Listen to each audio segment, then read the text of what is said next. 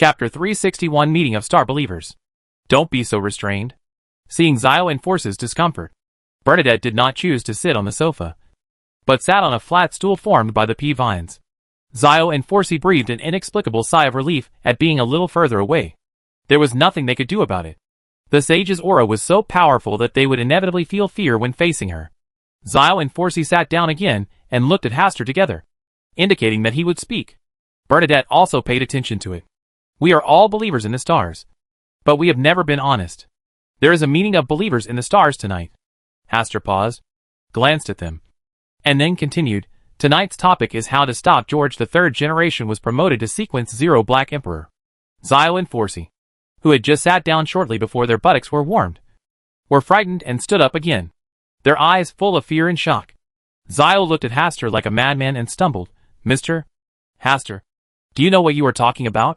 That is the king of Lone Kingdom. Yes, Mr. Hastur.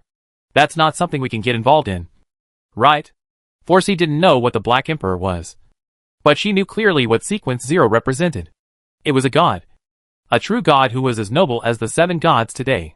Just a few of them want to shake George III's promotion to Sequence 0. It's simply a wishful thinking. Not to mention how many powerful Beyonders there are in the royal family of Lone Kingdom. Just for George III, who is to be promoted to Sequence 0. He must be a Sequence 1. Still a powerful existence comparable to the King of Angels.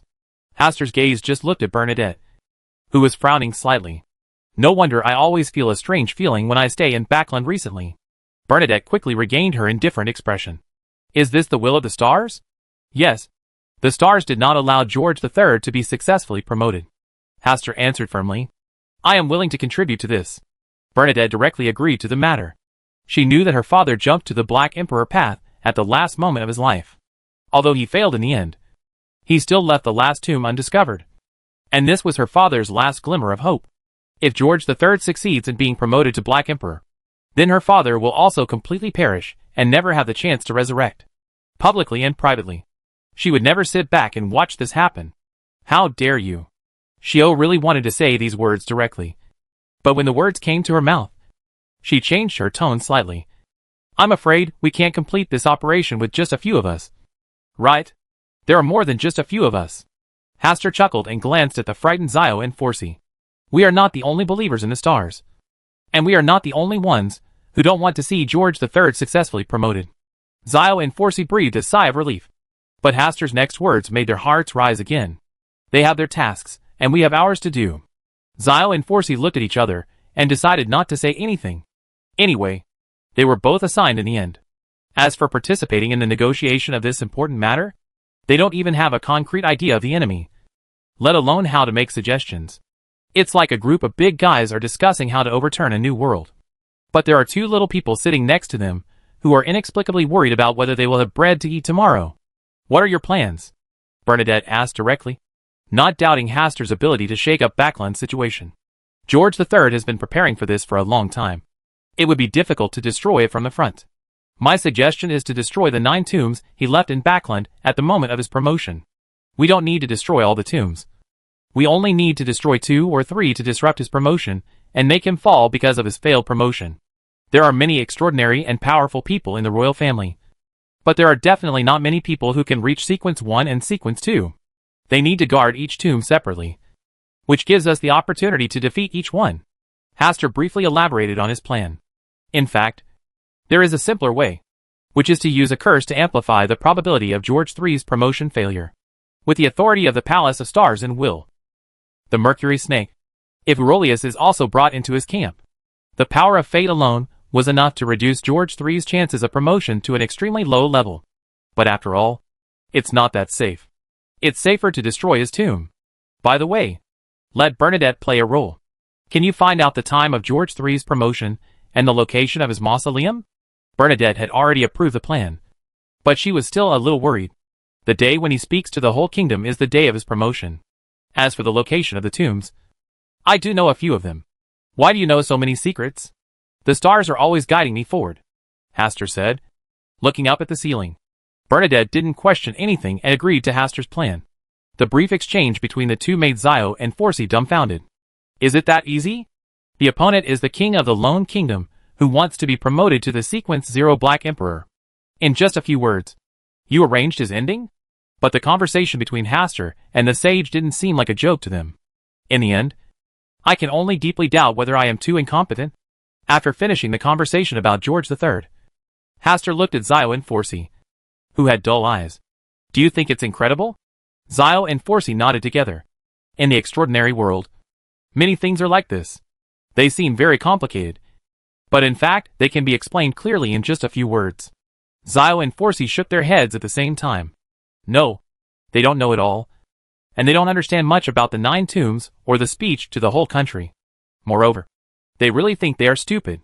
Can it be that simple to prevent George III from being promoted to Sequence 0 Black Emperor? Looking at the entire extraordinary world, this is something that will explode. Right? It is useless for you to explore too much. With just a faint word, Bernadette extinguished all the little thoughts in Zio and Forsey's minds, and they did not dare to think deeply about this matter anymore. Bernadette looked at Hastur again. When did you become a believer in the stars? Zio and Forsey are also interested in this question. I became a believer in the stars a little earlier than you all. Hastur didn't mind revealing a little information. Bernadette's eyes narrowed slightly. Then in the past few times we met, you were always pretending to be stupid with me? Ahem. People's hearts are separated from each other. I always need to observe it for a while before I can feel at ease. Heh. Bernadette chuckled lightly, but did not continue to ask. Zio and Forsey were very curious and pestered Hastur to ask many questions. Hastur didn't mind revealing a few simple questions to them. When it came to key issues, he would use the banner of stars. What kind of existence are the stars? The person who asked this question was Shio. She also held back for a long time before she dared to ask it this time. Hastur smiled and did not answer. Bernadette looked up and saw the bright stars in the sky as if through the ceiling. The stars? He is the god who is watching everything.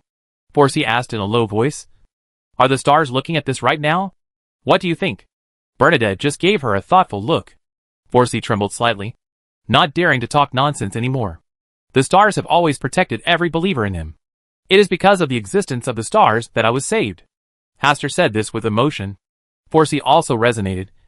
My misfortune also changed after meeting the stars. And he also saved me.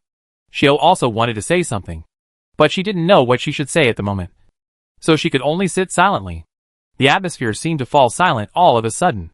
Bernadette glanced at them and said, Have a good rest tonight. It dissipated like a handful of bubbles. Zio and Forsey had a look of relief on their faces, and saw Hastur looking at them with a smile. We're just not used to talking to the sage at such close range. Yes, the sage looks more like a queen, with an indescribable nobility and elegance all over her body. Zio and Forsey each explained. If it weren't for the fear of blaspheming the sage, Forsey would have wanted to use her imagination and say, The sage seems to be a princess on the run. Chapter 362 Klein returns to Backland. At the Backland steam train station. As the steam train whistle sounded, another steam train from South Wales pulled into the station. As the door opened, passengers who had been waiting for a long time on the steam train scrambled to get out of the carriage. And Klein was one of them. After setting foot on the land of Backland again, his face showed the same dazed and excited expression of returning to his hometown as the other passengers. In order not to be discovered by Backland's acquaintances, Klein has used the extraordinary ability of the faceless man to give himself a new identity and appearance. He was a tall and thin man, with a slightly sickly pale face, and a thin body, as if a strong wind could blow him away. His new identity is that of a sick young man who returned to Backland from the sea to recuperate. This is to differentiate himself from Gehrman on the sea. After leaving the station, Klein naturally stopped a carriage at the station entrance and spent 1 sol and 2 pence to go to the south area of the bridge. The price was a bit expensive, but Klein wasn't short of money right now. And although the other party treated him as a foreigner, they didn't kill him too hard. So he didn't bargain. He opened the curtain, holding a golden pocket watch in his right hand and caressing it gently, looking at the streets passing by outside the car window, feeling inexplicably heavy and depressed. If he hadn't pretended to be dead and changed his identity, he could now go home openly and reunite with Benson and Melissa, and even ask Leonard out for a drink and chat. But there weren't so many ifs. When he decided to fake his death, he had already anticipated that he would be walking alone in the rest of his life.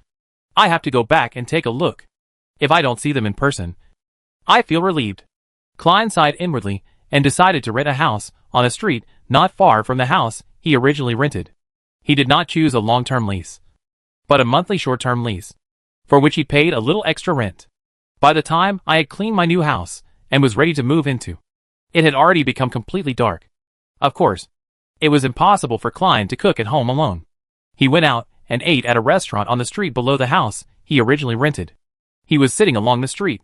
From here, he could see the lights of his original house when he raised his head. As it gets darker, the lights in other houses gradually brighten. The lights in the house where Benson and Melissa lived only came on briefly, then fell into complete darkness again. Klein ate the tasteless food and wondered who would wash the dishes at home tonight. It should be Benson. Melissa always comes back later because of her classes. Now that he is not at home, Benson will definitely love Melissa, her only relative, even more. He would definitely say this: your time should be spent on studying. Learn more knowledge so that you don't become a curly baboon. If Melissa tried to protest, Benson would send her back into the room to tinker with her favorite mechanical items. As Klein thought about it, a smile unconsciously appeared on his lips. He did not choose to meet Benson and Melissa. Tomorrow, he would take a walk in the morning and take a stroll here. Benson has been admitted to the civil service and has fixed working hours. And the same goes for Melissa, except on weekends when she doesn't have to go to school or work. At night, around 9 o'clock, Klein came to the Brave bar where Leonard had always liked to go, ordered a glass of Southwell beer, sat in the corner and drank slowly. Sure enough, Leonard walked in from the door around 10 o'clock. He was obviously a regular customer here, and as soon as the waiter saw him, he was very enthusiastic to serve him. Leonard ordered 3 cocktails in one go, sat in front of the more conspicuous bar, and drank silently alone. After not seeing each other for a while, Leonard looked a little thinner. His beard began to grow unkempt, and his brows were always furrowed. This kind of image is not like the poet Leonard in the past. In the past, he cared most about his external image, and even had to comb his hair neatly. Leonard now really looks like a frustrated poet. Perhaps sensing Klein's prying eyes, Leonard glanced in this direction, but quickly turned his gaze away and took a long sip of wine. Klein withdrew his gaze, preparing to finish the glass of Southwell beer and leave. He came here just thinking about whether he could see Leonard. But before he left, another acquaintance walked in at the door of the Brave bar. Earl Hastur Campbell. He did not stay in South Wales and returned to Backland.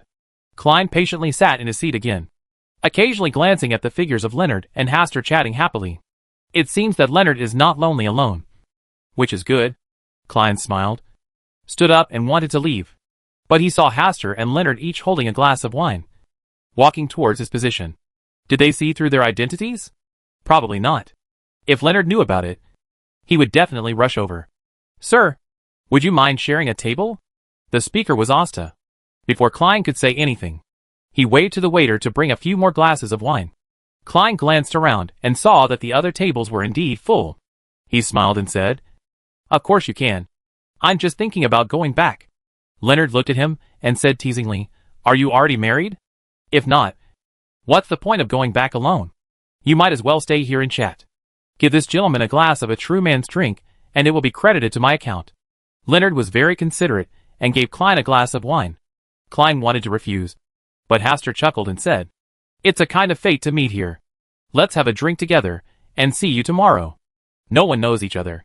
Klein felt that there was a profound meaning in this sentence, but he did not think that the other party could see through his disguise so easily. "Thank you, gentlemen, for the wine." Klein sat patiently again, with no panic on his face. "Hey, Hastur, you have to stay in Backland for a few more days this time. Otherwise, I will never be able to find a drinking partner. Drinking alone will be too boring." Leonard's tone was already tinged with drunkenness. Asta brushed his fingers over the edge of the wine glass and asked curiously, "Is it Mr. Klein also in Backland? He went to a faraway place and probably won't come back again." The look on Leonard's face was visibly lonely. He picked up the wine glass and took a big sip. "That's it," Asta whispered, picked up the wine glass and clinked it with Leonard, and added, "There are no absolutes in this world. Maybe he will come back when he wants to come back." "Return?" Leonard opened his mouth, trying to explain the true meaning of what he just said. But in the end he said nothing. But his eyes were a little bitter. Klein looked at this scene and was touched in his heart. But there was still no unnecessary expression on his face. "Do you think what I just said is right?" Hastur suddenly raised the topic to Klein. This made Klein stunned for a moment. But he quickly reacted and said with a smile, I also think your friend will come back after he handles his own affairs. You guys. Leonard wanted to laugh. But he still didn't say that Klein was dead. At this time, the waiter brought the wine that Asta and Leonard asked for. Hastur held the wine glass, looked at Klein and said, You don't look like a Backland person? Well, I just came back from overseas. Klein answered calmly. Leonard stared at him for a while and said, You don't look very good. Can you really drink? Using these words, Klein declined the wine Leonard gave him and said, I can only have a small drink. I really can't drink too much. What a pity. Leonard did not force it. Hastur glanced at Klein again, and deliberately raised the topic to ask about Klein's current situation. Faced with such a temptation, Klein also felt a little more confused. Could it be that Mr. Hastur saw his disguised identity, and there was a flaw in him? No. He was just testing, and not sure of his true identity. It seems that I can't stay here any longer. Otherwise my disguise at this moment will definitely be exposed. When Klein had this idea, Hastur had completely stopped probing and focused on talking to Leonard. From talking about Backland's current situation to the Kingdom of Loan's declaration of all-out war on the Fasak Empire, to Leonard's personal relationship issues. Oh, love. I won't believe this illusory emotion. Leonard resisted. That's such a pity. Miss Serafina just asked me about your current situation last time. What? Leonard's body froze for an instant, and his tone also became much louder. As expected. You still care about Miss Serafina? Leonard was silent for a moment, and said in a painful tone, This is not a matter of not caring, but another reason. Hastur smiled and patted his shoulder and said, It's okay. I just made that sentence up. Asta. Leonard was so angry that he wanted to sever ties with Hastur. Klein couldn't help but feel happy when he caught a glimpse of this scene. But when he raised his eyes, he found that Hastur, who was supposed to be fighting with Leonard, had a serious look in his eyes. Suisi looked at himself. Chapter 363 Klein. Your vest fell off. What a keen insight. He paid such attention to me just after meeting me for the first time. There was no change in the expression on Klein's face, as if he didn't notice Hastur's deliberate observation. He sat for a while longer, then stood up to say goodbye and left.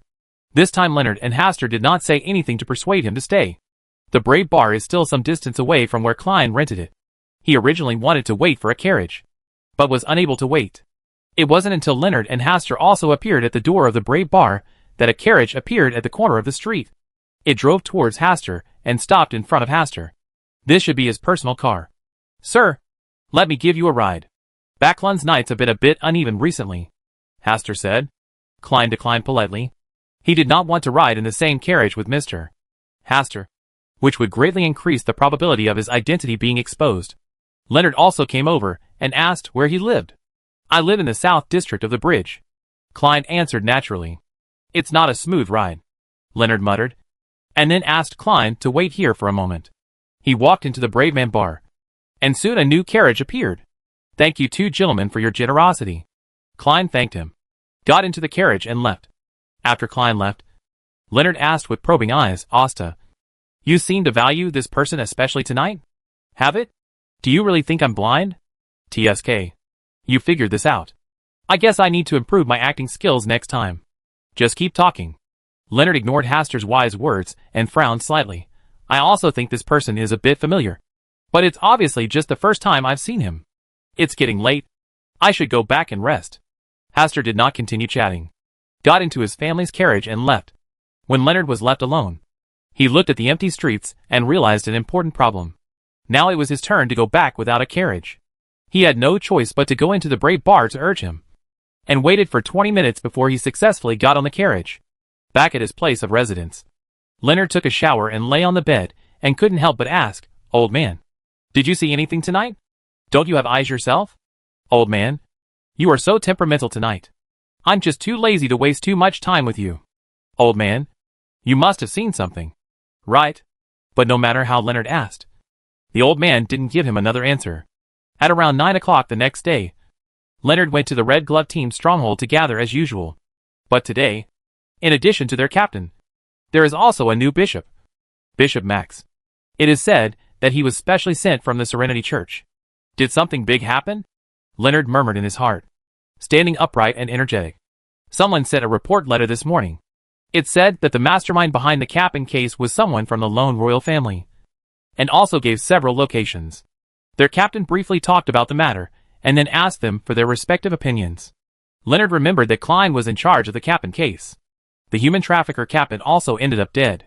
The matter ended here. Now who has revealed this matter again? And it also involves the lone royal family. As for his opinion, he didn't have any. He would do whatever the superiors ordered him to do. After a brief discussion, the newly arrived Bishop Max said that he would join forces with the Church of Steam and Machinery and the Church of Storms to jointly investigate the matter. Members of Leonard's Red Glove team were also selected to become law enforcement officers. Leonard thought it was quite interesting to jointly investigate the lone royal family. But the old man never revealed to him the profound meaning of these things.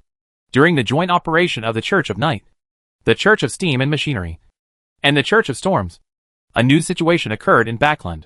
Those extraordinaries, who once participated in the search and persecution of the Stars believers have recently suffered revenge from the Stars believers. On their bodies, a Stars card was left with the honorable name of the Stars returner.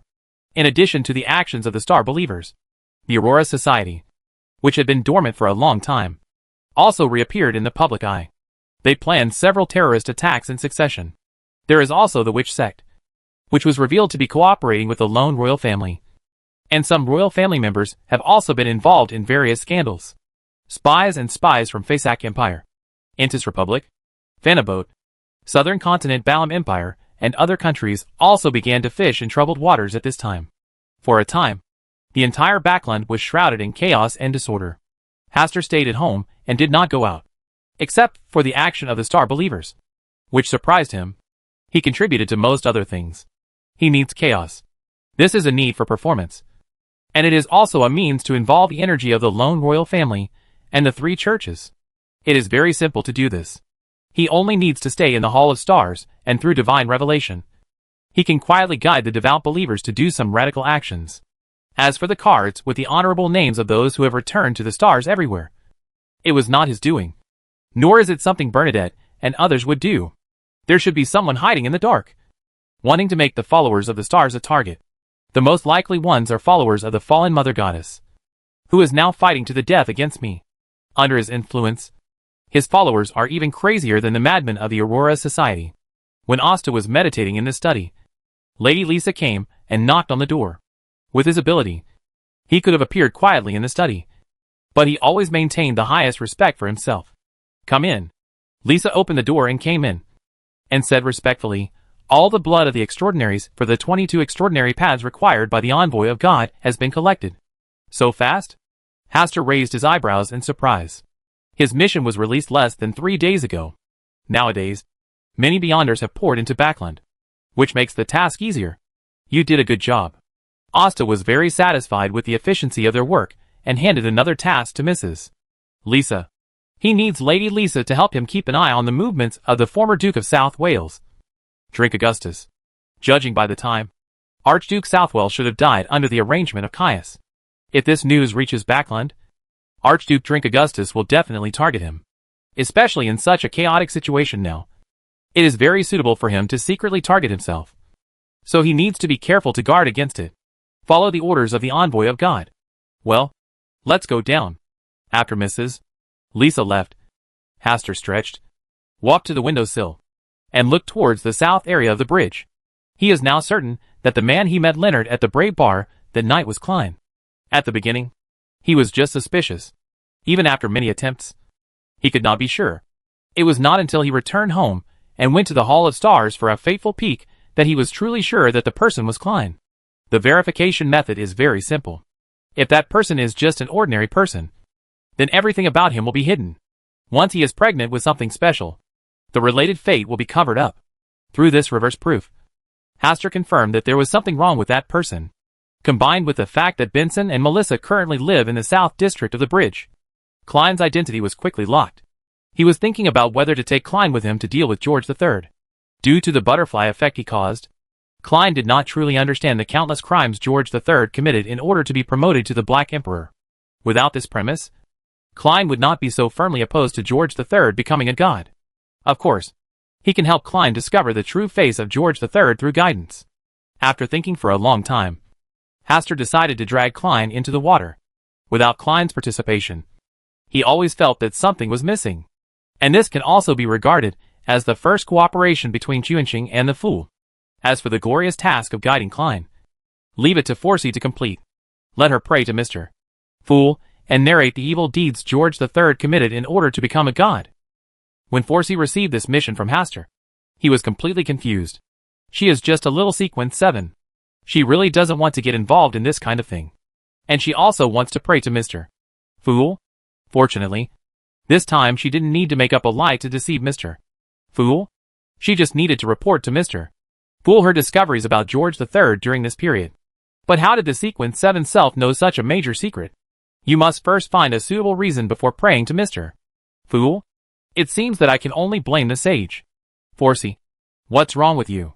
Seeing that Forsey had been in a daze, Shio came over and reached out to touch her forehead for a while. I don't have a fever either. I was just thinking about some things. It's rare that your brain finally starts to work. Forsey slapped Zio on the head and said in mock anger, You are much stupider than me. You can't even cook well. How dare you call me stupid? The two played around for a while. Until around 10 o'clock at night. Forsey stayed alone in his room and prayed to Mr. Fool. Chapter 364 Mr. Fool, want to be promoted to Black Emperor? Above the grey mist, Klein sat at the head of the long bronze table, looking slightly downward, overlooking the scene coming from Miss Magician. Dear Mr. Fool, I recently got a huge secret.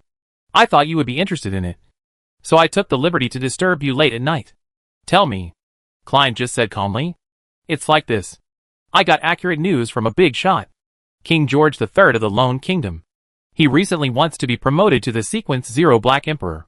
Hearing this, Klein suddenly became energetic. He got accurate information from Russell's diary. At the last moment of his life, Russell jumped to the path of the Black Emperor. If George III succeeds in being promoted to Sequence 0 Black Emperor, Russell, who is not yet dead, will completely fall. He was still grateful to this fellow countryman who helped him a lot. But he just wanted to influence George III to be promoted to Black Emperor. But his power alone was still too weak. I wonder if Mr. Fool has ever heard of the Capin case that caused a lot of commotion in Backland. The lone royal family was the manipulator behind the Capin case. They sold a large number of slaves in order to build the mausoleum needed to be promoted to the Black Emperor. Forsey continued, telling all about the crimes committed by George III. After saying that, she lowered her eyes and felt very uneasy, fearing that Mr. Fool would suddenly ask her about the origin of the news. Klein really wanted to ask Miss Magician about the source of this information, but he thought it would be too cheap to ask such questions based on Mr. Fool's all-knowing image. Promoted to Black Emperor? This is not a good time. Klein chuckled enigmatically, and then cut off contact with Miss Magician. In order to verify the authenticity of these messages, Klein used the power of grey fog to confirm it through divination. The final answer is that what the magician said tonight is true. Klein was silent, thinking of the innocent girl in the Capin case and the Backland smog incident. In order to be promoted to Black Emperor, George III teamed up with a witch cult to do so many evil things. Can he really watch the other party succeed in being promoted? After just thinking for a moment, he already had the answer in his mind. I need a helping hand. Klein quickly thought of Bernadette, the mysterious queen. She was Russell's daughter. She was definitely more active than him when it came to George III's promotion to Black Emperor. She is now a believer in the stars, with the authority of the stars to watch everything. He will definitely tell Bernadette such important news. Klein thought seriously for a moment, and after returning to the real world, he contacted Will. There are currently beings in Backland who have the ability to intervene in George III's transformation into a god, and Will can definitely be counted as one of them. Will, lazily wearing blue floral pajamas with star patterns, appeared in his dream. After hearing what Klein wanted to ask about, Will suddenly became energetic and looked at Klein with complicated and embarrassed eyes. George III really wants to take this opportunity to become a god. But with your strength you can't stop him at all, let alone the fact that he has a bunch of available subordinates and helpers around him. Will look down upon this. I know. That's why I came to you to see if you knew of any way to stop him. Destroying his tomb can shake the foundation of his becoming a god. The more tombs that are destroyed, the easier it is for his promotion to fail. Will gave his own suggestion after thinking briefly. Thank you. Klein was very satisfied with this suggestion. Will coughed lightly and said, Originally I could help you a little, but recently that stupid snake Aurelius has been keeping an eye on me in Backland, making it difficult for me to spare my hands to help you. Are you in danger? Don't worry. I've played hide-and-seek with him countless times. He hasn't been able to catch me yet. But I can't take the initiative to reveal my identity. Klein smiled and said, That's enough. I will find suitable helpers myself. Look for Bernadette. He is currently in Backland. He will definitely be involved in this matter. After ending his dream with Will, Klein looked at the time, and saw that it was already past 11 o'clock at night. He did not fall asleep, but moved a chair to sit at the desk, spread out a blank piece of paper, and began to write on it. He wanted to write to Mr. Isaac and ask for his opinion and help. There are many dangers in interfering with George III's becoming a god. At the critical moment, he needs Mr. Isaac to help him once. As for the people who destroyed the tomb, in addition to Bernadette, he also planned to ask the messenger lady to help, although it would cost a certain amount of gold coins. Alas, I am going to be poor again. A royal manor in the suburbs. In the study on the second floor, the former Archduke of South Wales, Derek Augustus, had a gloomy face and a letter in his hand turned into powder. His child, the current Archduke of South Wales, is dead. The cause of death was that he drank too much and accidentally fell into the artificial lake at home and drowned. This sounds like a very normal reason for death. But he can be sure that there must be the influence of extraordinary power here. The person most likely to do this is the young Earl Campbell, because a few days ago, there was also a letter from South Wales, saying that the person he sent had died in the hands of Earl Campbell. To this end, he sent another confidant to South Wales, but this death letter had already been delivered to him first. In order to get rid of his own suspicion, he deliberately followed the second son of Earl Hall's family back to Backland. Drink Augustus's eyes were full of cold murderous intent, and there was a hint of sarcasm in the corner of his mouth. In the face of absolute strength, such a little cleverness is just asking for death. In order to avoid any accidents, he decided to personally see off the young and promising Earl. As for the explanation, who does he need to answer to? Even the current King George III will not punish him in the slightest. The kingdom of Lone is the kingdom of their Augustus family. He pulled out a portrait from his desk drawer.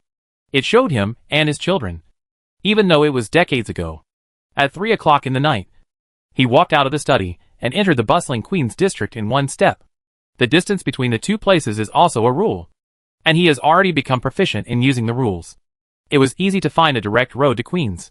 He could even reach the door of Earl Campbell's house in one step. But in order to give face to the Three Gods Church, he didn't do it so obviously. So, he chose to walk there from here in Queens. There are not many pedestrians wandering around in the streets late at night, even in the bustling Queens. Because of the chaotic situation during this period, many people are afraid to go out late at night. Even the bars that used to be open from night to early morning along the street have closed their doors and closed early for rest.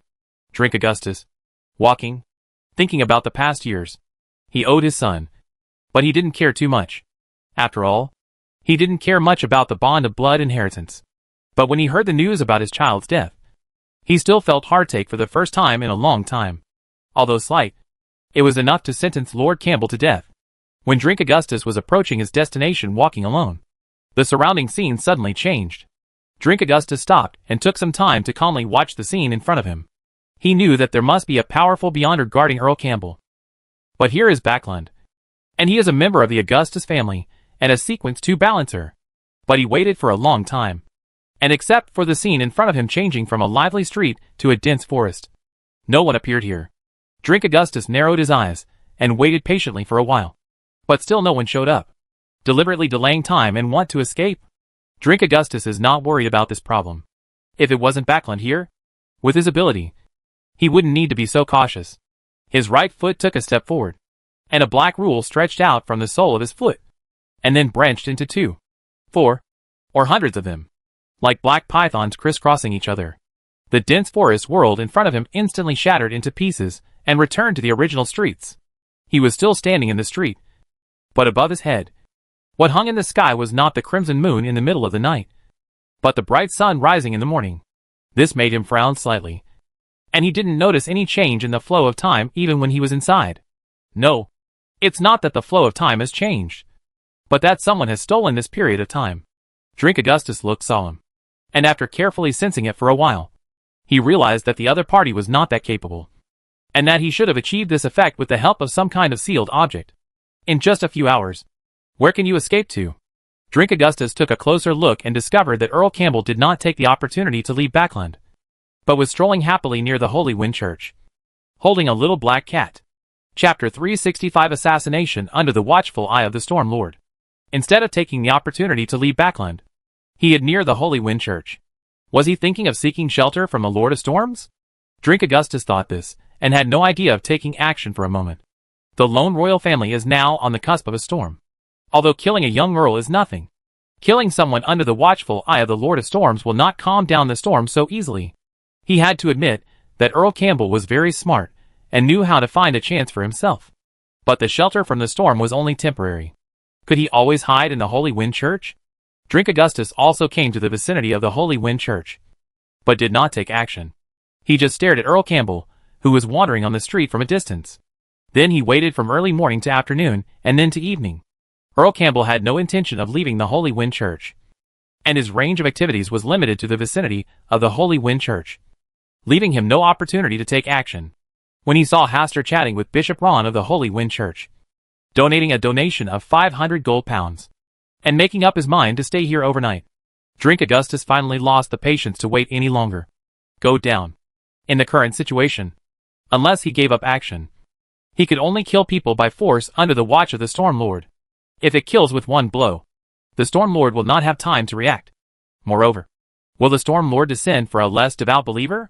When Hastur finished communicating with Bishop Ron and stepped out of the door of Holy Wind Church, Drink Augustus stepped forward and came to Hastur. The rules and chains around him moved together, sealing off the nearby space. He raised his right hand slightly, and the chain of rules turned into countless black and cold spears, which were all thrust into Hastur, who was still standing there, as if he was frightened, not sure if it was an illusion. But Drink Augustus saw Hastur giving him a sarcastic smile, with his mouth slightly open, as if to say, "You idiot." Drink Augustus had a premonition of something bad, but the regular spear had already penetrated Hastur's body in front of him, pinning him in midair. Just die like this? Just when Drink Augustus was doubtful, the face of Hastur in front of him suddenly turned into Bishop Ron. Drink Augustus' pupils shrank instantly. He actually assassinated a bishop who devoutly believed in the Lord of Storms in front of the gate of Holy Wind Church. How so? How could I not even be able to tell people apart? Was he blinded by some force? Drink Augustus had too many questions in his mind, but he was not in the mood to think about the answers to the questions at the moment. Run away. Run away from here quickly. Without hesitation, Drink Augustus chose to escape. The sky, which was still peaceful at the moment, suddenly gathered black clouds, and thunder and lightning were brewing in the clouds. Drink Augustus had fled from the gate of Holy Wind Church to the suburbs, but the black cloud in the sky still shrouded his head. The Lord of Storms is angry. He has really come. A bolt of white lightning suddenly fell from the black cloud, followed by hundreds of thunders coming together. Drink Augustus' mouth was dry. His scalp was numb. His hands and feet were cold, and his heart stopped for 2 beats. But now, he could only block the divine power from the Lord of Storms with all his strength, hoping to survive until rescue arrives. He took out a sealed object that he carried with him, and a miniature pale golden kingdom held up a golden light shield to protect him inside. But in just 2 seconds, the surface of the golden mask was covered with thunder patterns, and it shattered with a click. The entire pale golden country was instantly baptized by thunder into a ruin of steaming black smoke. With a brief barrier, Drink Augustus opened the door to the spiritual world and stayed away from here. He wanted to escape from the gaze of the Lord of Storms as soon as possible. The thunder in the sky never stopped, rumbling, and thunder and lightning stretched out like silver-white tentacles towards the door of the spiritual world where Drink Augustus escaped. Even if he is hiding in the spirit world, the anger of the storm cannot be calmed down so easily. At this time, suddenly there was a force in the dark that helped Drink Augustus block the blow, allowing him to stay away with the help of the spiritual world gate. The angry thunder with nowhere to vent destroyed everything in the surrounding area. In the spirit world, Drink Augustus vomited a mouthful of blood. There was faint current flowing in the blood. Even from a distance, he could still feel the roar of the storm outside. If there hadn't been a helping hand secretly helping him, he would never have been able to escape into the spirit world smoothly. Damn it! What a good idea! Drink Augustus was angry but helpless, and assassinated the bishop of the Church of Storms at the gate of Holy Wind Church. Even he could not bear this crime. Even if he could escape the sanctions of the storm, he would still need to remain anonymous and hide in the dark in the future. When the roar of the storm outside gradually faded away, Drink Augustus planned to leave the spiritual world and head to South Wales, where he would wait for Hastur to surrender. At this time, he saw a small red firebird flying slowly in his direction. Drink Augustus was wary, and suddenly his face changed drastically. He hurriedly opened the door to the spiritual world and wanted to escape, but he found that he could not tear open the portal to the spiritual world at all. The surrounding spiritual space was like the hardest diamond, and he could not shake it no matter how hard he tried. He could only watch the harmless little firebird come to him. And then he saw the head-sized firebird in front of him, whose body suddenly doubled several times. Dozens of times. Like a giant creature, staring at him with a playful expression. Drink Augustus was extremely panicked, but his body flew towards the huge firebird uncontrollably, and then was caught in its beak like a small insect. At this time, Drink Augustus discovered that it was not that the little firebird had grown bigger, but that his own body had shrunk. What kind of spiritual creature is this? No. This is a god. The new god of death from the southern continent. Drink Augustus's eyes widened. He finally recognized the origin of this little firebird. But he could no longer leave. This new god of death is in the real world, unlike the Lord of Storms, who needs to descend through a medium. Moreover, the god of death holds a certain amount of authority over the spiritual world. It can be said that the spiritual world is part of his divine kingdom. This little bug isn't enough for you to fill the gap between your teeth. A chuckle and a familiar voice came. Drink Augustus tried his best to look up and found that the person coming was none other than the Earl of Campbell, whom he wanted to hunt down. Chirp. Grey Carrie held the body of Drink Augustus in her mouth, flapped her wings, and landed on Hastur's shoulder, as if she was taking credit proudly. Let me see. Hastur lowered his head slightly and looked at Drink Augustus, who had shrunk to the size of a caterpillar, and asked curiously, "Why does this little bug look like the former Grand Duke of Southwell? Who are you?" Drink Augustus endured the fear in his heart and pretended to be calm. "Guess." Hastur smiled. "I don't want you to die in peace." When the words fell, before Drink Augustus could speak angrily, his whole body and soul were bitten into two pieces. Then the two fragments of his soul were swallowed into Grey Carrie's mouth. After a while, Grey Carrie spit out the extraordinary characteristics of Drink Augustus and looked at him with disgust. Burned by the flames, Drink Augustus' body, that was broken into two parts, was completely turned into nothingness, with not even a single residue left. "Thank you for your hard work again this time." Asta stroked Grey Carrie's head and whispered, "Chirp." Grey Carrie rubbed Hastur's face happily. "Burn all traces here as well." Chirp. In Holy Wind Church, Bishop Ron was assassinated and was seriously injured and dying. If it hadn't been for the Lord of Storm's gaze and a miracle, he would never have survived. A bishop was assassinated at the door of the church, which even aroused the wrath of the Storm Lord, which greatly stimulated the anger of the followers of the Storm Church. Soon, they targeted Drink Augustus through the clues left at the scene. In this regard, the lone royal family stated that this was a private act of Drink Augustus and had nothing to do with the lone royal family. George III became furious over this, smashed a lot of antiques, and expelled Drink Augustus from his membership in the royal family of Lone. He was handed over to the Church of Storms, whether he lived or died. But this still couldn't extinguish the anger of the Church of Storms, because Drink Augustus completely disappeared. The Church of Storms believed that the lone royal family must be hiding people, and decided to conduct a thorough search of the residences of all lone royal family members. The Church of the Goddess of Night and the Church of Steam and Machinery just stood quietly behind the Church of Storms, although they did not express their stance. Their meaning was already clear. Finally, the lone royal family compromised and allowed the Storm Church people to search at will. Such changes made Backlund's already chaotic situation even more chaotic.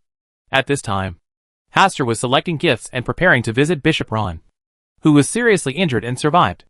After all, the reason why Bishop Ron suffered such a sudden disaster was because Lady Lisa secretly exchanged his fate with her own. That's why Drink Augustus mistook Bishop Ron for himself without realizing it. In other words, Bishop Ron was blocking the knife for himself. Chapter 366: Audrey and Susie's Gift. When we arrived at the hospital where Bishop Ron was recuperating, a large number of people gathered around him. After this incident happened, Bishop Ron, who was gifted by the Lord of Storms, instantly became a favored person of God, and the Church of Storms also sent many people to protect him. Looking at the group of people coming from Wyanjiang, Hastur handed the gift to the person responsible for taking care of Bishop Ron, and was about to turn around and leave, when he happened to meet Leonard, who was also here. Leonard said, low to his teammates and came in the direction of Hastur. Asta, are you also here to visit Bishop Ron? Well, my relationship with Bishop Ron is not bad. Asta answered naturally. They were close friends. Leonard glanced at the nobles blocking the door of the ward and said with emotion, he is a blessing in disguise. He has become a favored person of God, and is destined to reach the top of the Church of Storms in the future. You can also give it a try. Maybe you will be the next one favored by the gods. No. I don't want to be watched like this. Leonard rejected Hastur's proposal. And after chatting with Hastur for a few more words, he lowered his voice and said, Backlund has been a little uneasy recently. You should try to stay at home and not go out. Hastur was very surprised. Is it so serious? Leonard nodded seriously, reminded Hastur to pay attention to safety, and then went over to join his teammates. After leaving the hospital, Asta took a carriage back home. Before he got home, the carriage was stopped. Hastur opened the curtain and glanced ahead. A carriage that was more magnificent and luxurious than his own home was parked in front. The carriage was pulled by a purebred white-haired horse, which looked very special. Noble. A member of the lone royal family? Hastur lowered the curtain and sat quietly for a while.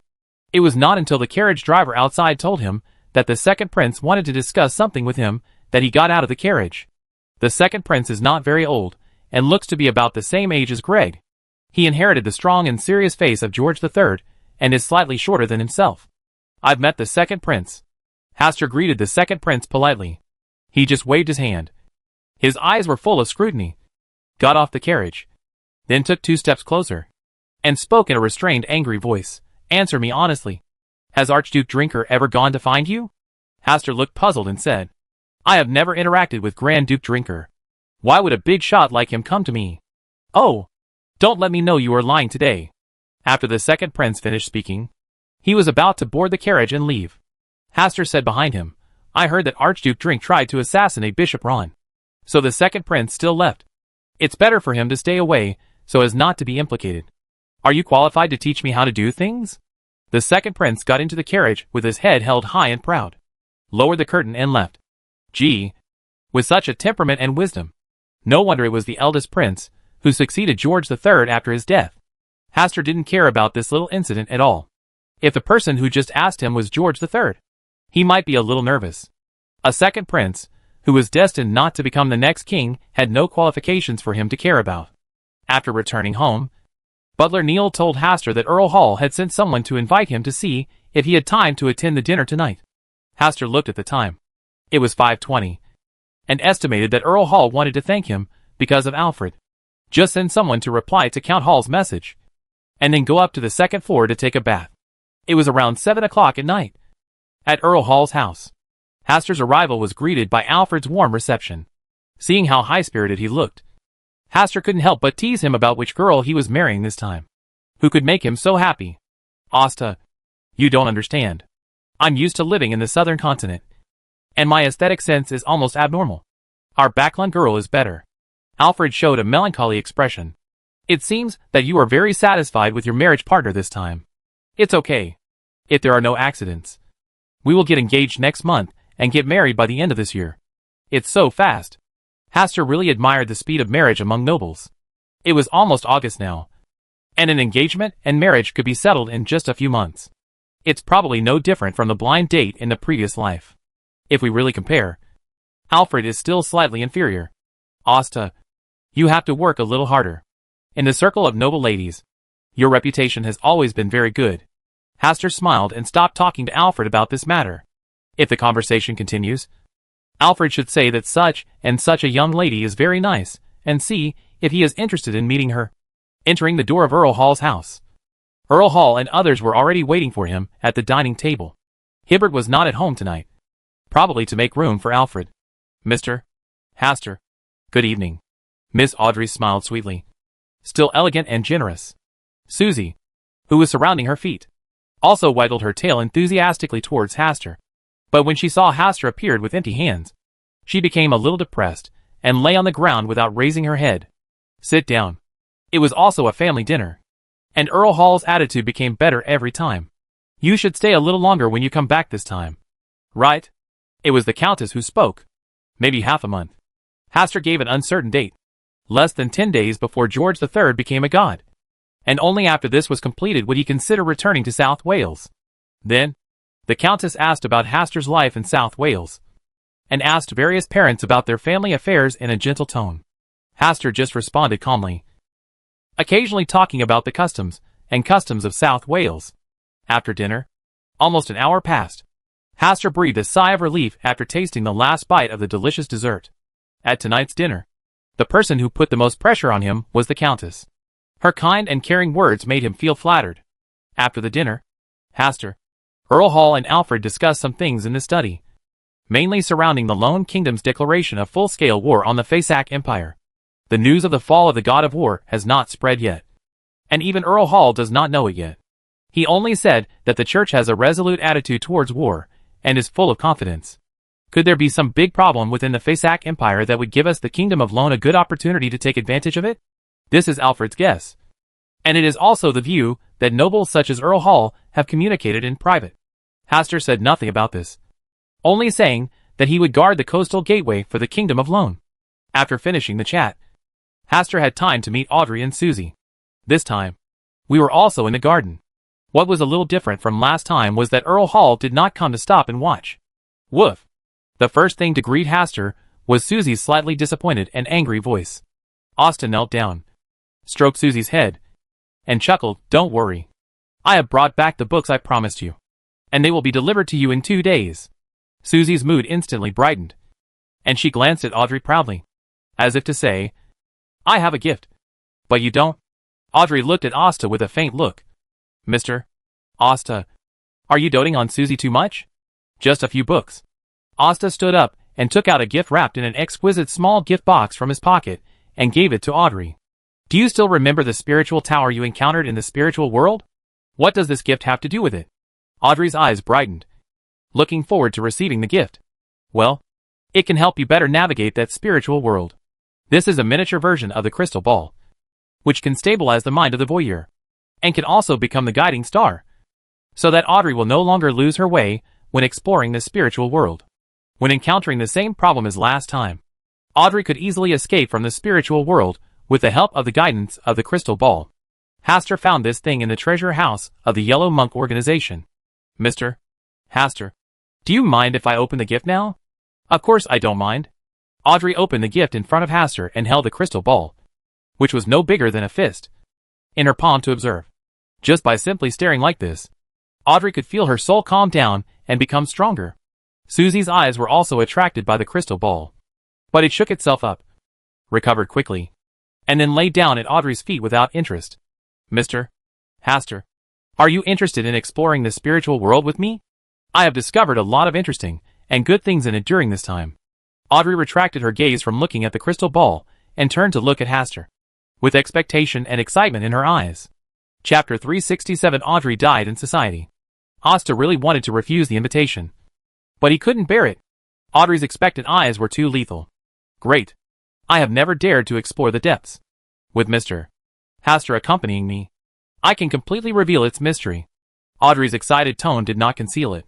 After speaking, she glanced at Asta sheepishly, then turned around and showed a proud smile towards Susie. "Woof." Susie stood up from the ground, walked over, and rubbed Hastur's trousers, indicating that it also wanted to join this spiritual adventure.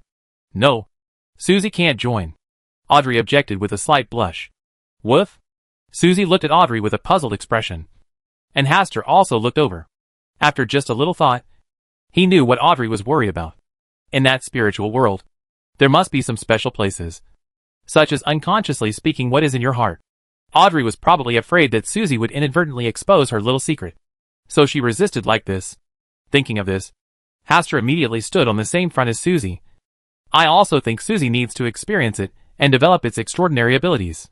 And sometimes Susie's inhuman attributes may help us solve some difficulties." "Woof." Susie wagged her tail happily. "All right." Audrey could only reluctantly agree to let Susie participate, and was already thinking about how to provide Susie with emergency training.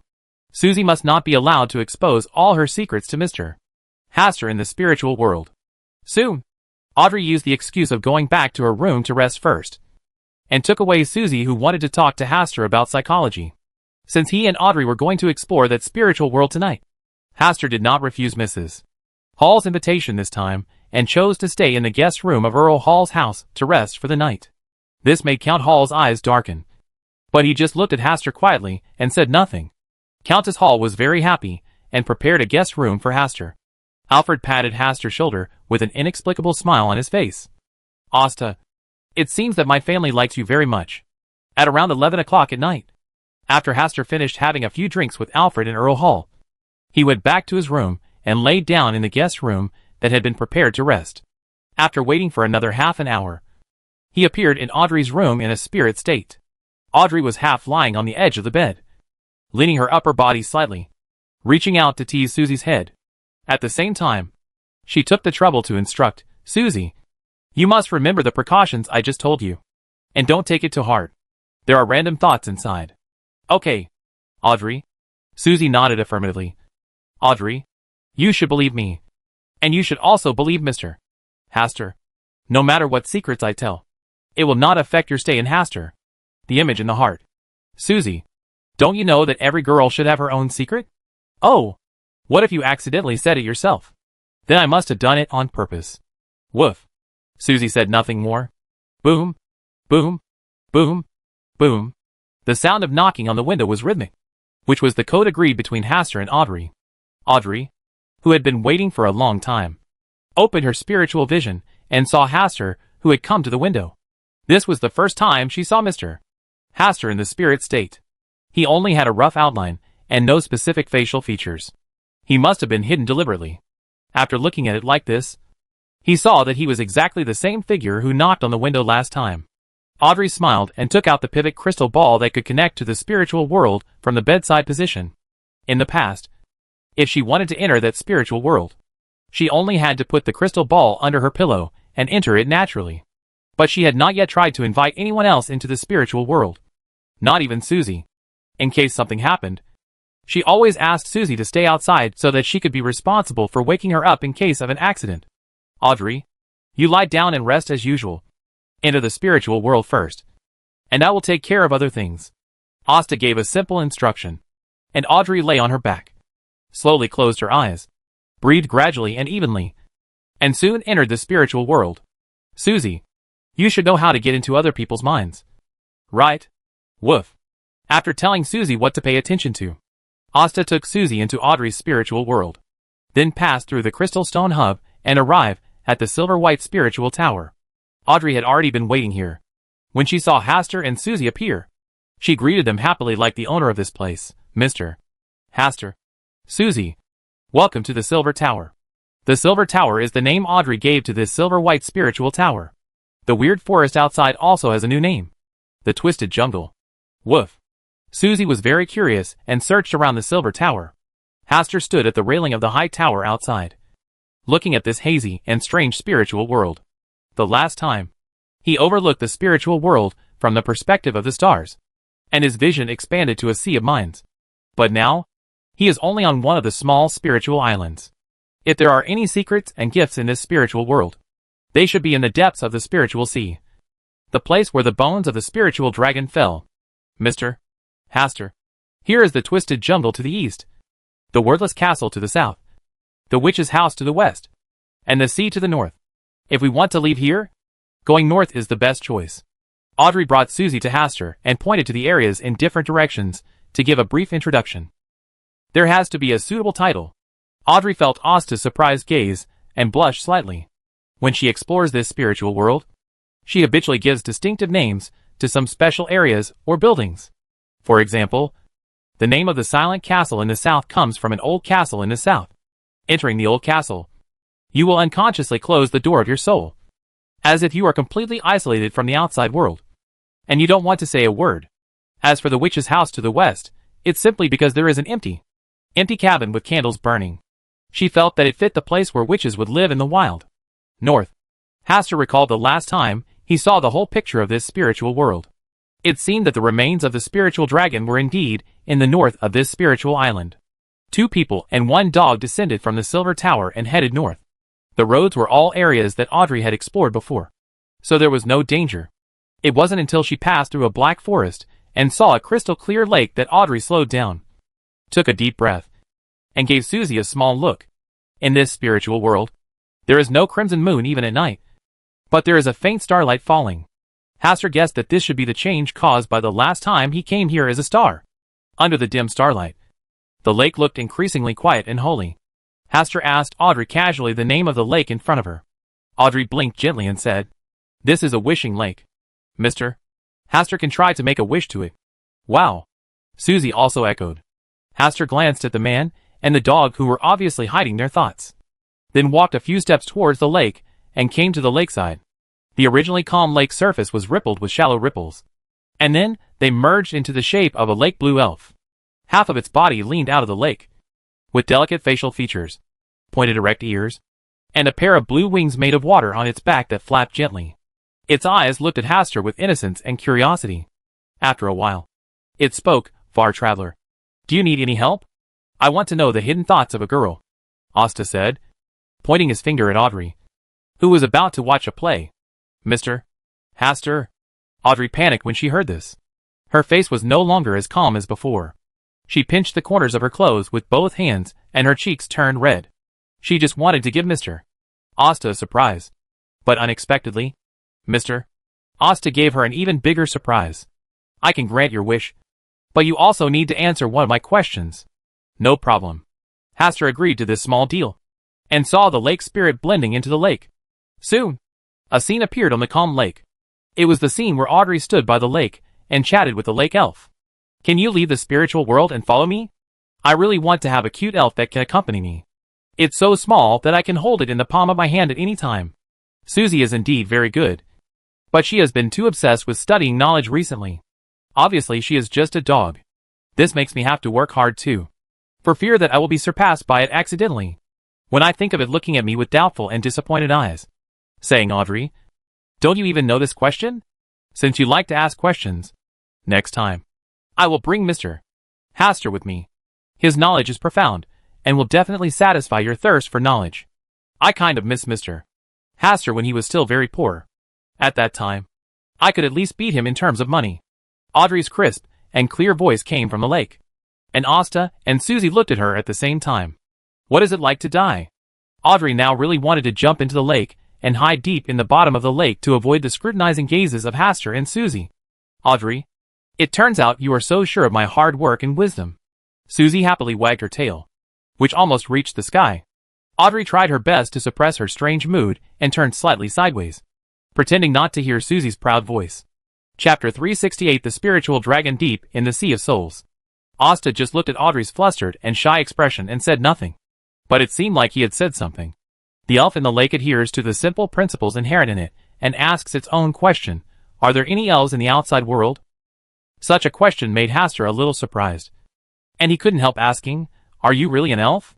Even Audrey's eyes showed surprise. She remembered that this elf had not been so smart before. In the past, she was more of a wish-making machine, adhering to the principle of one wish and one question, which was monotonous and boring. But now she looks very smart, as if she is really intelligent. "Is it because of Mr. Hastur?" the elf in the lake asked in confusion.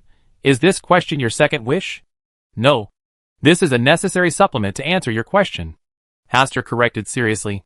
The elf in the lake thought for a moment, then nodded and said, "Yes, I am an elf with pure blood. A forest elf. I remember that our king is Suinyasolam, and our queen is Goshnam." As she spoke, her eyes began to blur, with doubts and confusion in her little eyes, and she murmured to herself, "Why do I suddenly remember these things? How did I get here? Again who?"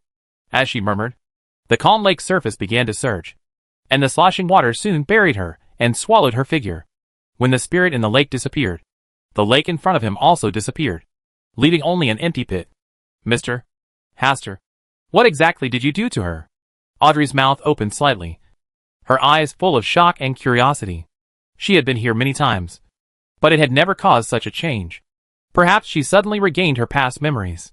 Hastur already understands this situation. He can easily awaken those who have lost their minds and memories, or those who have been sleeping. This should be related to the characteristics of those who return to the stars.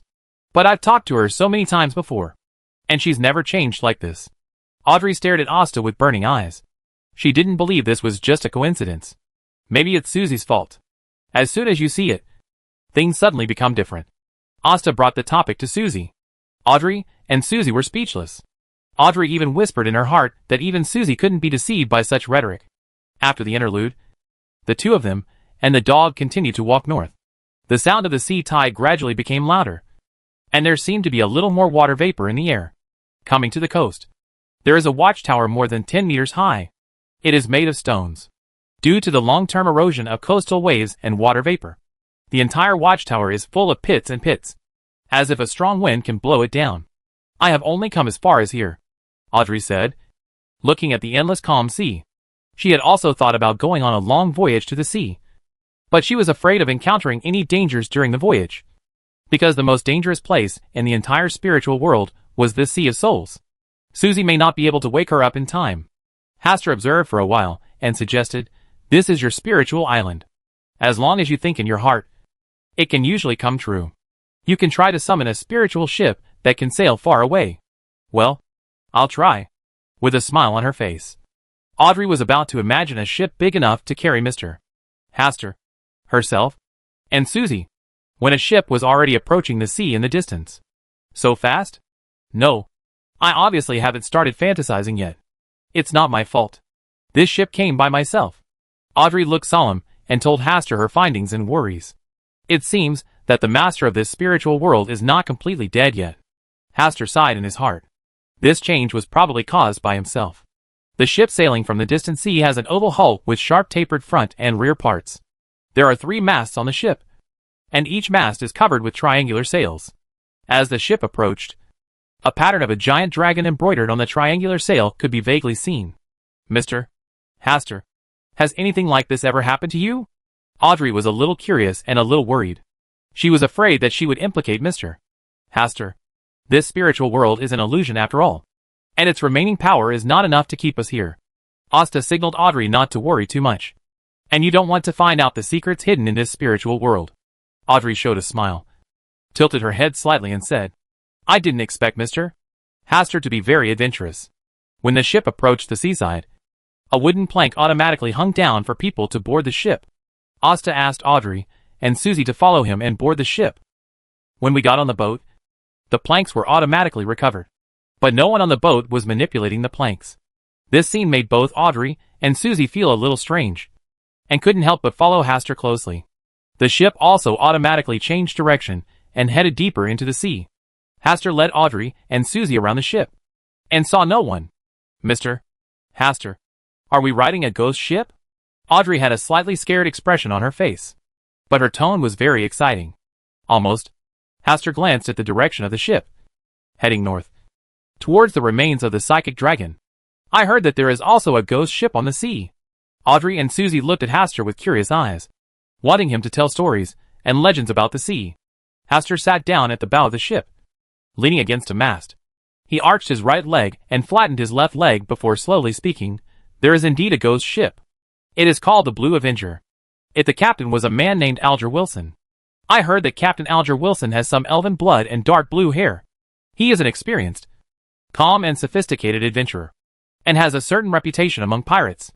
After hearing this, a general image emerged in Audrey's mind. Mr. Hangman. In her mind, Mr. Hangman fit the description given by Mr. Hastur of Captain Alger Wilson.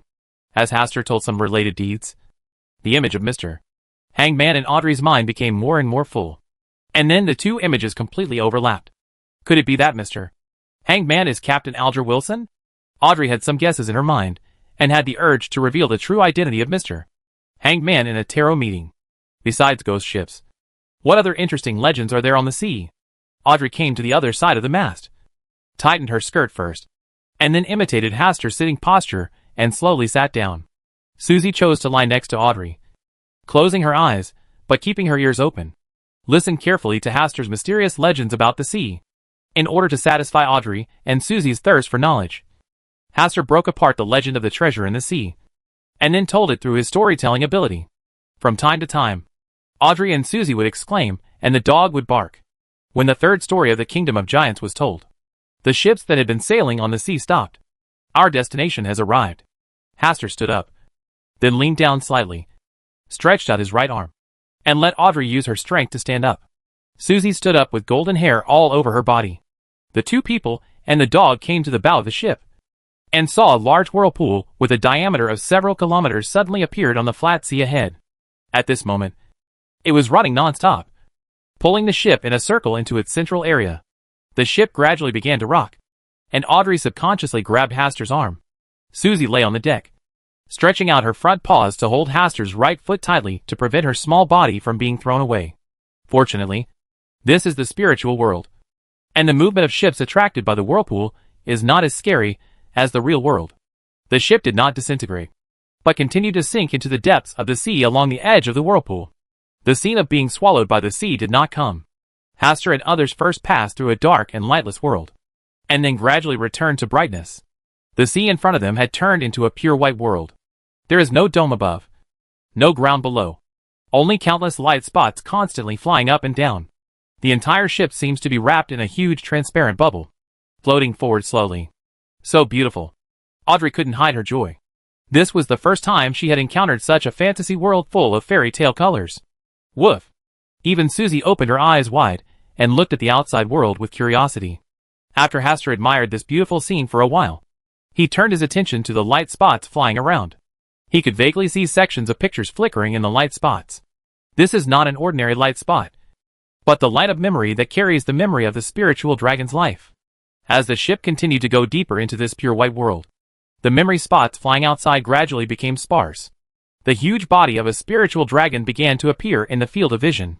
Its body is made up of pure light points, and at this moment, the light points are continuously scattered from its body. Chapter 369: The Gift of the Spiritual Dragon. The spiritual dragon in front of him was about as huge as a mountain range. It stood across the void like this, its eyelids closed and trembling slightly, as if it wanted to open them, but it lacked enough strength to help it complete this simple little action. The life of the spiritual dragon is coming to an end. Perhaps it has already died. What is here is just the last picture left here before its death. When these memory spots completely dissipate, there will be no trace of its existence in this world. Woof! Susie jumped up, stretched out her two front paws, and closed them to grab a memory light spot. But the light spot slipped out directly through its palm, causing Susie to miss. Are these memories also illusory? Audrey murmured and waved to Susie, telling it to calm down and not disturb the sleeping dragon in front of her. The twilight atmosphere is heavy, like the dead silence after autumn leaves wither and turn yellow. Audrey seemed to see herself getting old in an instant.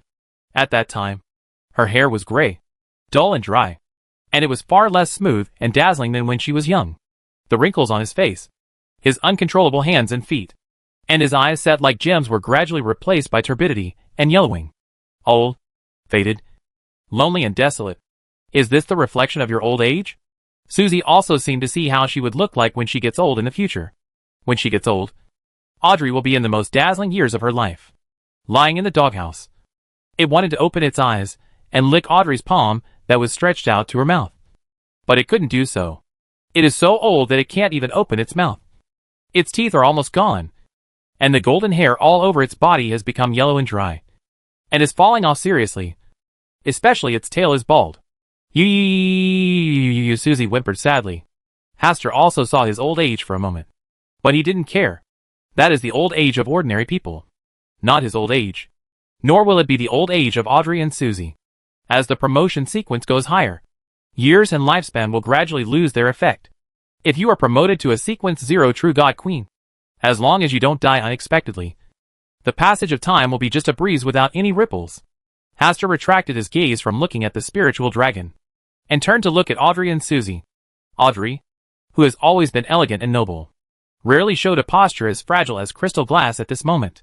Her brows were furrowed, her eyes were slightly filled with tears, and her thin lips were biting lightly, as if she was experiencing something heart-wrenching and painful. Susie was lying on the ground, with her front paws clasped over her eyes, wiping the tears shed from excessive sadness from time to time, and her suppressed sobs made the scene even more desolate. Haster looked at it seriously for a while, and did not disturb Audrey and Susie from indulging in their tragic old age. This was also a rare experience. After a while, Audrey and Susie came out of that twilight state. Susie stared blankly at her wet front paws. Then, as if she thought of something, she stood up suddenly and secretly took a look at Haster and Audrey. Seeing that Haster was not looking this way, Audrey was also in a daze. She hurriedly turned her back and rubbed her 2 front paws that were wet with tears a few times, trying to clear away the tears left behind. Markov. Audrey also had a similar reaction. She was in a daze at first, and then woke up. She also secretly looked at Asta and Susie, then turned her back, wiped away the tears from the corners of her eyes, and tried to look as natural and decent as possible. But the crimson tint on her small ears betrayed her true mood. Well, Mr. Haster, what happened to you just now? Audrey turned around with a calm and curious expression on her face. Don't worry. I didn't see anything just now. Asta mentioned it deliberately. Audrey's cheeks suddenly turned red, like a passing red cloud. Susie also turned her back silently, then laid down on her stomach and closed her eyes, pretending to sleep. Mr. Haster, you obviously did it on purpose.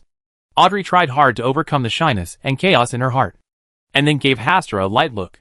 What does not see it mean? If you really didn't see it, you wouldn't say this sentence. Mr. Haster must have seen his pitiful look with tears in his eyes just now. After a while, Audrey gradually returned to her usual calmness and elegance, looking curiously at the spiritual dragon in front of her. Its eyelids barely lifted a corner, revealing eyeballs that were carved like white crystal stones. Following its gaze, it was staring at Susie, who was lying on her stomach pretending to sleep. Doesn't it have a crush on Susie? Not long after Audrey had this idea, 2 memory light spots that were obviously several times larger flew out from the eyes of the spiritual dragon, slowly but firmly integrating into Susie's body. Woof! Susie, who was pretending to sleep with her eyes closed, jumped up in an instant, jumping a foot high. Her panicked eyes kept looking around, as if she had just had a terrible nightmare. The spiritual dragon that sent out 2 memory light points closed its eyes again. This time it couldn't even twitch its eyelids. The dragon's soul was completely exhausted, and the memory light emitted from his body surged in an instant, and the entire pure white world in front of him was wrapped in memory light. In the shower of memory spots, Audrey and Asta each received a memory fragment sent by the spiritual dragon. I couldn't help but close my eyes and enter that memory fragment. Woof! Susie curiously circled Audrey and Haster, but it soon yawned, couldn't control its sleepiness, and fell asleep on the deck. When it finally closed its eyes, it saw the spiritual dragon flying in its direction. It is the descendant of Angel Weed, the dragon of Utopia. Several generations apart, it did not become the means of resurrection for Angel Weed, the dragon of Utopia, like its ancestors. When it was born, Angel Weed, the dragon of fantasy, had already died long ago, and it had only seen his child Ashulhad from a distance. Later, with the outbreak of the God War and the change of eras, the era of the spiritual dragon passed away. In order not to be hunted, it carefully hid in the collective subconscious of the villagers in a small village that was almost isolated from the world. It successfully survived the cataclysmic era of the Third Age, and it was not until the end of the Fourth Age of the Gods that it completely fell into this small village. Following its death, the village centered around it rapidly declined due to natural and man-made disasters, and finally became a deserted wilderness. After its death, its spiritual world gradually emerged from the sea of subconsciousness. The last time Audrey entered by mistake was because its spiritual world was about to collapse, and its power was leaking out. It truly comes to an end, dying on the road to being unable to advance to a higher order. Until it dies, it will only be a Sequence 3 Dreamweaver, so it used its remaining strength to decorate this pure white space, waiting for a suitable successor to enter here. The successor it originally wanted to wait for was another spiritual dragon. But a long time passed. No other spiritual dragon has stepped here, and it thinks that maybe it is the last living spiritual dragon in the world. Originally, its consciousness had long since died, but because of his arrival, it suddenly came back to life and revived its last bit of consciousness. In order not to miss the opportunity given by the stars, it used up its last consciousness to welcome the arrival of Audrey and Susie. In the end, it chose Susie as its successor, leaving all the knowledge about the spiritual dragon lineage and all the memories of its life to Susie. When Haster saw this, his expression was slightly strange, and he glanced at Audrey without any trace. I'm afraid Audrey still doesn't know that she lost to Susie in this succession competition. But if you think about it carefully, if you were this spiritual dragon, between Audrey and Susie, you would probably choose Susie as your successor. After all, most psychic dragons don't have much favorable impressions of the sudden rise of humans behind them, on the road to the extraordinary rise of mankind. The blood and brain of the spiritual dragon are absolutely indispensable. In the last memory left to him by this spiritual dragon, he left to himself 2 extraordinary items that he had collected over a long period of time. Audrey should have also received part of the spiritual dragon's gift, although it was far greater than Susie's gain. Seeing that Audrey was still immersed in the memory of the spiritual dragon, Hastur reached out to touch the 2 extraordinary items that had floated in front of his eyes. One was a gray-white scale the size of a palm, which should have fallen off from a certain spiritual dragon. The scales may be the most critical reverse scales. Another extraordinary item was a mercury badge. Hastur carefully identified the lines on it, and discovered that it should be a holy emblem symbolizing knowledge and wisdom. Could it be an item left behind by Haraburgen, the Dragon of Wisdom? This spiritual dragon is able to collect such extraordinary items. Its origin is by no means simple. Unfortunately, it seems to be deliberately hiding traces of its existence, not even willing to leave a name. Hastur put these 2 extraordinary items away, because the psychic dragon has sealed them separately. So there is no need to worry about their negative effects without breaking the seal. After waiting patiently for a while, Audrey also woke up from the memory left by the spiritual dragon. Her face was filled with joy, and her eyebrows couldn't help but raise slightly. Chapter 370. Susie is the protagonist of the era. After gathering her thoughts for a while, Audrey was very excited to tell Asta what she had just gained. Compared to Hastur obtaining 2 extraordinary items, what she obtained was the knowledge of the spiritual dragon and extraordinary knowledge about the audience's path. From the audience in sequence 9 to the dream weaver in sequence 3. For her, this is the greatest wealth. Susie, hasn't it woken up yet? Audrey looked at Susie after she was happy, with worry in her eyes. Asta comforted her. Don't worry. Susie is just like you. She fell asleep because she couldn't absorb too much knowledge for a while. Ah? Audrey looked at Hastur in a daze. Susie also accepted the gift from this spiritual dragon. Hastur did not directly tell Susie about the complete inheritance of the spiritual dragon, so he had to choose a suitable opportunity. I'm really looking forward to Audrey's expression when she learns the news, especially when she knows that she was eliminated by Susie. If Susie does not follow her into the spiritual world tonight, then the last successor to the spiritual dragon is Audrey. How long do we need to wait? Audrey leaned down and gently stroked Susie's head. This depends on Susie's learning ability. The faster it receives knowledge, the easier it is to wake up. Hastur gave his professional judgment. According to his estimate, Susie would have to sleep for 3 to 5 days before she could fully receive this large amount of memories after returning to the real world. With Hastur's assurance, Audrey's worries eased slightly. After confirming that there was nothing wrong with Susie, she looked at the place where the spiritual dragon dissipated, and bowed deeply, with a look of loss on her face. A touch of sadness. Such great creatures as the psychic dragons are almost extinct in the real world. Witnessing their demise with your own eyes is a kind of desolation as witnessing the fall of legends. Perhaps we really need to establish a Dragon Protection Association in the future. Asta's teasing words made Audrey's sadness disappear instantly, and she couldn't help but smile and said, when I go back, I will do my best to promote this matter. The purpose of the association is to find and protect the world, not many dragons. Audrey thought for a while, and then said, we can also add giants to the protection category. Giants and Dragons Protection Association? There are elves, Hastur reminded from the side. Yes, there are also cute elves. Audrey's eyes lit up. That's called the Legendary Creature Protection Association. Legendary Creature Conservation Association? Hastur also recited it silently twice and suggested, would the Association for the Protection of Magical Creatures be better? Audrey thought carefully for 2 seconds before rejecting the proposal. If it were called the Association for the Protection of Magical Creatures, the scope it would cover would be too broad, and the number of legendary creatures would be relatively rare. Moreover, magical creatures are not enough to describe giants, dragons, elves, and other intelligent creatures that existed in mythological times. Every person who can live to this day is a legend. While Audrey and Hastur were chatting, the ship had automatically turned around, leaving this pure white space on the verge of destruction, and reappeared on the vast sea of mines. What an amazing adventure! Audrey stood on the bow of the ship, feeling the sea breeze blowing, looking at the spiritual island suspended in the sea of spirits, and couldn't help but admire. This is what fascinates people about the extraordinary world. It will always give you unforgettable memories in a random moment.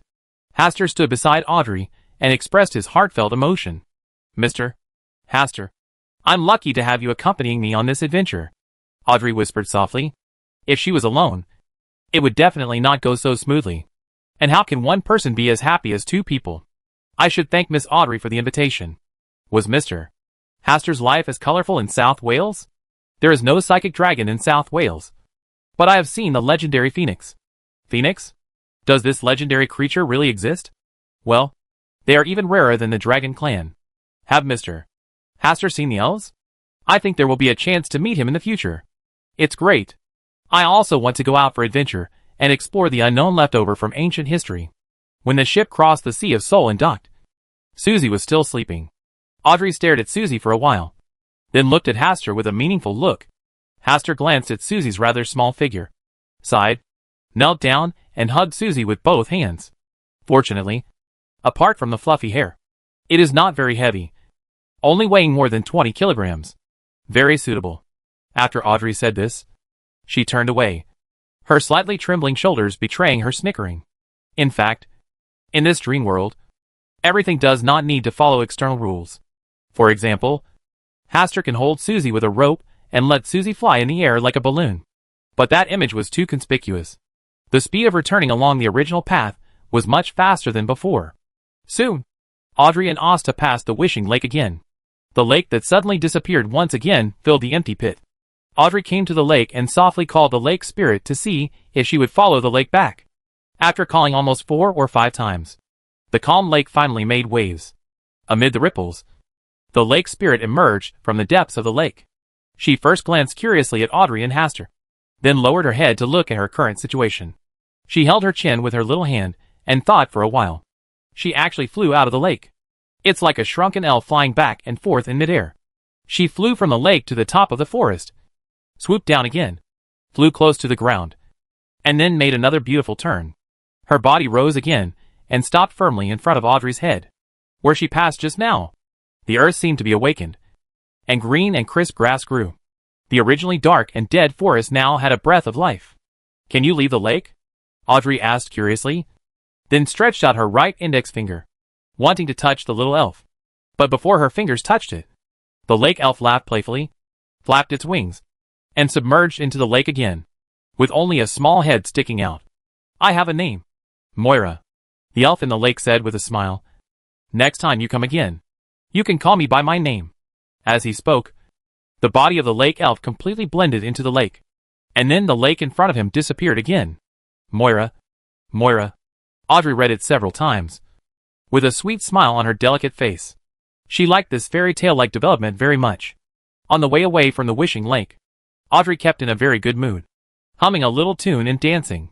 When they returned to the silver tower, Audrey stretched out her finger and poked Susie's head, who was still sleeping, a few times. I asked you not to follow me. If you insist on following me, this time, if it weren't for Haster, sir, if I bring you back, I will leave you on the boat to fend for yourself." Audrey said seemingly heartless words, but her eyes could not help but worry about Susie's condition. He couldn't help but ask Haster about Susie's specific situation. "Audrey, are you sure you want to know why Susie keeps sleeping?" Haster felt that he was still very kind. At least he gave Audrey a chance to choose. "Is there something wrong with Susie's situation?" Audrey suddenly had an ominous premonition in her heart. "You received the knowledge of that spiritual dragon, and I got the 2 extraordinary items it left behind. Susie also got a gift belonging to it." "What gift?" Audrey suddenly didn't want to ask this question. "Between you and Susie, the spiritual dragon finally chose Susie to inherit all its memories. It not only contains the extraordinary knowledge of the audience path, but also the blood inheritance of the dragon family. In other words, Susie is the one who inherits all its memories, the successor chosen by the spiritual dragon." Asta's light words easily shattered Audrey's worry and distress for Susie.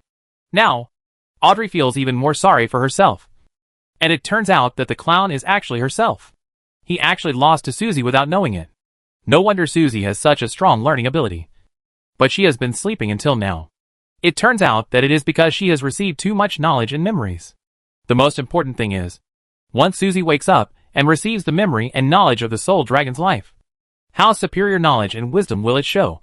Perhaps Susie could be her teacher at that time. Thinking of the scene where Susie was patiently imparting extraordinary knowledge to herself while wearing gold-rimmed glasses, Audrey already felt a burning sensation on her cheeks. "Mr. Haster, is it too late for me to throw Susie away now?" After leaving the dream world, Susie was still sleeping, completely unaware that she was almost abandoned by Audrey just now. Well, Audrey, who was lying on the bed, turned sideways and looked at Susie, who was sleeping soundly in the kennel, and sighed heavily. She would not be able to sleep tonight. As soon as he closed his eyes, his mind was filled with images of Susie teaching him extraordinary knowledge. Chapter 371 The Extraordinary Gathering Convener. 4c. As the time approaches the day when George III delivers a speech to the nation, the situation in Backland becomes increasingly undercurrent, chaotic and dangerous. Pedestrians who get up early in the morning often see a strange corpse suddenly appearing in a trash can deep in the alley. Even the stray dogs and cats living in dark corners had significantly increased in size during this period, and they didn't even bother to take a look at the bread that fell next to the trash can. The local police department spends a lot of effort just to deal with the new corpses of strangers added every day, which leads to some gangsters or gangs taking advantage of the troubled waters and causing a lot of trouble. Klein, who had been hiding in the darkness, even observed Melissa's movements from time to time. In such a chaotic situation, various security incidents occurred frequently. In order to save some money, Melissa basically walked to school every time to study. This makes her easily targeted by criminals who like to traffic in and kidnap innocent little girls. In the past few days, Klein has secretly helped Melissa drive away 2 waves of malicious criminals. Originally, the local police would take special care of Benson and Melissa. This was an instruction from the Church of the Night. However, the recent chaos and the serious lack of police force allowed some criminals with malicious intentions to take advantage of the loopholes. Although Klein complained a little about this, he generally understood it. He thought that if the situation in Backland continued to be chaotic like this, in order to ensure the safety of Benson and Melissa, he used Will's ability to give Leonard a dream and asked him to take good care of Benson and Melissa. At night, after Klein confirmed that Benson and Melissa were resting, he left the room, changed his identity, and went to attend an extraordinary party. This is a new and extraordinary gathering focused on exchanging information. If you need to trade, you can also do it on the spot. The convener of the extraordinary gathering is not Mr. XX, not a member of the Aurora Society, but a well-covered mysterious lady who is said to be a believer in the stars. Klein also came here for this reason. He has always been interested in the star organization and always felt that the other party's organization would be somewhat similar to his own tarot. It is also the new extraordinary organization that has attracted the most attention in Backland recently. The location of tonight's extraordinary gathering is in an abandoned warehouse near Riverbend Avenue between the South Bridge area and the dock area. When Klein disguised his identity and appearance and arrived at the extraordinary gathering place tonight, there were already more than a dozen figures here.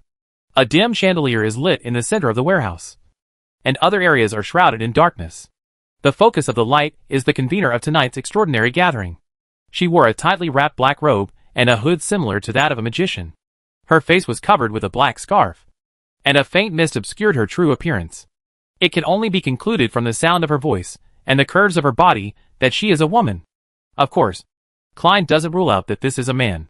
After all, the extraordinary world is always full of unexpected things. It's just that this lady's figure and the feelings she gave him were a bit inexplicably familiar. Could it be that he had seen her before? Klein suppressed the speculation in his heart and found a quiet place to sit where he could hear the mysterious lady's voice clearly. He has already participated in this gathering once, and it seems that there is a powerful Beyonder watching here.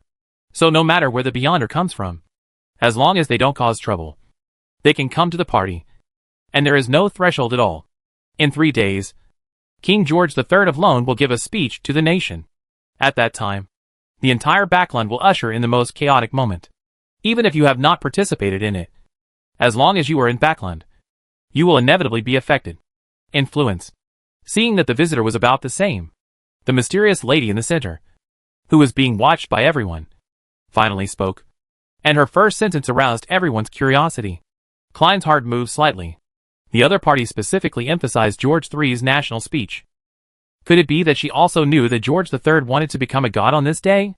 So what is her purpose? Soon, someone asked hoarsely, George III is just an ordinary person. Even if he is a king, how can he affect the extraordinary world?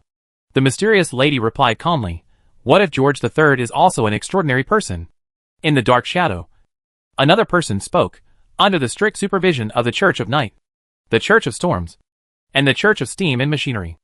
Does George III dare to violate the ban so blatantly? Isn't the ban meant to be broken? The mysterious lady seemed to chuckle. But what does this have to do with us? Someone asked in secret. This is a question you need to think about. I am just sharing some information. But some information is not free to share. I can only say that the true identity hidden by George III is far beyond your imagination. The mysterious lady's words hit the mark, but left a lot of room for imagination. Past gatherings have proven that the mysterious lady is right. And this time will be no different. Klein has confirmed that the other party must know the news that George III is going to become a god. And he is still not dealing with George III.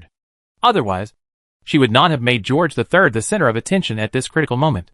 Her goal should be the same as her own, both to prevent George III from becoming a god. It seems that the master behind this extraordinary party is Bernadette. Klein quickly sorted out these things in his mind and relaxed a little at the same time. Bernadette has already started taking action, which will undoubtedly make it more hopeful to prevent George III from becoming a god. Are you disrespecting the lone royal family too much by making such a bold statement? Someone in the shadows spoke with obviously suppressed anger. Just listening to this kind of speech, Klein guessed that the other party was in beyonder from the lone royal family. Before the mysterious lady could speak, someone secretly said sarcastically, if George III really sneaks into the extraordinary world, does he take the three major churches seriously? After saying this, he added, or was George III's act of exceeding the prohibition tacitly approved by the three major churches? These remarks instantly silenced the questioner, who had suppressed his anger. No matter how bold he was, he would not dare to be disrespectful to the three major churches. As far as I know, the three major churches don't know about this, let alone allow it to happen. Someone said secretly. Klein guessed that this person might be a member of the three major churches. He said this to help the three major churches clear up the suspicion of colluding with George III. People from the lone royal family, wild beyonders, believers of the three major churches, spies from other countries, members of other extraordinary organizations. Now Klein truly understands why this extraordinary gathering welcomes all comers. The purpose is to involve all forces and muddy the waters. Can Bernadette alone be able to shake up this place? He had heard many legends about this mysterious queen on the sea. According to his estimation, Bernadette's strength should be around sequence 3. With such strength, coupled with the bounties from various countries on her body, why did she dare to act like this in Backland? Because of the stars? Klein felt slightly depressed and did not think about this issue again, continuing to be a bystander. In just half an hour, Klein gained a lot of the latest information about Backland. Someone even directly revealed the identity of a spy from Fozak in public. The person who once spoke for the lone royal family, also his true identity was revealed by someone hiding in the dark. The mysterious woman who was the organizer did not stop these mutual revelations, but watched all this with interest. When tonight's extraordinary gathering came to an end, the mysterious lady spoke again. Tonight is the last gathering. I hope everyone here will be in a good mood in the next few days. After saying that, a portal opened behind the mysterious lady, and she disappeared from everyone's gaze. Portal? The extraordinary abilities of the apprentice path are really useful.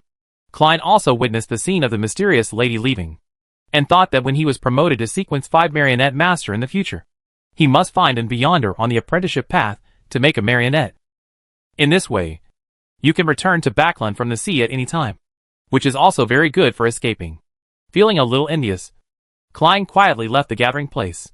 When Forsey returned to his home, he took off his tightly wrapped black robe, took off his hood, pulled off his face towel, sat on the sofa, drank a glass of warm water, and finally breathed a sigh of relief. During this period, she has been following the sage's request to host extraordinary gatherings. She has to face so many looks every night, and occasionally acts as a bait, which is really unbearable for her. Fortunately, tonight is the last time. Next, she can stay at home and rest without having to go out to do errands. You're back? You look like you just went through a life and death battle. Zyle came out of the room and sat next to Forsey, playing with the black robe and hood that she took off, then folded them and put them aside. Anyway, my mission is over. But how is the progress of your investigation of the news? Forsey had already begun to lie down, and even his voice was weak. It's going well. The next few days are the most critical and chaotic time. Lord Sage said that I can stay at home with you to prevent you from being alone. Forsey pouted and said, you are the only one who is lonely. I wish you were not at home. Oh, what a duplicitous woman. Zyle came over and started to tickle Forsey. The two of them laughed and played for a while. And then Forsey received a scene from Mr. Fool in his mind. It was a picture of a devout believer praying to Mr. Fool? Chapter 372 The Consensus of the Stars and the Fool. Wait. Don't make trouble. I have something to deal with. Forsey raised his upper body and reached out to stop Zio's play.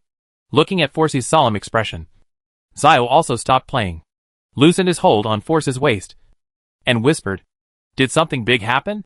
"So be it." Forsey couldn't tell Shio directly that she was an undercover agent in the Tarot Club.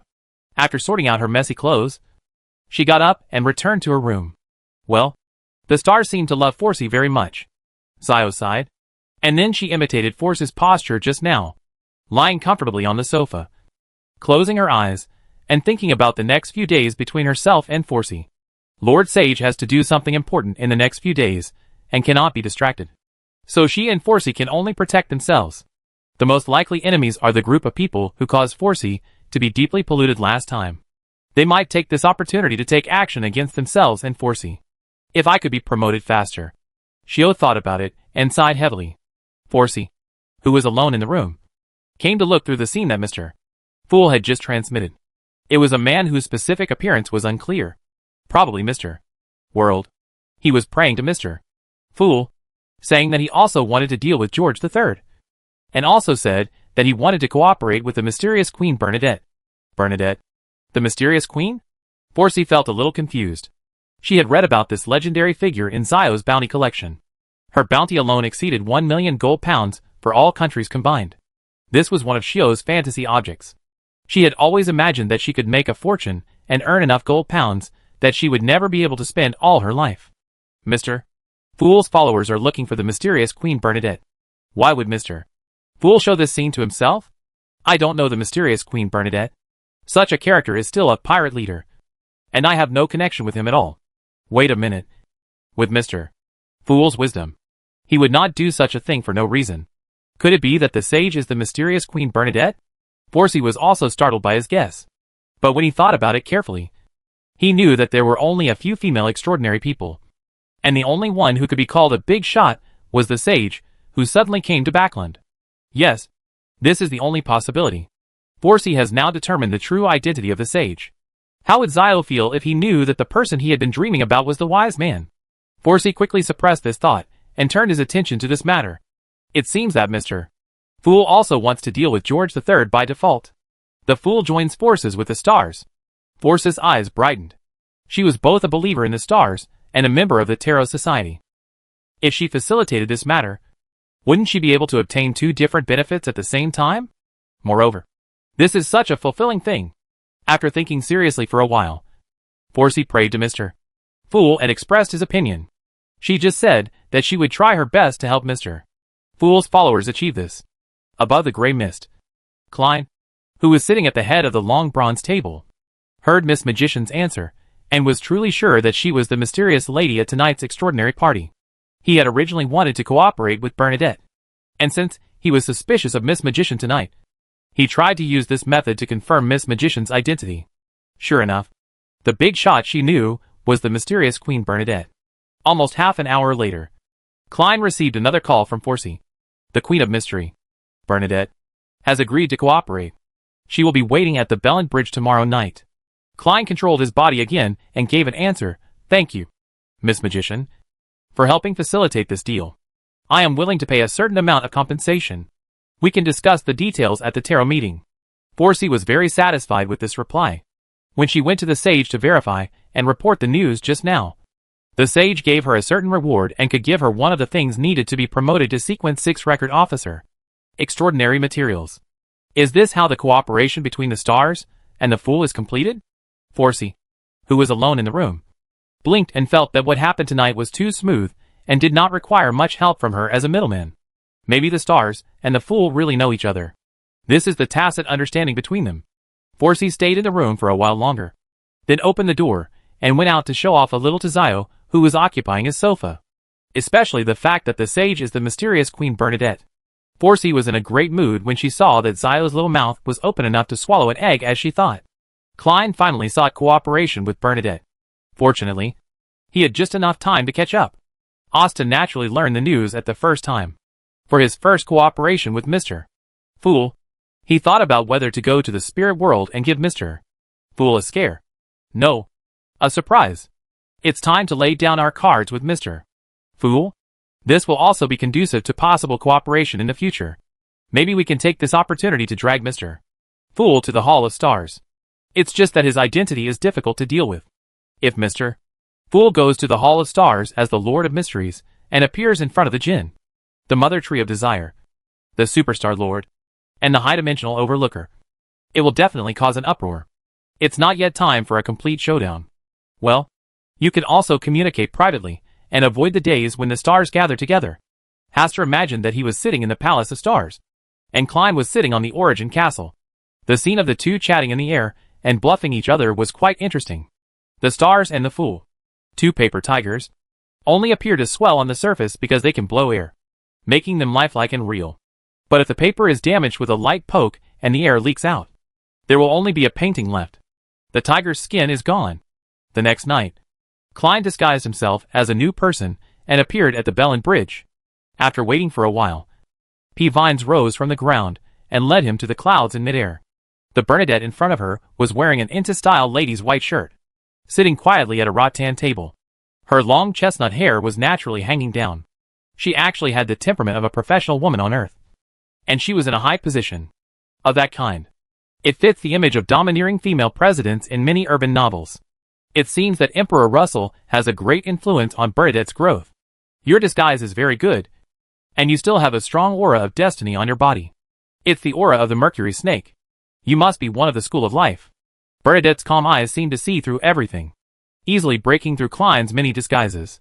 Klein just smiled and didn't answer. He did ask Will to help a little. After all, the other person was the mysterious Queen Bernadette. Although they share the same goal, there is still a certain level of caution.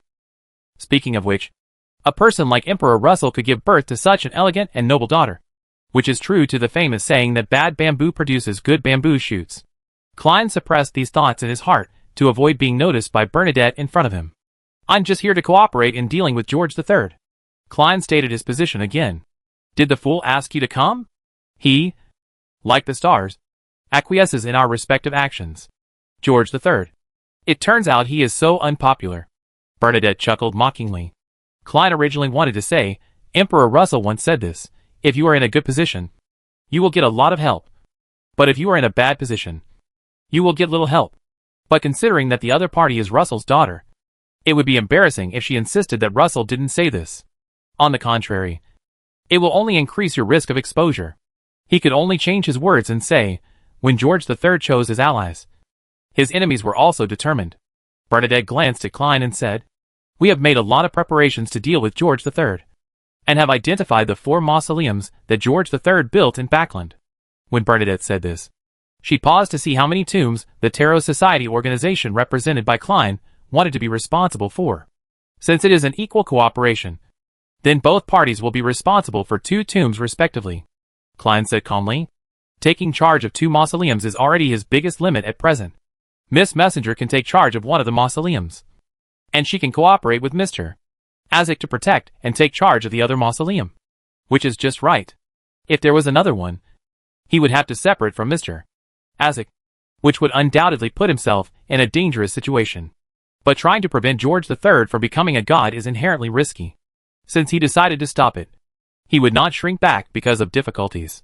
Bernadette glanced at Klein thoughtfully, indicating that she approved of his proposal. Bernadette then drew a map in the void and told Klein the locations of the 2 tombs. At the same time, she gave Klein the methods and blood needed to break the seal on the door. Hey, the texture pattern required for this method is the same as what Will told himself. Klein couldn't help but murmur in his heart. Chapter 373 Klein's Dream? The 3 major churches acted very quickly. After learning that George III might be hiding his identity as an extraordinary, after a brief discussion, they sent people to the palace and asked an archbishop to come forward to personally inspect George III. The final conclusion was that George III was just an ordinary person, not a powerful extraordinary person. After George III suppressed his anger and politely sent the people from the 3 major churches away, his eyes could not help but flash with sinister and angry eyes. Check. Send someone to find out who is secretly targeting me.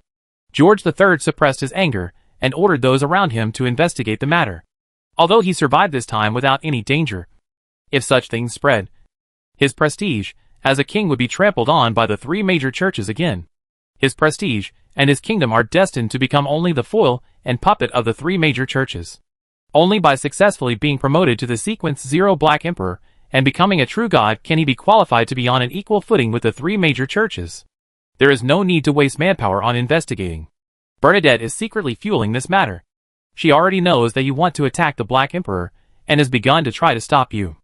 A figure suddenly appeared in the palace, half hidden in the corner to the right of George III.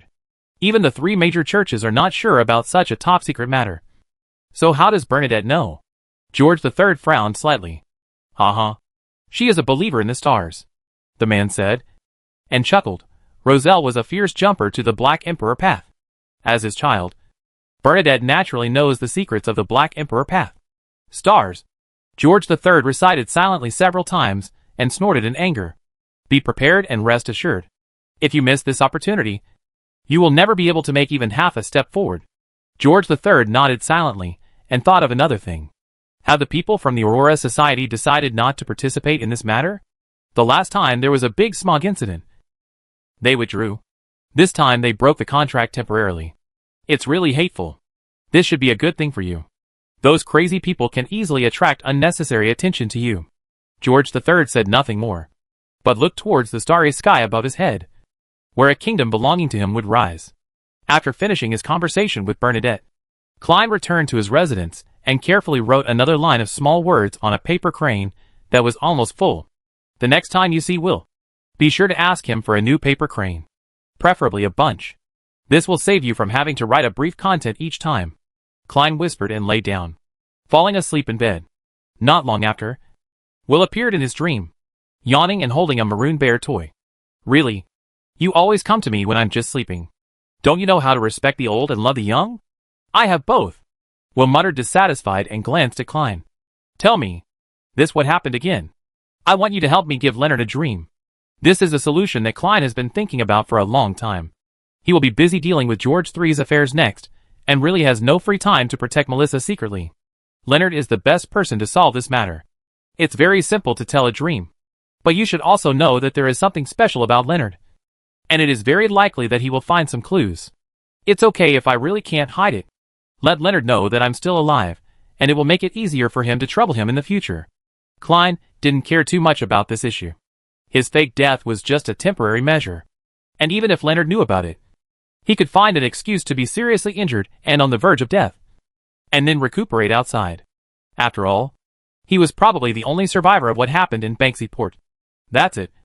Okay. Will's eyes narrowed as if he thought of something fun. Klein saw Will's little thoughts and warned.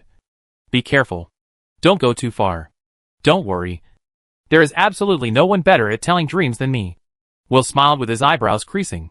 Klein could only pray to Leonard in his heart, hoping that his heart would be strong enough. At 3 or 4 o'clock in the night, Leonard, who was sleeping soundly in bed, suddenly had a dream. The world in the dream is a sea, with gray mist floating on the sea, and visibility is very low. Vaguely, he saw what seemed to be a port on the sea ahead, and he subconsciously drifted in that direction. But before he could get close to the port, a bolt of lightning fell from the sky. A rumble of explosions resounded through the sky, and streaks of purple, white, or red lightning engulfed everything in front of him. Even his eyes narrowed subconsciously to avoid being dazzled by the strong lightning.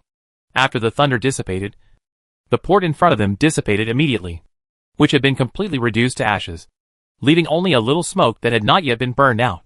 Leonard drifted toward the destroyed port out of curiosity. The temperature around him was getting colder and colder for some reason, making him want to shiver. Whoa! The cold wind blowing around seemed like someone was crying. The sound reached his ears, scratching his heart. As he approached the port, ghosts of the dead appeared in the mist. They were lining up and floating in the same direction. At this moment, a bloody figure with one arm and one leg missing, hair disheveled, and covered in blood suddenly emerged from the sea. It suddenly appeared in front of him, only 1 meter away from him. Leonard's breathing suddenly became rapid. His eyes widened, and he felt as if his heartbeat skipped half a beat, and then started beating rapidly again. He tried to calm himself down and told himself over and over in his heart that this was just his dream and not really happening. Leonard, I died so miserably. So miserably. A familiar voice, tinged with resentment and desolation, came from the mouth of the corpse in front of him that could hardly be called a complete body. He repeated over and over again that it was so miserable, and even the surrounding sea surface was covered with a layer of frost because of his voice. Leonard looked carefully for a while, and said uncertainly, Are you Klein? It's me. It's me. Leonard. I died so miserably. So miserably. The figure in front of him, who claimed to be Klein, removed the messy hair from his face, revealing a pair of empty, black eyes that had lost their eyeballs. Ah! Leonard was so frightened that he subconsciously took a step back and almost fell to the sea. Klein? Is it really you? Are you here to entrust me with a dream? Klein's hollow eyes kept staring at Leonard, until when his scalp was about to go numb, Klein suddenly stretched out his only remaining hand and strangled his neck. Then, under Leonard's panicked gaze, Klein smiled sinisterly, and the corners of his mouth split slightly on both sides, like a bloody crack in H.L. Help me take care of Benson and Melissa. Ah! Leonard was so frightened that he immediately exited the dreamland, jumped up from the bed with a bang, and almost fell out of the bed. Fortunately, it's a dream. Fortunately, it's a dream. With lingering fear, Leonard reached out and touched his neck, which was still there, and looked around with fear in his eyes. Fortunately, Klein did not follow him out of the dream. Thinking of the contents of the dream just now, Leonard shivered violently. It was too scary. This was the first time he knew that Klein could be so terrifying after death, especially the pair of hollow eyes without eyeballs, and the big bloody mouth that didn't break behind the earlobes. After sitting on the bed for a while, Leonard gradually recovered from the horrific dream just now. He got up from the bed, lit the candle, went to the table, poured himself a glass of cold water, and drank 4 or 5 glasses in a row before he finally recovered. Leonard, who felt his back was wet, smiled bitterly and said, Klein, why are your dreams so scary? If you scare me to death, who will help you take care of your brother and sister? He grabbed a set of dry clothes and headed to the bathroom. When he was comfortably soaked in the warm water, he slowly exhaled and furrowed his handsome brows. It has been a few months since Klein's death. This is the first time that he has been given a dream, and it is for his relatives. Have they encountered any trouble recently? The more Leonard thought about it, the more afraid he became. During this period of time, he was busy dealing with various things with the Red Glove team, and he really didn't pay attention to the situation of Benson and Melissa. In addition, the situation in Backland has gradually become chaotic during this period, and there is no guarantee that the two ordinary people will encounter any danger. Is this the reason why Klein entrusted him with dreams? If something unexpected happened to them, how would he explain it to Klein? Leonard raised his head and glanced at the bathroom window. Outside the window, there was already a faint light of early morning. After a while, he went to the residence of Benson and Melissa, and at the same time told the nearby police station to protect them both. That's not right. Why should Klein give me a dream after he dies? Leonard suddenly realized that in the extraordinary world, dreaming was very abnormal. It should be said that only living people have the ability to entrust dreams. The person is already dead, with no spirit left. So how can he still be able to complete the task of entrusting a dream? And this place is near St. Samuel's Church. Even if there are such things as dead souls, they will be completely purified by the priests of the church. Klein died on the sea again, and he just traveled thousands of miles from the sea to Backland to find him a dream? When Klein was still alive, he wasn't so powerful, right? Leonard thought about it for a long time, but with his limited extraordinary knowledge, he still couldn't figure it out. I only know that this dream is very real, as if it really happened. Especially the last sentence, help me take care of Benson and Melissa. Like a curse, it was imprinted in the depths of his mind, and he could never forget it. Chapter 374 George III's Speech Day. Klein, you are in such trouble even after you die. Leonard smiled bitterly. For the sake of you still remembering me as a friend, I won't argue with you about the dream entrustment this time. But next time, don't do it again. Just be that scary. After taking a bath and changing his clothes, Leonard saw that it was still a little early, so he went back to bed again and began to call the old man in his heart. Maybe the old man can give him an answer to this dream incident. Dream? How do I know what you encountered in your dream? I have no interest in peeking into your messy dream. The old man's disdainful voice sounded. But I always feel that this dream is too real. What should I say? Do you think Klein's undead really returned to Backland from the sea? Oh, the undead near St. Samuel's Church have long been sleeping deep underground, Can they still come to you? Leonard sighed and said, I think so too. But I just think this dream is unusual. After a while, the old man just whispered the word fate. Is dreaming a kind of destiny? Leonard was even more puzzled by this. The old man chuckled lightly, and did not explain the meaning of the word fate. Instead, he said, in the extraordinary world, the dead can speak. It is normal to have dreams. Even if you come back to life, it is not something worth making a fuss about. Alas, I also hope that Klein is still alive. I said, you are very lucky. Maybe your dreams will come true. May all your wishes come true? The image of Klein's tragic death in the dream immediately appeared in Leonard's mind. And he refused repeatedly, I don't want this kind of wish to come true. This time, the old man didn't give Leonard any more answers. He just sighed at the end, as if he was feeling something. Leonard sat alone on the bed, and remained sleepless until around 6 o'clock in the morning. He simply arranged his hair, left the room, hailed a carriage, and rushed to Klein's former home in the South District of the Bridge. When Klein died, the church paid for the house, so that Benson and Melissa could live here with peace of mind, and also provided a death benefit. Boom, boom, boom. Leonard knocked on the door, and after a while Benson opened the door. Benson, who didn't have many expressions, now had a little more vividness on his face. Excuse me. Leonard walked into the house. This was his second visit. The last time, he came here in person to inform Benson and Melissa about Klein's death. What's the matter? Benson poured Leonard a cup of hot tea and said straight to the point, I have to go to work later, so I don't have time to chat for too long. Leonard scanned the house and found nothing different. He looked away and smiled. I just wanted to see if there is anything you need help with in your life. No. We are fine. Really fine, Benson said. But his eyes were focused on a photo frame placed in the center of the living room. It was a photo of Klein, him, and Melissa during the Chinese New Year. That's it. I dreamed last night that Klein gave me a dream. He asked me to take good care of you. Leonard still chose to tell the matter. Benson's eyes suddenly turned red. And even Melissa, who was eavesdropping in the back room, opened the door and came out. Klein, did he really give you a dream? Melissa sat in disbelief with Benson on the sofa opposite Leonard, her eyes slightly red. Yeah. Leonard nodded. Benson was silent with his head lowered and did not speak. Melissa reached out to wipe the tears from the corners of her eyes and asked cautiously, Is he okay? He is very good. He asked you to take care of yourselves and not be overly sad because of his departure. After Leonard said, he slightly twitched the corner of his mouth. He did not dare to describe the tragic situation in Klein's dream. That would be equivalent to you stabs Benson and Melissa in the heart. We will be fine and live well, Benson said in a serious tone. After a long time, Benson suggested, I miss him a little. Do you want to come with us to see him? Good. Leonard agreed.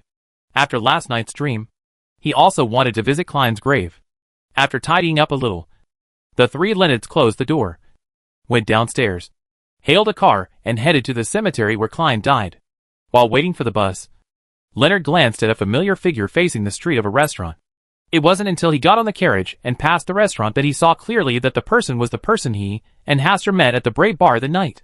The carriage quickly passed by the window. Klein, who looked at the direction the carriage left through the glass, withdrew his gaze and calmly tasted today's breakfast. Everything is fine. As the day of George III's nationwide speech gradually arrived, Backlund's chaotic situation suddenly calmed down. Everything was quiet, and the last 3 days passed without any trouble. It was just past midnight on this day, and the starry sky was shining brightly. But Backlund once again set off a huge wave of chaos. There are people everywhere in Backlund who are stirring up trouble. It could be as small as setting fire to a house, as big as shooting someone directly in the street, or suddenly holding some evil sacrificial ceremony, or someone being bold enough to assassinate the important ministers and dignitaries of the Lone Kingdom. Under this situation, the three major churches only sent a small number of personnel to maintain a certain order, and more manpower and material resources were watching the movements of the lone royal family. Hastur stood silently on the balcony, watching Backlund's chaos and madness tonight. When this night is over, George III will come out of his palace, then walk onto the podium that he has already arranged, and deliver his speech to the people of the entire Lone Kingdom. A speech about a comprehensive declaration of war.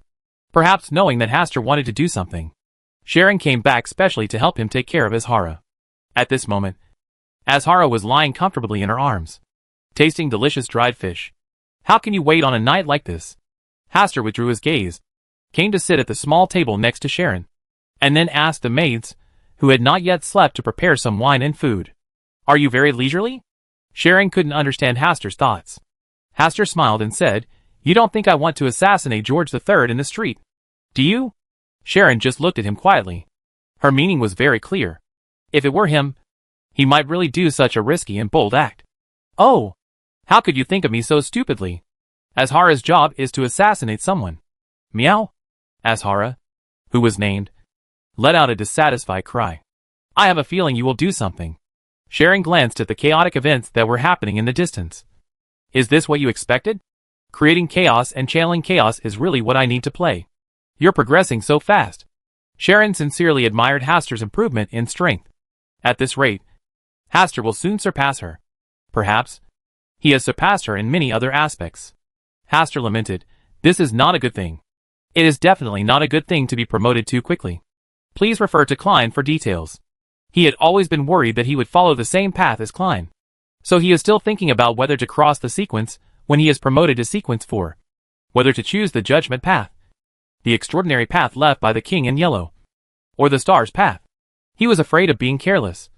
So he was promoted one after another, taking a rocket from sequence 4 to sequence 0. And then a certain being awakened in his body. Sharon didn't say anything. She agreed with Hastur's statement that this was not a good thing. The night passes quickly. No matter how chaotic the night is. The sun rises as usual. When George III's carriage emerged from the open palace gates, chaos had been subdued by order. People on both sides of the street gathered together to watch George III proceed to the prepared podium under the solemn and neat guard of honor. The noble ministers of the Lone Kingdom were already waiting to hear George III's speech. As an earl, Hastur was also in the ranks of the nobles. He and other nobles sat on both sides of the podium, looking at George III, who got off the carriage and walked step by step. Unlike other nobles, who wanted to witness how George III brought the Lone Kingdom to its peak, Hastur wanted to witness with his own eyes how George III led to destruction step by step. Yes, Hastur had no intention of destroying George III's mausoleum by himself from the beginning. They targeted 4 mausoleums in total, of which Mr. Fool took away 2, leaving 2 mausoleums. One for Bernadette and one for Lee. Mrs. Saw. If Klein had not come to seek cooperation, Hastur would have sent the star container here. And even Grey Carey and Sharon's teachers could have taken action. And Aurelius could also have been involved in this matter. You can even sit in the Palace of Stars and use the power of divine revelation to make the people of the witch sect rebel. He has too many choices. And there is no need to take risks with his own body. He just needs to sit in the audience and wait for the fall of George III. It's time to start your performance. Mr. Fool? Hastur glanced at George III, who was already standing in front of the microphone, about to start his speech, and whispered silently in his heart. Chapter 375 Respective Actions. Ladies and gentlemen, I am your emperor, the ruler of the Lone Kingdom and the Rost Islands, George Augustus III. For a long time, the Fuzak people have been trying to invade our homeland. For this, our ancestors and relatives paid the price with blood and resisted their invasion time and time again. Last year they launched another war. How many young soldiers died under their butcher knives? And how many families lost their favorite relatives in the war? They even secretly sent people to assassinate Duke Negan and bring trouble to Backland. They used cruel methods and despicable actions to act wantonly in our country. We have had enough of the pain of being invaded. We should pick up the weapons in our hands and start fighting back. Crush their invading claws. And let them know that the people of the Kingdom of Lone will hold weapons and insert them into their chests. Break their hearts. West District. Memorial Day Square. Audrey stood near the high platform with her father, mother, and brother, looking at the king, who was wearing a grand dress and giving a passionate speech. Ever since she learned about the death of the god of war, Audrey gradually lost her respect for the gods and royal power, and their noble aura was gradually fading and disappearing. After experiencing the death of the spiritual dragon in the dream, she seemed to have seen through life's birth, old age, illness and death, and she gradually lost the emotions, moods, and interests that ordinary girls should have. Instead, it is like an outsider watching the people on the stage performing, looking down, as if they are in 2 different worlds. Together with the affection between her parents and relatives, the importance in her heart is also constantly fading. This change made her panic. She had only entered the extraordinary world for a few years. So how could she have the mentality of an old person who could see through the world? Audrey moved her eyes away from George III, who was delivering a passionate speech, and glanced at Mr. Hastur, who was standing on the opposite side. I found that he was listening with great interest, but with a smile on his lips, as if he was enjoying a beautiful stage play. After watching for a while, Hastur's eyes also came over. Audrey looked at him calmly for a few seconds, and then naturally looked away. Susie didn't follow. Is she still asleep? Hastur glanced around, and did not notice the presence of Susie behind Audrey. For an audience, what happened today will definitely help their digestion. While Hastur was thinking, the old-fashioned and serious George III, who had 2 small mustaches, ended the description of the first stage and solemnly said, "Let us mourn here for our heroes, ladies and gentlemen, and repeat in your hearts, in the name of Emperor George III, may the departed heroes find peace, and may they become eternal in the kingdom of the gods in which they believe." This sentence carried an irresistible majesty that made all the listeners, including Audrey, lower their heads involuntarily, clasped their hands, and silently recited, "In the name of Emperor George III, may the dead heroes find peace.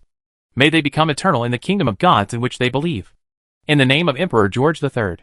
At the outermost edge of Memorial Day Square, Klein, wearing a black woolen coat and an ordinary face, began praying at the same time as the people around him. And his behavior was normal. The 3-minute silence made Klein suspicious. George III, who is attracting much attention, is giving a speech here. How should he take the magic potion? After the speech, find a reason to leave, and then enter the mausoleum to start promotion? He once asked Will about the precautions required in the Black Emperor's promotion ceremony. "In the name of Emperor George III" should be the core of the entire Black Emperor promotion ceremony. If you want to increase the success rate, it must be done at this time, or within the 2 or 3 minutes of ending the silence. But the George III in front of him seemed to have no intention of leaving the podium. At this moment, Klein's palm suddenly became warm, which was Bernadette's action signal. This means that George III has begun taking magic potion to prepare for promotion. Klein took another look at George III on the podium. He was leading by example, and observing a pious moment of silence without making any unnecessary movements.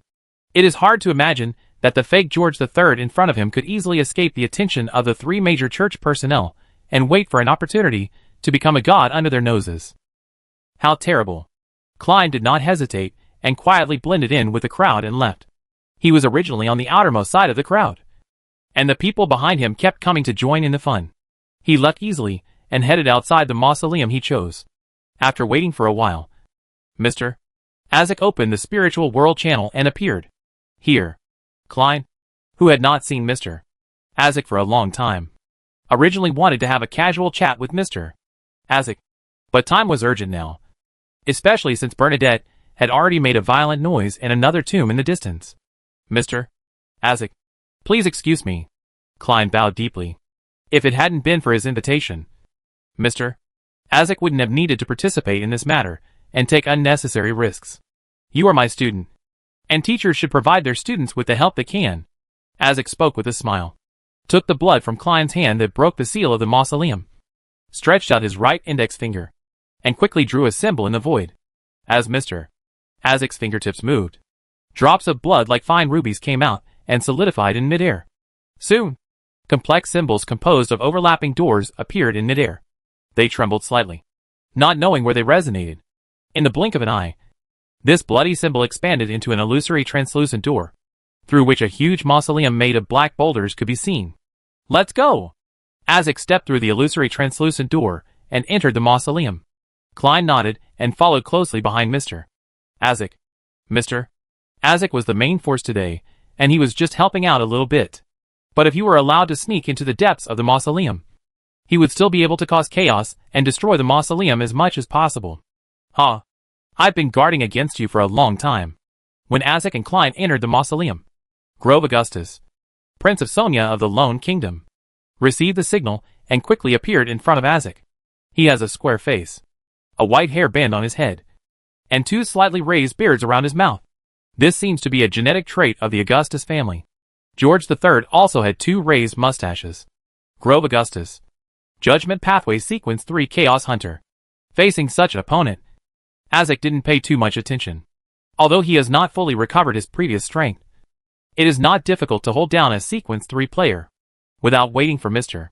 Isaac to speak, Klein left the battlefield and went deeper into the mausoleum. Being able to send a Sequence 3 to guard here is already the strongest guardian of this mausoleum.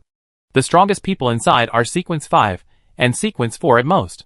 He holds many trump cards, which are enough to guarantee his life. Not to mention, Mr. Isaac still said in his heart, when you are in danger, remember to call for help. I still have some strength left. On the other side, Bernadette, who was already in Sequence 2, held a powerful sealed artifact left by Russell, and faced William I, who had been secretly protecting the Lone Kingdom. The judgment was passed by the hand of Sequence 1 order. I didn't expect that a person like you could live to this day and allow future generations to step on you and rise to power. Bernadette looked at the ancestor of the Augustus family, and the founder of the Lone Kingdom printed in the center of the 10 gold pounds, and felt emotional. This is an old antique who was active in the era of the gods. He was loyal to the First Empire of Solomon and later to the United Empire of Tudor Trunsoist. During the War of the Four Emperors, after the death of the Night Emperor, he, with the support of the 7 gods, took away the Hand of Order trait left by the Night Emperor, promoted him to Sequence 1, and then destroyed the Night Emperor's Trunsoist family in one fell swoop. The Kingdom of Lone has been established to this day. There had been rumors for a long time that he had fallen. Unexpectedly, he was still alive, and he was sent here to resist him today. I once met your father. He was a man who was good at creating miracles. Unfortunately, he has fallen.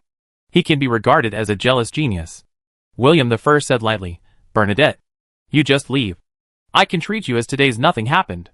Huh? You want to rely on your old age to show off? Bernadette just sneered. You can make a wish to me, and I can help you stuff this annoying old thing into a latrine, or let his body split inch by inch, rot and pus, and undergo all kinds of torture. The shadow of the genie of the lantern emerged from the wishing lamp. His majestic posture and stern and disdainful eyes made William I's calm expression waver, and there was no trace of shock in his eyes. He actually felt an extremely obvious personal suppression. He has reached the Hand of Order in Sequence 1.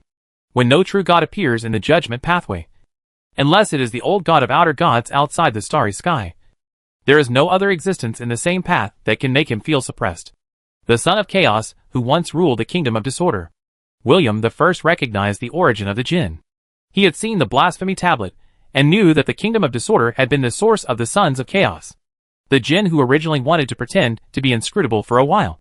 But when he heard the word zing, he was so angry that he yelled for Bernadette to beat this mean-mouthed old guy to death. If you can't speak, shut up. What does it mean to have once been in charge of a country of disorder? That is the source of it that belongs to him. The future will also belong to him, and no one can take it away from him. Not only that, he also wants to go to the Lord of Mysteries to settle accounts and let him taste the taste of being sealed for endless years. He is more suitable than himself to be made into a magical lamp for making wishes. Chapter 376 George III exploded. Bernadette was already used to facing the suddenly angry jinn. On the contrary, William I's face stiffened for a while, and his eyes became a little more surprised. These words and actions were seriously inconsistent with the old image of the outer god that he had envisioned in his heart. Could it be that the Lord of Mysteries sealed half of the Son of Chaos in the wishing lamp and tore his wisdom into 2 halves?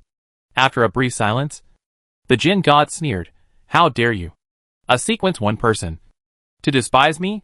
I will leave this old dog here today just to make this mausoleum your tomb. After the jinn finished speaking, he glanced at Bernadette and said, Today I will do my best to help you solve your trouble. Bernadette nodded, and a fairy tale kingdom formed around her, trapping William I in front of her. The jinn was also trying his best to inspire his old personality as an outer god, even if it was sealed by the wishing magic lamp. At such a close distance, coupled with Bernadette's indulgence, it was enough to suppress William I, who was in the trial path. At least it allows him to exert only 40 to 50% of his strength. Regarding the promotion of George III to the Black Emperor, he had the same will as the stars. Want to become the Black Emperor? Dream on. Once George III becomes the Black Emperor, he will definitely attract the attention of his country of disorder. This is the way to death. With the full help of the jinn, Bernadette suppressed William I of Sequence 1. She split off an incarnation and went to destroy the tomb of George III. William I's expression changed slightly, but he was unable to stop it. Soon, the mausoleum, which wasted a lot of manpower and material resources, began to collapse. Inside ruin No. 1 on the outskirts of Backland. Inside the dark and majestic secret mausoleum. The real George III has donned the black crown and taken the magic potion. His body began to transform towards the shadow of order, expanding and extending in a wonderful state, as if he was gradually leaving the earth and flying towards the stars in the sky. As he flew into the air, he looked down at the black ocean below, shrouded in the shadow of order. Those 9 mausoleums are 9 real islands in the black ocean. The people chanted in the name of Emperor George III during the silence. There are countless, densely packed lighthouses, which together anchor him as a reckless person, king of the End Kingdom and ruler of the Rost Islands. Let him not lose touch with reality and become part of the shadow of order. During this process, George III's thoughts began to diverge, recalling the various calculations he had made along the way. My heart is full of pride and ambition. He has a big heart. And in order to ensure the success of today's promotion ceremony, he used all the power available to him. The witch sect, Zeradal of the Secret Order, members of the Twilight Hermits, and Mr. Dor, whom he alone knows. He is going to become a god and the new Black Emperor. Now he is getting closer to that goal. At this time, the island transformed into a mausoleum suddenly began to shake, then broke apart, and finally collapsed into the shadow of order. As a mausoleum collapsed, the shadow of order began to grow and spread. Other islands were affected and began to shake violently, and cracks appeared in the entire world. Ah! George III's face was distorted, and he let out a painful and suppressed roar. He felt like his soul was torn apart.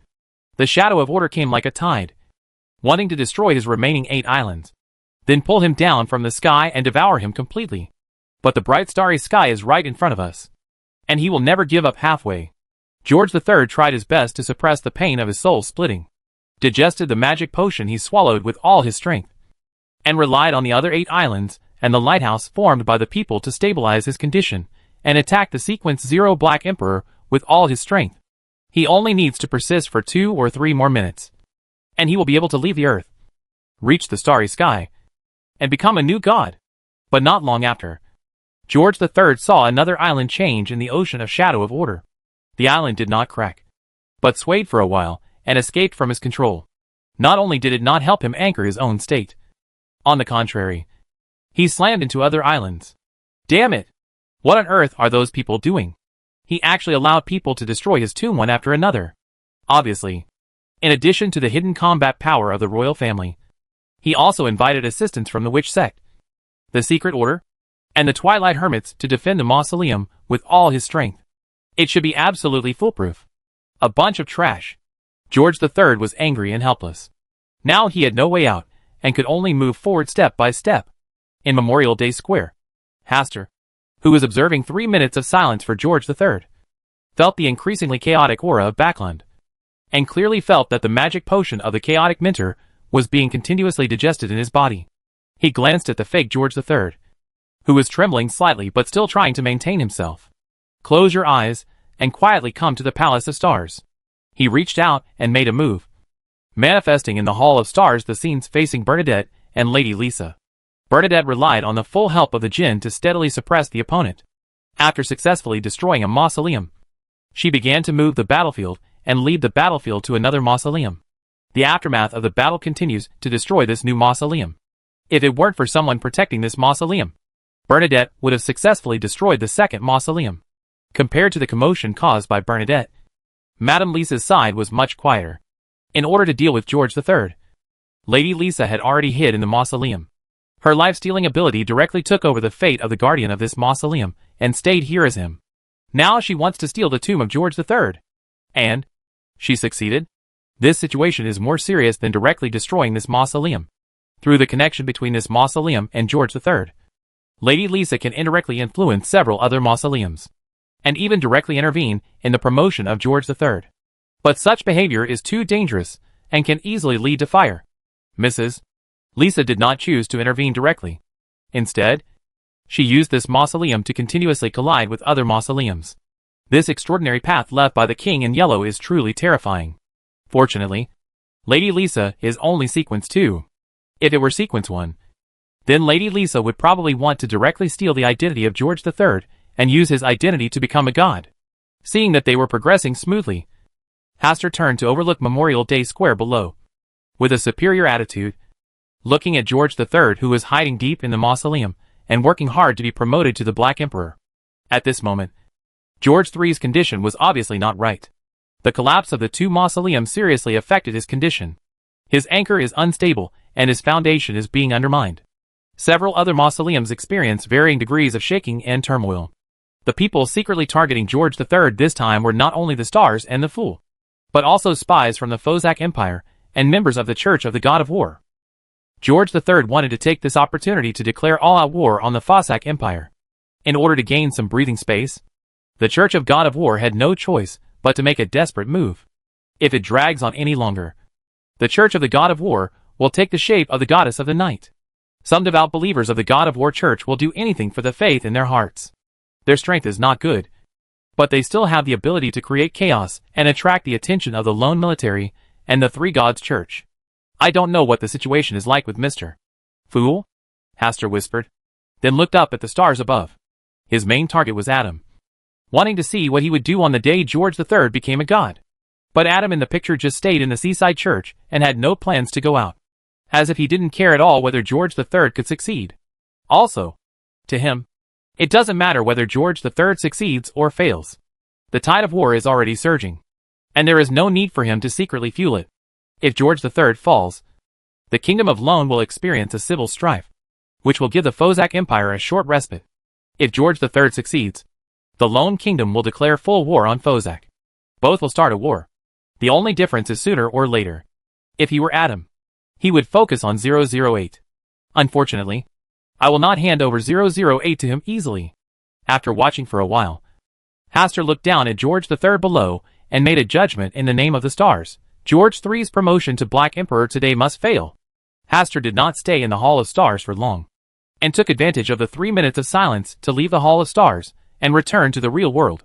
When the 3 minutes of silence ended, George III on the podium was about to continue saying something, but his body shook violently. In full view of the public, the serious and old-fashioned George III, with his two mustaches, exploded with a bang. His flesh and blood turned into fireworks, sprang into the air, gorgeous and colorful. Chapter 377 George III and Mr. Door. Under everyone's shocked and dull gazes, Emperor George III, the ruler of the Kingdom of Lone and the Rost Islands, exploded like a ball of plasma. The members of the royal guards closest to him were wearing silver armor, and their faces that were not protected by the armor were stained by the blood that exploded, causing them to collapse to the ground in fear. Emperor George III is dead. He died inexplicably in front of everyone's eyes. Panic and disorder began to spread. Audrey's location was relatively close to George III's podium. She could clearly see how George III's body was torn apart bit by bit just now, and how the plasma in his body exploded. For some reason, in this moment of shock and panic, when everyone's eyes were focused on George III, she subconsciously looked at Mr. Hastur opposite. He was also looking at George III, but there was not even a trace of shock or panic on his face, and a deep smile could even be seen in his eyes. Did Mr. Hastur already know that King George III would fall today, so he was not shocked at all? Audrey didn't have time to think too much. Count Hall standing next to her had a stern look on his face, and quickly ordered Hibbert and Alfred to protect her and Countess Hall from leaving here. Ah! I don't know which noble lady made a panic scream, which instantly triggered the accumulated panic. Not only the royal family members were panicking like headless flies, but even the royal guards guarding the surroundings didn't know what to do now. I wanted to protect the body of George III, but the explosion was so complete that not even a complete bone was left. During this time of fear, confusion and panic, Audrey gradually calmed down. She switched to the audience's perspective, watching everything coldly, while feeling various complex emotions coming from all directions. Grief, sadness, panic, fear, confusion, and even joy and happiness. The various emotions burst out by the onlookers at this moment filled the entire Memorial Day Square in an instant, forming a sea of souls. And she, Audrey Hall, was an isolated island floating in the ocean of the soul. Despite the impact of the seawater, she still watched the majestic waves of the ocean of the soul as a bystander. Even the small splashing waves. Nothing missed. The psychiatrist's potion in her body was completely digested at a visible speed, and an inexplicable realization filled her mind, as if a switch had been turned on, making her eyes look at the world in front of her with a little more clarity and indifference. Audrey noticed the changes in her body, and couldn't help but sigh in her heart. Is she eating steamed buns with human blood? Or should I say thank you to King George III for his deathbed gift? When Audrey was sent away from here, she took another look at the place opposite where Mr. Hastur was. At this moment, Mr. Hastur was also watching everything in front of him with an absolutely calm and indifferent attitude. It's just that he is different from himself. What he sees is the complex emotions and people's hearts in people's hearts, while what he sees is the chaotic and disorderly behavior of the crowd. As if aware of her prying eyes, Mr. Hastur glanced at her. There was encouragement in his eyes, and a sense of companionship as a bystander. Mr. Hastur, what kind of real face is underneath your mask? Audrey whispered in her heart. And Sue? She and her mother, including other panicked aristocratic ladies, were sent to a safe place for protection. It turns out that chaos also has its own kind of beauty. Hastur looked at the panic-stricken crowds everywhere in his field of vision, ranging from royal family members to ordinary people. At this moment, they took off their respective identities and showed the most helpless side of their hearts in a naked posture. Order, at this moment, appears unbalanced and blank, just like the characters in a beautiful painting. When someone holds a torch to burn the painting, they suddenly take on a life of their own and begin to wander around, deviating from their original positions and forming a chaotic beauty. Hastur silently felt and tasted this chaotic meal, and the magic potion of the Chaos Master in his body was also accelerating digestion. At this time, he truly understood what kind of legacy the ancient sun god had left behind when he died. Only those who witnessed and participated in the fall of the ancient sun god could be promoted to gods in a short period of time, because the testimony itself is a huge wealth. The fall of George III was like this, let alone the fall of the ancient sun god. After a brief period of chaos, members of the royal family and nobles began to stabilize the order on the scene, and the outermost soldiers completely surrounded the entire Memorial Day square. This was because they wanted to find the possible perpetrators of the assassination of George III. The church leaders, who knew some inside information, allowed this search because both the church and the Kingdom of Loan needed a scapegoat. Otherwise, public anger and doubts will easily destroy the order that has been built with great effort. Feeling the disappearance of the chaos, Hastur gently closed his eyes and entered the Hall of Stars again. He wanted to determine whether George III had completely fallen. When reading the original work, he always felt that George III fell too easily. Even if he failed to be promoted to Black Emperor, George III was still a Sequence 1. And he possessed 3 Sequence 1 extraordinary characteristics and uniqueness. Such an existence is stronger than Adam and Amon at this stage, and similar to Mr. Min back then. Mr. Min can still persist in resisting the pollution from the fallen mother goddess. But George III completely perished because of his failed promotion. Moreover, this time there is also a butterfly effect brought about by himself, which makes George III's promotion to Black Emperor earlier than expected. Maybe there will be some new changes. When Hastur looked into the depths of the Black Mausoleum, George III's body had indeed exploded, but the pieces of flesh and blood were strangely suspended in midair, trying to piece together a face of George III. Behind that face, there is a translucent and strange portal being generated. Not dead yet? What is that portal? Hastur wanted to zoom in and see more clearly, but suddenly a wave of trembling and panic surged in his mind. This is a spiritual reminder.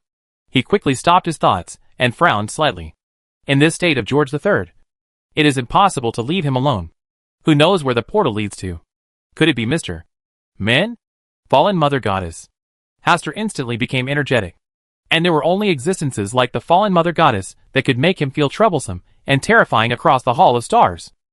Moreover, during this period of time, the Fallen Mother Goddess has been keeping believers active in Backland, and she might actually be on the line with George III. The blood and conditions that Mr. Min needed to break the seal back then might be able to be gathered quickly with the help of George III. George III must not be allowed to cooperate with the Fallen Mother Goddess. George III, as a qualified emperor, you should die completely. On the outskirts of Backland, deep in the ruins of No. 1, George III, who failed to be promoted, has lost the possibility of attacking the Black Emperor. His body was also being swallowed by the shadow of order due to his failure in promotion. But he doesn't want his long-term forbearance and dormancy to become a joke. So at the last moment of his life, he tried his best to outline a portal that could communicate with Mr. Door. Not long ago, someone found me, said he could help me, and introduced Mr. Min to me. He had heard his ancestor William the First mention this legendary figure. He was originally called the being closest to a god. Even existences such as Adam, Ammon, and Medici must be ranked behind him. But something happened to him later, and he suddenly disappeared. There were rumors that he was preparing for a ceremony to be promoted to god. And some said that he was sealed away by the goddess of night and other true gods. For such a legendary figure, out of caution, he only communicated with the other person through the seal once. Mr. Min is indeed sealed by the goddess of the night and other true gods. If he helps him unseal, he can be promoted to a true god. But he is not that stupid to easily believe that Mr. Min will help him break the seal. But Mr. Min didn't pay too much attention to it. He just mentioned it and said nothing more. Instead, he said that his promotion to the Black Emperor this time would definitely fail, because a mysterious existence would not allow him to become a god, and would definitely let his followers stop and destroy it. At first, he did not believe what Mr. Min said. Later, people continued to secretly spread bad news about the lone royal family, targeting him as the king. This made him alert and worried. But he still hasn't contacted Mr. Min. This old guy who has lived for who knows how many years will only take the opportunity to harm himself, and will never really help him. It was not until he was examined by the Church of the Three Gods that he began to feel more and more uneasy. A Bernadette can accurately broadcast the day when he wants to be promoted to the Black Emperor. This is enough to prove that there are already people who don't want him to be promoted smoothly, and are trying to kill him. Therefore, out of uneasiness and curiosity, he contacted Mr. Min again. He wanted to know which mysterious existence didn't want him to become a god. The stars and the fool. This was the answer Mr. Min finally gave him.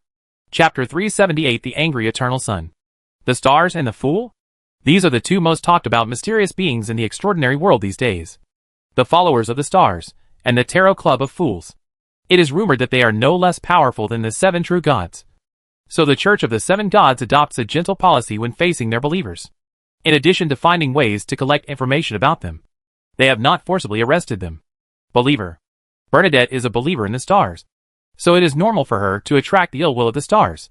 But this fool, he does not remember any offense against the other party. And he does not even embarrass his believers. But they together prevented him from becoming a god? Mr. Min did not give an answer to this question, but left the last rune, saying that when he failed to be promoted, he could try to make a last-ditch effort. Now, he has reached a desperate moment.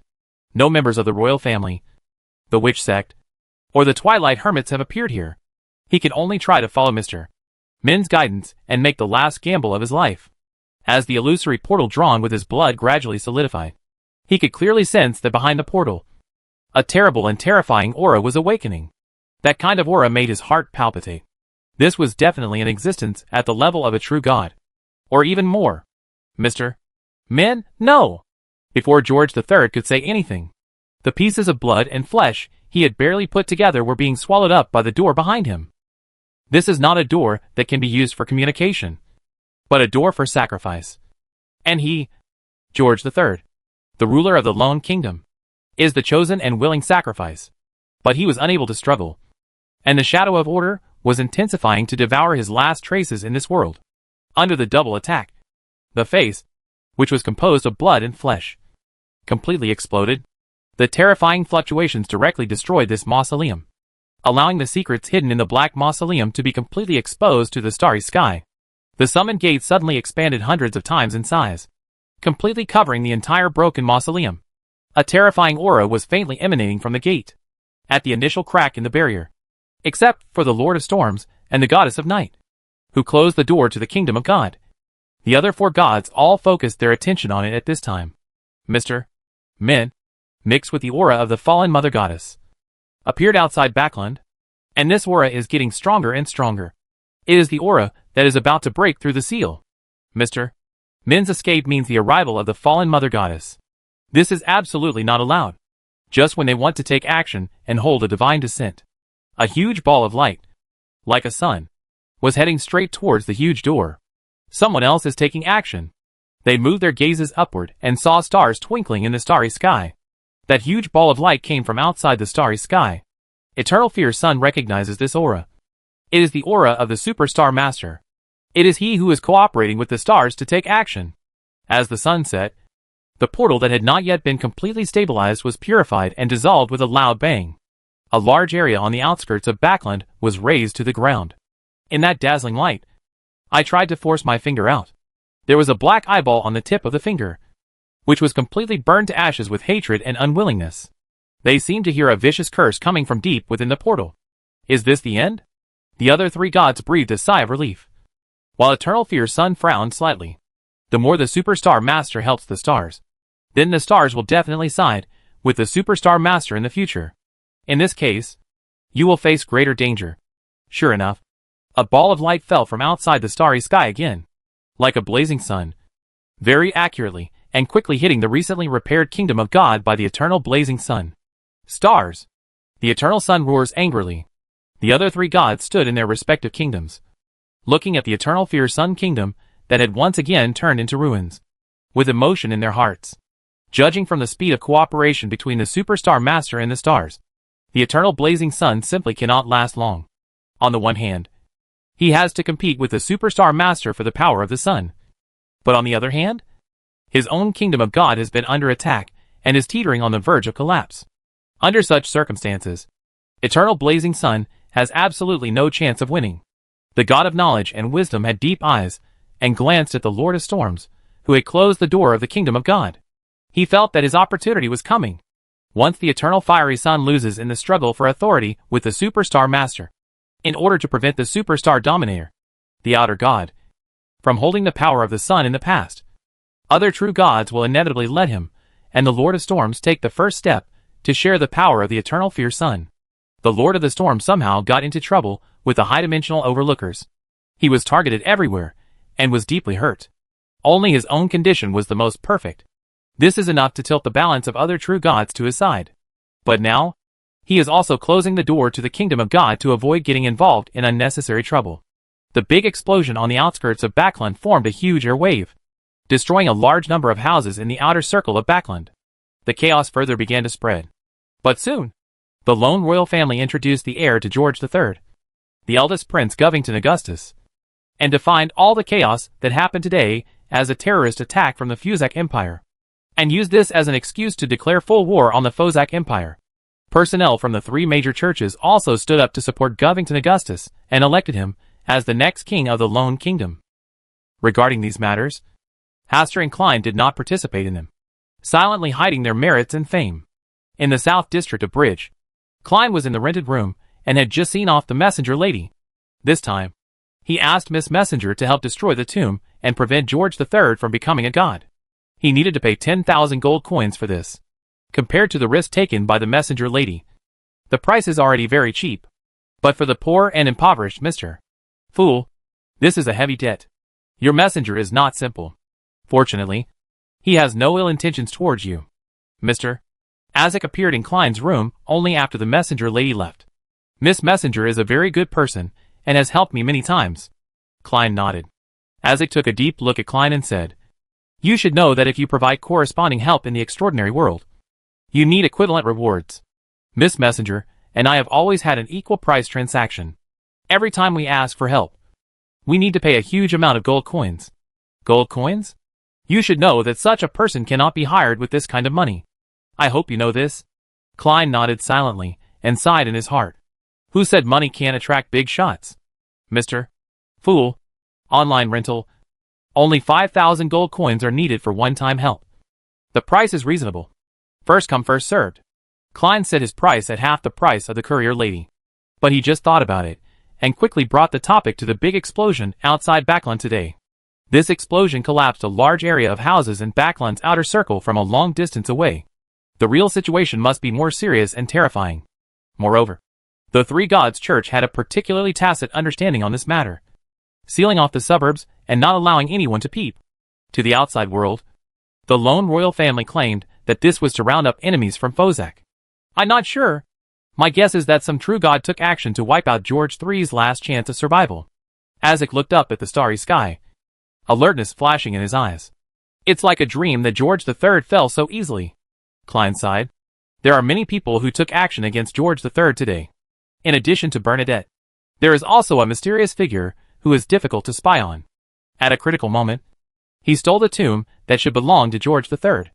This is why George III directly failed to be promoted. Klein also believed in this. And he was also in the mausoleum at that time. Does Mr. Isaac know anything about the stars? Isaac didn't answer. He just told Klein not to think too much about the starry sky. Klein understood that this was Mr. Isaac's protection for him. So he changed the topic to a lighter topic. Mr. Isaac, where do you want to go next? North Fossack, where it starts to freeze in September, is very suitable for sea fishing and seal fishing. Do you want to go together and relax? No. I still have something to deal with. Klein shook his head and refused. He still needs to return to the sea to seek opportunities to advance to higher orders. Moreover, once he followed Mr. Isaac and had someone to rely on, he was afraid that he would never want to take risks again. Sometimes people should relax. Isaac saw Klein's complicated mood. I will keep writing to Mr. Isaac. I'm looking forward to your letter. It will be one of the few comforts I have on the distant ice and snow. Isaac did not stay with Klein for long. He took action to prevent George III from becoming a god. As long as the lone royal family is interested, they will definitely find out his identity. After bidding farewell to Mr. Isaac, Klein felt much more relaxed. He went to the restaurant along the street to eat as usual. When he saw Leonard rushing over and then rushing upstairs to check on Benson and Melissa, he finally felt relieved. Tomorrow, he will leave Backland and return to the sea to be a pirate hunter. Although Miss Messenger will not collect debts, the feeling of being in debt is really uncomfortable. Chapter 379, When Azhara Awakens Susie. The fall of George III, in addition to causing great confusion on the first day, had already become the object of people's after-dinner chat on the second day, and various legends about the mysterious death of George III spread. Some people said that he had offended the gods and was suddenly punished by them. Some people also say that this is an assassination by the Fozak Empire. All the well-known newspapers across the Kingdom of Lone also published this incident. Within a day or two, the news had spread throughout the Kingdom of Lone. Under the instruction of the Lone royal family, the Fozak Empire became the culprit of this incident. In the border area, the army of the Lone Kingdom had begun to attack the Fozak Empire. On the second day after the death of George III, his successor, Govington Augustus, appeared in public view. He was determined to annex the Fossack Empire and complete the great feat of expanding the territory. He did not look sad at all. That's how successful it was. Forsey and Zio, knowing that something big was going to happen, did not go to attend George III's lecture that day. Instead, they closed the door and hid at home. It was not until the day after the death of George III that Hugh, who went out to inquire about the news, saw the relevant records in the newspaper, and then bought a newspaper and went home. Forsey looked at the contents of the newspaper with disbelief on her face. The eye-catching headline, "The Great King George III was assassinated to death," reminded her that this matter was true. "Sir Sage is really amazing," Zio said with a look of longing and regret. "If I had known that day, I wouldn't have hidden at home with you, so that I could see the fall of George III with my own eyes." "Hush. You're looking for death. Don't talk so loudly." Forsey hurriedly reminded Zio to be careful with what she said. Zio held Forsey's hand with a flattering smile on his face. "Okay. I just feel a little pity. On such a great day, I can only stay in the room with you, and I have to worry all the time. Someone will come looking for revenge." TSK. When the explosion sounded, you were obviously still glad that you didn't attend George III's speech. What a wise thing to do. Zio looked embarrassed, and in the end, he could only pretend to be stupid and not answer. While the two were chatting and joking, a pea vine grew out of the hall, and the top intertwined into a swing made of emerald green vines and pink and white flowers. The sage is sitting on this swing full of fairy tale colors, gently swinging up and down. Forsey and Zio stopped playing, looked at Bernadette on the swing, and then looked at each other. They understood that the sage was in a good mood today. The matter of George III has been resolved.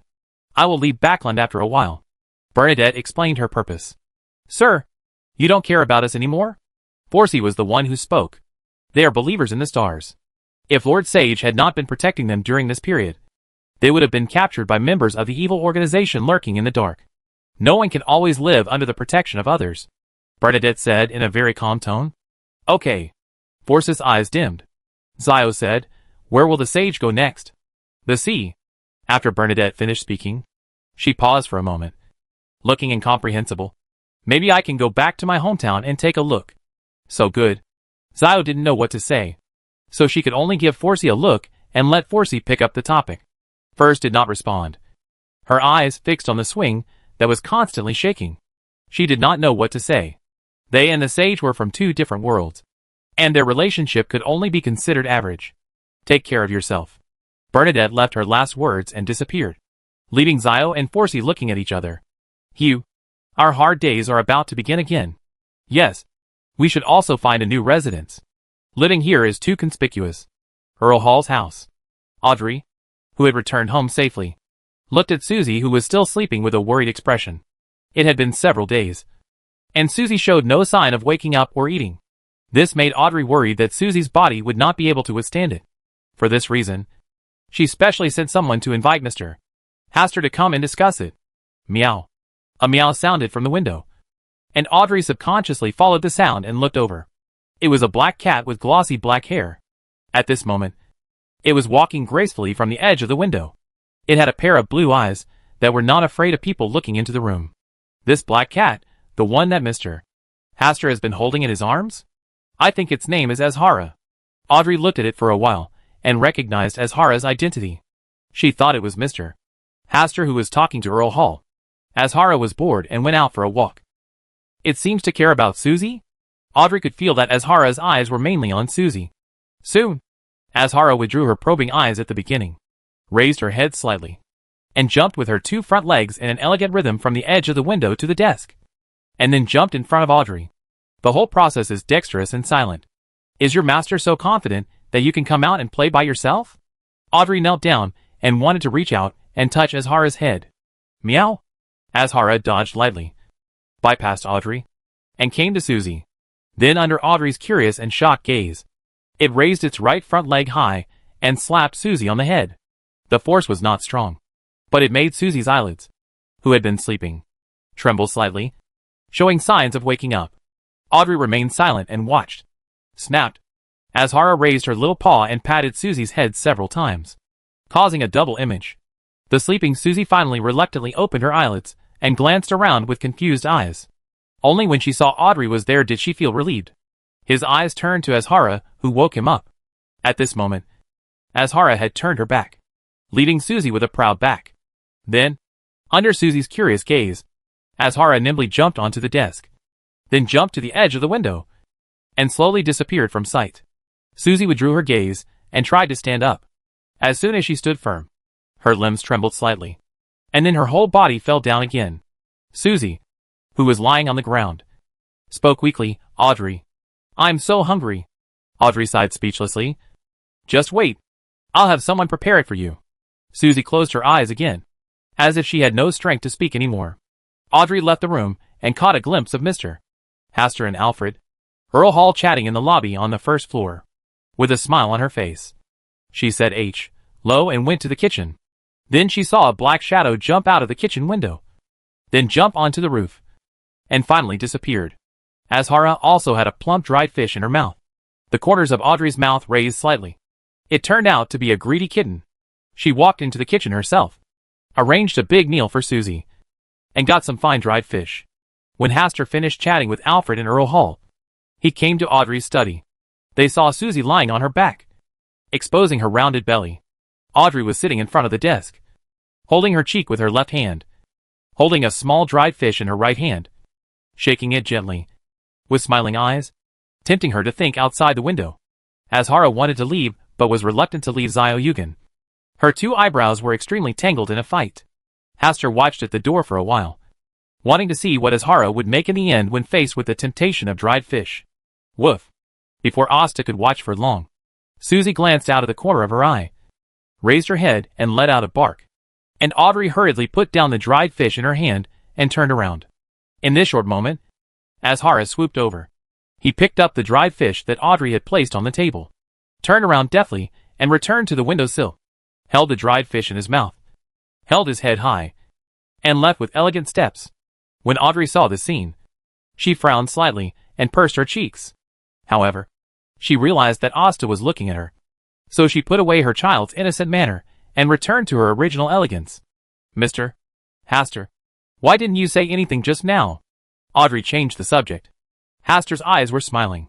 I was just admiring the battle of wits and courage between you and Azhara. Audrey's cheeks turned slightly red, and she glared at Hastur. It's only Mr. Hastur who taught her well that Azhara is so smart. Susie is also very smart. Woof. Susie echoed. This sentence deeply touched its heart. Mr. Hastur seems to like Susie very much? Who can resist a golden retriever who is smart and can read? Audrey raised her eyebrows slightly and said deliberately, I still prefer Azhara. Susie, it seems your master doesn't want you anymore. Do you want to stay with me for a few days? Wow.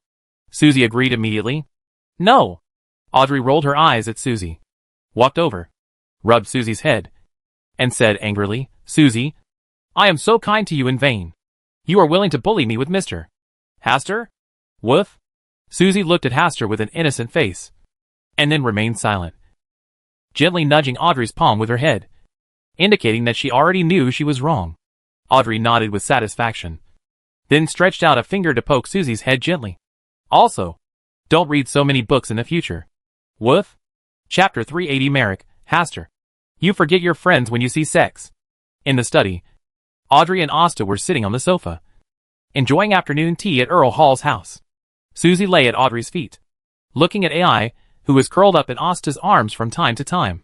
Sarah, Azhara, who had stolen the dried fish, walked around in a big circle, then came back, openly took the dried fish that Audrey brought specially, and hid it in Hastur's arms.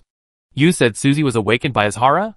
After listening to Audrey's description of Susie's awakening status, Asta looked down at Azhara in surprise, who was contentedly eating small dried fish. Why didn't he know that Azhara could heal diseases? Did it learn it from Sharon? Facing Hastur's disbelief, Azhara closed her eyes, and was too lazy to explain. Yes, Susie was sleeping until Azhara arrived, and she woke up from her slumber. Audrey described in detail how Azhara woke up Susie, lying on the ground. Susie quietly raised her ears and listened. Hastur was silent for a while, and looked at Azhara with a complicated expression. If he guessed correctly, Azhara patted Susie on the head, not intending to wake Susie up in this way at all. She just watched Susie sleeping and her hands were itchy and wanted to pat Susie a few times. Unexpectedly, Susie woke up at this moment, giving Audrey the illusion she had just now. Meow. Azhara responded softly, and then buried her head. Asta did not explain it to Audrey, but just smiled and said, maybe there is a communication method between them that we humans cannot understand. Woof. Woof woof. Susie subconsciously tried to communicate with Azhara in dog language. Azhara lazily squinted at Susie, then reluctantly meowed. Susie stood up from the ground. Her eyes widened, and she looked at Azhara in disbelief. Do they really have their own way of communicating? Even if one is a dog and the other is a cat? Audrey looked at Susie and Azhara back and forth curiously, but still couldn't believe Hastur's words. Ants and bees all have their own languages, let alone smart magical creatures like Susie and Azhara. Azhara too? Well, it's a natural assassin. Audrey showed an expression that seemed to be enlightened. No wonder her little tricks could not deceive Azhara. It turned out that Azhara, like Susie, had intelligence that was no less than human. His behavior just now to seduce Azhara with dried small fish must have been childish. Right? Meow. Azhara meowed at the right moment, as if she could hear Audrey's little thoughts. She couldn't help but glance at Azhara, and then realized that she was thinking too much. Azhara just urged Mr. Hastur to give it another small dried fish to eat. You've eaten a lot today, and your stomach is almost full. Meow. Azhara was immediately discouraged and lay motionless in Hastur's arms. Audrey watched with envy the interaction between Mr. Hastur and Azhara, then inadvertently glanced at Susie, who had rounded her belly, and sighed. Obviously, Susie was very cute when she was little. She was so small that she could hold her in her arms, and occasionally feed her some goat's milk. Now, Susie's body was so strong that it was difficult to lift her up from the ground. Woof. Susie raised her head and looked at Audrey. The meaning she wanted to express in her eyes was very clear. Is it my fault for growing up? At around 4 o'clock in the afternoon, Hastur left Earl Hall's house. He originally came to see Susie at Audrey's invitation today, but unexpectedly, Azhara solved the problem by mistake. This saved him a lot of time. I also said goodbye to Audrey. In a few days, after Backland returns to its former peace, he will set off to return to South Wales. Back home, Azhara jumped out of Hastur's arms and accurately found Sharon, who had arrived at an unknown time. Meow meow. Azhara meowed one after another, as if she was discussing something with Sharon, or secretly informing or instigating something. Hastur ignored the ghostly Azhara and said to Sharon, "This time Merrick wants to return to South Wales with us. What do you think?" Sharon didn't answer, just looked at Hastur. "I will reject Merrick's request right now. He is young and it is time for him to work hard. It is best to stay in a metropolis like Backland," Asta said quickly. Sharon withdrew her gaze, lowered her head, and stroked Azhara's little head. At around 9 o'clock at night, Hastur came to the Brave Bar and righteously rejected Merrick's idea of going to South Wales. Merrick's already pale face looked like a corpse that had been dead for many days and was buried deep in the soil. He stared at Hastur with a resentful look. A guy who forgets his friends when he sees sex. Hastur turned a deaf ear to this, with a natural look on his face. He drank wine while appreciating the quality of this glass of wine. "You pay for tonight's drinks." "No problem." Asta raised the corner of his mouth slightly, and generously took out a stack of 10 gold-pound notes from his coat pocket. Then counted 10 of them in front of Merrick and put them on the table. "This money is enough for you to drink for 3 times. It's been 3 days and 3 nights. Merrick was speechless. "Do you think money can make up for the behavior of forgetting friends after seeing sex?" "Forget it." Asta made a gesture to take back the money, but Merrick was already 1 step ahead of him and held down the money with the palm of his right hand. "There is no reason to take back the money that was taken out." Hastur clicked his tongue and leaned back slightly. "I can take back all the water I spilled without missing a drop, let alone just 1 word.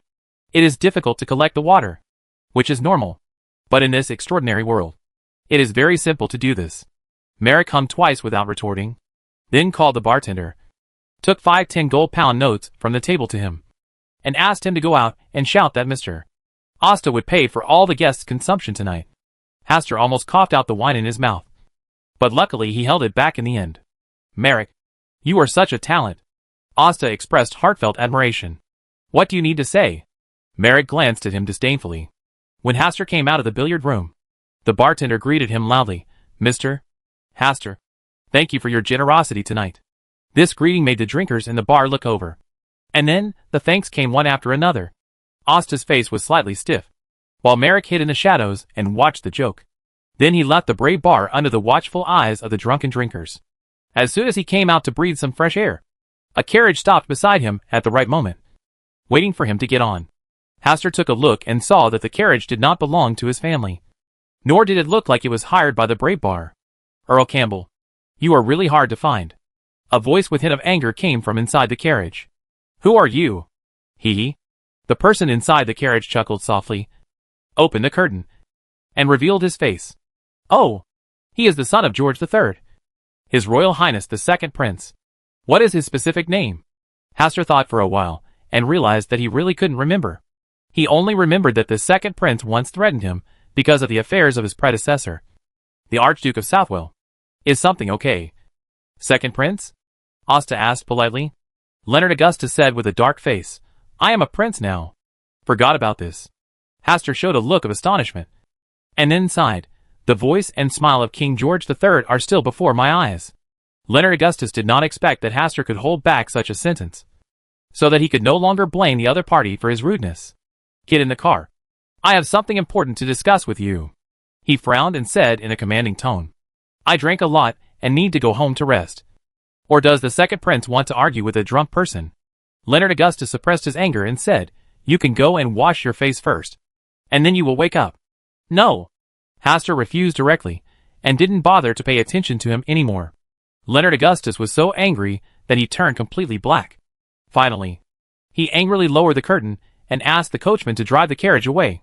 "George III has just died, and I have no interest in getting involved in the internal affairs of your royal family." Hastur didn't need to guess to know the purpose of the other party looking for him. Currently, he had become famous in South Wales County. In addition, the Archduke of South Wales fell into the water and died, so he was considered the actual controller of South Wales County. In addition, he is still very young, so he does have the value of winning over. Maybe tomorrow, and the day after tomorrow, when Govington too is free, he will send someone to find him. He had no interest in participating in such a troublesome matter. Let people like Earl Hall worry about taking sides. Sure enough, the next afternoon, the new king of Lone Kingdom, Govington too, sent someone to invite him to tonight's dinner. Earl Hall Prime Minister and other powerful nobles all received the invitation. Asta didn't want to get involved in these things. But he hasn't left Backland yet. And there is really no reason to refuse. Moreover, this Govington too has just come to power. If he refuses, it will give too many associations to others. Therefore, Hastur went to Earl Hall's house first, and then followed him to attend tonight's dinner. Even if something really happened, Earl Hall would still be there to discuss it. Chapter 381. Want to take advantage of Audrey? The dinner was held in a garden in the palace. Hastur followed Earl Hall to greet the nobles who came to the dinner. Earl Hall introduced their respective origins to Hastur.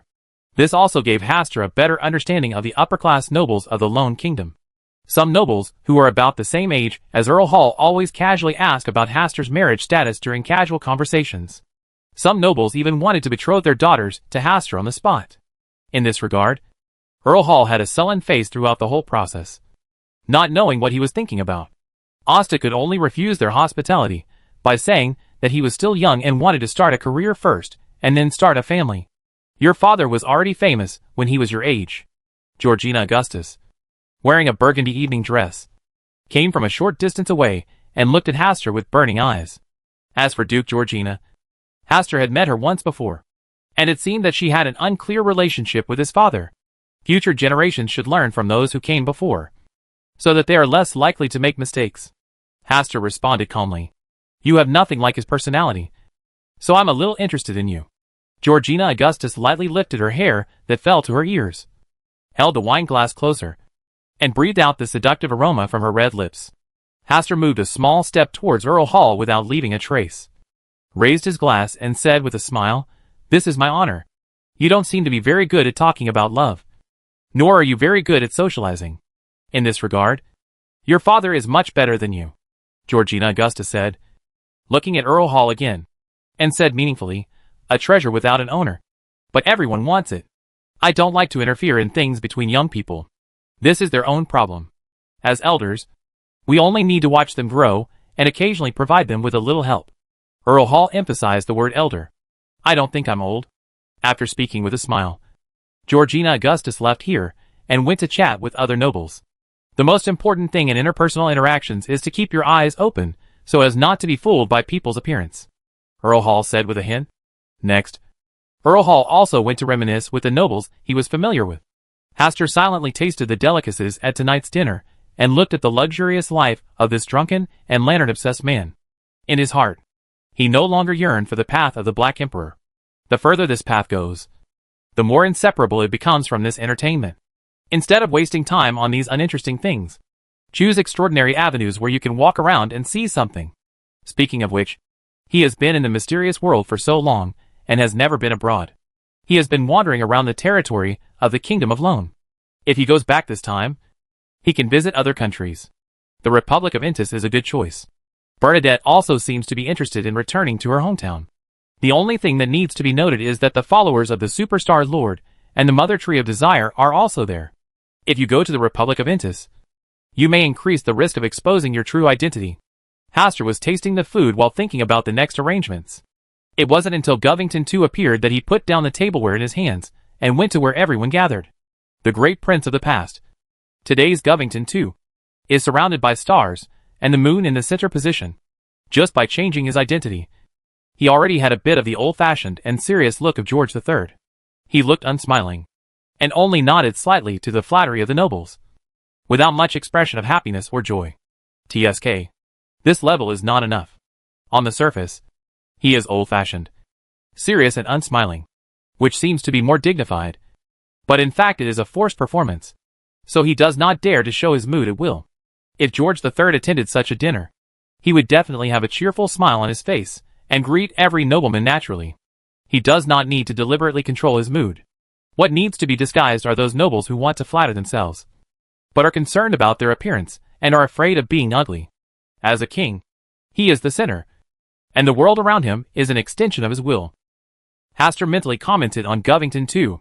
Although he helped strangle George III to death, he could not deny that George III was a pretty good king. The new king is not much older than you, and he likes to promote young people. This is your chance, Earl Hall said in a low voice next to Hastur. Hastur nodded and said, Thank you, Earl Hall, for the reminder. I will try my best to leave a good impression in front of the new king. Earl Hall said nothing more, but looked through the crowd at Govington too, who was surrounded in the center. The new king was ambitious, and wanted to expand his territory, and become a greater king than George III. Now, the conquest of the Fozak Empire is an excellent opportunity. Govington too chatted with the surrounding nobles for a long time before his eyes fell on Earl Hall. Earl Hall, isn't Miss Audrey here tonight? Earl Hall had a straight face, and replied seriously, she had a stomachache this afternoon and really couldn't come to tonight's dinner. She feels sorry for that. A string of questions arose in Hastur's mind. Isn't tonight's dinner for discussing political affairs?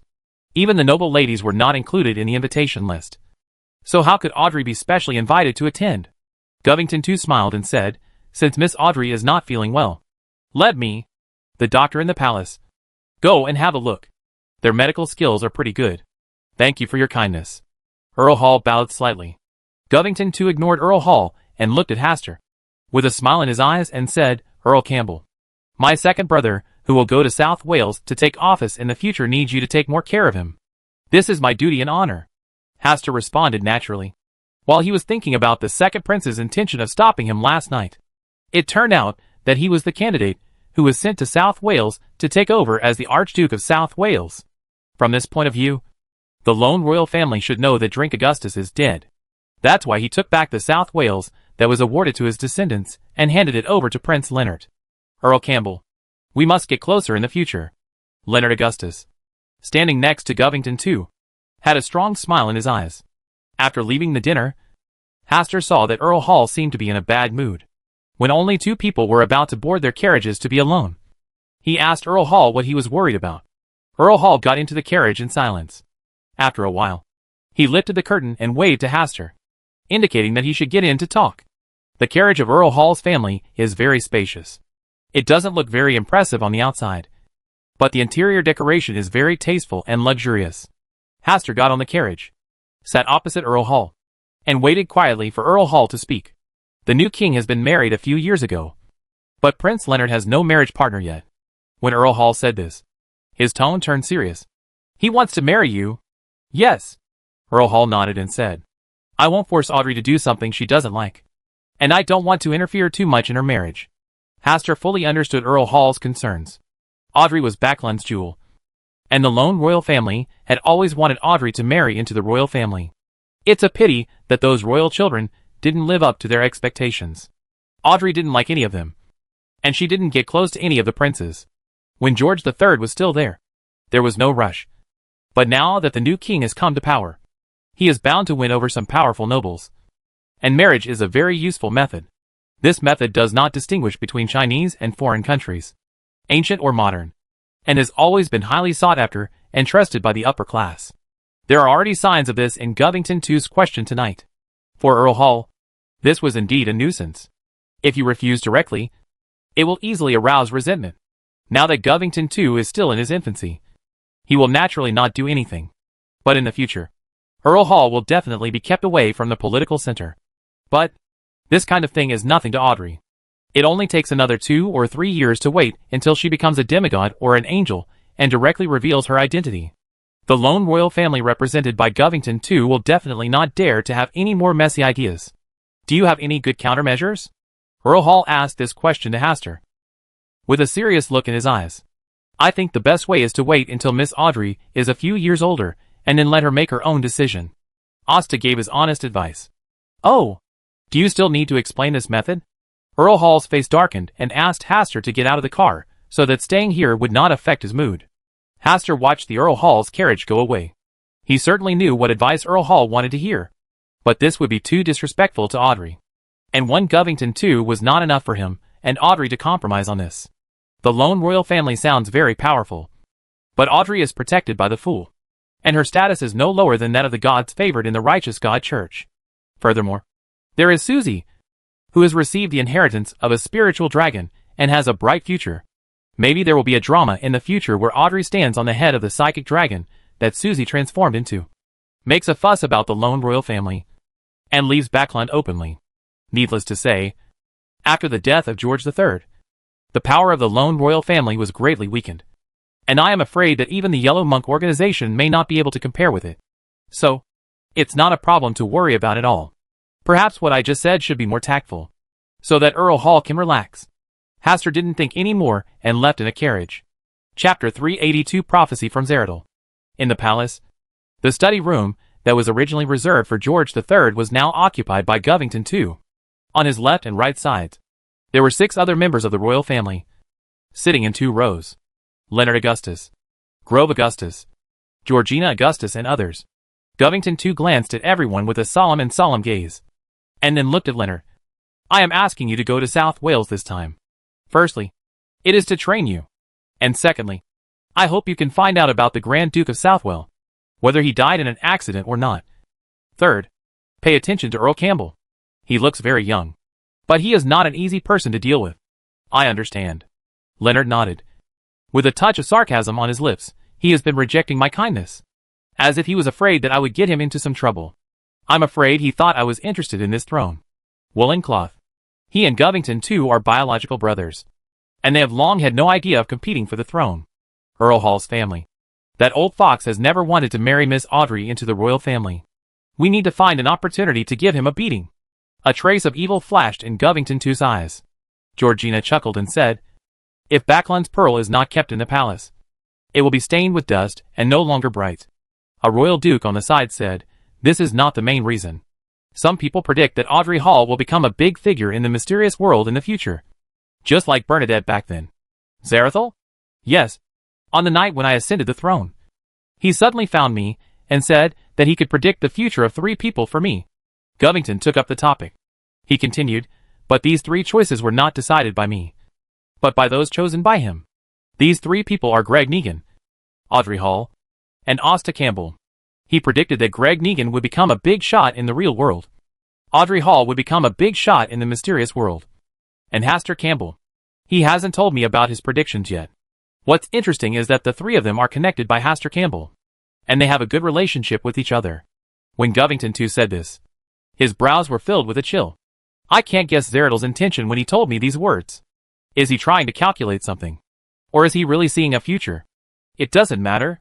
Prevent me from paying extra attention to them. Georgina said coldly, Don't trust that person's words too much. He is not so kind. You'd better stay away from him. I have been on guard against him.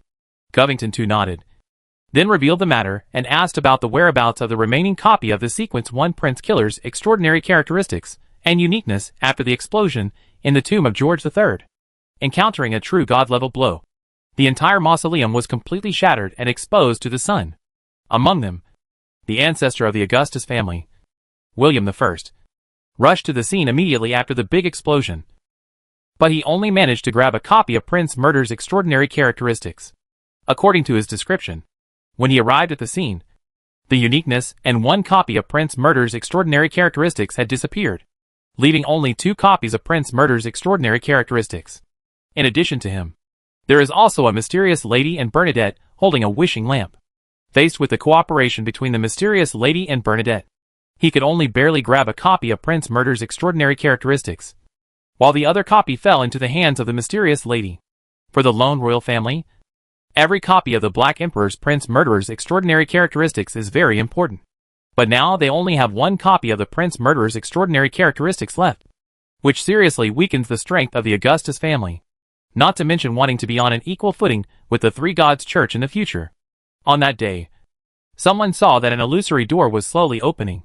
According to the runes on it, it looked very much like the emblem of the Abraham family. Recently, people from the Abraham family have been very active in Backlund, and they have announced that their ancestor, Mr. Min, is about to return. The uniqueness and the extraordinary characteristics of Prince Murder are very likely to be snatched away by Mr. Min through the illusory door. Someone stood up and talked about the results of the investigation during this period. Mr. Door? Everyone present was in a solemn mood. He was a legendary figure. Even if George III became a god, he would at most be equal to him. That is a figure who is not a true god, but is not inferior to a true god. Could it be that the uniqueness and the extraordinary characteristics of Prince Murder were taken away by Russell from the air? Hastur sat in the Palace of Stars, reviewing what happened that day, after he attracted the attack of the Superstar Master and completely destroyed the portal that Mr. Door and the fallen Mother Goddess wanted to break out of. George III completely exploded. And the uniqueness and the extraordinary characteristics of the 3 copies of Prince Slayer also exploded at that time.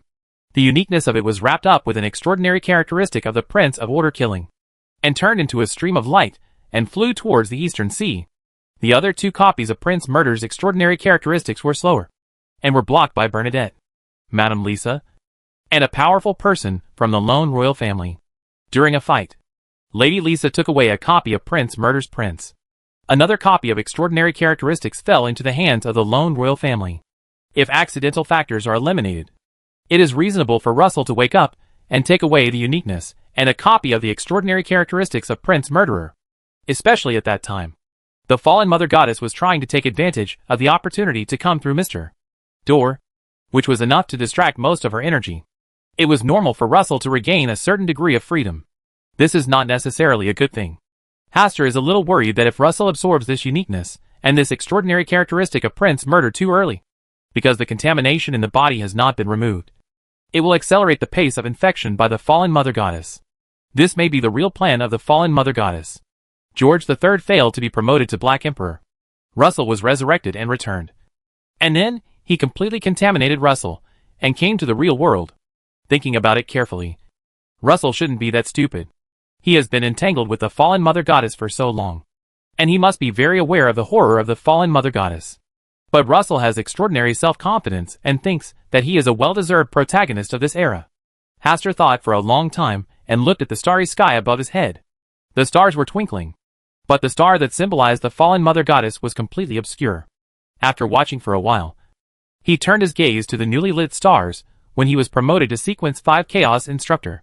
With the previous experience of the Superstar Master, the Mother Tree of Desire, and the High Dimensional Overlooker, after he was promoted, he did not immediately pull them to the Hall of Stars, but silently observed them. It can be regarded as identifying the old identities of the 2 outer gods. It should be the original hunger and unquenchable raving. Among them, the image of original hunger is that of a planet with a big mouth. With its mouth open, it can easily swallow a planet. Normally, he is very quiet. Devouring a planet is enough for him to digest it for tens of thousands of years. Only when hunger strikes again will he wake up from his slumber and then prey on planets full of life. The Earth is the next planet that he has set his sights on. So he ran from the depths of the starry sky to stay outside the initial barrier, constantly murmuring. His state is very strange. He seems to have no entity, but is composed of bursts of pure murmuring that echoes in the starry sky. Hastur has been observing him for a long time, but has never been able to see where his true form is. He has been floating in the starry sky, using his alluring whispers to attract and confuse other beings in the starry sky. Once a being is bewitched by his murmurings, it will become his food, slave, and possession, and it can no longer be broken away. If one were to choose to join the Council of Stars, his priority would be primordial hunger, not him. As for the earlier Ring of Fate, Hastur had no intention of letting him join the Star Conference. This guy was deeply hidden and was related to fate. His level of difficulty was not much lower than that of the fallen mother goddess. Hastur scanned the stars again as usual. Seeing that nothing happened, he logged off and took a rest. 2 days later, Hastur took Sharon and left Backland under the resentful eyes of Merrick and the farewells of Greco and Audrey. Woof. Oh! And Susie's send-off. Although it wanted to follow Hastur to adventure in South Wales, it ultimately chose to stay with Audrey. Greco glanced at Audrey, who was about to go back, and said with a smile, "I have something I want to talk to Miss Audrey about. I wonder if you have any other arrangements now." Audrey thought for a while, and accepted the invitation. In the past few days, she had also heard a lot of rumors about the lone royal family, and some about Gretel. I heard that his official career was not going well. The two found a less crowded cafe to sit down and chat. "I recently received a prophecy, both about you and me." "What prophecy?" Audrey rarely became interested. "In the prophecy, I will become a big shot in the real world, and you will become a big shot in the mysterious world." Greco looked at Audrey, who was slightly shocked, and said with envy, "I didn't expect you to have gone so far in the mysterious world. It's far away. I'm afraid only Hastur can catch up with you." "Well, in every sense of the word." Audrey frowned slightly and said, "Where did this prophecy come from?"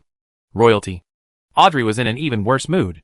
She just wanted to be promoted in obscurity, but she didn't want to be the focus of the storm. The person who made this prediction is really disgusting.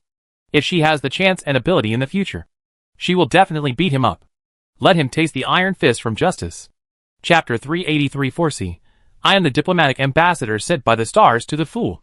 South Wales. When Hastur came back again, had missed the first 7 of the South Wales Archduke.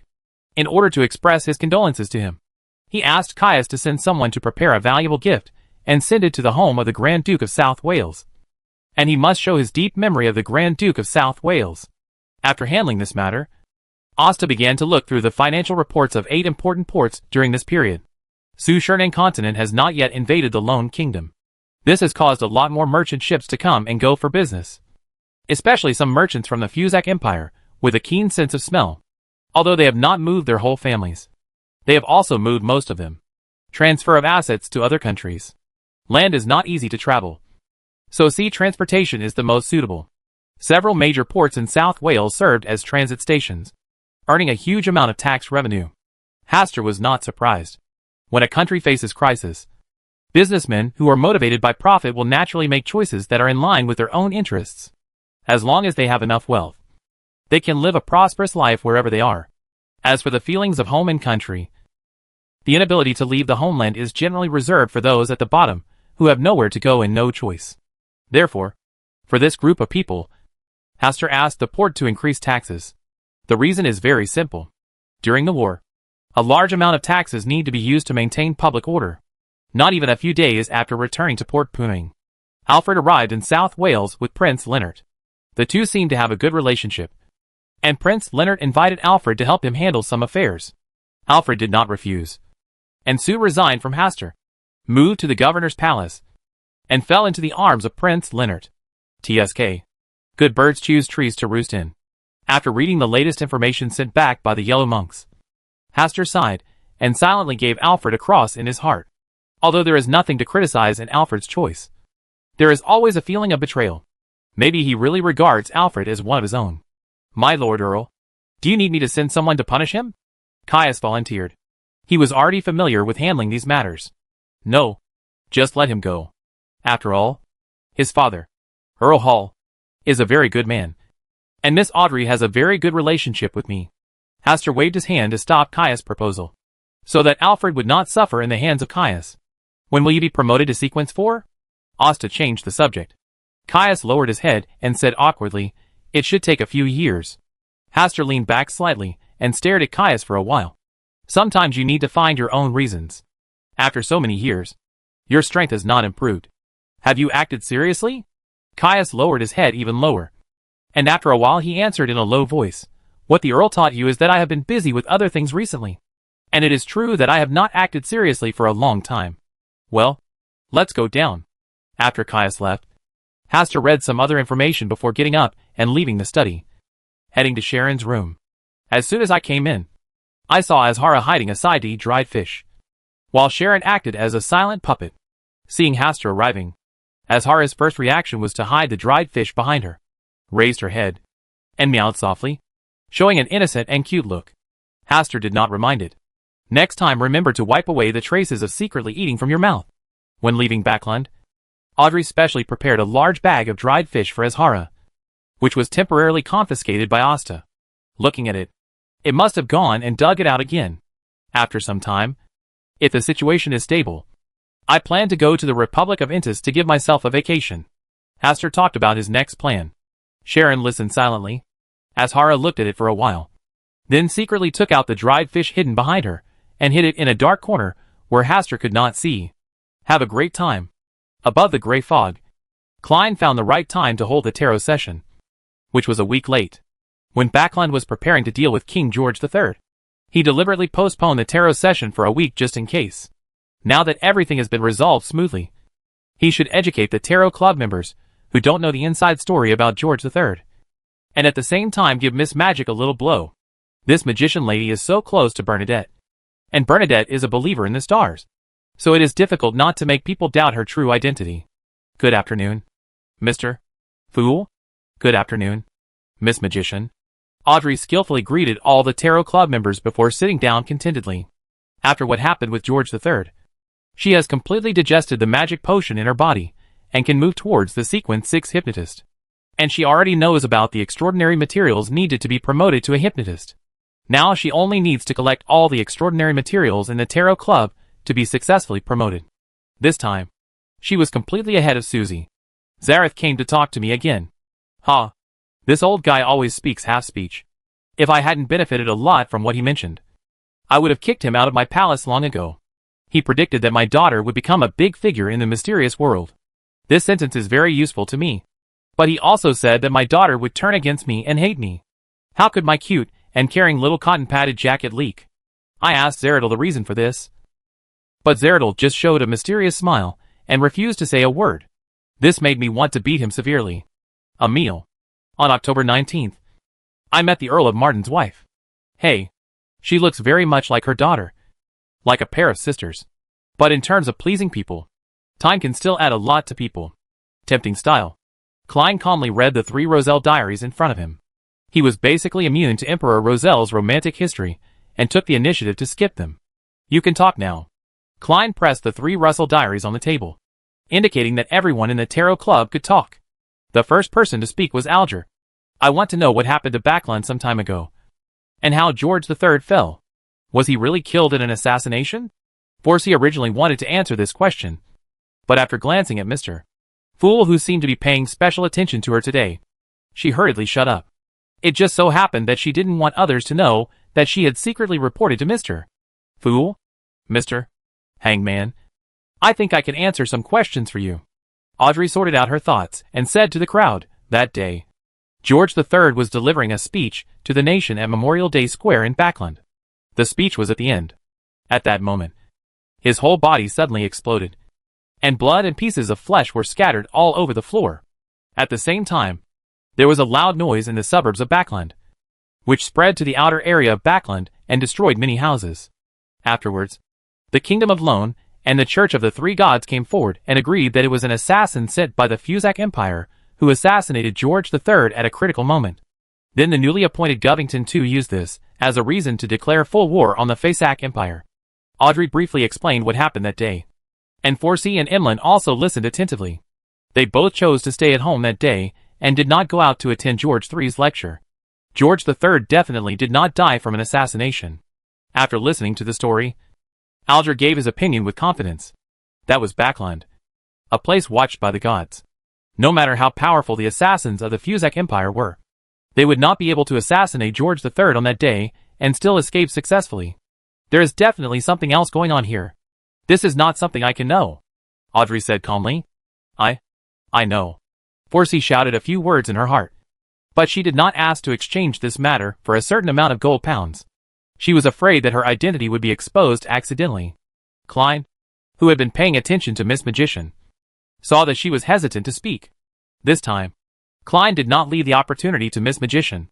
He controlled the world and spoke in a hoarse voice.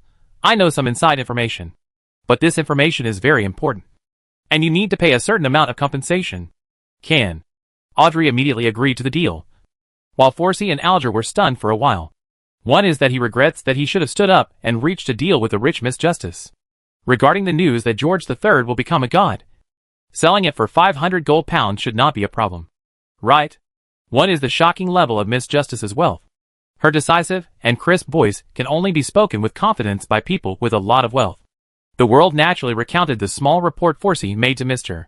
Fool last time, slightly adding and deleting a few sentences. After saying that, Mr. Fool, who was sitting at the top, glanced at Forsey. The meaning of knocking is clear. Forsey panicked and quickly lowered his head. She knew that Mr. Fool had begun to doubt her identity after the last whistleblowing incident. So this time, she specifically used the words of the world of believers to warn her to be more careful in the future. But soon, she thought about it again. Since Mr. Fool has seen through his identity as a believer in the stars, and still allows himself to participate in the Tarot Club, he may also want to get in touch with the stars through himself. Moreover, the Fool and the stars had just completed a transaction through him. So what did he have to fear? After all, I am the diplomatic ambassador sent by the stars to Mr. Fool? Thinking of this, Forsey straightened her back again, raised her head slightly, and calmly faced Mr. Fool's gaze. Hey, Miss Magician's mood changes very quickly. What gave her this sudden confidence? Klein found it interesting, so he withdrew his gaze. Chapter 384 The Common Will of the Fool in the Stars. George III wanted to be promoted to Sequence 0 Black Emperor on speech day. This news shocked everyone in the Tarot Society. Although they all already know that reaching the end of the extraordinary path is blasphemy. But when I actually heard that someone wanted to become a god, I still couldn't hide my excitement and shock. More importantly, George III failed despite being so well prepared. Why did George III fail to be promoted to Black Emperor? Audrey asked the question she wanted to know most. Because Mr. Fool disagrees. Sir Shaji's eyes were eager, and he bowed his head in the direction of Mr. Fool to show respect. And the stars? Forsey shouted in his heart. But he didn't dare to talk about the stars directly in front of Mr. Fool? Klein saw her thoughts and added lightly, on this matter. I have the same will as the stars. Stars? The stars organization that caused a stir in Backland during this period? Mr. Fool actually knows this mysterious existence? And he also quietly completed a cooperation with the other party. George III wanted to become a god. The remaining 6 true gods had no objections and chose to acquiesce. However, Mr. Fool disagreed, and neither did the stars. Therefore, George III failed in his promotion and fell. This is the most intuitive feeling in the hearts of Alger and others. After the shock, Audrey couldn't help but think of Mr. Hastur, who behaved a little strangely that day. Could it be that Mr. Hastur is a believer in the stars? She had always felt that Mr. Hastur was very mysterious. Maybe Mr. Hastur was behind the recent rise of Backland Star Organization. The more I think about it, the more possible it becomes. If Mr. Hastur is a believer in the stars, then he is a believer in the Fool. In this way, it is equivalent to cooperating with Mr. Hastur. Audrey raised the corner of her mouth slightly, glanced around the tarot club, and her eyes quietly fell on Miss Magician. She found that there was no look of shock in Miss Magic's eyes. Instead, she seemed to be hiding something, and was afraid of being discovered by others. Miss Magician already knew about George III in advance. It was also the last time she revealed the news about the fall of the God of War. But Miss Magician doesn't look like a big shot? Suspicious. Very suspicious. Maybe I have seen the other person before. Audrey just looked at it silently with her peripheral vision, and did not disturb Miss Magician. After the shock in everyone's eyes was hidden deep in her heart, she gave the world 500 gold pounds as a reward for the news. Originally, she wanted to give more. But recently she needed to purchase extraordinary materials for the Sequence 6 hypnotist. So she needed to use them sparingly. 500 gold pounds. Force's pupils widened. And then he glanced at the world with a complicated expression and remained silent. Okay. Klein was very satisfied with the reward. Especially since the reward of 500 gold pounds came from Miss Magician's pocket. He felt even more fulfilled. Last time, the gold pounds flew towards Miss Magician with wings. And now, they all flew back. Next, Audrey proposed the extraordinary materials she needed. In the end, Alger and the world took on the task. Derek also said that he would help search for it. But he did not need gold pounds, and allowed Audrey to do so. Oh, first, after settling her most important matter, Audrey brought up a topic as if nothing had happened. Which extraordinary path is better at predicting a person's future? Sequence 9 Fortune Teller. Alger took the topic naturally. Then at what level of extraordinary can one easily divine the ups and downs of a person's life? Audrey was very concerned about the prophecies coming from within the lone royal family. It should be Sequence 4 Demigod or above. Alger's answer was not very sure. Derek added, extraordinary people in the destiny path are also very good at seeing through other people's lives. I once heard the chief say that there is an extraordinary sequence in the destiny path called Prophet. I don't know the specific sequence. When Audrey heard this, she already had a certain understanding in her heart. The person who secretly predicted her future must be in these 2 extraordinary paths. After the transaction was over, Derek began to explain things about their Silver City. Their last adventure had ended, and after going back to rest for a while, they were heading to Afternoon Town to explore again. In a world where darkness has nothing to do, only the disorderly flashes of lightning in the sky can bring a little light to the world. Even if this light is insignificant to the people living on the ground, it is one of the few who can persevere in their lives. The light of hope. Afternoon Town, located near the giant king's court, is dark and dangerous, and has swallowed up countless expedition members from Silver City. After finishing this week's tarot session, Derek woke up from the campfire and subconsciously clenched the hurricane axe in his hand. The heavy and cold touch relaxed Derek's nervous mood. Every time he attended a tarot meeting outside, he was always afraid that as soon as he woke up, The world in front of him would suddenly collapse like a dream, or be filled with endless darkness, and no more light could be seen. Derek held the handle of the hurricane axe with his right hand and stroked the face of the axe with his left hand. He stared blankly at the flames of the campfire in front of him. The focus in his eyes was gathering little by little in the flames, and he had just escaped from the shock he had received in today's tarot club. An existence that could be promoted to a god, but fell under the will of Mr. Fool in the Stars. The outside world is so scary. The strongest chief in Silver City, if placed outside, would probably not be considered a powerful beyonder. After being shocked, he became curious and admired the stars. How wonderful it would be if the light of the stars also descended on Silver City. He really wanted to see with his own eyes what the bright starry sky looked like, instead of just looking at the illustrations in the book and imagining it. Puff! There was a slight sound, followed by the sound of something being dragged. Derek regained consciousness from his meditation, stood up, gripped the hurricane axe, put on a fighting posture with a wary face, and stared in the direction of the sound. There's a situation. Be careful of the monsters hiding in the dark. Light. We need enough light. The urgent voices of the team members rang out all around. And just now another person was dragged away by the monster lurking in the darkness. After a while, rustling sounds came from the darkness again. Derek listened for the direction, and swung the hurricane axe in his hand towards that direction. Several bolts of lightning flew out, and illuminated that corner of the area. The dazzling light of thunder and lightning made the monster hiding in the darkness let out a cry of fear, and then quickly retreated into a darker area. With this little time, the chief demon hunter Colin also arrived with people, and this place was temporarily safe. Demon hunter Colin swept around the remaining blood stains around the bonfire, and looked solemnly in the direction of the giant's court. This was the afternoon town outside the giant's court. The monsters in the darkness here are no longer afraid of the bonfire. The deeper you go, the more dangerous they will become. But if they don't give it a try, they will never be able to find their way out of this world, and they won't be able to see the sea or the stars. He glanced at Derek, who was on guard, without leaving any trace, and then called everyone together, asking them to form a team to help each other, as they had done in the previous experience, to prevent the monsters in the dark from attacking again. Demon Hunter Colin walked at the front of the team, exuding a bright and holy morning light, just like the first ray of light falling on the earth when the sun rises. The area here immediately lit up like dawn. The monsters who were afraid of the light of the morning light fled away one after another, and their dense numbers were like a black tide. Let's go. Keep going. Demon Hunter Colin led Derek and others deeper into the world with the morning light like a realm. Not long after, they arrived near a half-collapsed church. This church originally had a high tower, and the overall structure was made of classical stone columns and masonry arches, which was heavy and dim, passing through the dilapidated gate that can accommodate the passage of giants. We arrived at the prayer hall. The statue of the god originally enshrined here has been destroyed.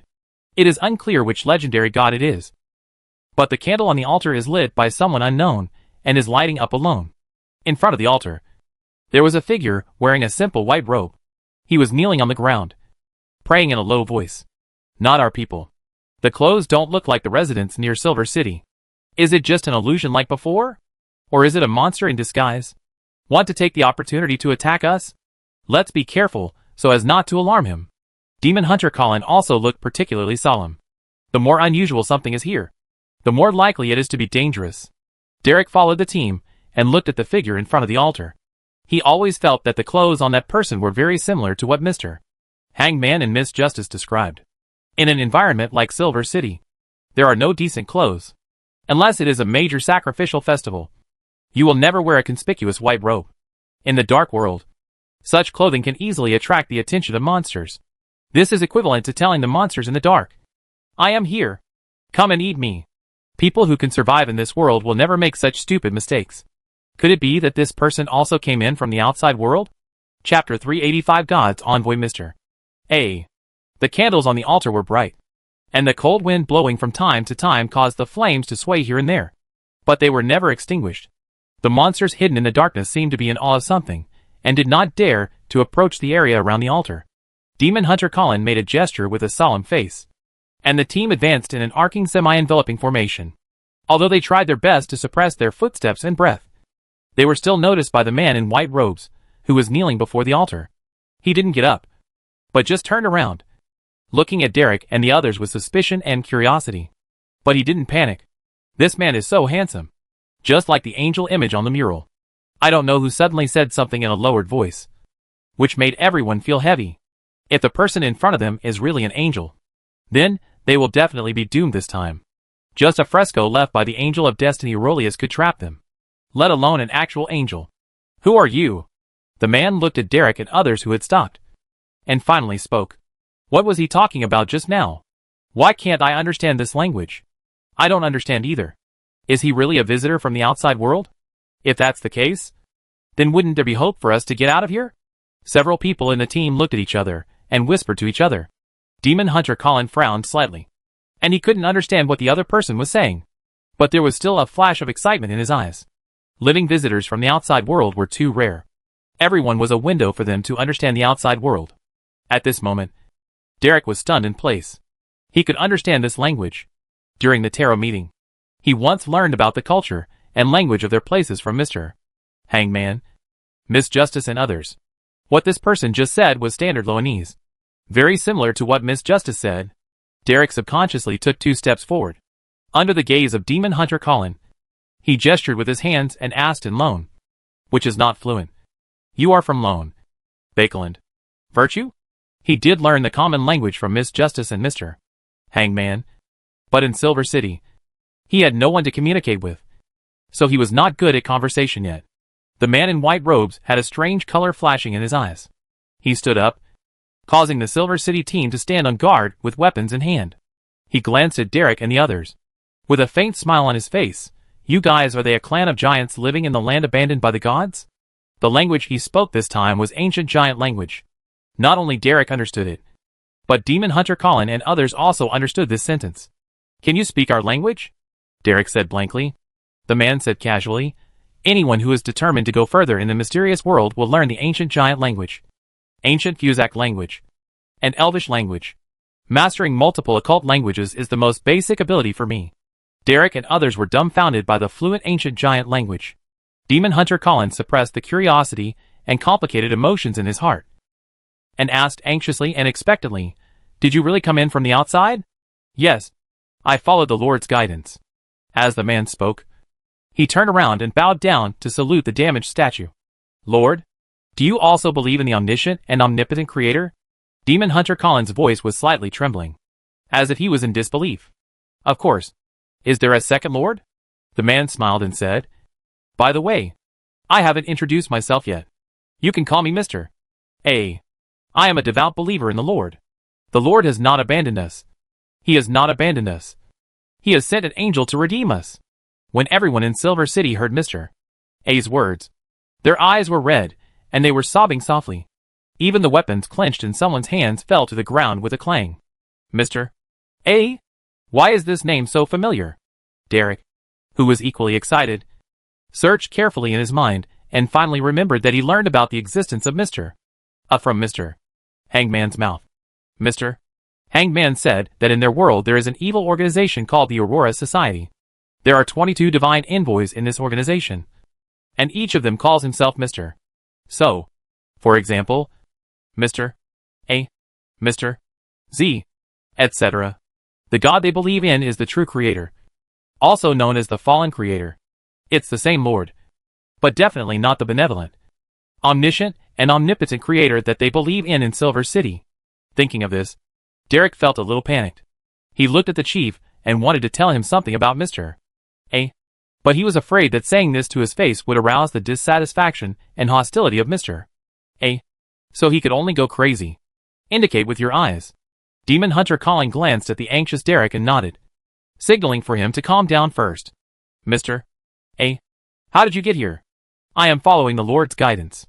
Lord, are you still here? Of course.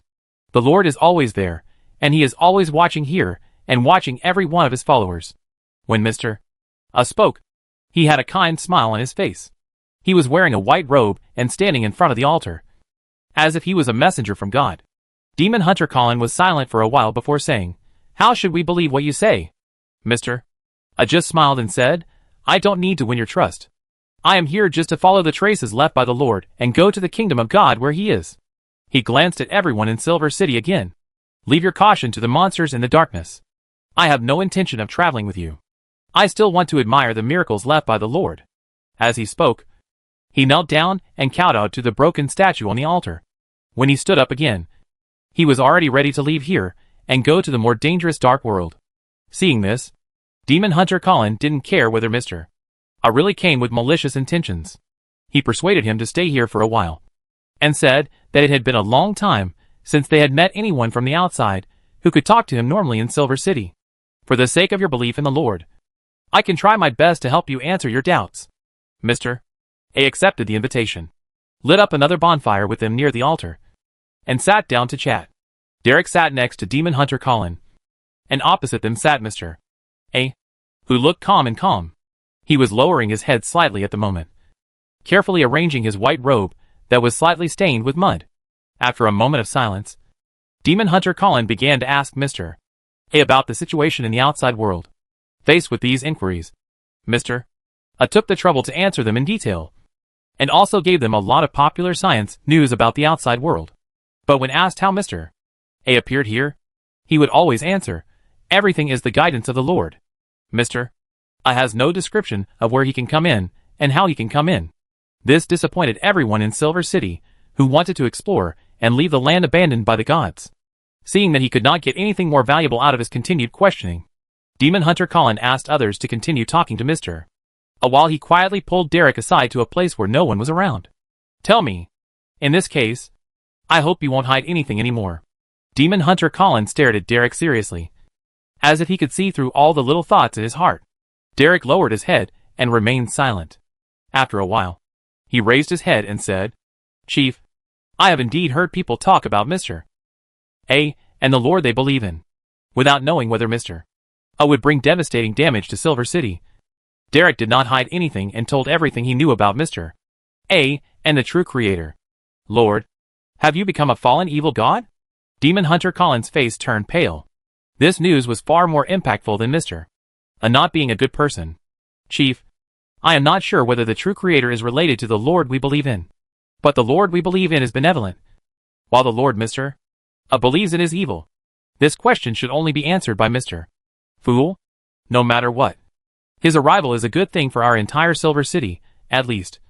He has brought new hope to the lifeless Silver City." After Demon Hunter Colin spoke earnestly, he asked Derek to bury what he had just told him in his heart, and not to tell anyone else. Even the lone words he just said had to be confused with a reason. When the two of them returned to the campfire, a group of people had gathered near Mr. A. Each of them was much taller and stronger than Mr. A, making Mr. A's figure look a bit slender. Facing these lost believers who devoutly believed in the Lord, Mr. A began his sermon. As these people in Silver City said, he was indeed a divine messenger, an apostle of God who followed the Lord to the land abandoned by God. Perhaps the Lord left himself here just to help these poor believers who were about to lose their faith. As for the question where the Lord was, he didn't know how to answer it. After crossing the Golden Ocean, the Lord disappeared, and even the coffin he had been carrying disappeared. He opened his eyes and woke up. He was in a nearby dilapidated church. He searched around and found the statue of the Lord here. Light candles, prostrate themselves and worship the Lord. At this time, people from Silver City arrived here. He thought that this might be the Lord's arrangement. The Lord should want him to start from here, travel alone through this dark area, and then reach the Lord's kingdom of God. This is my mission here. I will once again embark on the journey to find the Lord. If you are willing, you can go on the road with me and go to the Lord's kingdom of God." Mr. A stood up and shouted loudly. His words made many people in Silver City want to move, but none of them expressed their opinions. Instead, they looked at the chief of Silver City, Demon Hunter Colin. Chapter 386 Derek, Mr. Fool, can you stop the true creator? The situation here is very complicated. If Mr. A is willing, can you come back to Silver City with us? Demon Hunter Colin glanced at Mr. A, who had nothing to offer, and said, "And the adventurous journey also requires preparation. With a certain material base, it is very difficult to obtain food in the wild in this dark and lightless world." Mr. I had some thoughts, but he had no intention of going to Silver City. He just wanted to follow the traces left by the Lord and go to the Lord's kingdom of God. If he hadn't met someone from Silver City here by chance, he would have embarked on a journey to seek sainthood. As for the monsters in the darkness, He has the aura of the Lord on his body, and no monster here dares to approach him at will. Demon Hunter Colin continued to add, "We in Silver City have devoutly believed in the Lord from generation to generation. You come here adhering to the Lord's divine will. This is a kind of salvation for us. I believe the Lord arranged for you to come here just to let you help us get out of these dark, hopeless days when we really need the light from the outside." The sincere words and red eyes made Demon Hunter Colin's words very credible and inflammatory. Many people in Silver City had begun to sob softly, and they looked directly at Mr. A with hopeful eyes. Light and redemption. This is the miracle that Silver City has been waiting for. Derek's eyes couldn't help but moisten as he looked at this scene. Silver City's perseverance and hope in the long years have been too long and too tiring. "Lord, do you want me to bring them light?" Mr. A murmured, and finally agreed to go to Silver City. Demon Hunter Colin immediately ordered to leave Afternoon Town and return to Silver City. Mr. A was protected in the center by stars like a moon. What is strange is that they did not encounter any attacks from dark monsters on their return trip. This made many people in Silver City who witnessed this journey think that Mr. A was an envoy sent by God. Derek, who was silently watching all this development, was organizing words in his mind, waiting to seek help from Mr. Fool when he returned. The reputation of the true creator and the Aurora Society is not good at all. The arrival of Mr. A may push Silver City into the abyss. The Sea of Ruins. The golden ocean shines brightly, and even if you just look at it from a distance, you can feel a shock from the depths of your soul. On the future, Katla stood on the bow of the ship and looked at the ruins covered by the golden sea with a complicated expression. Along the way, she had asked the future to follow Mr. A's boat, but just yesterday, the boat driven by Mr. A suddenly disappeared from sight, as if passing through an invisible portal and arriving at a new world, and they were abandoned where they were, with no chance of entering that new world. Thinking about what Mr. A said along the way, maybe he really arrived at the kingdom of God, the true creator, under the guidance of the Lord.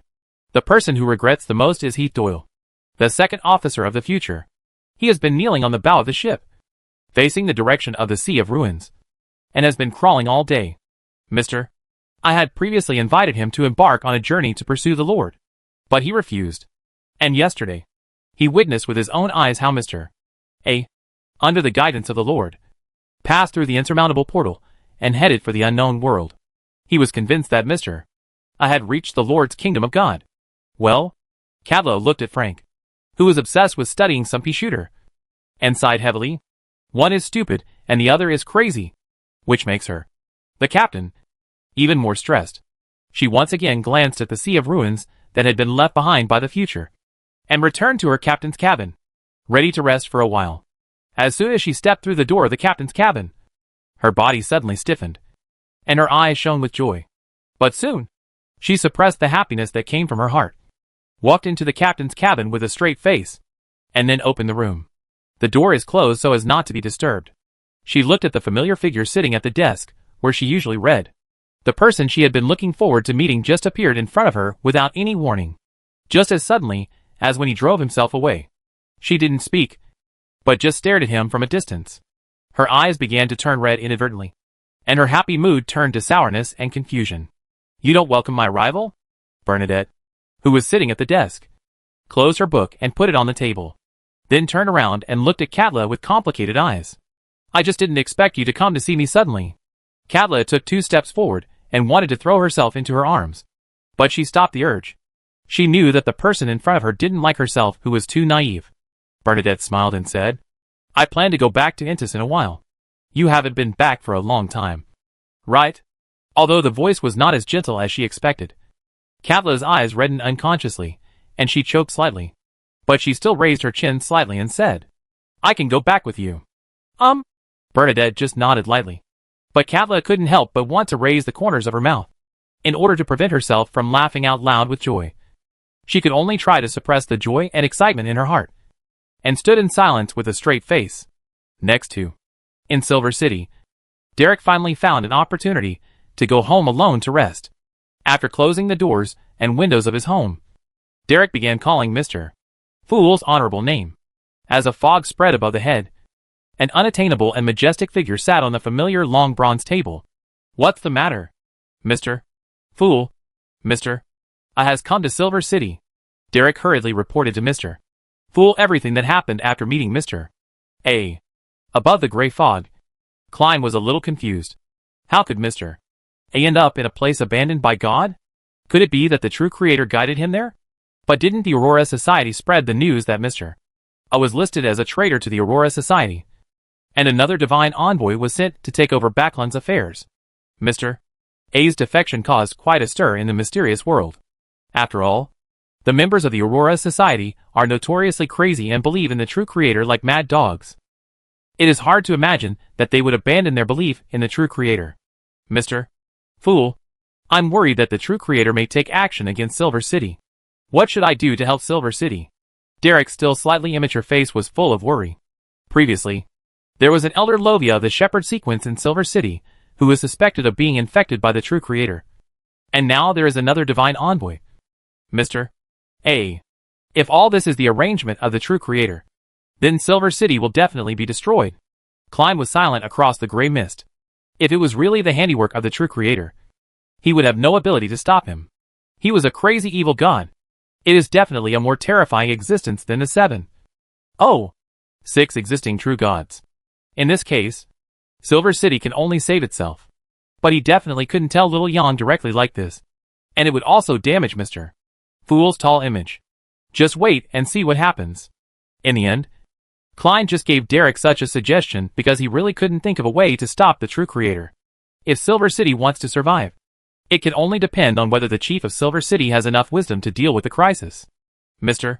Fool, are you saying that this matter will take another turn? So let me wait and see what happens and wait for the opportunity. Derek's eyes were exceptionally bright, as if he had grasped a life-saving straw. Klein said no more. Very good, little son.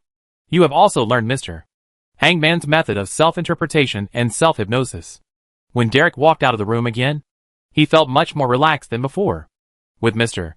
Fool's words, he felt confident. After all, Mr. Fool had never made any mistakes. When Derek walked towards the central square of Silver City, he heard someone calling Elder Lovia. His expression changed instantly. Elder Lovia must have come for this Mr. A. Once the two of them meet, they will definitely form a united front immediately. But what Derek didn't expect was that Elder Lovia was very unwelcome to Mr. A's appearance, and even thought that he would destroy Silver City if the chief and others were not present. Elder Lovia might not be able to control herself and take action against Mr. A. Faced with this sudden hostility, Mr.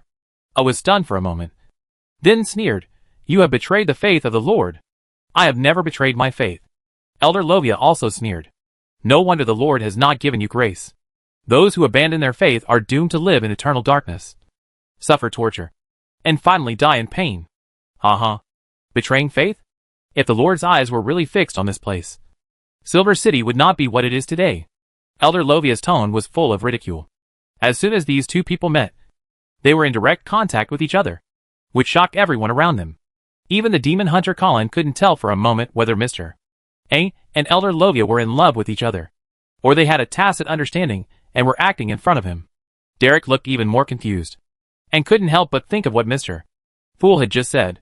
Could it be that Mr. Fool had seen the scene in advance? So he allowed himself to wait and see what would happen. Chapter 387. Amon is coming. In a wilderness, thunder flashed across the sky from time to time, occasionally illuminating the entire wilderness. There are 3 figures sitting on a dark blue stone. They are concentrating on shuffling a deck of cards, then dividing them into 3 parts, and starting the common method of fighting evil. On the other side of the dark blue stone, there were 2 figures looking at the flashes of thunder in the sky, seemingly debating how many times of thunder could occur in the land abandoned by the gods in a year. On the other side, there is a figure squatting on the grass, picking up a branch in his hand, and seriously teasing the ants crawling across the grass. Sometimes he gets too playful and deliberately disrupts the neat formation of the ants. With a smile on his face, a very happy expression, there was also sitting on the grass, carefully wiping the glasses he had just taken off with a silky and neat light-colored glasses cloth, a pair of monocles. There is also a figure dressed as an adventurer, standing on a stone and looking at the distant scenery, looking confident and ambitious, as if he will turn into a goshawk and fly out for adventure in the next moment. There was even an unlucky guy who was tied to the fire rack because he said the wrong thing. Someone was picking up branches nearby. trying to light a fire and burn the unlucky guy into a roasted suckling pig. The numerous figures bring a lot of excitement to the silent wilderness. The only thing that makes people feel scary is that the facial features of these figures are exactly the same, as if they were carved from the same mold. Suddenly, a golden light bloomed in the distance, like a golden portal opening in the dark world. In the wilderness, all figures looked in that direction at the same time. They all wear a pair of monocles. Even the style and color are the same. Someone has come to the land abandoned by the gods. The figure standing tall and looking out said seriously, "Who's coming? Is anyone else able to get in safely?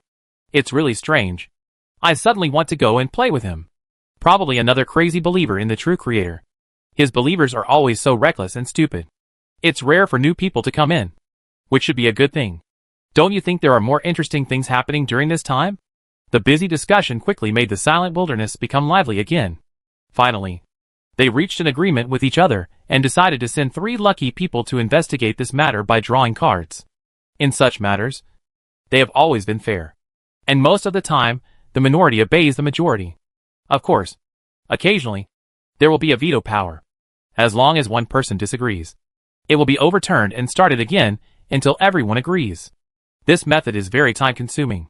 Sometimes just to decide whether to go out to play tomorrow, it takes a month to vote. They would rather spend their time on trivial matters, like voting, than just going out and playing. After all, this is consistent with democracy. As for whether it will affect or delay anything, it is not within their scope of consideration.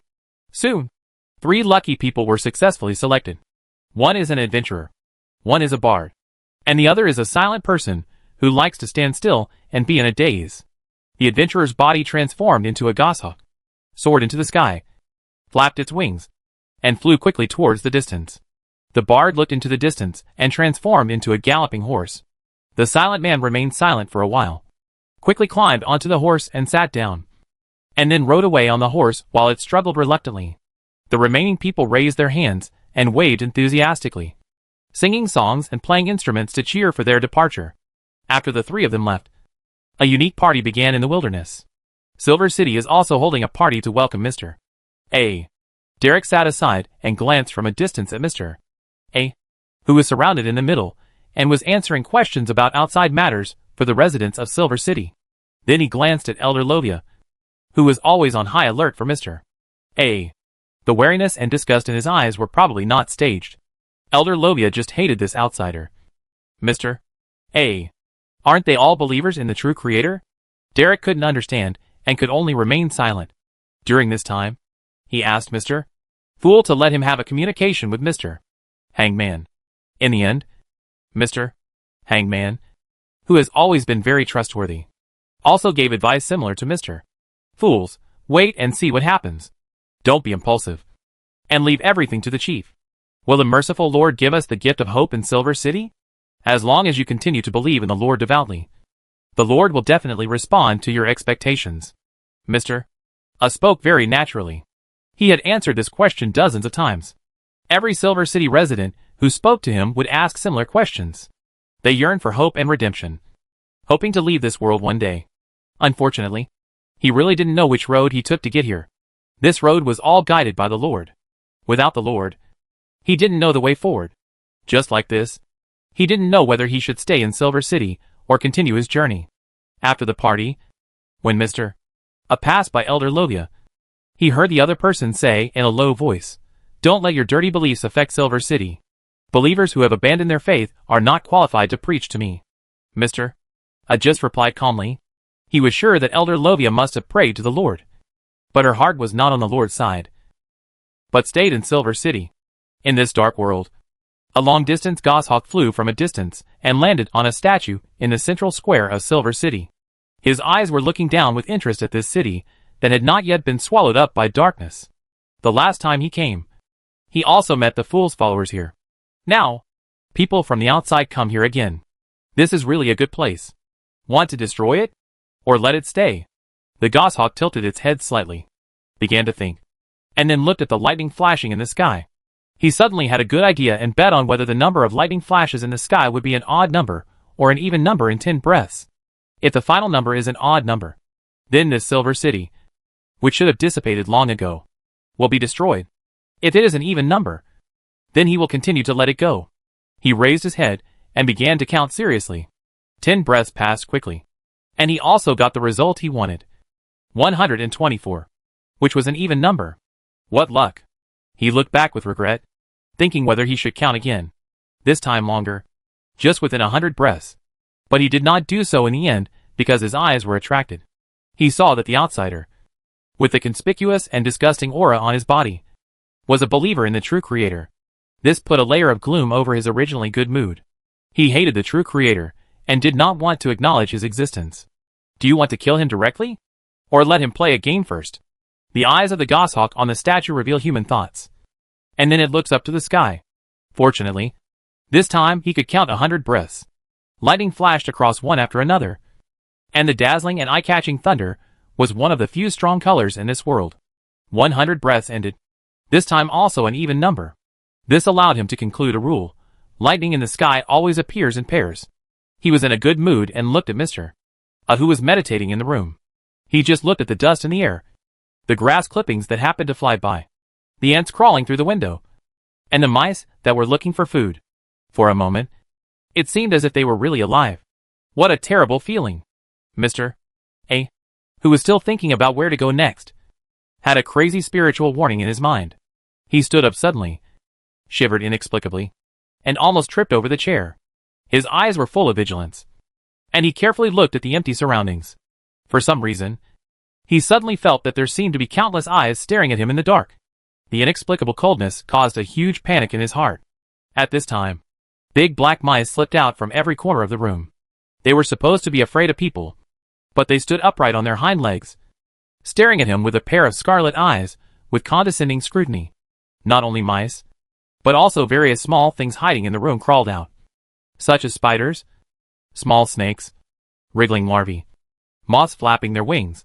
They appeared in front of him without fear, all staring at him with a pair of scrutinizing eyes. Mr. I had goosebumps all over his body.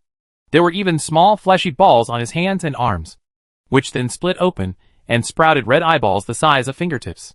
With alertness and fear, he stared at people from all directions. A praising gaze. Maybe he found it interesting. The little animals all around looked at Mr. A and all smiled. Mr.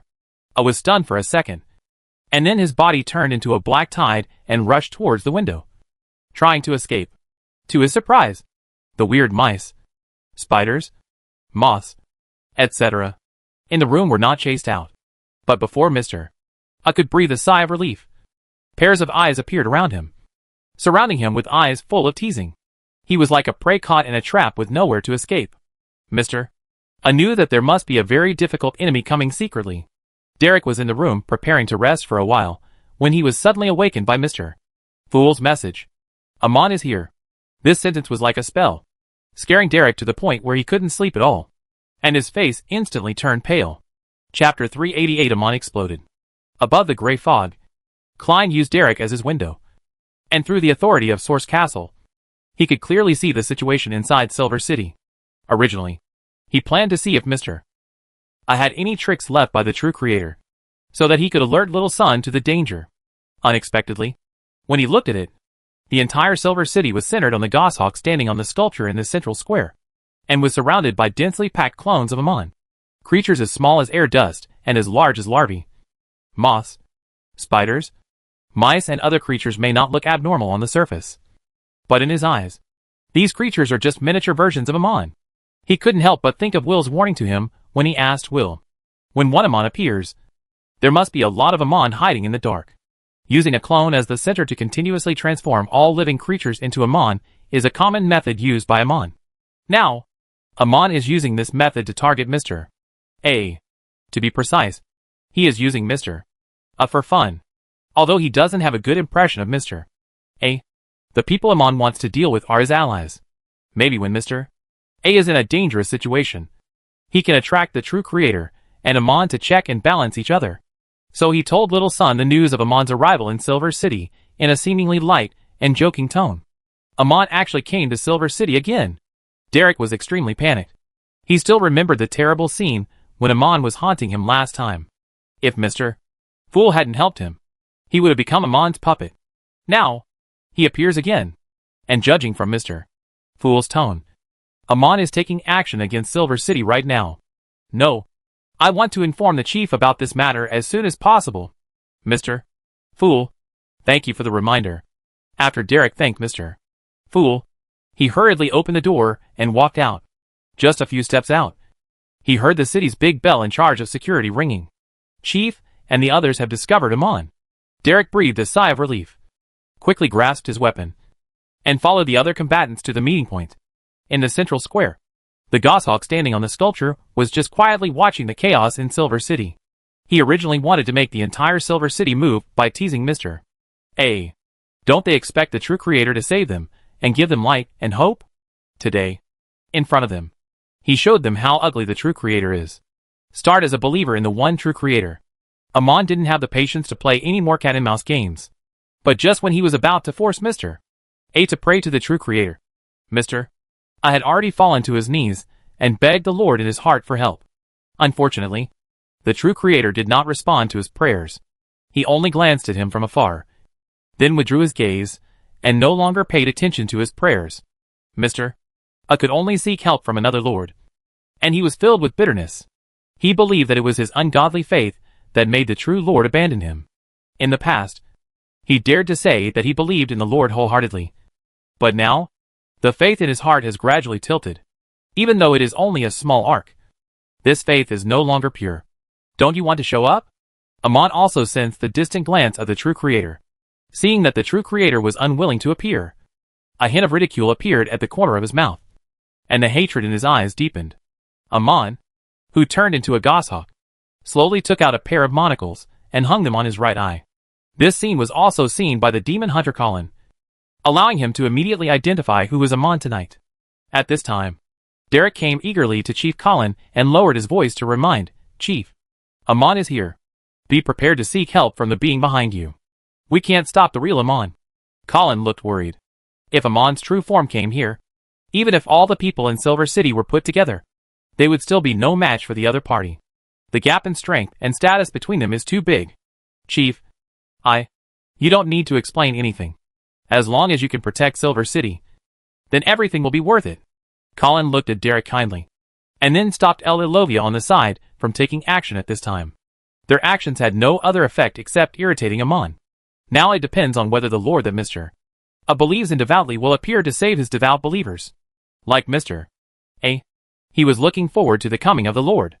Unfortunately, the true creator did not come. But the stars are coming. The dark sky, which was torn into strips by lightning, now had another kind of light besides the light emitted by the lightning. The light of the stars. The stars, with their light that does not belong to the land abandoned by God, are particularly eye-catching in the dark and lightless world. The starlight that had lasted for countless years once again shrouded the sky in the land abandoned by God. That gentle light is not as violent as lightning. The twinkling stars are blinking, just like the lovely description of the starry sky in the book. The residents of Silver City forgot that Amon was here for a moment. They just looked up at the stars blankly, tears falling uncontrollably from the corners of their eyes. When Silver City lost the sun, the stars also disappeared. Now that the light of the stars is once again covering Silver City, does this mean that the sun is about to appear again? Derek was also looking up, but he still had some sense, and he kept calling Mr.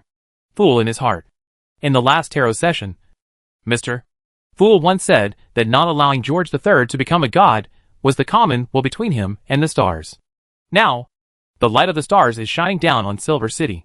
Does it have something to do with Mr. Fool? Above the gray fog, Klein, who had not yet left, looked through Derek and saw the starry sky descending on the God-forsaken land. He knew that for the residents of Silver City, the light of the stars was guidance and hope. What kind of existence are the stars? Klein murmured that although he had cooperated with Bernadette, a believer in the stars, to deal with George III, he didn't know much about existences like the stars. I just vaguely felt that the other party was not the evil and cruel evil god like the true creator and the original witch. It is more like a powerful mysterious existence that is different from other lawful camps of the six gods today. What he didn't expect was that Mr. A would also become a believer in the stars. No wonder Aurora ordered him to be wanted in the first place. For the true creator, this was a resounding slap in the face. His own divine messenger has become a believer in the stars. As the starry sky suddenly appeared, Mr. A, who was kneeling on the ground praying, was filled with the light of the stars. At this moment, his faith in the true Creator was even more shaken. In response to this, he was frightened and lay on the ground, not daring to raise his head. Seeing this scene, Amon's lips curved with joy. The stars actually snatched away the followers of the true Creator. This is really an interesting thing. He smiled happily, then took back all his avatars, looked like a goshawk, held his right wing against his chest, bent down and performed a curtain call in front of the starry sky. The stars have descended and snatched away the followers of the true Creator. So there is no need for him to stay here. If the coming being was a fool, he might stay and fight with the fool. But facing the stars, he had no such idea. Although he stayed in the land abandoned by the gods for a long time, the sudden death of the god of war still attracted his attention. And he also became aware of the existence of the stars. He had no intention of provoking the mysterious stars for no reason. Just when Amon was about to flap his wings and fly away, boom! A bolt of sky fire fell towards where Amon was. This made Amon's eyes narrow slightly. He actually sensed a breath similar to the eternal blazing sun from this ball of sky fire. He wanted to escape from here and let Silver City bear the power of the sky fire on his behalf. But the surrounding space suddenly changed, and he and other clones far away from here were pulled into the midair and sealed in a space ball. The space compressed and exploded, and then faced the baptism of heavenly fire. All these clones were destroyed, leaving only 12 insects of time in midair. The brilliant fireworks were in full bloom, dazzling the residents of Silver City. From the appearance of the stars to Amon's departure, to Amon's explosion, these things only happened in a short period of time. Derek stared blankly, and Clyde also fell silent. In the end, he could only sigh. The power of the stars is really terrifying.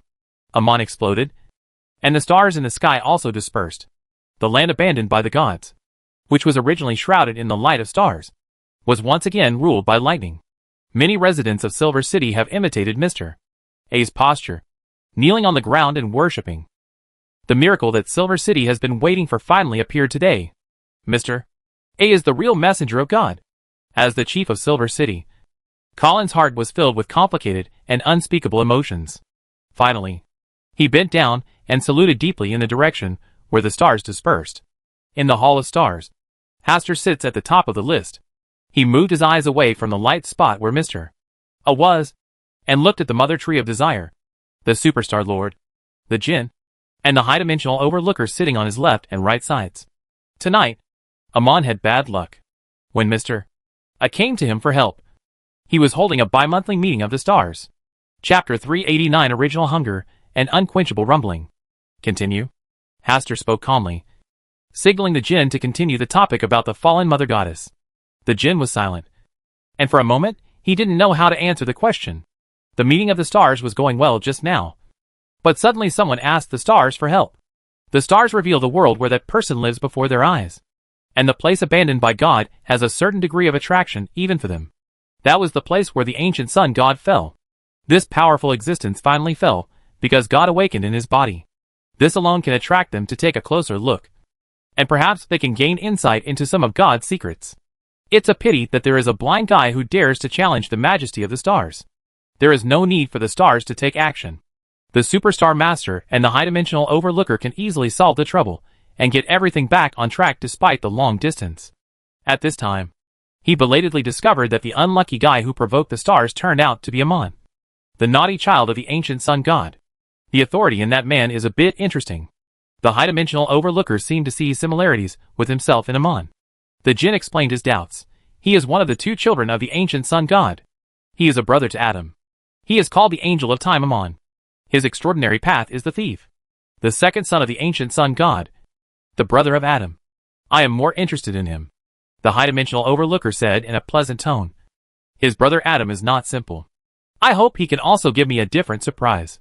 Hearing this, Hastur pretended to be calm and said, You and him do have many similarities. Stars, can you let me enter the land abandoned by the gods? Gal-dimensional overlooker thought for a moment and then smiled. This is a deal, and I will pay the corresponding reward. What Hastur was waiting for was the words from the high-dimensional overlooker. He had long been looking forward to what exciting sparks would arise when the high-dimensional overlooker and Amon met. Now is a great opportunity for the high-dimensional overlooker to entangle Amon. Moreover, There are high-dimensional overlookers in the land abandoned by the gods. And the safety of the star container in Mr. A is more guaranteed. Speaking of which, he had to thank Amon for showing up tonight. Not only did he get 12 worms of time for free, but he also got the corresponding reward of a high-dimensional overlooker. In fact, with the ability of a high-dimensional overlooker, as long as he knows the place, he can easily enter the land abandoned by the gods. But they default to it as their own back garden. So when they want to visit, they consciously learn to buy tickets. Okay. Hastur calmly agreed to the deal. The Superstar Master also has some intentions. He is also very concerned about the traces left by God. But his current clone is still recovering in the Republic of Intis, and cannot go out for a short time. The Mother Tree of Desire has the same idea. But it doesn't even have a free-walking clone. Only Ca, the god of evil, who has always failed as a believer. He even thought about asking the stars to do a favor and change the bad luck of the evil god Ca. After the small interlude, the Jinn returned to his previous guiding posture and began to tell some things about the fallen Mother Goddess. It's no secret that the stars and the fallen Mother Goddess are no match for each other, and that their followers have fought many times. The Mother Tree of Desire is the most active when it comes to dealing with the fallen Mother Goddess. She and the stars are on the same front. After the Jinn finished telling the information about the fallen Mother Goddess, the Desire Mother Tree added a few more points. Finally, it was mentioned that there are 3 main ways for the fallen Mother Goddess to influence the real world. The first is that through his own personality, he can exert influence on the Crimson Moon, thus affecting the 2 extraordinary paths he once lost in the real world. The second is through Mr. Door. Mr. Door possesses uniqueness and 3 copies of Sequence 1 extraordinary characteristics. He is only 1 step away from becoming a god. After being contaminated by the fallen Mother Goddess, his extraordinary path was also influenced and interfered by the fallen Mother Goddess. The third one is Russell, who is on the path of the Black Emperor. When Russell came to the starry sky and was taken advantage of by the fallen Mother Goddess, they all saw it. If you want to cut off the tentacles of the fallen Mother Goddess extending into the real world, Roselle is a very good breakthrough point. The Mother Tree of Desire gave her own advice. In their view, the stars conquered Bernadette just to target Russell. The Superstar Lord spoke in a deep voice. If you want to remove the pollution from Roselle's body, the authority of the eternal blazing sun is a good choice. The fallen Mother Goddess is a combination of feminine forces. If you want to target her, the authority of the eternal blazing sun is indeed suitable. High-dimensional overlookers also agree with this sentence. It's just that the person of the eternal burning sun alone is not enough to defeat the fallen Mother Goddess. God poses a threat. His eyes looked at Hastur, and the meaning was self-evident. It takes a higher-level existence and mastering part of the power of the eternal blazing sun to remove the pollution from Russell's body. The Superstar Master did not speak. If he came to the real world in his true form, he could also cleanse the pollution in Russell's body. After all, the fallen Mother Goddess was far away in the starry sky, and the degree of pollution she had caused to Russell was limited. Otherwise she would not have been able to survive for so many years. Roselle's last mausoleum is very secretive. Even I don't know where he is really hiding, because at that time I was already protecting Bernadette. The genie's tone was very tactful, and he described Russell's instructions to Bernadette on how to use it to defend herself as escorting Bernadette. Hastur just listened quietly, and did not rush to say anything. With his current ability, even with the help of the Palace of Stars, he cannot completely eliminate the pollution in Russell's body, and the fallen Mother Goddess may take the opportunity to invade the Palace of Stars. He would not really meet Russell until he was promoted to Sequence 2 Angel. However, it is still possible to cause some trouble for the fallen Mother Goddess through Roselle. With the ability of the Palace of Stars, he can use part of the authority of the eternal blazing sun to help Russell stabilize his state and reduce the pollution from the fallen Mother Goddess. However, during this period, Russell seemed to have taken away the uniqueness of the Black Emperor's path and a copy of the Sequence 1 extraordinary characteristics. He did not want to contact Russell at this time. What do you think of them? After listening to their descriptions, Hastur reached out and tapped the starry sky. 2 shining stars, and the internal situation appeared in the Hall of Stars. It is the original hunger and unquenchable raving. The stars want to add new members to the meeting of stars? The Dane God said with a bit of surprise. There is no need for the stars to let them know about this kind of thing. In the past, didn't the stars make their own choices? This time the choice is yours. Hastur leaned back slightly in his chair, his expression calm, and his tone was absolute confidence. The Superstar Master and the High-Dimensional Overlooker have helped him a lot in recent times. And the Star Conference has gradually generated a certain centripetal force. So he doesn't mind letting them choose the next outer god to attend the Star Conference. This is a sign of trust and a friendly gesture. Sure enough, the Mother Tree of Desire, the Superstar Master, and the High-Dimensional Overlooker were all in a very good mood. The genie in a happy mood formed two golden arms and hugged his chest, raised his chin slightly, and began to comment on the original hunger and unquenchable murmurs. Primal hunger likes to swallow planets rich in life resources into its belly. This starry sky has not yet given birth to a second suitable life planet. He has at least half of the credit. His personality is usually quite gentle. But this is only if he is full. If he encounters a situation where he is hungry and unbearable. Hey, even if the fallen mother god passes nearby, he will dare to bite him twice. His authority is not powerful, but it is very solid and very resistant to beatings. Well, he is very resistant to beatings from the inside out. It is not difficult to suppress him, but it is difficult to beat him to death. While the Jinn was introducing information about the original hunger, he was observing the reactions of other beings. When he saw them, they all motioned for him to continue speaking. His tone was raised a little more, tinged with a bit of joy. He keeps mumbling. This guy is more like a psychopath. He is often in a state of confusion and utters unpleasant gibberings. My advice is to stay away from him, so as not to be affected. Unless the stars want to install a loudspeaker here that will make piercing noise at any time. Comparing the two, original hunger is better. I vote for him. After the Jinn finished speaking, he looked at the Mother Tree of Desire, the Superstar Master, and the High-Dimensional Overlooker, indicating that it was time for them to make a choice. The Mother Tree of Desire and the Superstar Master also voted for the original hunger, and only the High-Dimensional Overlooker voted for the unquenchable raving. When the Jinn asked him why he chose not to extinguish the babble, he smiled and replied, "Well, I just don't want your proposal to be unanimously approved." The corners of the Jinn's mouth twitched twice, and he had to admit that the High-Dimensional Overlooker was very good at disgusting him. He really wanted to achieve the achievement of unanimous approval just now. So he analyzed the advantages and disadvantages between the original hunger and the endless babble so carefully. And he was the first to choose the original hunger. TSK. That's really interesting. Galway looked down with a smile in his eyes, enjoying the suppressed anger of the Jinn. In the end, the Jinn just snorted coldly and ignored the provocation of Galway, who was looking down at him. Hastur also recognized their choice this time.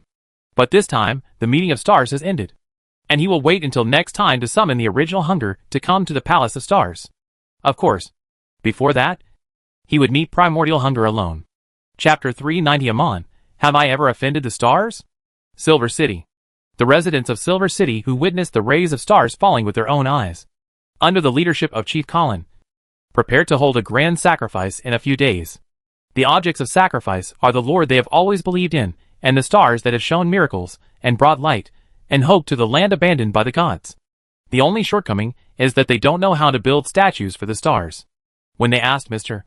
A, couldn't give an accurate answer. In this regard, Silver City could only use the sky full of stars to refer to the stars. Mr. A made many suggestions on the side to prevent them from confusing the stars with the goddess of the night. If the sacrifice goes to the goddess of the night, it would be extremely disrespectful to the stars. This kind of sacrifice may not cause any problems if you don't sacrifice it. But if you sacrifice it to the wrong god, you will definitely incur divine punishment. If you don't believe it, you can call on the Lord of Storm's honorable name to help you, and prepare sacrifices that the God of knowledge and wisdom likes. Try choosing the location of the sacrifice at the door of the Eternal Sun Church. But Lord Divine Envoy, don't you even know how to perform sacrifices to the stars? Someone asked Mr. A this question, and he was stunned for a moment. He was supposed to be the most devout believer in the true Creator. Now, how can he help participate in the star sacrifice? When Mr. A was going back to his room to rest with complicated emotions, he met Elder Lovia again on the way. I'm not the only one who has betrayed his faith. The cold and ruthless mocking words exposed the scar in Mr. A's heart that had not yet healed. This time, he did not argue with Elder Lovia, but returned to his room to rest in despair. Lovia raised her eyebrows slightly and stared at Mr. A's thin back as he left. On the other side, little son Derek was also hiding in his home, closing the doors and windows, praying devoutly to Mr. Fool, and thanking Mr. Fool for guiding him.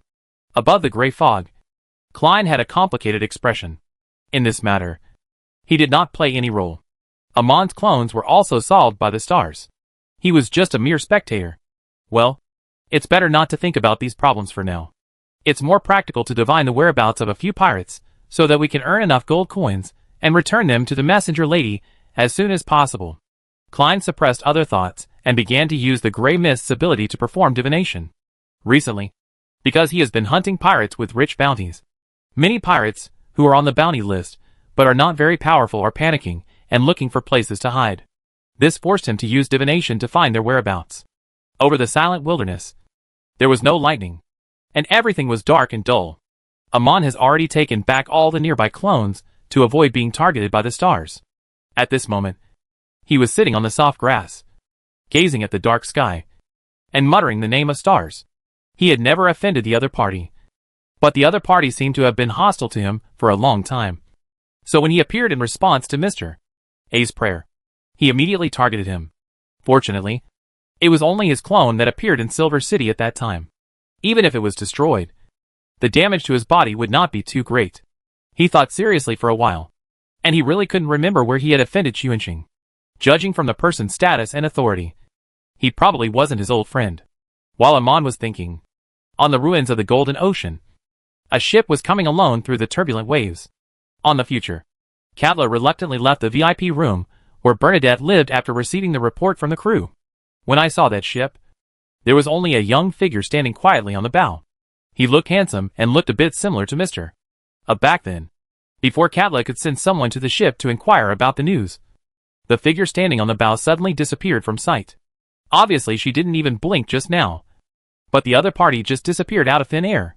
Katla gasped, her scalp numb, and she immediately realized that this was another troublesome person. She could only instruct the crew at the helm to steer the future away from the ship to avoid conflict with the other party. After finishing the trivial matters, she returned to the room where Bernadette was. But she could not open the door. Standing outside the door, she could vaguely detect that there was a strange smell inside than when she just left. Could it be that young figure just now? Katla stood guard at the door and couldn't help but sigh in her heart. Today's era is really scary. There are always mysterious and unpredictable characters appearing. Pudding Port, Hastur, who has already arranged the next thing, can finally relax for a while, because he wanted to go to the Republic of Intis for a while. He took a lot of time to arrange the next things to do. With Caius's loyal execution and Mrs. Lisa sitting here, he was not worried about any accidents. Boom, boom, boom. Hastur, who had just closed his eyes and rested, frowned slightly and said, "Come in." The door opened and Caius walked in. He thought respectfully before saying in a low voice, "Your Majesty, the matter has been settled. Prince Leonard will have to rest at home for at least a month to recover. Well, don't move too much, so as not to cause unnecessary trouble. Everything is done according to the instructions of the Earl." Caius explained clearly how he targeted Prince Leonard. To sum it up in 4 words, I am not acclimatized. After all, they are members of the royal family who have lived in Backland all year round. It is the first time they have left Backland and come to a remote area like South Wales. It is reasonable for them to be acclimatized. Right? It's reasonable to eat something that will upset your stomach. Right? When sleeping, it is equally reasonable to have nightmares and be mentally tired. Right? He will be away from South Wales for a while, so it is reasonable for Prince Leonard to be unable to concentrate on business. Right? After hearing this, Hastur asked Caius to leave, then stood up and left the study, telling his servants to prepare some changes of clothes.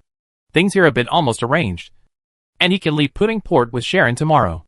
This time, he had no intention of taking Azhara with him, but just told Azhara to stay at home, in order to deal with Azhara's pitiful appearance of being abandoned. Hastur promised that it could eat small dried fish as much as she wanted when he was away, which made its great sadness a little smaller. Meow meow. Azhara, who had just reluctantly agreed to Hastur stay at home, turned around and ran to complain to Sharon aggrievedly. Unfortunately, Sharon did not pamper it this time. She only promised to bring it some small dried fish special to Intis when she came back, which made Azhara smile with satisfaction. Early the next morning, before the sun set on the sea of Pudding Port, a ferry had already sailed from Pudding Port to the coastal port of Finiport Kingdom.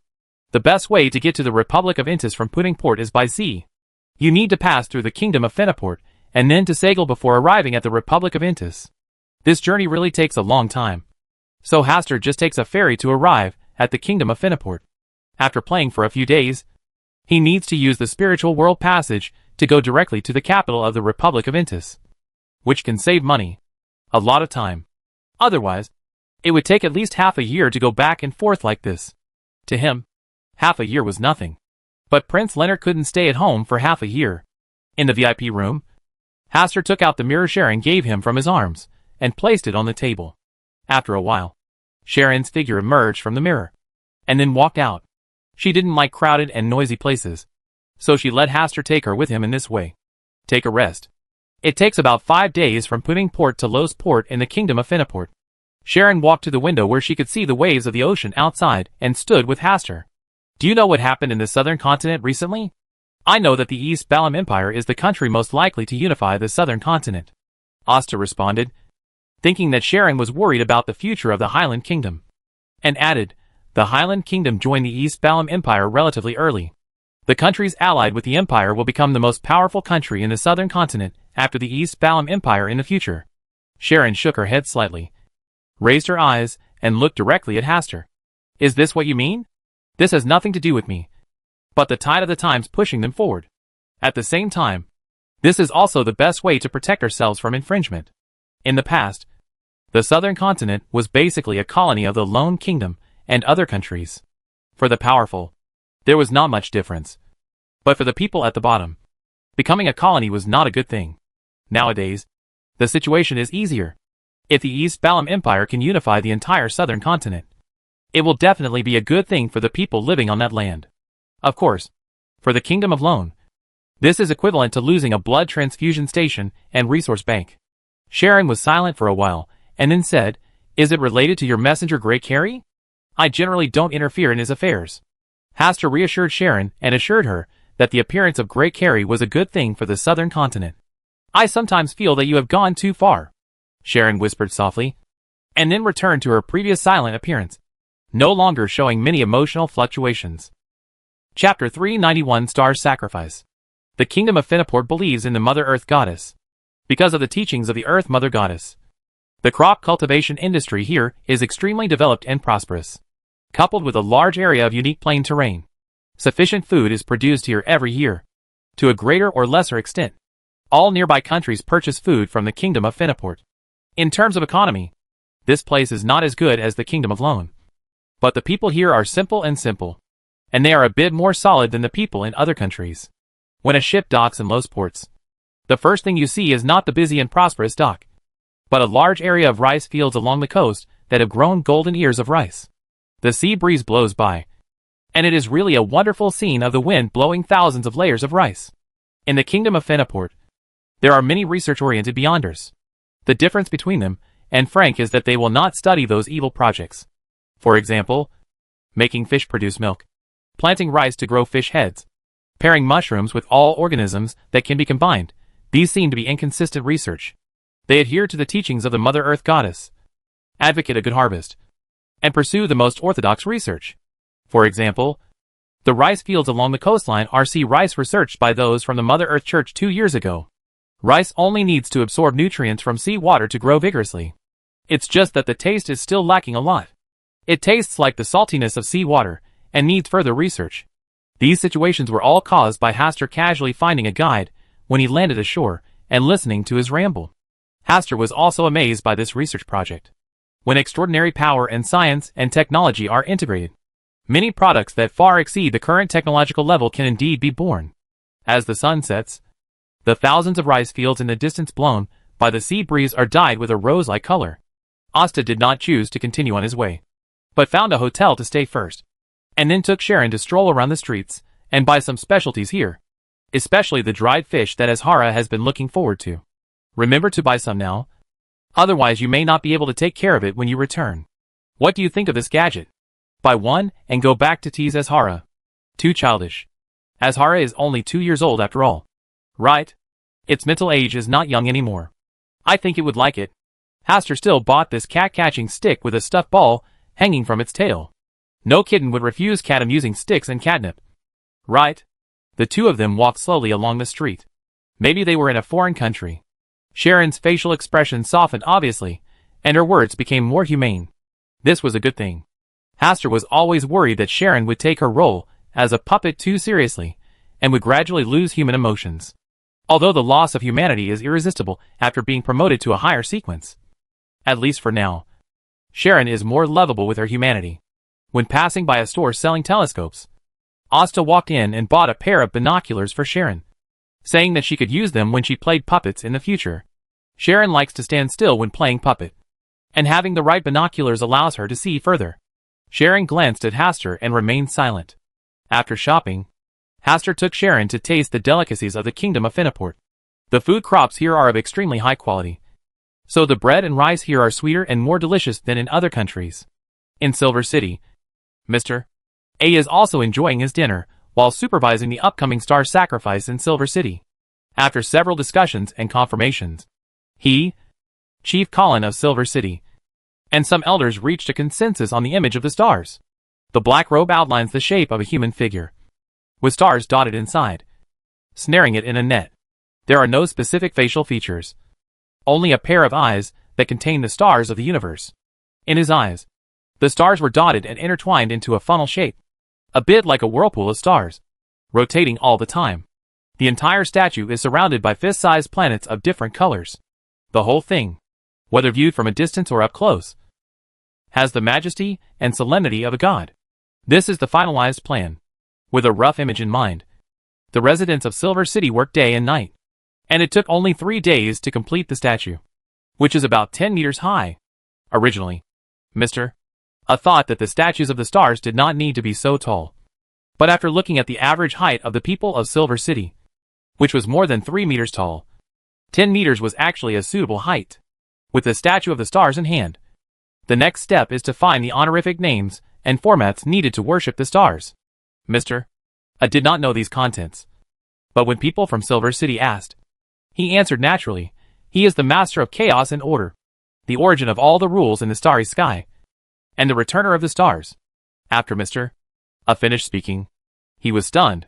He obviously didn't understand the stars, but these contents seemed to be imprinted in the depths of his mind.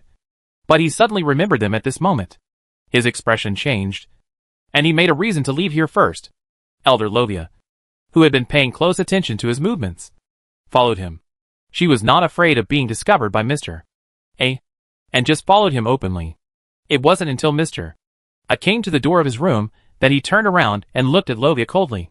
I have no intention of doing anything to Silver City. It's useless even if you keep following me. I'm just curious. Which one is more important in your heart now? The faith in the stars or the Lord? Lovia's bright and sharp eyes seemed to follow Mr. A's eyes and see the struggle deep in his heart. When I asked this question just now, who did you think of first? Lovia's light words caused Mr. A's expression to change suddenly. With a sullen face, he pushed open the door and closed it heavily. You who have abandoned your faith. There was a hint of sarcasm in the corner of Lovia's mouth, as if she saw her former self in Mr. A. Struggling faith. Another day passed, and Silver City had prepared all the sacrificial supplies. According to Mr. A's description, Xuanqing prefers highly pure things, such as gold, diamonds and other precious and extremely pure items, as well as sweet delicacies.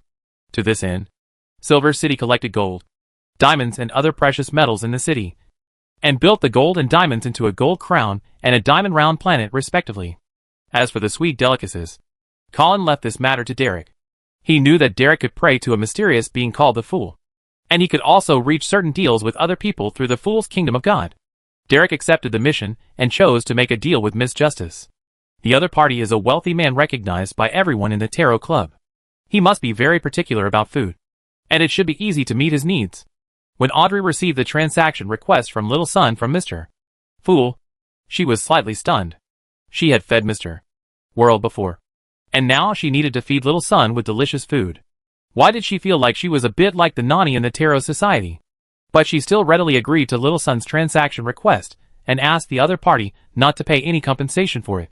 Miss Justice is such a good person. Derek was very grateful for this. After almost half an hour, a lot of sweet delicacies were delivered to him through Mr. Fool's Kingdom of God. There are 3 large jars of white sugar, 2 large cakes and a bunch of small cakes, as well as ice cream, sweet soup and various pastries. Derek was dumbfounded and couldn't help but swallowed. He had never tasted so many delicacies. Just smelling it makes people feel itchy. You don't need to taste it to know that these foods must be delicious. Unfortunately, these were offerings to the stars, and he didn't dare to steal any of them. Soon, Chief Colin sent someone to take away the food secretly, so as not to let too many people know about Derek's special place.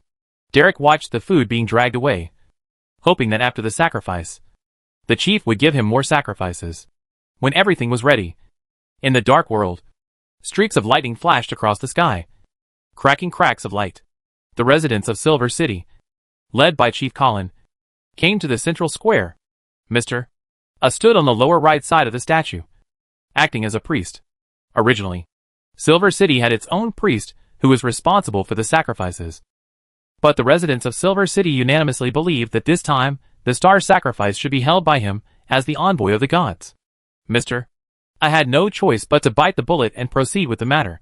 He first chanted the names of the stars 3 times, and then began to offer sacrifices. Mr. A knelt on the ground, facing the direction of the statue, and recited seriously and solemnly, "The supreme existence that travels across the galaxy. You are the master who governs the movements of the stars. You are the indescribable returner of stars. Your faithful servant begs your attention. I beg you to accept his offering. I pray that you will open the gates of your kingdom." When Mr. A's devout prayer sounded, his voice seemed to overwhelm the roar of thunder in the sky at this moment. The bursts of prayers were moving from Silver City to the sky, deeper into the starry sky. A familiar starry sky slowly emerged from the depths of the sky amid the sound of prayer, forming a portal around which stars revolved. That is the door to the stars. The residents of Silver City also knelt on the ground with Mr. A, praying to the stars to accept their sacrifices and provide them with some protection so that they could leave this dark world. The sound of prayers continued to float upwards and disappeared into the starry sky gate. The light of the stars shines brighter and brighter tonight. Chapter 392. Catch 2 Amon as sacrifices. In the Hall of Stars, Hastur sat at the top, overlooking the sacrifice from Silver City. Although many of them are not their own believers and their beliefs are not pure, their sacrificial prayers are more like a transaction of equal exchange. They were responsible for providing sacrifices and performing sacrifices, while they themselves provided them with a certain amount of shelter. For beings at the level of gods, sacrificial objects are of no importance at all and can only affect their own preferences and perceptions. Whether or not a gift will be given depends on other aspects. Sacrifices like Silver City that are not based on true sincere beliefs may lead to bad consequences. It's like you are sleeping soundly, and someone in the distance is calling your name, waking you up from your deep sleep. The appearance of the person calling you are in line with your aesthetics. But before you can come forward, sometimes she smiles and says to you that the person she likes is someone else. Do you feel disgusted and want to beat her up? The current situation in Silver City is somewhat similar to this situation. Fortunately, the person they were praying to tonight was not the Lord of Storms. Otherwise, the Lord of Storms would have unleashed several divine punishments due to his violent temper, and would have wiped out the sacrificial site as well as the Silver City. Hastur's good temper comes from the huge crown made purely of gold that was included in the sacrifice. For the sake of Bayan City preparing the sacrifice, and because he didn't want to embarrass Bayan City, he finally decided to manifest the gate of the Kingdom of Stars. In order to prevent any accidents from happening, Hastur concentrated on it. But the accident still happened. Gao Dimensional Overlooker unexpectedly came to Silver City at this time. He was wearing a brown soft hat and a gray-black traveler's outfit. His right hand was placed on a slender bamboo pole on his shoulder. The second half of the bamboo pole was hanging. There are 2 Amon who are tied tightly with green rattan. Well, it should be Amon's clone who came secretly to spy. It has to be said that the high-dimensional Overlooker's ability to catch Amon is still very strong. Based on his footsteps, he should have arrived at Silver City very early. But he was quietly hiding in the darkness, waiting for the day of the star sacrifice. He knew that with Amon's love for joining in the fun and his ability to have almost unlimited clones, he would definitely not be able to help but join in the fun. Sure enough, he caught Amon's 2 clones tonight. Gao Dimensional Overlooker is really a qualified fisherman. Hastur said lightly. His eyes fell on the 2 Amon who were tied to the bamboo poles for a few times. And then he turned his eyes to the star sacrifice that was still being held in the central square of Silver City. The arrival of Gao Dimensional Overlooker caused a burst of uproar and fear among the residents of Silver City. Colin's eyelids twitched suddenly. He didn't know the origin of the person in front of him, but he could see that the two people tied tightly to the bamboo pole were the clones of Amon. Someone who can easily subdue Amon's clone must be very scary. Before Colin and the residents of Silver City could react, Galway looked down and came to the statue as if no one else was watching. He glanced at the statue of the stars, smiled slightly, flicked the bamboo pole on his shoulder, and two Amon clones were tied tightly. Just like that, he went to the sacrifice table and turned into 6 insects of time and landed in a wine glass. For the sacrifice of the stars. I am also here to deliver a sacrifice, Galway Overlooker said to himself, then glanced at Mr. A. Colin and others, and said with a smile, don't pay so much attention to me. You can just keep pleasing the stars. Mr. A has a lot of questions in his mind. But now, he must really focus on completing the star sacrifice. He quickly suppressed other thoughts in his mind and cooperated with Silver City Chief Colin to complete the final sacrifice. It's a pity that the starry sky portal in the sky did not open. It just flashed and flickered, and many stars fell down, covering the entire Silver City. That night, it seemed like it was raining in Bayan City. The star shower was like a dream, beautiful and bright. When the residents of Silver City woke up from this shock, the star portal deep in the sky had disappeared. The starlight that filled the sky like rain had completely disappeared, making it difficult for people to tell whether it was an illusion or something that really happened. Mr. A's tense facial expression was slightly relieved, and the stone that had been pressing in his heart for a long time was also removed. He glanced at the majestic statue, then at the sacrifice table, and then glanced around, but couldn't see the person who suddenly appeared just now. He has left, Colin said from the side, with a complicated look in his eyes. Is he also a resident of the land abandoned by God? Mr. A also changed his words and chose to use him to refer to the person just now. Colin shook his head and said, I don't know. There are too many secrets here. We haven't even investigated the Giant King's court yet. Mr. A thought for a while and said with a smile, fortunately, the sacrifice just now went well, and Silver City also successfully obtained the protection of the stars. Yes, this is indeed a good thing. Colin's wrinkled face rarely relaxed at this moment. I will leave tomorrow. Mr. A pointed out this matter directly. Now that Silver City has attracted the attention of the stars, it is time for him to embark on a journey to find his own faith, whether to continue to insist on his faith in the Lord, or to abandon his faith in the Lord and choose to believe in the stars. He needs to solve this problem through a journey. This will be a shame for our Silver City, Colin sighed. After getting along with Mr. A recently, he found that Mr. A was not as crazy as the Aurora Society believers described by Derek. On the contrary, he was full of reason and self-restraint. Always move in the direction you believe in. After the star sacrifice was over, Colin distributed all the food on the sacrifice table to the residents of Silver City, leaving only a gold crown, a diamond planet, and a wine glass filled with 6 worms a time. Above the gray mist, Klein withdrew his gaze after seeing everything was over. Tonight, because Little Sun informed him in advance, he paid special attention to the star sacrifice in Silver City. Whether it was the stars sending down miracles, or the sudden appearance of a mysterious figure hanging 2 Amon clones, he was deeply shocked. The blessing that can easily benefit the entire Silver City is truly a gift from the gods.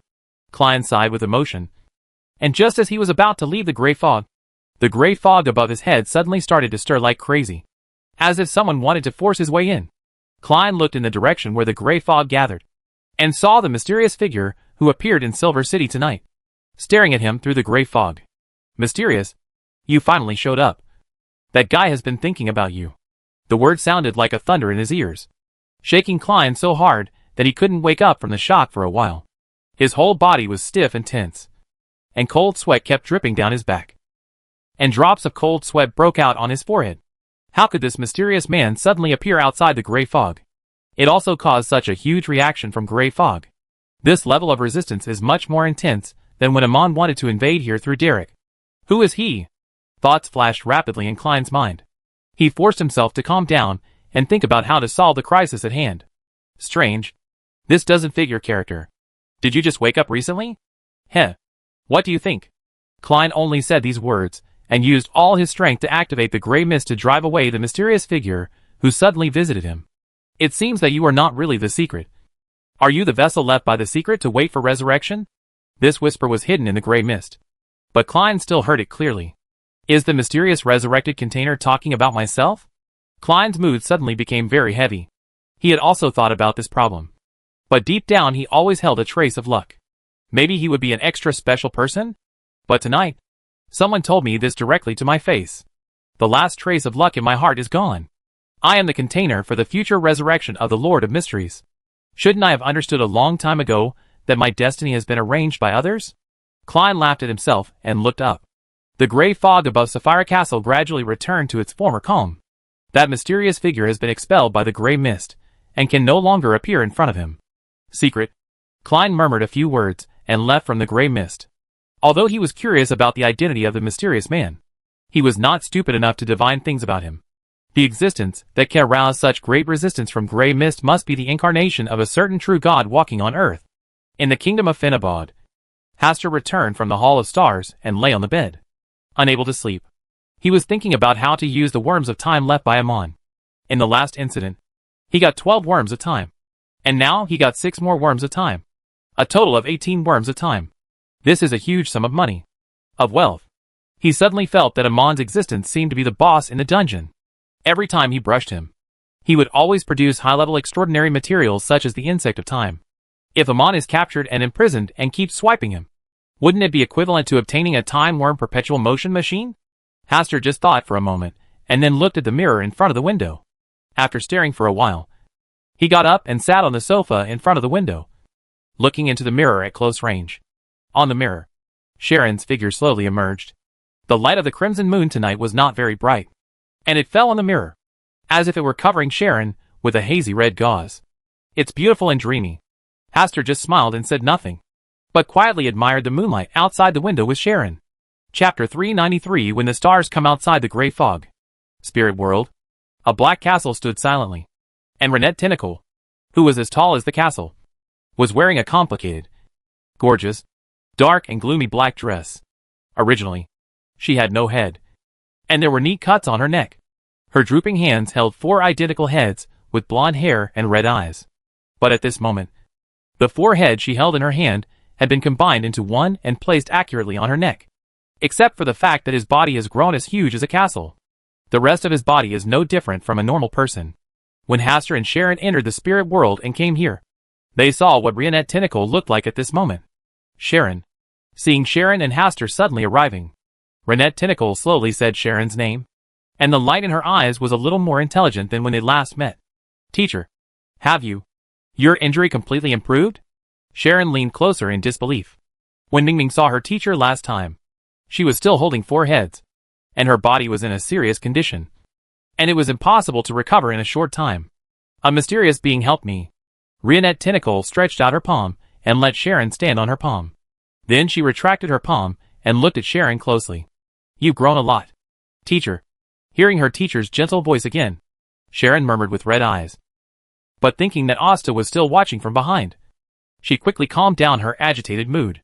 Why did you come to the spirit world? We are planning to go to the Republic of Intis through the spirit world, and we want to stop here to have a look. Hastur, standing behind, raised his head and looked up at Renette Tentacle, who was as tall as a castle. Not by the way, Sharon added specifically. She came here specifically to see how her teacher was doing. Very nice. Renette Tentacle smiled gently, then quickly shrank in size and turned into a normal human appearance. She looked slightly taller than Sharon, with beautiful blonde hair that seemed to be made of splashed gold, and her eyes changed from red eyes to blue eyes. To describe it roughly, she is a pretty big sister with blonde hair and blue eyes? It's a rare visit. Come in and sit down. Renette Tentacle invited Sharon and Hastur to enter the castle. Okay.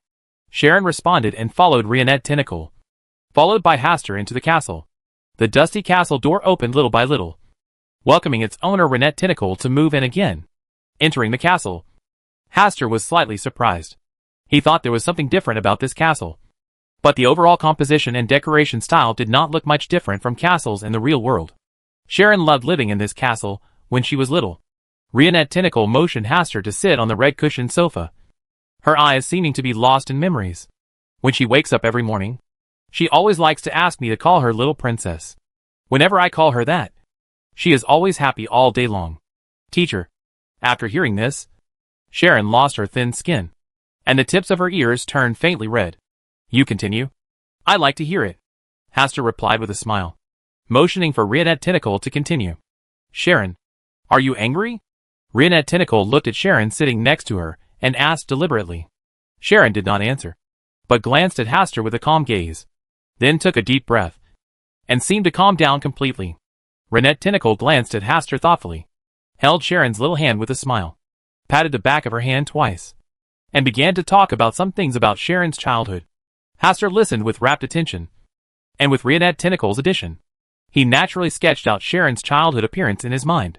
She had a teacher like Rionette Tentacle who loved her tenderly and lived in a castle like this since she was a child. She was raised as a real princess. If it weren't for the changes in the Rose School, Sharon might have become a woman like Audrey and Bernadette. Hastur tried to imagine it, but still felt that Sharon was cuter like this. Rionette Tentacle seemed to see through Hastur's inner thoughts and asked casually, Sharon is cute now. Isn't she? Yeah. Very cute. Hastur nodded in agreement naturally. Sharon, who was at the center of the discussion between the two, had no obvious expression on her face, and just looked at the two of them calmly. I always hope that someone can take good care of Sharon on my behalf. Teacher. Sharon, who had been silent all this time, finally couldn't help but interrupt what Rionette Tentacle was about to say. Oh, little Sharon is angry. Rionette Tentacle sighed, with a slightly plaintive tone, as if she was lamenting that the little cotton-padded jacket she had loved since childhood had begun to leak. Sharon felt uncomfortable saying harsh words to her teacher, so she looked at Asta, who was looking at her with a smile, and motioned for him to help her change the subject. Hastur said seriously, I will try my best to do this. That's good. Rionette Tentacle nodded with satisfaction. Sharon said calmly with an expressionless face, You guys talk. After saying that, he ignored Rionette Tentacle and Hastur, got up and left the hall on the first floor alone, and went up to the second floor. Rionette Tentacle looked on, with a smile, and motioned to Hastur to stay for a while. I know there are many secrets hidden in you. I just hope that you will not hurt Sharon in the future. Rionette Tentacle put away the smile on her face, and added, Humanity is the pillar against chaos and pollution. I hope you never lose yourself. When Sharon came down from the room where she lived as a child on the second floor, Hastur was no longer in the hall on the first floor. There was only her teacher. She said lightly, Where are the others? I said I was going to meet my old friends, so I asked you to wait here for a while. Sharon walked over to Rionette Tentacle and sat down, remaining silent. Do you want to know what the teacher said to him at the end just now? No. Sharon answered firmly. I thought you wanted to know. Rionette Tentacle smiled and reached out to gently stroke Sharon's head. Sharon stiffened at first, then leaned on Rionette Tentacle's shoulder, as if reliving the past. After some distance from Rionette Tentacle's castle, Hastur began to summon Grey Carrie. A huge flying phoenix roared through the spirit world, causing all nearby spirit creatures to tremble. Right now, while the Lord of Mysteries has not yet awakened, he is the master of the spiritual world. When he was about to approach Hastur, he turned into a smaller version of the Firebird and landed gently on Hastur's shoulder. Looking at you. You must have been doing well recently. Right? Chirp. Grey Carrie responded happily. I don't know if it's because the end is approaching, but his recovery speed has been much faster recently than before. I want to go somewhere and need your company. Chirp.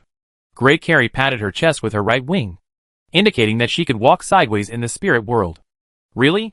With a smile on his lips, Hastur looked up in the direction of the 7 pure lights of the spiritual world.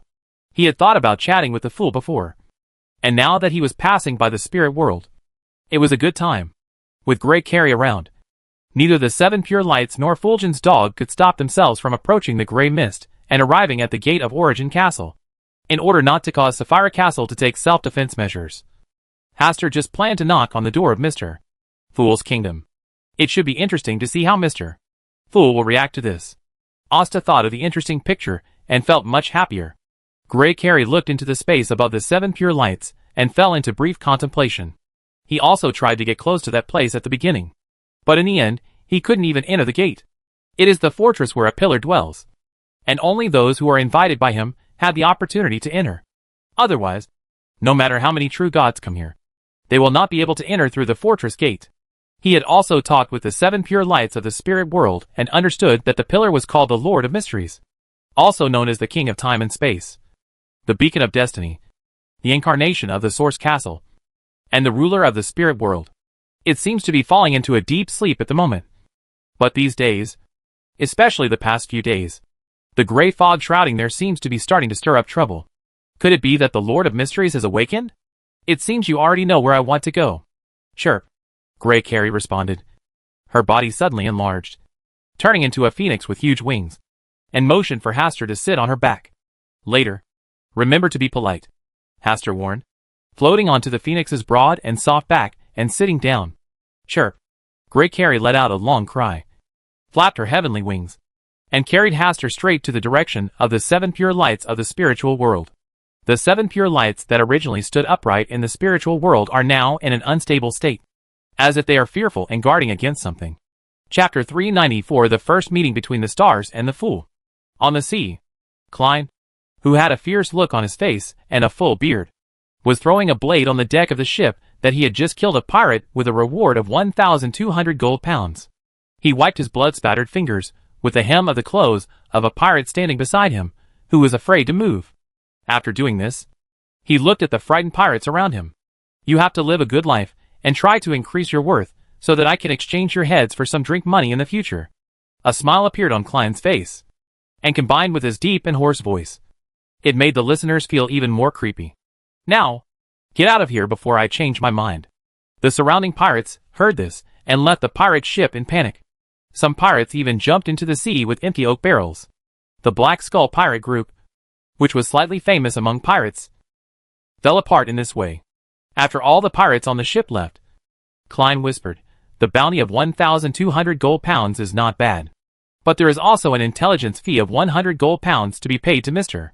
Hangman, and 7,600 gold coins are still owed to Miss Messenger. According to the unequal exchange rate between gold coins and gold pounds, I still need to earn a bounty of nearly 8,000 gold pounds, which will require about 7 or 8 bounty tasks. Sigh. It's a pity that those well-known pirates have found places to hide under the suppression of the Church of Storms. If I didn't have Mr. Hangman's inside information, it would be difficult for me to accurately hunt them. He thought that if he could hunt down a big pirate with 5,000 gold pounds, it would be easy to pay off the debt. Fortunately, the messenger lady never took the initiative to ask for repayment. Go back first and hunt another pirate hiding nearby tomorrow. When Klein was about to leave the pirate ship, Spirit madly signaled him to go above the gray mist in his mind. There was no other way, so Klein could only find a nearby dirty bathroom, endure the unpleasant smell, and walk 4 steps backwards, entering above the gray mist. When he arrived, the gray fog outside Source Castle was making a mad noise. This movement was even more intense than the last time the mysterious man visited. He sat at the head of the long bronze table and looked down. Through the cracks in the billowing gray fog, I could vaguely see 7 light beams of different colors rising into the sky and reaching the space beneath the gray fog. Several hound-like creatures ran out of the crack in time, their tails raised, and they were fully on guard for something. Klein had seen this kind of creature in the books given to him by Mr. Azek. This is Fulgrim's hound. He is a loyal guardian of the spiritual world. Something's wrong. Klein noticed something different from last time. Last time, I was discovered by the mysterious figure when I was observing Silver City. And then I came to the outskirts of the gray fog through the traces I left. At that time, he and I were not only separated by gray mist, but also separated by such a long distance as the land abandoned by God. But this time, it seems to be coming straight towards the main body of Source Castle. Even he himself doesn't know where the Source Castle is exactly now. So how did the other party come to find it? Those Fulgan dogs outside guarding Source Castle should be afraid that the other party would be detrimental to Source Castle. So they chose to incarnate. Klein couldn't help but feel panic in his heart. This was the first time that an inexplicable being found his real residential address along the network cable. Who is it? Is he the mysterious person from last time? Klein looked at the scene outside the gray fog seriously and worriedly. After a while, a bird call loud enough to break through the sky resounded throughout the gray fog. Then a fiery red light spread upward from below, and even the gray fog was dyed into a large red cloud. The vigilance of Fulgrim's dogs also reached its peak at this time. Amid their vigilance and Klein's gaze, a huge phoenix appeared in front of the gray mist, flapping its wings that covered the sky. And on the huge phoenix, There seemed to be a palace gathering hazy starlight. Inside the palace, there sat a mysterious being who also sat at the head of the long table. Klein looked at the other person through the gray fog, and suddenly felt his scalp numb. He tried hard to suppress the panic in his heart, maintained his superficial calm, and looked at the mysterious being from the distance. The gray fog outside Source Castle began to spread, trying to swallow up the illusory palace that radiated starlight. But wisps of starlight fell down and turned into a barrier, completely blocking the spread and erosion of the gray fog. The Fool. In the Starlight Palace, the mysterious existence faintly said the title Fool. Klein's expression suddenly shook, and he immediately understood the true identity of the place. Stars. To be able to sit in a palace made of the light of stars. Who else could it be besides the stars? Moreover, the last time he and the other party worked together in Backland to prevent George III from ascending to the throne of God. Is it because of that cooperation that the stars locked their true positions? Then why did he come today? Klein didn't think too much. He leaned back slightly on his chair, pretending to be calm and composed, and then chuckled and said, "Stars. Now that the other party has arrived outside the gate, and the gray mist cannot stop the other party, he can only pretend to be the real fool, the real Lord of Mysteries through bluffing. Only in this way can we protect ourselves and scare off the other party. You just woke up not long ago, and you still seem to be very weak?" Faced with the undisguised temptation of the stars, Klein just tapped his fingers on the table and said with a smile on his lips, "It doesn't take long for the stars to wake up. Doesn't it?" It is not difficult to make this guess. The Stars organization and his own Tarot Society appeared at almost the same time, and their followers were active in Backland at the same time. It is enough to show that this star has just awakened and is constantly expanding his beliefs through his followers and actively affecting the real world. This formal style is very much like the process of a sleeping powerful being waking up and beginning to re-understand the world and intervene in it. How does this look like I am pretending to be Mr. Fool? In the eyes of Tarot Club members, Mr. Fool is such a mysterious existence. The only difference between me and the stars is that I, the Fool, am pretending, bluffing and showing nothing. And the other party, the stars, are really existences that have awakened from ancient times. Is this a fake liqueur encountering a real whirlwind? Klein felt a little unsure, but he still tried to maintain his composure on the surface, and wanted to hear what the other party had to say. Did he come with malicious intent? Or did he want to negotiate and cooperate with him? Do you still remember the agreement we made? Klein had a question mark on his forehead. What was the original agreement? What agreement? Why don't you know? The person the stars are talking about should be the original Lord of Mysteries. Right. But I don't have the memory of the Lord of Mysteries. Who knows what kind of agreement was reached between the Lord of Mysteries and the stars? It's over. Isn't he about to be exposed? No. You absolutely cannot answer this question head-on. Klein was silent for a while before replying, "Times have changed, and everything in the past should have been buried in the long river of history. In a new era, there can also be new promises. Do Chuanqing also need a partner?" Seeing that Chuanqing came to visit today without any ill intentions, Klein decided to ask the other party to see if he could find out the other party's details. In the past, it was a mystery, but now it is a fool. Since it is different, it is natural to start over. Klein frowned slightly, unsure of the meaning of this sentence. The stars seemed to say this deliberately. Did he see the difference between himself and the Lord of Mysteries? Or does he regard himself as the rebirth of the Lord of Mysteries? How do the stars want to cooperate? Klein decided to test the stars' purpose again. "Fool, you are too weak now." Klein was speechless. He actually heard a teasing and friendly tone from these words. Could it be that the relationship between Mystery and Chuanqing was very friendly back then?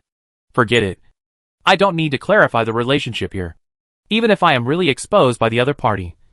At worst, I will leave Source Castle and return to the real world, leaving the stars alone outside the gate of Source Castle. Often the party that actively seeks cooperation is the weakest and bluffest. Klein appropriately showed Mr. Fool's tough side. "Fool, aren't you bluffing right now?" Such a simple sentence made Klein's heart tremble. Of course he was bluffing. Was this a temptation from the stars? Or had he really seen through his own lies? Klein still maintained a calm tone. "I'm not the one who came to seek cooperation. Maybe I'm here to offer you protection. The blessings of the stars should be reserved for those who need it more." After Klein finished speaking, he vaguely heard the stars chuckle, as if they were amused.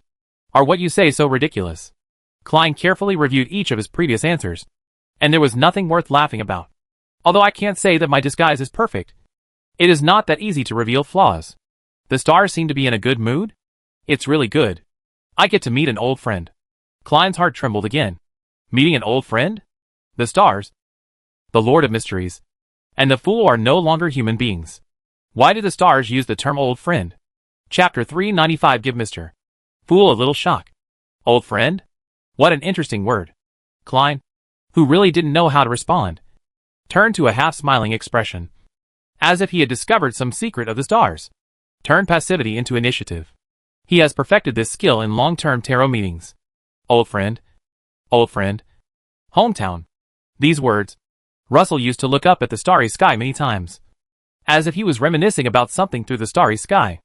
Hastur naturally dumped the blame on Russell. Thinking about it carefully, this is not a blame shift. Back then, Russell must have looked up at the stars more than once. It was hard to guarantee that when he was alone, he would not say something that only he could say. Hear the little secret. Roselle? Klein's heart moved slightly, and he showed some curiosity at the right time. The stars are watching all this, and his magnificent, tortuous and bizarre life is also under the gaze of this starry sky, although he thought he did it very covertly. Especially the unique writing he left behind. It doesn't seem to belong to this era. Is there only one special person like him? When Klein heard this, he couldn't help but panic. If the stars really watch everything, then was my birth also under the watchful eyes of the stars? He has already seen that he is a time traveler occupying the identity of the original owner Klein. Uncertain. The person who came through time travel is Xiaoming and Klein. What does it have to do with Mr. Fool? Unless the stars could see through the concealment of Origin Castle. How would he know that he had become the new master of Origin Castle? Perhaps this was just something he deliberately said to deceive himself. After thinking about this, Klein slowly spoke. Roselle is indeed an interesting person. It's a pity that he chose the wrong path in the end. Since he wanted to talk about Russell, let's talk about it. Anyway, through Russell's diary, he already had a general understanding of this fellow's legendary life, as well as his general personality and behavior. Just by talking about Russell, a man of the times who has passed away, we can show the ancient and mysterious side of Mr. Fool, who has long since awakened from his slumber. The Fool. You seem to be very familiar with Russell? Of course, he is very familiar with her. I even know which witch he slept with on which day of the month. Klein cursed in his heart, but said calmly, there is a lot of fate. Fate? That's a very interesting statement. The stars seem to be particularly concerned about Russell. He has qualities worth studying. Can't the stars, watching everything, fully understand everything? Then Klein and Hastur took Russell as the center of the conversation, made secrets, and talked about a lot of things, almost tearing Russell apart from the inside out. Fortunately, they stopped talking and didn't talk in depth. In the end, Hastur stopped talking about Russell. In terms of his understanding of Russell, he and Klein were taught by almost the same master, so they couldn't break the trick. None of them had ever met Russell in person or had a real conversation with him. They only knew and understood Russell indirectly through Russell's diary, and the other through the original book. If they really want to continue chatting, the two of them are on the same level. Maybe one of the words they say is wrong, but it gives the other party a handle. Moreover, when the stars come to see the Fool, how can they just talk about Russell? He is not qualified to be the focus of discussion, and can only be used as a small talking point to change the topic. Fool, are you interested in attending a meeting of the stars? Hastur extended an olive branch to attend the meeting of stars, wanting to see what choice Klein would make. A meeting of the stars? Is it similar to setting up your own tarot club? Could it be that the members of the Council of Stars in the Mouth of the Stars are all terrifying beings of the same status as the stars? A tarot club is already exhausting and requires a battle of wits and courage. If I were to attend a star meeting and face a bunch of terrifying beings that are comparable to real gods, that scene is terrifying to think about. Klein's heart trembled. He was just a fake Lord of Mysteries, using the identity of Mr. Fool to deal with people like Miss Justice and Mr. Hangman already required him to spend a lot of brain cells. I really don't have the energy to deal with the terrifying beings at the Star Conference. Many beings are looking forward to the return of the Lord of Mysteries. The meeting of stars is interesting. What kind of existences are there? Klein seemed interested, but in fact, he secretly said in his heart, I am not the Lord of Mysteries, and I don't look forward to meeting them at all. Mother Tree of Desire, Superstar Master, Son of Chaos, High Dimensional Overlooker. Klein's eyelids jumped wildly when he heard this. and his little heart kept beating. He was not familiar with other sons of chaos, superstar masters, and high-dimensional overlookers. But he was familiar with the existence of the mother tree of desire. The evil god believed in by the Rose School of Sex and Indulgence is the mother tree of desire. Being able to participate in the same meeting and talk on an equal footing means that existences such as the sons of chaos are also evil gods, whose status is not lower than that of the mother tree of desire. The meeting of stars might as well be called a gathering of evil gods. Just thinking about such a meeting makes one's head spin, let alone participating in it in person. Stay away. Be sure to stay away from the so-called meeting of the stars. It turns out it's them. Klein chuckled and refused. Oh, not interested. Asta deliberately said with regret, that's such a pity. No. It's not a pity at all. I haven't lived enough. Klein smiled and said nothing. He would not attend any star meeting. But for some reason, he had a hunch that he might not be able to escape the law of true fragrance in the future. After all, this law is sometimes more accurate than 1 + 1 = 2. We talked a little too much today. Klein issued the eviction order. He really felt a little tired. Today's conversation has wasted so many of his brain cells. He cannot relax for a moment when dealing with Chuanqing, an ancient existence that has survived for who knows how many years. Otherwise, it will be easy to see through the truth and cause trouble. Fool. I look forward to the next time you and I meet. I hope you can give me more surprises then. Asta, who was satisfied with his own enjoyment, had no intention of continuing the conversation. He just came for a brief visit today. Things like cooperation were all incidental. He mainly wanted to see what kind of interesting reaction Mr. Fool would have when he was found along the network cable. The effect is not bad. Outside the gray mist, the huge phoenix looked up at several Fulgrim's dogs, and the palace of stars on its back finally gradually disappeared. The phoenix, which burned like the fire of H.L., let out a high-spirited cry that resounded throughout the gray fog, shaking the entire gray fog to a state of unrest. With the phoenix as a mount, is this the card of the stars? It's really enviable. Klein watched the stars leave, and a big stone finally fell to the ground in his heart. He closed his eyes and sighed heavily. The stars finally left. As he left, the dogs of Fulgen whimpered in the direction of Source Castle for a while, and then disappeared into the pores of history. He was not looking forward to the next meeting of the stars, and his little heart was firmly saying no. This kind of exciting meeting should be avoided if possible. Klein looked at the 7 rays of pure light that had been completely filled with gray mist, and sat in silence for a long time. It took a while to recover from the fright. Chuanqing mentioned his old friend and Russell just now, and it made him feel heartbroken. He was sure that the stars watching everything already knew the identity of Russell's traveler. After all, Russell at the time regarded himself as the protagonist of the era. He was flamboyant, but did not know how to restrain himself. He brought many changes to this era and promoted the rapid advancement of this era. It's sure to attract the attention of some ancient beings, and the stars are one of them. It was hard for him to imagine what kind of abilities and authority existed in the stars. Maybe reversing time and space and traveling through the galaxy at will was just commonplace for those beings. If Russell's appearance really caught their attention, they might be more interested in the Earth, where Russell lived before he traveled over. Fortunately, I am different from Russell. Klein was secretly grateful. Fortunately, he didn't show off his differences everywhere like Russell, so he could avoid unnecessary attention and grow up to this day safely. Unfortunately, these quiet days can no longer last long. The stars have already set their sights on him, and other terrifying beings may also set their sights on him in the future. In the future, unless necessary, you should not easily observe those entities that far exceed your own strength through Source Castle. Otherwise it will easily attract their attention.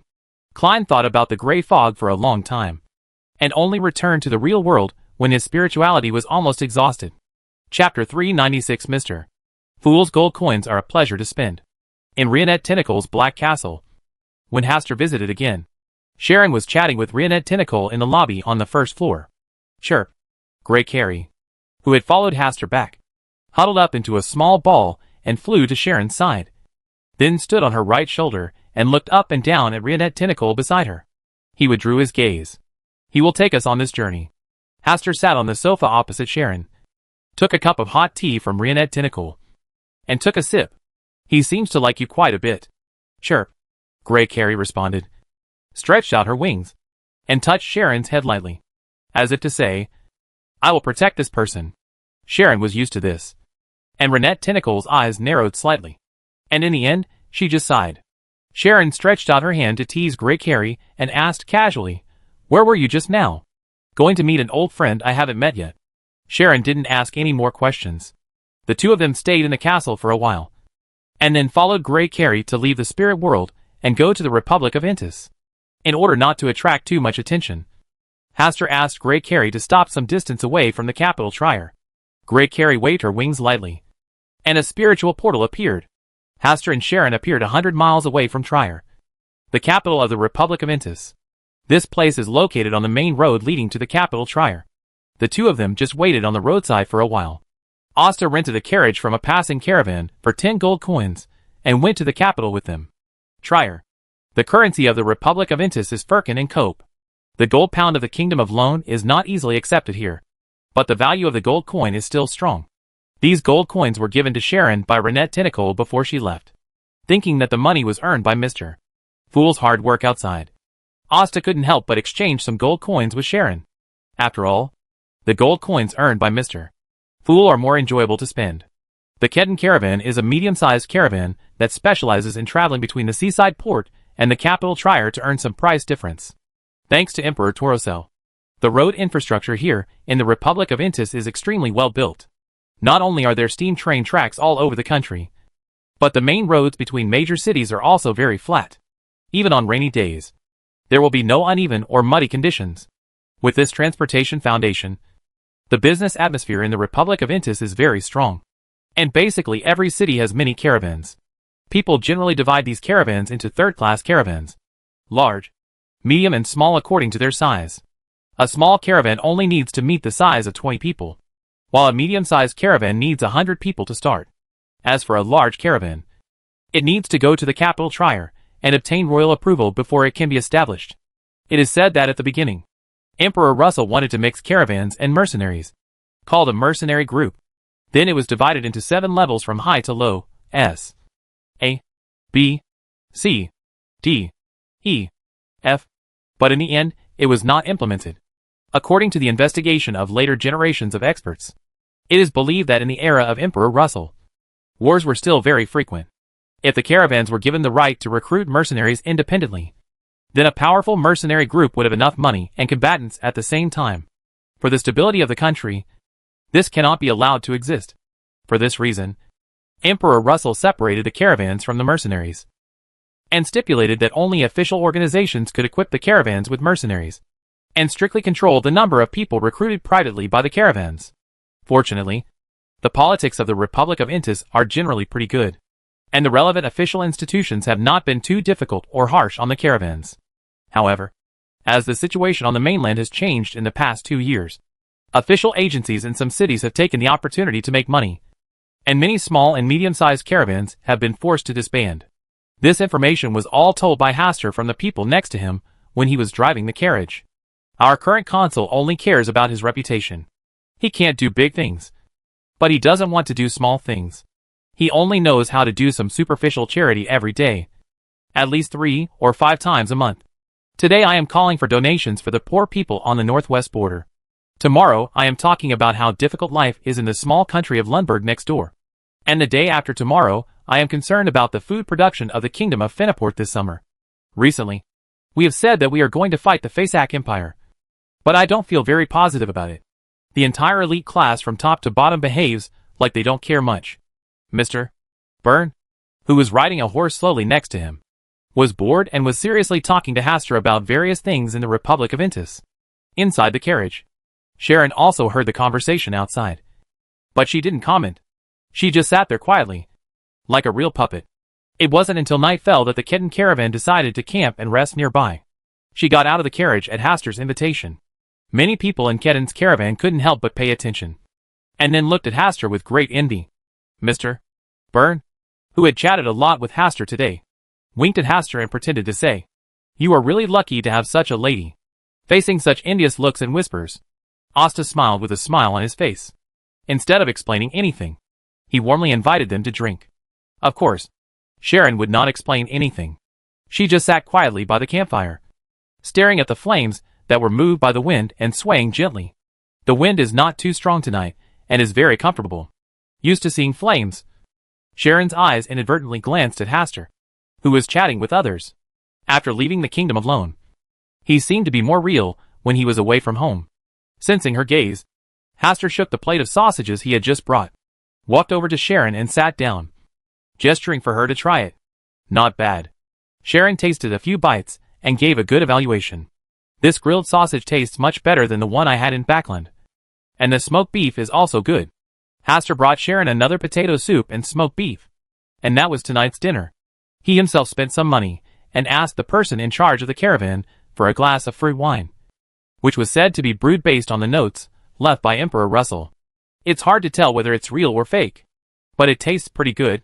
Sharon just took a sip of the potato soup, put down the spoon, and looked at Haster calmly. Austin naturally looked away and said, "Shall I get you some fruit wine? Or hot tea or coffee? You drink." Sharon directly handed the portion of potato soup to Haster, looking at the potato soup with thick mashed potatoes, bright red tomato juice, water and simple seasoning. Asta had no appetite at all. "Can you stop drinking?" "Cannot." Haster sighed. If he had known that he had not teased Sharon with the potato soup just now, he would have had to bite the bullet and drink most of the potato soup. In the end, "I couldn't drink anymore, so I could only excuse myself that I had eaten enough tonight." Sharon just tasted the delicious grilled sausage silently and ignored Haster. After the interlude, Haster and Sharon sat by the campfire and chatted about what they had seen and heard today. Sharon only occasionally chatted with them. At around 8 o'clock in the evening, when the caravan members, who had been traveling for most of the day, were about to fall asleep, a figure came out of the dense forest, disturbing the tranquility here. The person who came was a young man. He was wearing a white robe. His feet were bare, and his blonde hair was tied up with a golden hairband. He has a warm smile on his face, and his eyes are bright and energetic. When you stare at him carefully, you feel as if you have come from night to day. A priest of the Eternal Sun Church? This was Haster's first impression of this young man.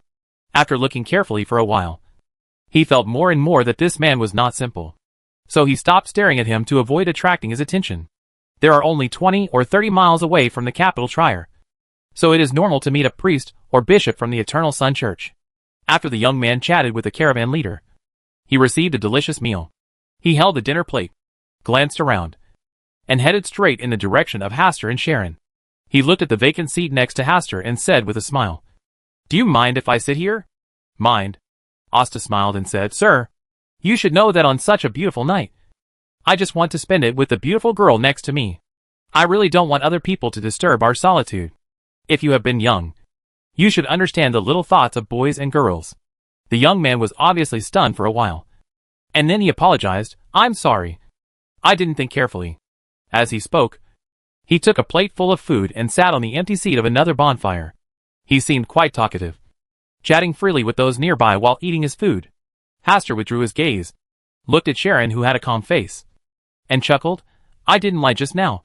It is indeed more comfortable for two people to be alone." Sharon just nodded and moved her eyes to the flames of the bonfire.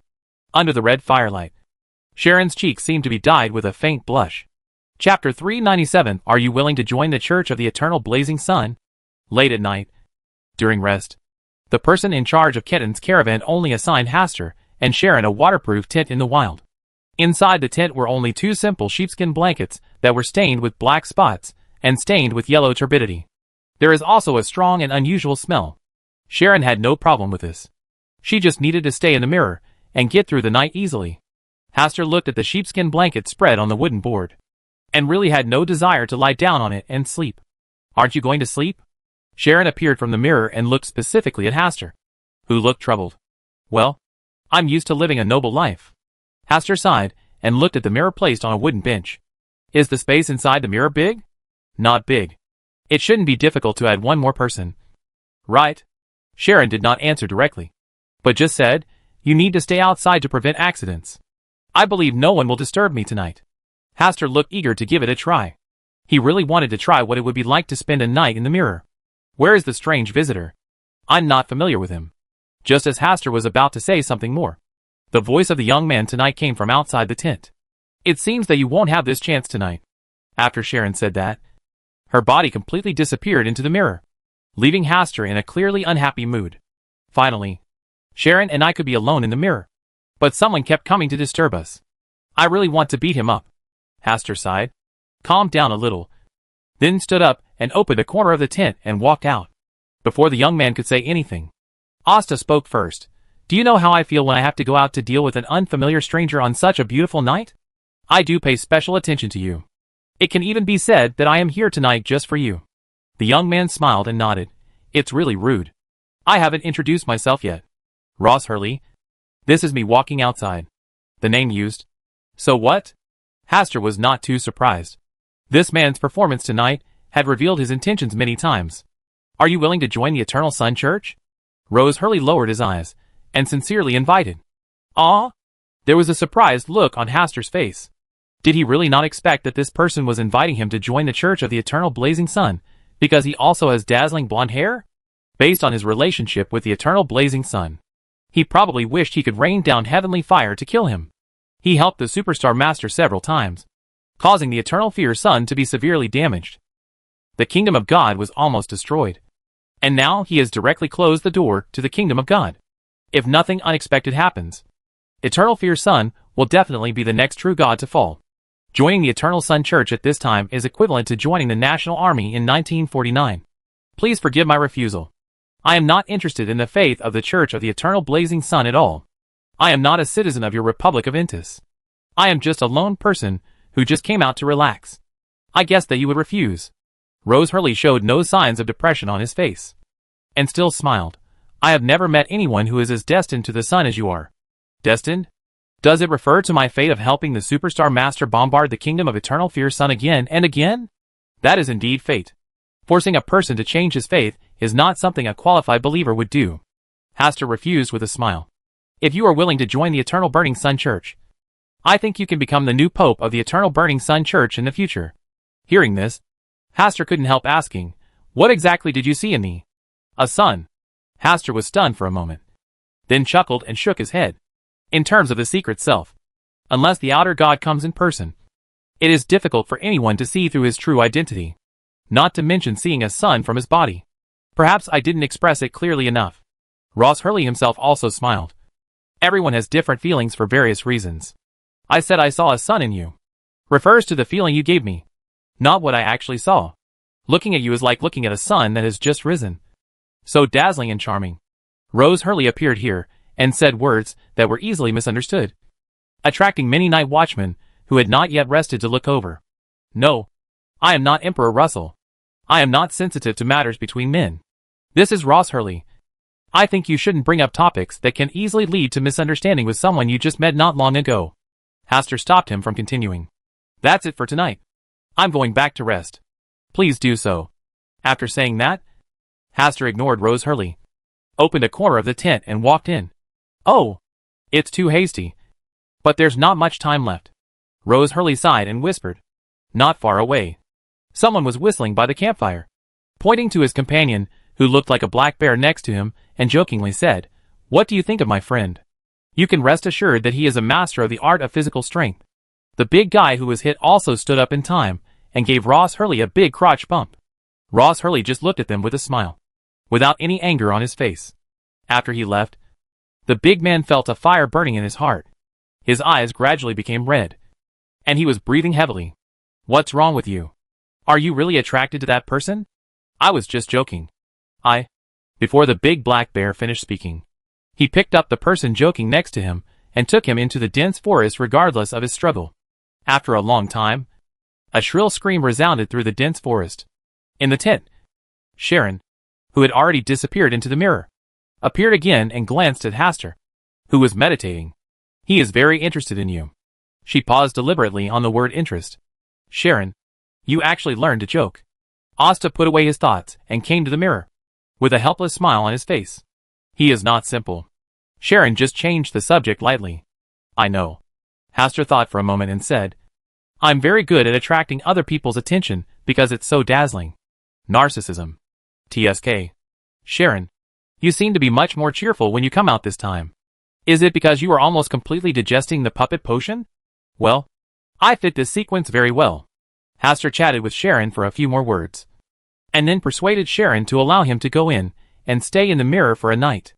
Unfortunately, he was rejected ruthlessly in the end. The next day, Hastur was awakened by a noise outside the tent. When he came outside the tent, he found a group of people surrounding the entrance to the jungle admiring something. He was also curious and walked over to take a look. Gee, it was really eye-catching. The big man, who looked like a big black bear, was sleeping soundly against the tree trunk with his eyes closed, a satisfied smile on his face. Lying on his lap was a friend who was usually close to him. At this moment, his face was pale, his eyes were dull, and his lips were dripping with saliva, as if he had been overstimulated. After some enthusiastic explanations from the people around him, Asta understood the whole story. It was said that eating something he shouldn't have caused his mental disorder, and then some pleasant and painful things happened. The head of the Ketan caravan was furious about this, and finally let 2 people stay here to take care of it temporarily, while the others continued to set off to the capital Trier. As for the young man named Ross Hurley last night, when he got up in the morning, no one saw him again. The journey was very smooth, and no other messy things were encountered. The Ketan caravan successfully arrived at the capital of the Republic of Intis before the sun finally set. In order to thank them for taking care of them along the way, Hastur specially gave them another 10 gold coins as a thank you. When he thought that this gold coin was earned by Mr. Fool who worked hard outside, Asta felt particularly comfortable using it. Separating from the caravan, Hastur and Sharon first found a pretty good hotel to stay in. Intis Republic, southeastern coastal port. Cadla arrived at the prosperous and bustling dock with Bernadette. The 2 people, who had not set foot in their hometown for a long time, had different emotions on their faces. Since the Bi-Maple Palace incident that year, the Republic of Intis has changed. The Church of the Eternal Sun joined forces with the Sauron family to steal the throne that should have belonged to the Gustav family. At that time, Bernadette was far away at sea. Although she still hated her father, she secretly returned to the Republic of Intis several times, but she did not find the answer she wanted. When she returned secretly, she was discovered by people from the Eternal Sun Church and the Sauron family, and was hunted down. Since then, she has never set foot in this country again. Do you miss it? Bernadette suddenly asked as she looked at the familiar building styles on the streets on both sides. Cadla was silent for a while, shook her head and said, I can't remember clearly anymore. She left Intis at a young age and left with Bernadette. At that time, she hated Bernadette and the hometown where she lived, so she didn't have many memories worth remembering. Her good memories as a child were all related to the man in front of her. Let's go. It's time to go back and see our old friends. Chapter 398 Belief in the Sun. Trier, the capital of the Republic of Intis, is due to the rise of the god of machinery and steam, and the story that has to be told between him and Roselle. The level of mechanization here is even more widespread than Backlund and Lone. They range from airships with steam combined with extraordinary power to small alarm clocks in ordinary people's homes. Many places here show a side of steel and gears. Even the carriages that carry passengers are made of steel as the skeleton, and then equipped with chains, gears, wheels, and finally horses that can provide suitable power. There are also iron box carts that can move forward without horses as power. But the speed is still very slow and currently far less than the speed and freedom of horse carriages. But it has initially revealed its future technology side. At around 8 o'clock in the evening, with the crimson moon shining high, Hastur and Sharon were walking on the streets of Trier's west end. Unlike Backlund's west side, the most fertile and prosperous area of Trier is in the east side. According to people here, Emperor Russell particularly liked the east side, so he specially respected the east side and built the east side into the best neighborhood. Intis's customs are different from those of Backlund, who is known for being conservative. Sharon's black palace dress was walking on the street, which was incompatible with other girls walking around. Someone even came up to chat with her and asked her which clothing store Sharon got her vintage dress custom made. Words such as retro, outdated, the dregs of the times, cumbersome, rigid, fuel, and unfree are all the Intis girls' evaluation of Sharon's outfit. Even Sharon, who had never been very emotional, was a little more angry at this moment. When Hastati asked whether he should do as the Romans do and buy some Intis-style clothes to wear, Sharon frowned and glared at him, as if he looked very angry. Personally, I have always felt that this kind of exquisite and beautiful palace attire looks better. It is elegant and majestic. It is much better than those casual attires that expose the arms and thighs. In this matter, Hastur still had a bit of a desire to survive. Sure enough, Sharon's face improved a lot and her expression softened a bit. It turns out that Sharon still cares about this view. And that's right. Which girl can endure her favorite dress being degraded to nothing by other girls? Hastur understood it in his heart, and was very sensible. So he did not mention these things. After walking around for a while, she passed by a clothing store that was still open. Sharon stopped and looked through the transparent screen window at the various light and simple dresses and revealing clothing that the clothing store displayed to pedestrians on the street. Women's underwear, etc. Hastur glanced at Sharon inadvertently, and vaguely saw that the tips of Sharon's ears were slowly turning red. Finally, she looked away, calmed down, and then pretended to leave as if nothing had happened. Hastur also took a special look, and couldn't help but click his tongue, lamenting that Emperor Russell really did not leave a way for future travelers to survive. These dresses and women's underwear styles are not much different from the underwear stores in previous lives. For Sharon, who has lived in Backland all year round, such a naked impact is no less than a shock to the soul. From bra wraps to tube tops to modern underwear, each advancement reveals more personality. In this regard, it is indeed quite free. Thinking of this, Asta was a little curious whether the swimwear in this world was the same as in modern society. A swimsuit version of Sharon. With Sharon's temperament, she would not dress like that even if she was beaten to death. Hastur felt a bit pity. When he looked away, Sharon, who had already taken 2 steps ahead, was looking back at him with a scrutinizing look. Ahem. I'm just curious, Hastur explained. And Sharon only gave him a look of, do you think I will believe you? Uh-huh. Little girl. Your boyfriend will be unhappy if you dress like this. Men just prefer girls to wear less. But they have to wear it. How to dress just right is a profound knowledge. A woman who had just come out of the clothing store, and was dressed like a modern white-collar beauty glanced at Sharon's outfit, and smiled, and shared some insights with her, completely ignoring Hastur's presence. With this topic, another wealthy businessman's wife passing by also joined the topic. Women should be kind to themselves. They should always buy new clothes and underwear. Like me, I have to buy new ones every month. Otherwise the one in my family would have gone out to steal clothes. Sharon's little mouth opened slightly, as if she was shocked by their unrestrained discussion of such things in the street. Finally, she glared at Hastur, signaling him to leave with her quickly. Asta suppressed his laughter, and before leaving, he specially thanked these 2 kind-hearted people for teaching them and solving their doubts.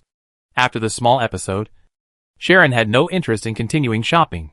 As soon as she came back, she hid in the mirror and could not come out. Hastur could only lament that Intis's style was really different.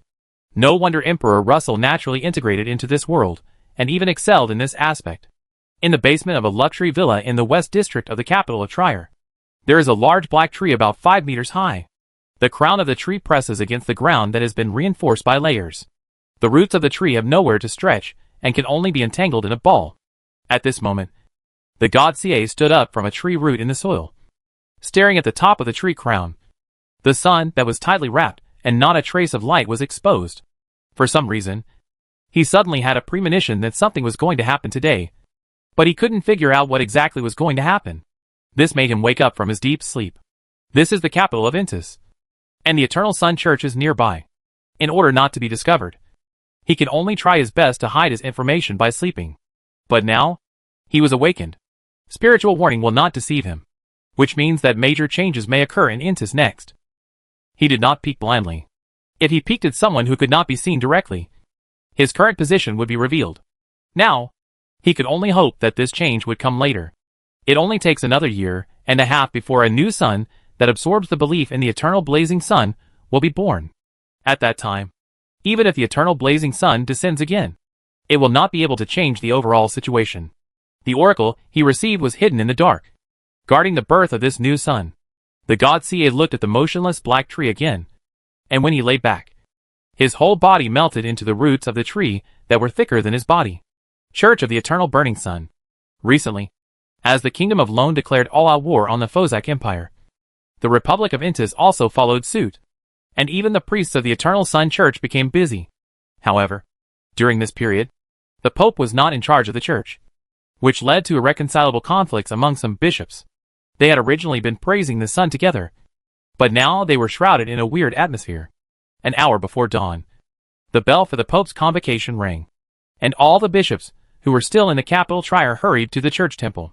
When the first ray of sunlight fell on the temple and flowed in from the outside of the stained glass, the Pope, who had disappeared for a while, once again put on the golden holy crown symbolizing the Pope. He just stood there quietly, like the incarnation of the sun, and everything around him became warm.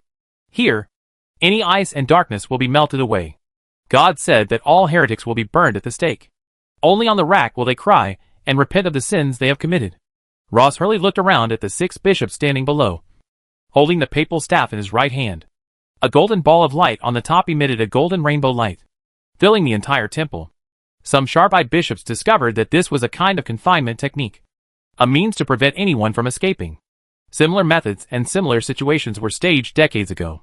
God is merciful, but this does not mean that someone can rely on the mercy of the gods to betray their faith and blaspheme the gods. The majestic sound stirred the entire temple, and with a deep shout, 2 torture racks rose from the ground, burning golden fireworks. This is your last chance. Rose Hurley glanced at the 6 bishops with uncertain faces, but still no one chose to stand up. You betray God's mercy and my trust. With a whisper, 2 of the 6 bishops suddenly flew up on their own, flying towards the 2 prepared flames with fear on their faces. They tried desperately to struggle. But here, under the Pope wearing a golden holy crown, was the incarnation of the sun. The new sun will surely rise. The old and aging sun should sink into the boundless abyss. That is his final destination. The sky is the kingdom of God that belongs to our Lord. The bishop, knowing that he was going to die, let out an angry and crazy cry. Unfortunately, their voices were quickly replaced by screams of extreme agony. The remaining 4 bishops looked at each other, not quite understanding what was going on. A new sun? Could it be? They couldn't help but hold their breath and didn't dare to think any more. But their hands and feet gradually became cold. How long has it been since then that 2 bishops, right here, under the gaze of gods, suddenly changed their original beliefs? If His Majesty the Pope had not come back to deal with it in time, one day, the belief in the sun would no longer belong to the eternal burning sun. Chapter 399, The Prelude to Chaos.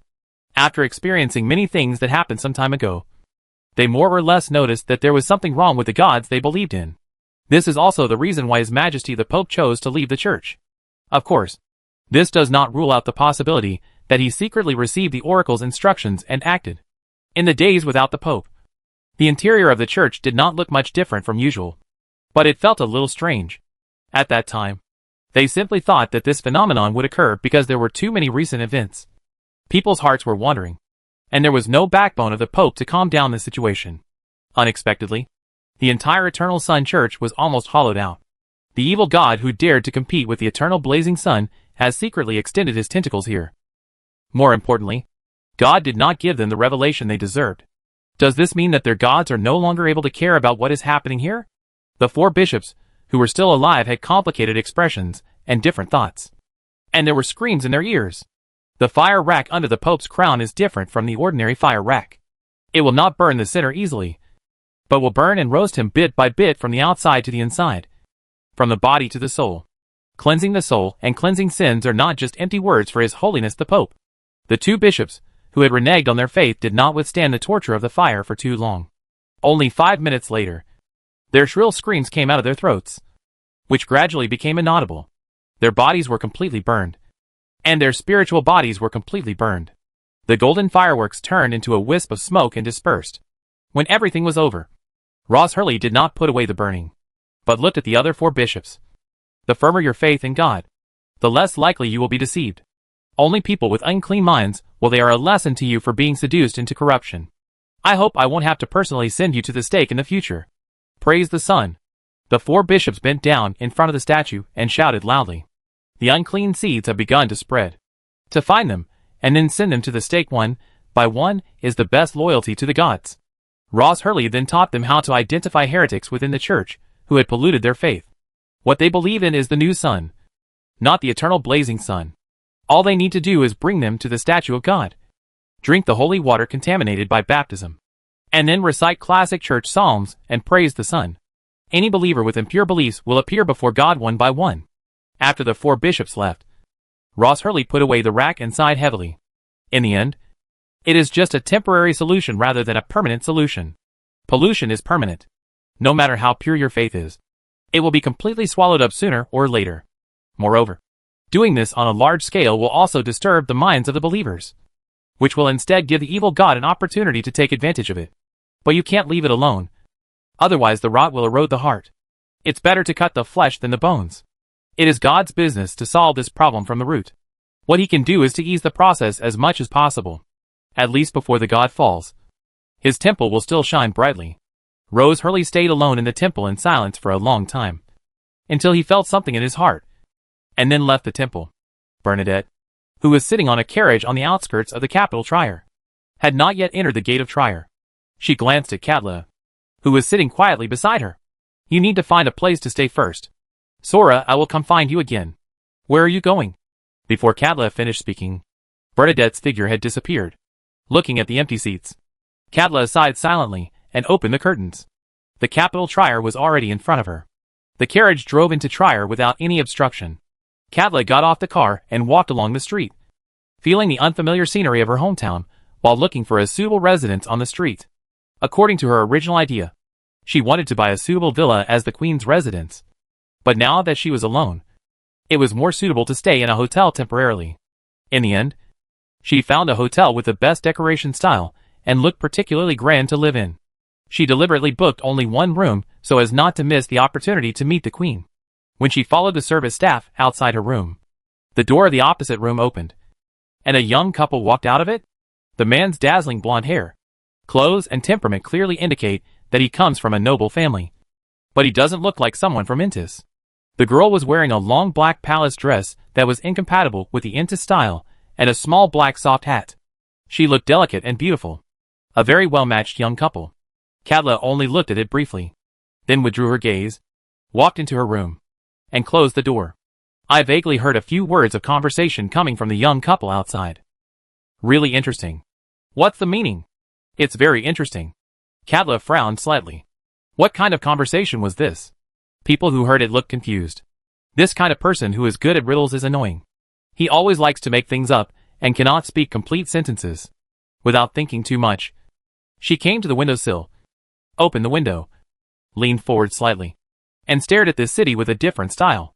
The customs of Intis are different from those of other countries. And the buildings here are also particularly unique. I heard that when Emperor Russell was still alive, he used one fell swoop to promote nationwide reforms. But with his sudden fall from the White Maple Palace, the Sauron family that came to power later tried their best to revise various laws and traces of existence left by Emperor Russell. This back and forth has caused the architectural style of Intis to become polarized. In addition, the people of Intis have free customs and strong individuality, so they do not have a unified style like other countries. Katla looked at the distance for a while, then lowered her head and looked down at the street. The young couple who passed by him just now were wandering on the street. The girl was walking into a clothing store to choose clothes, while the man stayed in a cafe outside the clothing store, ordering a cup of coffee and waiting. I don't know if it was her imagination, but the man seemed to be looking at her. But when she looked away, the man was slowly sipping fragrant coffee. She glanced a few more times to confirm that she was wrong before looking away and looking at a judgment square in the distance. Intis has always had a tradition of executing criminals in front of ordinary people. But today's execution scene was a bit strange. The 8 prisoners were all believers of the Eternal Sun Church, and they were still wearing white robes issued by the Eternal Sun Church. And they were tried and executed for blasphemy. The pile of fire would begin to ignite, and the raging flames quickly swallowed up those Eternal Sun Church believers who had committed sins. At night, before Katla could wait for Bernadette to come to her room, she heard new movement on the other side of the door. She is not a person who likes to eavesdrop on other people's privacy, but the movements and voices on the other side are loud. After listening for a while, Katla understood what was happening. Tonight, she happened to encounter a patrol coming to this hotel to investigate suspicious persons. According to the description of the 2 soldiers, they were looking for a priest who had escaped from the church. Boom boom. There was also a knock on Katla's door, so she had no choice but to open the door and go out to cooperate with the investigation and questioning. If you encounter a suspicious person, remember to report the information. If the information is true, you will receive a considerable reward. The 2 patrol soldiers continued to knock on other rooms, looking for people one by one based on the portrait they had. It seems that there is a serious problem within the Eternal Sun Church. What a coincidence. The man suddenly spoke. You've always had good luck. The girl with delicate appearance said calmly. I will take your words as a compliment to me. the man said, then turned to look at Katla. Madam, are you a new traveler to Intis? Katla nodded lightly, and closed the door without any desire to communicate. After a brief interlude, everything returned to calm. She thought that the night would end like this. But late at night, Katla, who was lying in bed unable to sleep, suddenly sensed the queen's aura and got up from the bed. But what made her feel strange was that the queen's aura came from the house opposite. Could it be that the queen went to the wrong room? After only a slight hesitation, she pushed open the door and walked outside the door of the opposite room.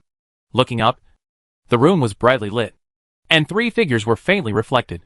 The most familiar figure among them is the queen she has been waiting for, and the other 2 figures should be the young lovers. Does the queen know them? They were discussing something. Shouldn't I interrupt them at this time? So as not to make the queen feel that she is ignorant, too clingy, and has not grown up yet. When Katla was full of emotions, the queen's voice came from the room. Do you want to stay outside the door until dawn? Katla didn't hesitate anymore, pushed open the unlocked door and walked in. Then she walked silently and stood behind Bernadette. She didn't say anything, but glanced at the young couple with curiosity in her eyes. You must have met today, right? Bernadette said to Katla again, Asta and Sharon. They are from back London Loan, and they are my friends. Katla, the queen's follower. Katla gave a brief introduction. Asta naturally recognizes this Katla, the Star Admiral across the sea. Huang Jiejia, also known as Xingjiang. Chapter 400 Sharon and Huang Jiejia. Late at night, the 3 people sat down in the room, and only Katla insisted on standing behind Bernadette. I just happened to come here to relax, and happened to come across the Eternal Sun Church. It doesn't matter whether it's a coincidence or an accident. What's important is that when you come, things happen. Bernadette looked at Haster with deep meaning. In the mysterious world, the symbolic meaning is far greater than the actual meaning. Haster did not refute this sentence, but acquiesced. Is today's trier becoming more chaotic because of his arrival? Or is the chaotic situation here attracting his arrival? The symbolic meaning he possesses is far greater than Bernadette's guess. If he hadn't come, Trier would still have experienced a chaos, but the scale of the chaos would have been smaller, and his arrival will rapidly expand the scale of this chaos, turning a small turmoil into a major disaster. You can become a believer in the stars. You must have little-known characteristics, or secrets. Bernadette seemed to have seen through something. I have no intention of prying into your privacy. I am just curious about what your arrival will bring to this place. What a difference it brings. Will you be the spark that just happens to ignite the barrel of dynamite? Or will you be a ball of flame yourself? Asta pretended to be mysterious and smiled. Maybe I am a sun. Sun? There are many believers of the eternal blazing sun in this city, and they often claim to be the incarnation of the sun. You misunderstood. This is how a person I met last night described me. Well, it was a joke. Bernadette joked. Are they from the Church of the Eternal Blazing Sun? They always like to use their lips and tongues to develop believers. His name is Ross Hurley. Haster did not hide this matter. He also wanted to obtain some information about this person from Bernadette. When she heard this name, Bernadette became serious. When she was in the southern continent, she met a young man from the Eternal Sun Church, who called himself Rose Hurley. He also said that if I join the Church of the Eternal Blazing Sun, I will have the opportunity to become the Pope in the future. It's really exciting words. Maybe this isn't a joke. The smile on Bernadette's face faded, but she didn't say much to Haster. She was not familiar with this person. She only knew that he was not simple. As the night progressed, after a brief chat, Bernadette followed Katla back to the room opposite. Before leaving, she deliberately whispered into Sharon's ear. I didn't expect that little Sharon was abducted. Little Sharon? The tip of Katla's ears immediately caught this key term of endearment, and her calm eyes changed. She stared at Sharon with complex eyes, filled with envy, curiosity, loss, and wariness. The little hands that naturally dropped down unconsciously tightened the corners of his clothes, and he couldn't help but want to shout in his heart, I also want this kind of exclusive pampering title. Sharon was also keenly aware of Katla's unusual gaze, but she did not explain anything and ignored Bernadette's joke. She was used to Bernadette's sometimes serious and sometimes joking style. When Bernadette left the room, Katla, who was walking behind, looked back at Sharon, wanting to ask something. But in the end, she just left with her chin slightly raised and a gleam of unwillingness to admit defeat in her eyes. Haster took in Katla's little expression and found it very interesting. As the saying goes, 3 women perform 1 drama. Sharon, Bernadette, And Katla could barely put together a script that said I was the one who came first. Katla is the sufferer who cannot love. What's on your mind? Just make up a play in your head. The Church of the Eternal Blazing Sun? No. About you. Sharon didn't ask any further. Her instinct told her that what Hastur was thinking was unhealthy. The next day, Asta was going to lie in bed and rest for a while to make up for the sleepiness of not sleeping well the night before. But Katla, who lived in the room opposite, knocked on the door early in the morning. Sharon hid in the mirror and had no idea of opening the door. Hastur could only stand up, straighten his appearance a little, and then open the door. Katla, who originally looked a little aggrieved, changed her expression instantly after Hastur opened the door, and said with an indifferent expression, "The Queen asked me to follow you in the next few days." Action? Asta was surprised, then smiled and said, "I'm here for vacation, and I don't have any other arrangements for the time being. I only follow the Queen's orders." Katla walked into the room and naturally sat on the stool in the center of the room. Her eyes glanced around and then landed on the mirror on the table. Is something wrong? Sharon's figure gradually emerged from the mirror. Resentful soul? Astrologer. The two of them revealed each other's extraordinary sequence. One was not very sure, while the other was very confident. Katla's eyes changed slightly, and her eyes became more wary. People from the Rose School? Is something wrong? Sharon asked again. Katla was silent for a while, then shook her head and looked away, turning to Hastur, who was waiting to watch the show. "You go on. I'll go out and order breakfast for you." Hastur consciously left the room, leaving Katla and Sharon alone. Silence. Soundlessness. After a while, Katla took the initiative and asked, "What is your relationship with the Queen?" "Partner." "That's it?" Katla's tone became more relaxed and happy. In the mirror, Sharon spoke calmly. "She answers everything I ask for." Katla's bright eyes dimmed instantly. "I just have a normal relationship with her." "Real?" Katla's darkened eyes brightened again, making Sharon dazzled. When Asta came back with 2 breakfasts, Katla's head was lying on the table, and she was whispering to Sharon in the mirror. Upon noticing Hastur's arrival, Katla immediately sat upright and returned to her calm and indifferent appearance. "TSK. Your face changes so quickly." Asta put breakfast on the table, looked at Sharon in the mirror, and found that she was in a good mood, with a faint smile in her eyes. "Run. Keep running. Don't get caught, or you'll be burned on the stake." Deep in the intricate alley, Ulrich, wrapped in a black robe, was running hastily when he caught a glimpse of a patrol passing by. He glanced around and hurriedly hid his body in an empty trash can. The stench made even rats reluctant to stay for a long time. When the patrolling soldiers passed by, they also quickened their pace and spit in the direction of the trash can. After the footsteps completely left, Ulrich came out of the trash can with his hand on his nose. He carefully observed his surroundings and ran a long distance before taking a big breath of fresh air. He ran to a location along the river, plunged in, and then dived down, drifting down the river in the city, in a place where it was difficult to be found. An air tube allowed him to breathe air in the water. After floating to a gentle area downstream, he slowly raised his head from the water and made sure there were no suspicious people around. Then he climbed out of the water and hid in a small forest along the river, leaning against a tree trunk and breathing heavily to regain his strength. He was very glad that he did not choose the path of the sun, but the path of the diviner. He was also lucky enough to be promoted to a sequence 7 magician. Otherwise, he would never be able to leave the Eternal Sun Church alive. There were so many people in the church, including the bishop, who was sent to the stake. Fortunately, he divined in advance that his life would be in danger, so he made some preparations and was more careful, so that he had a chance to escape here. "My lord bishop, you will die if you die. Why are you dragging me into this?" As he spoke, Ulrich reached out and felt around on his body until he felt a hard, round object in his coat pocket, and then he breathed a sigh of relief. Fortunately, this thing was not lost. Otherwise his defection to the Eternal Sun Church would have been in vain. After resting for 20 minutes, Ulrich stood up with one hand on the tree trunk and took out a miniature astrolabe from his arms with the other hand to guide himself on the right path forward through divination. He gradually walked through the woods and through the gaps between the trees. He could already see the buildings outside. He was still in the city of Trier, just escaping from a dangerous area to a relatively safe place. After observing for a while, he retreated back into the woods and hid, hoping to find a suitable way out for himself through divination after he fully recovered.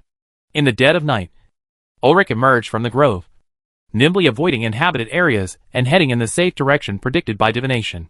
When he encountered patrolling soldiers, he hid in the dark shadows, spread out his black robe, and raised his hands horizontally in front of him. He successfully blended into the darkness and deceived the patrolling soldiers' search. This kind of magic can only be effective at night. During the day, it can be easily seen through and cannot be hidden smoothly. Hiding in XZ and following the guidance of divination, he successfully avoided the patrolling soldiers and the people from the Eternal Sun Church. Hey, why didn't it work suddenly? Ulrich, who originally wanted to leave Trier under the cover of night, looked at his divination this time with a look of horror. The pointer on the divination astrolabe suddenly stopped, as if disturbed by various forces.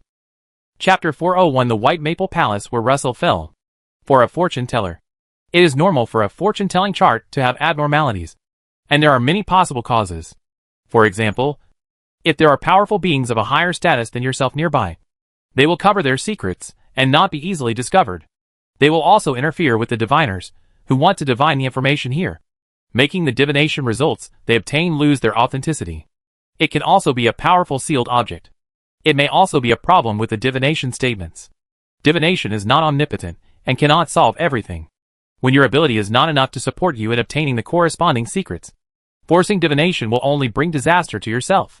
Ulrich stopped and thought carefully, thinking that there should be a powerful beyonder in the nearby area that far exceeded his own, causing the divination to be distorted and chaotic. The result of the previous divination told me to go in this direction. Is it a reminder that I need to seek help from this powerful, extraordinary person? In the end, Ulrich rejected this idea. He rashly disturbed a powerful, extraordinary person, and he might not even know how to die. There were still soldiers and Eternal Sun Church personnel patrolling the streets late at night. Faced with this situation, he could only find a safe place to hide first. Ulrich carefully looked around, then ducked and carefully hid in a warehouse where kitchen ingredients were stacked. On the second floor of the hotel, Asta was enjoying the breeze by the window and feeling the style of Intis. He naturally noticed the sneaky figure not far away. Look, he looks like either a thief or a wanted criminal. Judging from recent events, it is more likely that the wanted criminal is wanted. But he had no intention of getting involved now. He just glanced at it for a few times, then withdrew his gaze and turned to look at the empty room. Since Katla chatted with Sharon today, the relationship between the two seems to have gotten much better. In the evening, Katla took Sharon out to play, and when it was time to rest, she invited Sharon to go to her room, leaving Hastur alone. A person is in the room. It seems that this time the Rose School led by the god Ca has the upper hand in the confrontation with the Eternal Sun Church. Considering his luck, this is really not an easy thing. Hastur stopped to observe for a while, closed the doors and windows tightly, lay on the bed, and entered the Palace of Stars. He was very skillful in finding the star where the Mother Tree of Desire was located, and saw the god Ca who was integrated into the roots of the tree, only showing one face. What is surprising is that Ca and the Rose School have not taken any action recently. Is there something wrong within the Eternal Sun Church itself? Could it be that the eternal blazing sun is about to fall? Hastur thought and looked at the star where the Superstar Lord was. As usual, there was nothing unusual. Then he glanced at the high-dimensional overlooker. Well, his incarnation was still playing hide-and-seek with Amon in the land abandoned by the gods. Since the last sacrifice of the stars, 2 clones of Amon were caught by the high-dimensional overlooker. They seemed to have sensed something was wrong and disappeared. It's a pity that he underestimated the patience of the high-dimensional overlooker. He has been guarding the gods' abandoned land during this period, and also blocked the door for Amon to leave the gods' abandoned land. At this moment, they are slowly tightening the encirclement, trying to catch Amon who is hiding everywhere. Hastur just looked at it for a while, and then looked away. With their authority and ability, scheming and wisdom, this hide and seek was enough for them to play for several months. The next morning, Bernadette had not returned yet, but personnel from the Eternal Sun Church came. They also came to look for the wanted criminal. It was said that someone had witnessed a suspicious person appearing here, and asked them to pay attention to it, and contact the Eternal Sun Church directly as soon as there was any news. There were obviously a lot more patrols on the streets, and they were searching almost door to door. Asta still chose to watch, leading Katla and Sharon to visit many of Intis's special attractions. It's a pity that although Maple Palace has been abandoned, it is not open to the public. There are still people guarding here, probably waiting for Bernadette to surrender. You want to go in? Katla saw that Hastur was very interested in by Maple Palace. I am indeed very interested. Emperor Russell is a figure worth studying. Standing outside the White Maple Palace, Hastur looked at this extremely prestigious building and was slightly lost in thought. After all, Russell is also a fellow traveler. And it always makes people feel sad when they come to the place where he died. But when he thought of Russell's sexual intercourse with noble ladies, and even witches in the White Maple Palace, this sympathy disappeared instantly. You can try it tonight. I don't have the habit of asking for trouble. I can go with you. There was something strange in Katla's eyes, and she knew without even thinking that she wanted to help Bernadette explore the White Maple Palace. Hastur smiled and declined her proposal.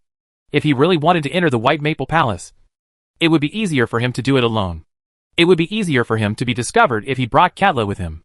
In the afternoon, Asta took the time to visit the investment market in Intis. He had no idea of investing, but just wanted to see where Intis's current technological research was. Among the projects that impressed him the most, someone proposed to develop a product similar to an internal combustion engine, and a simple model was already available. And the future is promising. If this project appeared in loan, he wouldn't mind investing some money, and even giving some small suggestions. Around 8 o'clock in the night, there was a burst of noise on the street. Hastur, Katla, and Sharon stood at the window of the second-floor room of the hotel, overlooking the movement there. After a close search by soldiers and Eternal Sun Church personnel, the wanted criminal's whereabouts had been exposed. But at the critical moment, he jumped into the city's river and escaped. Soldiers and Eternal Sun Church personnel were holding torches and searching along both sides of the river. Katla suggested, "This is a good opportunity." "I'm not interested." Hastur smiled, "Of course. I won't interfere with your actions. I don't believe you really came here just for tourism." Katla left the hotel after saying that, apparently already going to participate in this matter. Sharon asked calmly, "Are you really not interested? With her here, I don't need to do it myself. I just need to stay in the room and wait for the results," Asta said, looking at Sharon next to him, and asked curiously, "Didn't you follow Katla to buy new clothes?" "I do not like. Occasionally dressing yourself in a different way may have a different effect. Are you looking forward to it?" Sharon looked directly at Hastur, as if she could see his little thoughts. "Kind of." Asta nodded honestly. He was really looking forward to Sharon's modern female professional attire. The collision of classics and modernity should bring about a different kind of beauty. Sharon did not respond to Hastur's expectant look, but returned to the mirror expressionlessly. At around 2 o'clock in the night, there was a knock on Hastur's door. Asta had no choice but to get up and open the door. Outside the door, besides Katla, there was a man in black robes, all wet, and he could vaguely smell the sour smell of a trash can. "Can't you go to your own room?"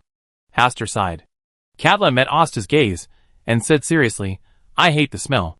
"Don't I dislike this smell?" Hastur looked at Katla, who was looking serious, speechlessly, knowing that she was in the wrong. She looked away and stared at the mirror on the table, pretending not to see Hastur's gaze. It wasn't until Hastur stopped staring at her that she moved her gaze back and briefly described what happened tonight. After Katla left the hotel, she silently followed the searchers. It was not until they were about to find the person that she took the lead and took the person out of the encirclement. In the process, she was very lucky and did not encounter any other extra things. "I saved you tonight. It's time for you to introduce yourself properly." Ulrich, who was disgusted with the sour smell and looked aggrieved, heard Katla's words and quickly told him his identity and the reason why he was wanted. Asta listened silently, then glanced at Ulrich's coat pocket, pointed with a finger and said, "You haven't introduced the contents of your coat pocket yet." "Ah!" Ulrich subconsciously reached out to cover his coat pocket and took a few steps back. He didn't stop until he hit the door frame. He looked in disbelief and said, "How do you know the thing is on me? If you were really just an ordinary priest, the Eternal Sun Church would never arrest you with such a big fanfare. If you rule out the possibility that you are the illegitimate son of the Pope, there is a higher possibility of escaping with important things." Ulrich looked at Hastur with admiration. "You are so amazing. You have only met me once, and you can roughly guess something. Because the plots in most books are like this. Otherwise, how can the story continue?" Hastur complained a little in his heart. "I can tell you the truth. And I can even give you things." Ulrich reached out and carefully took out the so-called treasure from his coat pocket, and then spread it out in the palm of his hand. "A gray, round stone? I only have one condition. You must send me safely out of Trier." Ulrich quickly closed his palms again. blocking the eyes of Hastur and Katla. I will only give this thing to you. Ulrich spread the round stone in front of Katla and motioned for her to take it. Katla was silent for a while. She really disliked dirt and smell. Sorry. I put it on the table. After realizing this, Ulrich blushed, took a few steps forward, and placed the round stone on the table, very close to the mirror. When his hand left, the stone that had been placed silently turned a few times and opened a large distance from the mirror on the table. Ulrich was dumbfounded, and then said with a shocked look on his face, "Damn it. It has never been so magical in my hands." Chapter 402, An Eye of the Eternal Blazing Sun. Well, it is indeed amazing. Even Sharon, who was hiding in the mirror, disliked the dirty smell of the stone, so she couldn't help but kick it away. Hastur resisted the urge to laugh and said with a serious face, "This proves that we are the best destination for this thing." Katla on the side looked away silently, and she also wanted to laugh a little. Ulrich was stunned for a moment and sighed, "Maybe. Now, can you tell me its origin and use?" Upon hearing the question, Ulrich glanced at Katla uneasily and whispered, "After I finish speaking, you must ensure that I am safely sent away from here." "Well, here's the deal." Seeing Katla nodding, Ulrich breathed a sigh of relief. He looked at the stone on the table and said with complicated eyes, "I am a priest next to Bishop Deli. We have a very good relationship. So when he had a premonition when he was about to die, he entrusted this thing to me. When he was leaving, he told me that this thing was the Eye of God." Having said this, Ulrich shuddered subconsciously, with a bit of panic in his eyes. God's eyes. These are such rebellious words. I was completely frightened at the time. I could only vaguely hear him muttering something to himself. The gods are about to fall, and the new sun is about to rise. But where is the new sun? It's him. It's not him. These are incomprehensible words. The day after he handed the things to me, he was arrested by the Eternal Sun Church for blasphemy, and then burned on the stake. Honestly, it is a normal sentence to be accused of blasphemy based on his shocking remarks. But I didn't expect that even I would be listed as a blasphemer and a wanted criminal. In order to protect myself, I had no choice but to run away. When they found me today, I thought I was going to be burned at the stake. But this lady saved me. Ulrich's eyes flashed as he stared at Katla's beautiful face and said in a pious tone, "At that time, I thought you were the angel sent by God to save me." "I'm not." Katla directly interrupted Ulrich's upcoming fantasy. I know. I'm just a metaphor." Ulrich blushed and lowered his head, not daring to look at Katla. Katla was not interested in paying attention to his little thoughts, and looked to Hastur to ask for his opinion.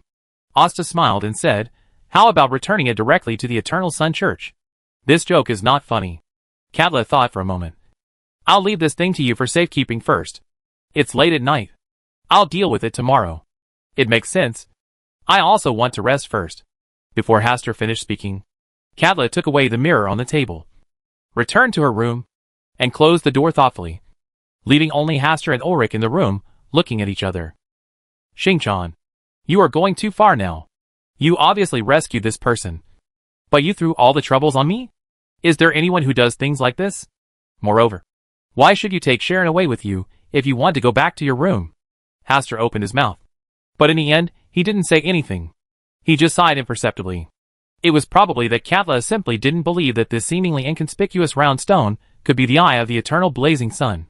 He thought Ulrich was lying, and there was no value in further investigation. So he left so simply. But Hastur had a hunch that what Father Ulrich said was true. This round stone was really the eye of the eternal blazing sun that fell into the world. It should be that when he helped the superstar master bombard his kingdom of God a few times before, Eternal Fear's son was accidentally injured, causing one of his eyes to fall from the kingdom of God.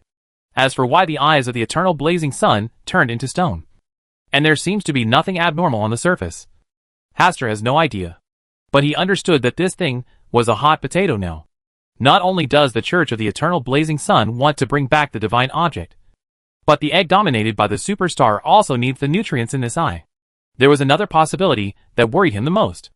Unless the Eternal Fear Sun was seriously injured to the point of death, why would he let his eyes fall into the world? Is there any calculation in this?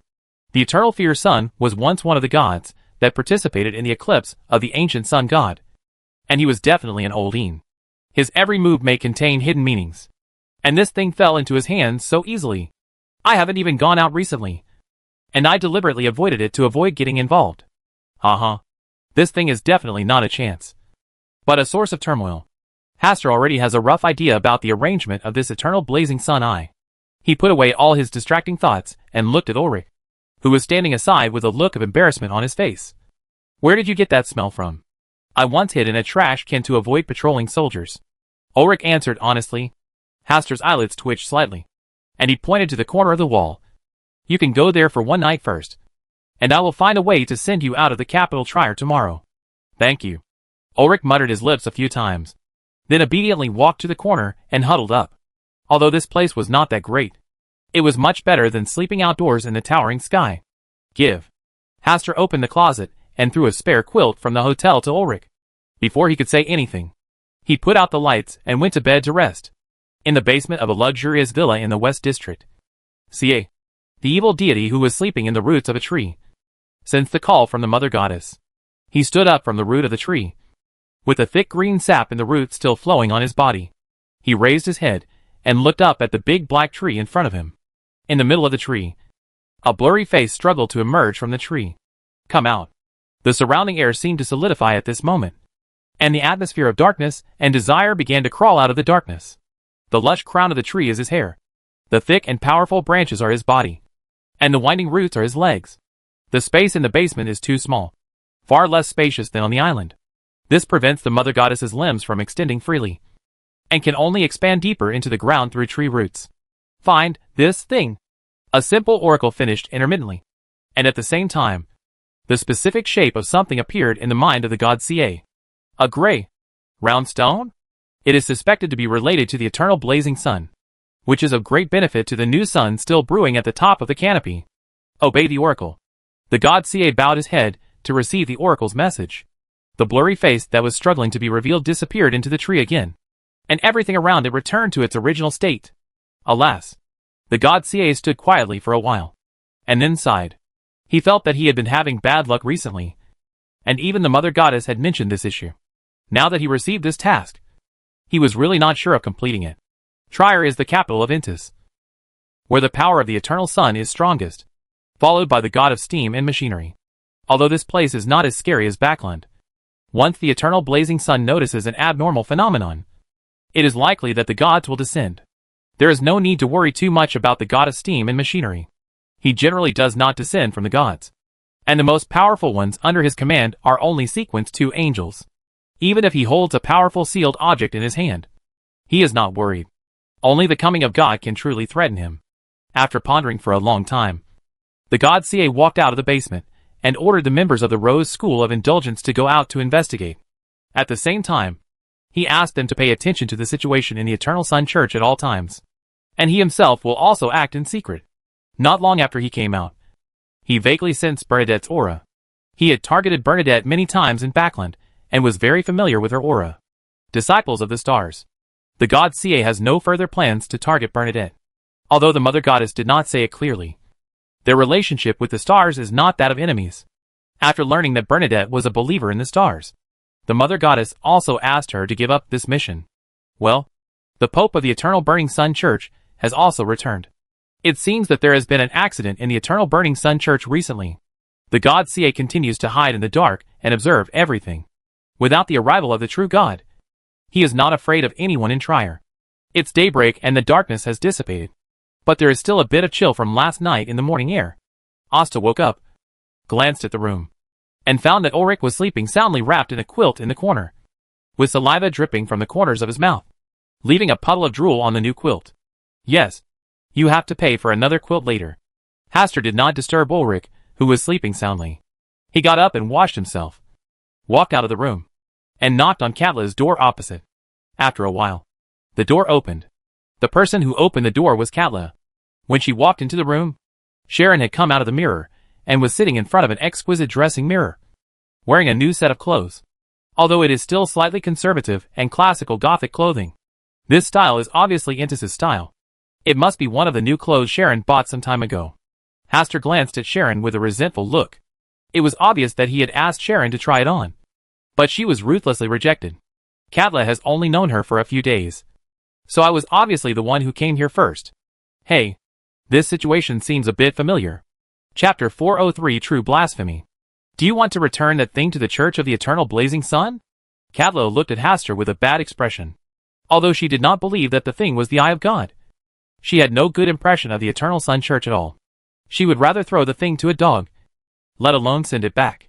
In the beginning, it was the Eternal Sun Church and the Sauron family that led to the fall of Emperor Russell in the White Maple Palace. This event has been proven by history. If it weren't for the support of the Eternal Sun Church, the Sauron family alone would not be able to assassinate Emperor Russell.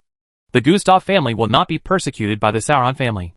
And the queen will not just be the mysterious queen who roams the sea. She should be the most noble princess in the entire Intis Republic. Princess. Well, this thing contains something ominous, and leaving it in our hands will only bring disaster. I disagree. Cadla refused directly with a cold face, leaving no room for negotiation on this matter. Hastur was not in a hurry. Poured himself a cup of hot tea, took a sip and then said, "How do you want to deal with it? Throw it to the dogs." "This is a good idea." Hastur's eyes brightened. "Let's do it this way. How interesting it would be to throw the eyes of the Eternal Sun to a dog.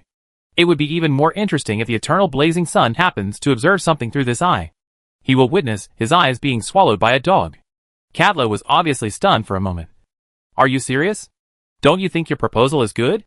Asta blinked and said, "The holy object that the Church of the Eternal Sun is so hard to pursue is fed to a dog. What an exciting blasphemy." Cadla's pupils widened slightly, and she finally gave Hastur a complicated look. "You are crazier and bolder than I imagined." "MS. Cadla, this is your proposal." Cadla didn't make any more excuses. What she just said was just angry words. But Hastur really planned to do this. After hearing their conversation, even Sharon, who had never been interested in such things, looked over with the same confusion in her eyes. She knew that Hastur must have had his own considerations when he chose to do this. But the idea of feeding a dog that looked like a god was too crazy.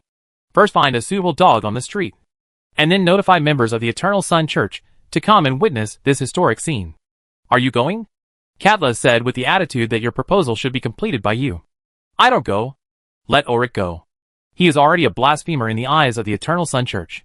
It is not unusual for him to do some ridiculous things." Hastur didn't want to risk whether the Eternal Sun would descend because of this incident. Since Ulrich brought the things, he should be the one to finish the matter. "Well, that makes sense. Me? I'm not going." Ulrich, who had just woken up and was still holding the quilt in his hands, turned pale when he heard Hastur's arrangement. He shook his head desperately and cried, "People will die. They are sure I will be burned on the stake for 3 days and 3 nights. With your current crime of being a blasphemer, you will be burned on the stake if you are caught. Right?" Hastur squatted down and said seductively, "But, haven't I been caught yet?" Ulrich's face changed slightly, and he soon muttered loudly, "You promised to send me out of Trier safely. Don't you want to talk? Words? Arranging you to do this is part of the plan to send you out of the city," Hastur said with a kind smile on his face. "Think about it. The whole city is so heavily guarded now, and you are the only one in their sight. Then your guard will relax, and you will have a chance to leave Trier." "No. What if I get caught?" Ulrich was a little moved, but still shook his head vigorously. "That's why I asked you to throw things out to attract attention." Hastur looked like he had arranged everything. "No. It's too dangerous. There is no way. Otherwise, I will send you and your belongings directly to the door of Eternal Sun Church. Anyway, I was not the one who promised to help you leave last night." After some cordial and friendly exchanges, Ulrich finally agreed to the matter with tears in his eyes. Cadla, who had been listening in, looked at Ulrich's back as he walked away as if he was determined to die, and said with emotion, "You really shouldn't take the path of the Black Emperor." Hastur chuckled. "You know nothing about a lawyer's eloquence." Ulrich hit the road. In order to complete this mission, he fled desperately, and soon attracted the attention and round up of patrol soldiers and Eternal Sun Church personnel. Eventually, he escaped into a busy street, with people chasing him from all directions. Looking at so many people and so many pairs of eyes, Ulrich couldn't help but shudder. This situation was really too bad. But now, he could only choose to believe that young man. Why? He actually forgot to ask the young man's name. If I went to H.L. in the future, wouldn't I even know who to hate? Damn it. How could I forget such an important thing? Ulrich's expression changed, but he could no longer have any other thoughts at this moment. Looking at the staff of the Eternal Sun Church, several priests he had made friends with, and a bishop, He slowly took out the inconspicuous-looking round stone from his coat pocket and said with a sinking heart, "Don't come here. Or I will destroy it." There was some commotion and discussion in the crowd of Eternal Sun Church. And then a priest who had a good relationship with Ulrich stood up and said with a smile on his face, "Ulrich, you are the most devout believer in God. I believe that all this is definitely a misunderstanding. As long as you come back to the church with us and explain the matter clearly, you will still be a respected priest in the future. You believe me, but I don't believe you. It was you who led people into my home in the first place," Ulrich sneered, holding up the eye of the eternal blazing sun with his right hand, pretending to throw it to the ground. "What do you want?" The priest who was pushed out to talk also put away the smile on his face and looked at Ulrich with an indifferent expression. "Prepare a carriage for me and take me out of here, and I will return my things to you." Ulrich waited for the opportunity to make his request. "Okay. We will meet your request soon." A luxurious carriage pulled by 2 horses appeared in sight. "Stay back first. Don't come over." Ulrich warned them to keep their distance and stepped back to the carriage step by step. The tight heartstrings in his heart finally relaxed a little. At this moment, he suddenly noticed that the space around him was frozen. He was frozen and unable to move. He could only watch the priest walking over to take away the things in his hands. "We have so many ways to take things from you. Do you really think you can escape? You are not trustworthy." Ulrich suddenly returned to normal for some reason, and he was so angry that he threw the round stone in his hand away. Then, when everyone's attention was attracted, he quickly stepped onto the carriage and entered the compartment. At the same time, the coachman drove the carriage towards the street where the ordinary soldiers were, rushing straight to find a way out. Damn it! Isn't that coachman the one we arranged? How could he obey the command of that blasphemer? Ulrich in the carriage listened to the angry voice behind him as he was violently thrown away by the carriage. I was also very curious in my heart. Wasn't this coachman too cooperative with him? "Sit tight. I will fulfill my promise and take you out of the city." "It's you?" The uneasy Ulrich heard this voice, and his mood immediately turned from sadness to joy. On the other side, the personnel of the Eternal Sun Church did not pay much attention to Ulrich's escape. Their eyes were attracted by the round stone thrown away. When they arrived at the area where the round stone landed, there was a collective silence. The round stone had just hit the ground and was eaten by a dog. Yes, a mangy dog appeared out of nowhere and ate this suspected god's eye. Those are the eyes of gods, a sacred object of their Eternal Sun Church. He was desecrated by a dog. After just a brief silence, they had a tacit understanding to disembowel the audacious mangy dog, and finally took out the sacred object they had been pursuing for a while. It smelled like a fishy smell that made people want to feel sick. This holy object that should have been enshrined in the temple for all believers to respect and worship seemed to be covered with a layer of dirt at this moment, and was no longer holy. The elderly bishop held a round stone in his palm and shouted softly, "You will forget about this when you go back.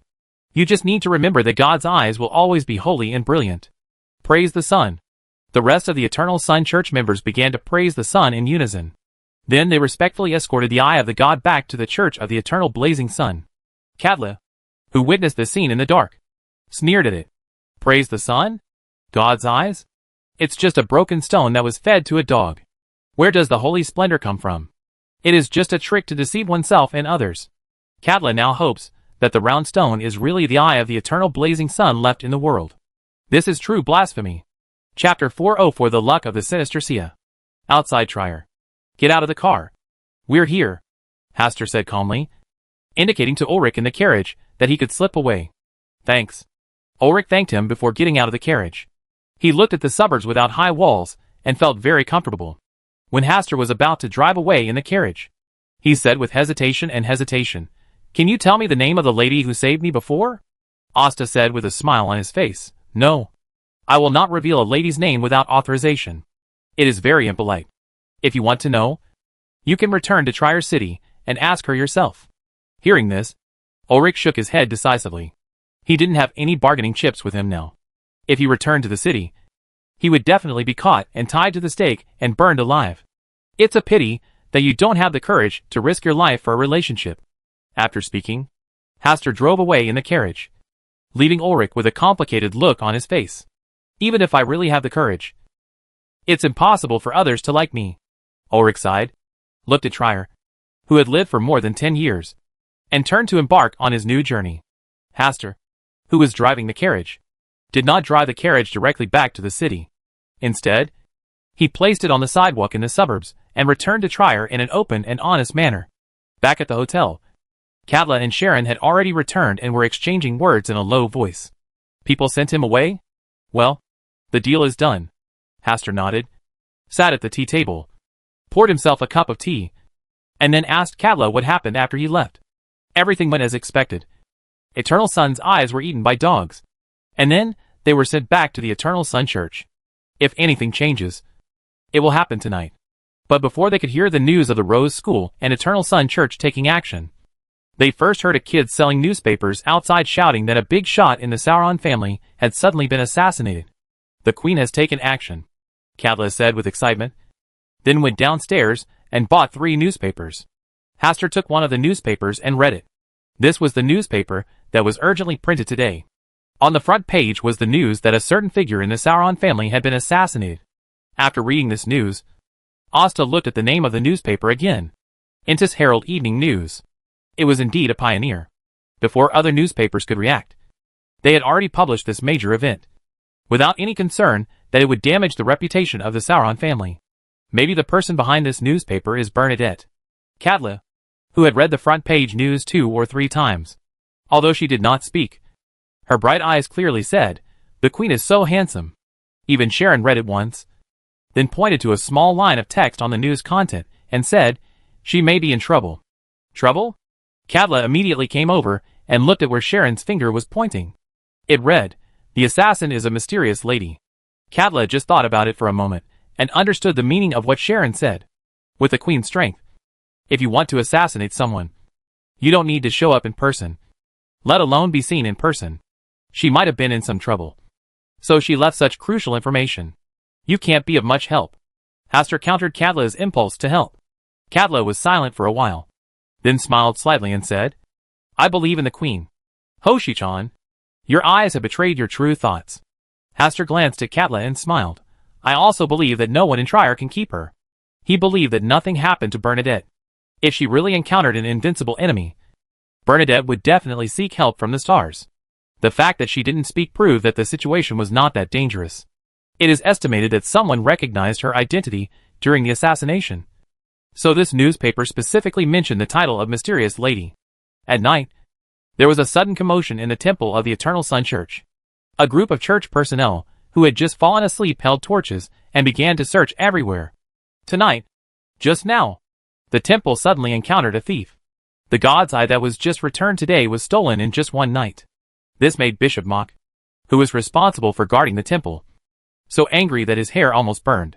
In the end, he could only suppress his anger and anxiety, and ordered people to start looking for suspicious traces.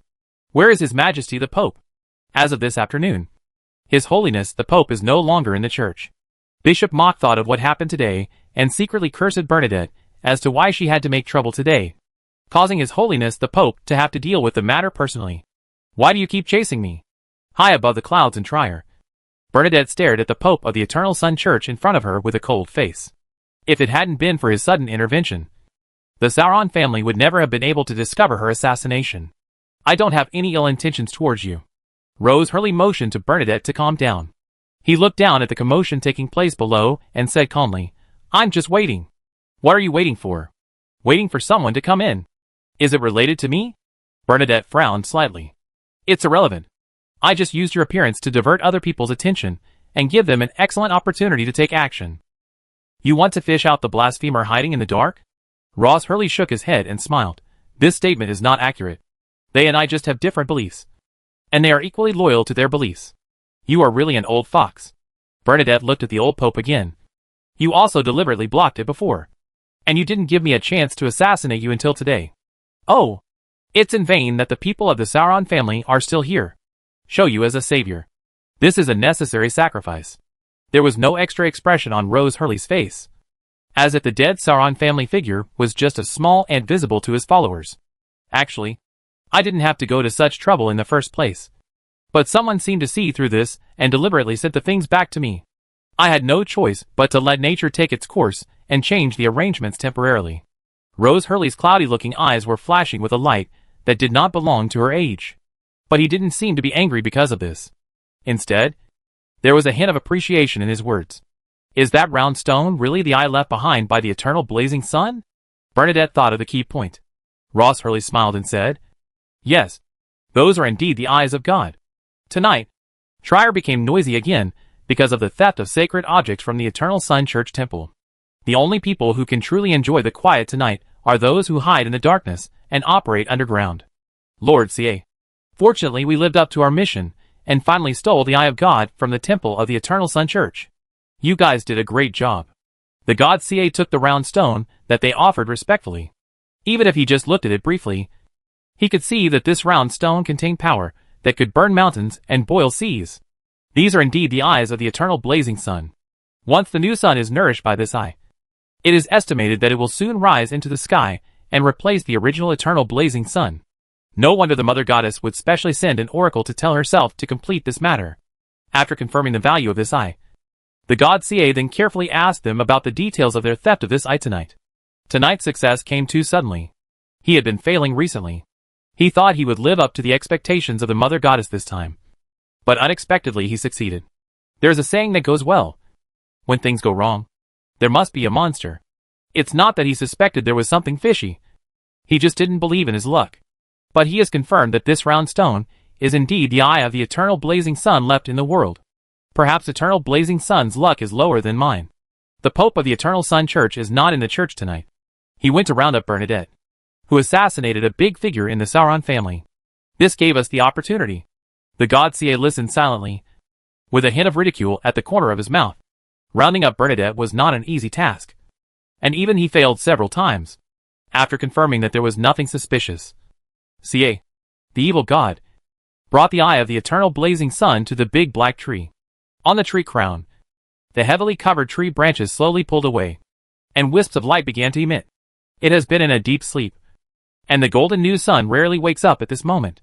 It was like the sun's first rays shining through the entire basement, dispelling all the darkness and shadows.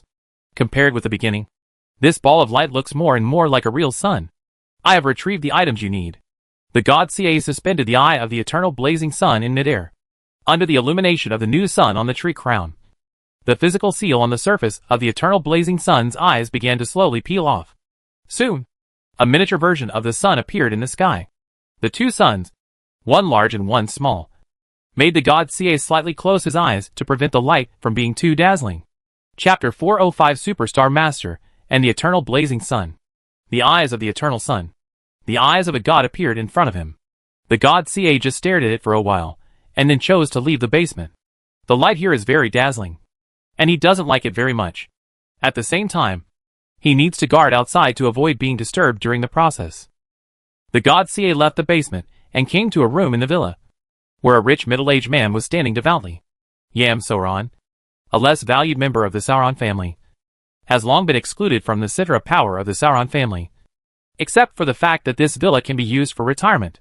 The unwillingness and resentment, darkness and desire in his heart made him quickly become a new member of the Rose School, and dedicated his villa as the new hiding place of the Rose School. Yam Sauron said respectfully, Lord CA, the people of the Eternal Sun Church are currently in the entire city, looking for tonight's thief. With their ability, I'm afraid they will find this place soon. Should we leave first? Here? Send people to create chaos in various places, trying to distract the attention of the Eternal Sun Church. The God CA arranged for several core members of the Rose School to try their best to complete tasks that attracted the attention of the Church of the Eternal Blazing Sun. Now, he needed some uninterrupted time. With members of the Rose School causing chaos everywhere, Trier looked increasingly manic and restless tonight. Haster's perception of such a chaotic atmosphere is particularly outstanding. Tonight, he had no intention of sleeping. After the eye of the Eternal Blazing Sun was sent back to the Church of the Eternal Blazing Sun, he knew that something interesting might happen tonight. So he asked the waiter to prepare some food and drinks, and waited while sipping. Now, chaos is beginning to fall, and he has a hand in it. This accelerated the digestion of the magic potion of Chaos Mentor in his body. If the chaos was big enough, he should be able to end his role as Chaos Mentor early, and start preparing for promotion to Sequence 4. That is a real leap in the extraordinary path. By then, there should be new changes in the Palace of Stars. Haster drank the wine silently, watching the explosions and noises rising in the distance. Katla was sitting beside Sharon, but she was not as patient as Haster. She has been trying to contact the Queen since learning what was in the newspaper, but has been unable to do so.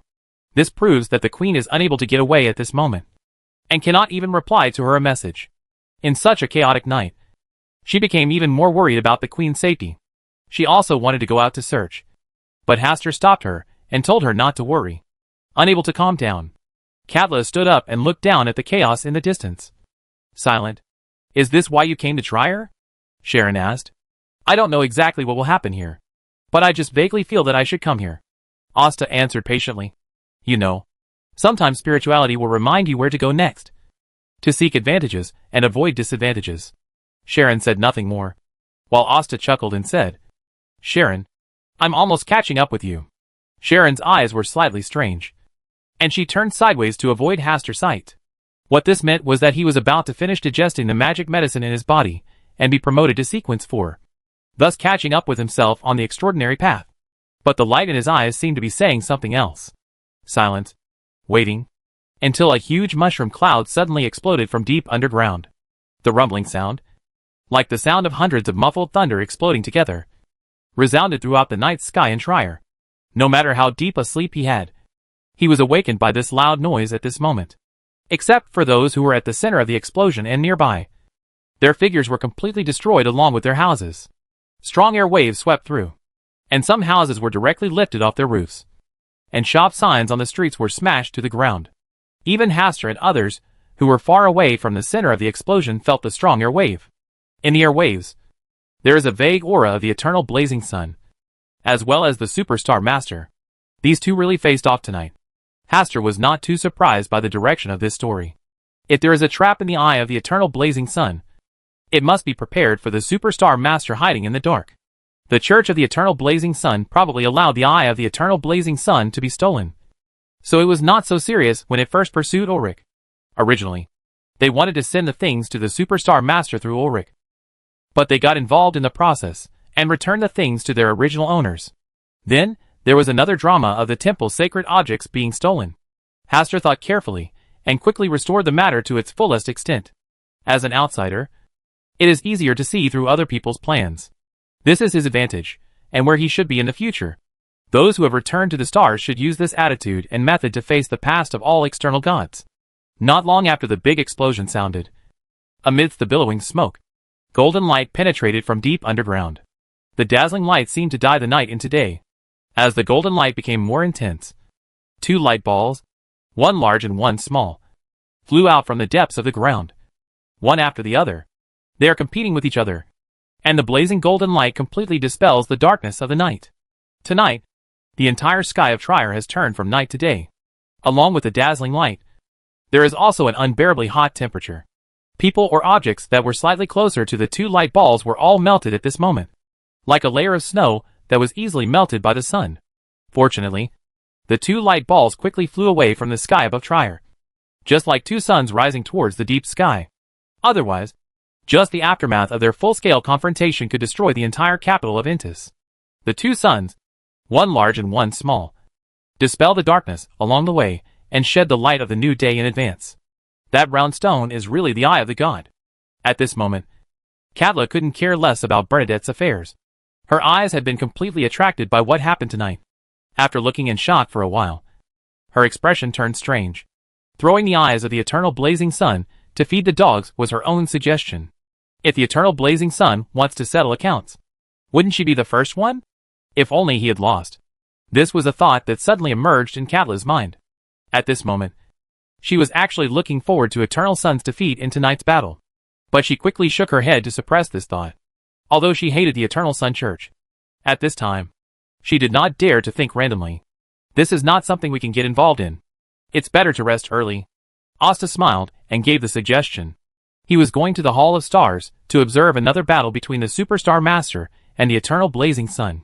Here, in the real world, without the protection of the Palace of Stars, he did not dare to pry into the battle between gods at will. Katla stared at Hastur curiously. The meaning in her eyes was unexplained. Under such circumstances, can you still sleep? Hastur didn't look at her, just looked at Sharon. There are many people from the Rose School tonight. Remember to be careful. Sharon nodded and returned to the mirror. Hiding her aura to avoid being found by the crazy members of the Rose School. Although there may not be anything going on, trouble is bound to happen. Katla, who was left alone, glanced at the two suns that were about to reach the starry sky, and then scanned the chaotic commotion in Trier tonight. It was difficult for her to understand why Hastur and Sharon could maintain such good relations. Mentality. She definitely wouldn't be able to sleep tonight. On the other side, the god Ca, who was also paying close attention to this matter, felt inexplicably relieved after seeing clearly the drastic changes tonight. It turned out that he was as lucky as ever. Mother Goddess. After a brief silence, the god Ca returned to the previous location in the basement, which was now replaced by a huge pit. The large black tree that was originally lush with branches and leaves now has withered branches and leaves. The trunk is broken, and the roots as thick as a boa constrictor have been almost completely burned to black charcoal. Black, sticky sap is now covering all the broken parts of the black tree, which is rapidly recovering from its injuries. In the big explosion just now, the big black tree was undoubtedly the most severely damaged. It is precisely because the big black tree withstood most of the impact that Trier's injuries were much lighter. Otherwise, the first big explosion alone would have been enough to destroy most of Trier. Mother Goddess, I will take you out of here. The god Ca didn't hesitate, stretched out his two arms, surrounded the entire black tree, and pulled it up together with the roots. In this process, the big black tree kept shrinking its body, and finally turned into a small sapling, falling into the palm of the god Ca. Because of tonight's incident, the aura of the mother tree of desire has been leaked out. If we don't leave here quickly, it will easily attract the descendants of other gods. The god Ca integrated the small black sapling into his body, and then tore open the channel to the spiritual world and moved away from here at a high speed. As for that emerging sun, he could no longer take care of it, and had no ability to intervene. It was a battle between the Superstar Lord and the Eternal Blazing Sun. Although the Eternal Blazing Sun has the upper hand tonight, it may not be a sure win. Bernadette and Rose Hurley, who were high in the clouds, had already left, avoiding the competing suns. Even they dare not get too close to this war between gods. The god Ca has run away. Won't you go after him? Bernadette asked her doubts. Ross Hurley shook his head and said, I don't have the ability to keep him. It's enough for me to take this opportunity to clean up the church. This is his home court, and it is also the place where he throws his weapons at the enemy. Maybe you can give it a try. After all, I also have an account I want to settle with him. Bernadette encouraged. Ross Hurley smiled and declined the offer. Chapter 406. Their respective plans. Tonight's big explosion, and the strange sight of two suns, one large and one small, appearing in the sky even though it was night, kept everyone living in Trier awake all night. Many believers belonging to the Eternal Sun Church began to kneel down and worship, claiming that this was a miracle, and that tonight was a gift from the gods. The reason why the big explosion occurred was because there was an evil god causing trouble. So the true god of the Eternal Fear Sun used a divine descending method to suppress the evil god. But there is no unified answer to which one is the evil god, and which one is the incarnation of the sun. Instead, they are divided into two groups and attack each other. This situation further promoted the fission within the Eternal Sun Church, causing more and greater chaos to spread. His Majesty the Pope, who is the backbone of the entire Eternal Sun Church, has not yet appeared, nor has he sent anyone to deliver an oracle. Such a laissez-faire attitude plunged the Eternal Sun Church into a whirlpool of chaos from which it was difficult to escape. As the two suns gradually reached the starry sky, the dazzling light gradually faded away, and the night came again, taking over the world that should belong to it. In the Hall of Stars, Hastur is sitting patiently in his seat, watching the battle between the Superstar Master and the Eternal Blazing Sun. The larger sun is the Superstar, and the smaller sun is the Eternal Blazing Sun. This time it seems to be the other way around. Eternal Fear Sun, who took the lead and successfully plotted against the Superstar Lord, has been clinging to the Superstar Lord this time, and his purpose is very clear. He wants to drive him to the crack in the initial barrier, and then join forces with other true gods to solve the incarnation of the Superstar Lord. The Superstar Master who lost the opportunity knew that he could not save his incarnation, so he also wanted to find an opportunity to break through the initial barrier. Even if he fails, he still wants to use his last remaining strength to expand the cracks in the initial barrier. At this time, the Mother Tree of Desire and the Superstar Lord were already wandering outside the starry sky.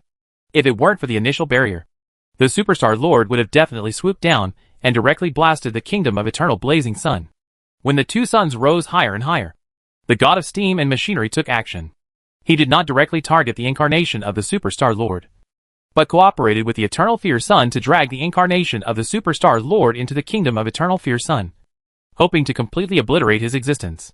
Although the Superstar Master tried his best to resist, he was finally admitted to the kingdom of Eternal Fear Sun. In all this, it seems that the Eternal Blazing Sun has the absolute upper hand. But Hastur clearly felt that the Superstar Lord was deliberately taking advantage of the opportunity to enter the kingdom of the Eternal Blazing Sun. Eternal Fear Sun wants to use his own kingdom of God to completely wipe out the existence of the Superstar Master and gain insight into the secrets of the Superstar Master. The Superstar Master wants to replace the Eternal Fear Sun's position by polluting the kingdom of Eternal Fear Sun. The two olding rivals will have a new battle in the kingdom of Eternal Fear Sun. Most likely the Eternal Blazing Sun has other means. Otherwise, with his personality and his desire to swallow up this incarnation of the Superstar Lord, it would be easy for him to get involved accidentally. In this way, he instead prompted the Superstar Master to take over his authority faster. After the god of steam and machinery helped the Eternal Sun to seal the gate of the kingdom of God, only the Eternal Sun was left to shine in the night sky. Since then, Hastur has also lost the ability to continue observing. He looked at the Superstar Lord outside the starry sky again. He seemed to be in a bad mood. He probably couldn't tolerate being messed with by the Eternal Blazing Sun. Although he has not lost yet, he has lost face after all. Hastur can already predict the merciless mocking voice of the Jinn at the next gathering, which is really exciting. After reading this, Hastur glanced at Bernadette. She was not in any trouble and was chatting with an old man. Judging from the vague aura on his body, it is very likely that he is the Pope of the Eternal Sun Church. This time it was he who helped the Eternal Fear Sun lay out the plan, causing the Superstar Master to suffer a big loss. After just 2 glances, Hastur turned his attention to the original hunger. The chain of stars flew out behind him, and with a slight nod of his head on the planet transformed by the original hunger, he took away a ray of consciousness from the original hunger and returned to the Palace of Stars. As his strength has improved, his ability to use the chain of stars has also improved significantly. He can bring a ray of his consciousness to the Hall of Stars without even needing the permission of the original hunger. When the original hunger consciousness came to the Hall of Stars, it instantly turned into a smaller version of the planet. The surface of the planet has yellow and black lines, and the top of the planet is completely white. It looks like an enlarged version of a beautiful marble. Primordial Hungry is pretending to be dead, still maintaining the appearance of the planet, with no intention of communicating. This trick had been used by the original Superstar Master, so Hastur was very experienced in how to solve this situation. With a slight movement of thought, 2 chains of stars flew out, one on the left and one on the right. Put the head of the chain against the bottom of the planet, and throw it out with a slight force. Another chain of stars caught it, and then threw it back in the same way. After playing for a while, there was still no reaction from the original hunger, so Hastur directly used the chain of stars to whip him around. It had been a long time since he had beaten the Jinn, and he hadn't experienced this long-lost pleasure. Stars. The planet transformed by original hunger revealed a pair of eyes and mouth on the surface. Before he finished speaking, Hastur whipped him again, causing him to spin in circles several times. Stars. Snapped. Another whip. And Hastur felt a little bit like he had when he whipped the Jinn. Realizing that Hastur was deliberately punishing him a little, Primordial Hungry closed his eyes and mouth, remained silent, and allowed Hastur to whip him around. When Hastur stopped moving, he spoke again. Stars. Please forgive me for being rude at the beginning. This is just an invitation. If you don't want to, you can choose to refuse. I am willing to come to the meeting of stars. Primordial Hungry answered quickly. In today's starry sky, the reputation of the stars is no less than the mystery and god of the past. All the outer gods, who wanted to understand the world within the original barrier, used to want to be invited by the stars to attend the meeting of the stars. That was the old meeting of the outer gods that even the fallen mother goddess was excluded from. It is conceivable what kind of force the members of this meeting will form on the day when the end comes. Although the outer gods of the old age don't obey anyone and like to be alone together, it doesn't mean that they don't have the wisdom to think. When one of the outer gods starts to get together, other outer gods will spontaneously gather together. This is a natural way of self-protection. Currently, in the starry sky, the fallen mother goddess is using this name. She wants to contact the outer gods of the past who cannot attend the meeting of stars. Unfortunately, her reputation has never been very good, and the number of outer gods of the past that she can win over is limited. Most of the outer gods still chose to sit on the sidelines in the past, not wanting to participate in the struggle between the fallen mother goddess and the stars. He had no intention of participating. But now that he was selected by the stars, he could only temporarily join the camp of the stars and participate in the so-called meeting of the stars. A very wise choice. Hastur's calm words contained a breathtaking majesty. What do I need to do about this? Need not. The mother tree of desire, and the others are like this too. I just provide a place for you to communicate, not to enslave you. Primordial Hunger pondered for a while and said, You are different from the image promoted by the fallen mother goddess. Do you also believe the depraved words? Hastur said with a little contempt in his tone. After all, he is currently the highest ranking person outside the stars, and he still has a lot of say. Hastur listened and communicated with Primordial Hunger about the current situation in the starry sky. Hastur only really paid attention when he heard that the Ring of Fate seemed to be related to the fallen mother goddess. He has always been wary of this foreign god. The power of fate allows him to spy on many things. He did not invite him to attend the meeting of stars, which gave him a sense of crisis. So he began to cooperate with the fallen mother goddess. This is the right choice. The Ring of Fate is a very narrow-minded existence, so be careful of its authority and wisdom. Original Hunger seems to have suffered a loss at the hands of the Ring of Destiny, and is deeply aware of this. Hastur revealed this matter with a smile, and chatted with Primordial Hunger a lot before letting him choose a seat. After Primordial Hunger and Hastur inquired about the seating arrangements of the other outer gods in the past, they decisively chose the side of the Jinn god. My relationship with the Superstar Master is not good. Primordial Hunger explained something, and seeing Hastur's interest, he also told what happened so many years ago. He was greedy by nature, and he once had a conflict with the Superstar Master. In terms of authority, the Superstar Master suppressed him, causing him to suffer a bit. After chatting for a while, Hastur sent away his original hunger, and then glanced at the star where the Ring of Fate was located. He still appeared very calm, as if he was sleeping. Hastur quickly looked away to avoid being noticed by the Ring of Fate. Finally, I scanned around as usual before returning to the real world. Tonight is a night of chaos for Intis, and the Chaos Mentor potion in his body is almost completely digested. Chapter 407 Promotion Ceremony for Homeless People. In the last chaos of King George III in Backland, a lot of the Chaos Mentor potion in his body was digested. Although he was not the leader of the chaotic situation this time, he also participated in a part, which was enough to completely digest the potion in his body. It is not difficult to advance to sequence 4. What is difficult is to choose the appropriate extraordinary path. Whether to continue on the Black Emperor path, jump to the adjacent Judge path, or jump to the King in Yellow path and the Stars path. What he cares more about is the extraordinary path of the stars. Since his birth, the Palace of Stars has been deeply bound to him. Taking the extraordinary path of the stars can best bring out the authority and ability of the Palace of Stars. But he is also deeply afraid that the extraordinary path of the stars will go too fast in the later stage. Just like Klein, who was bound to Source Castle and ended up making wedding clothes for others. It's a pity that peeking into fate can't help me see the future clearly. Hastur thought that he had tried to spy on his destiny, to see which extraordinary path was most suitable for him. As a result, every extraordinary path was suitable. No matter which way he chose, his future would be good. Judging from this result, the Darling of Fate is indeed worthy of the name. Hastur meditated for a while, then concentrated on feeling the chaos in Trier tonight, in order to digest the Chaos Mentor potion in his body.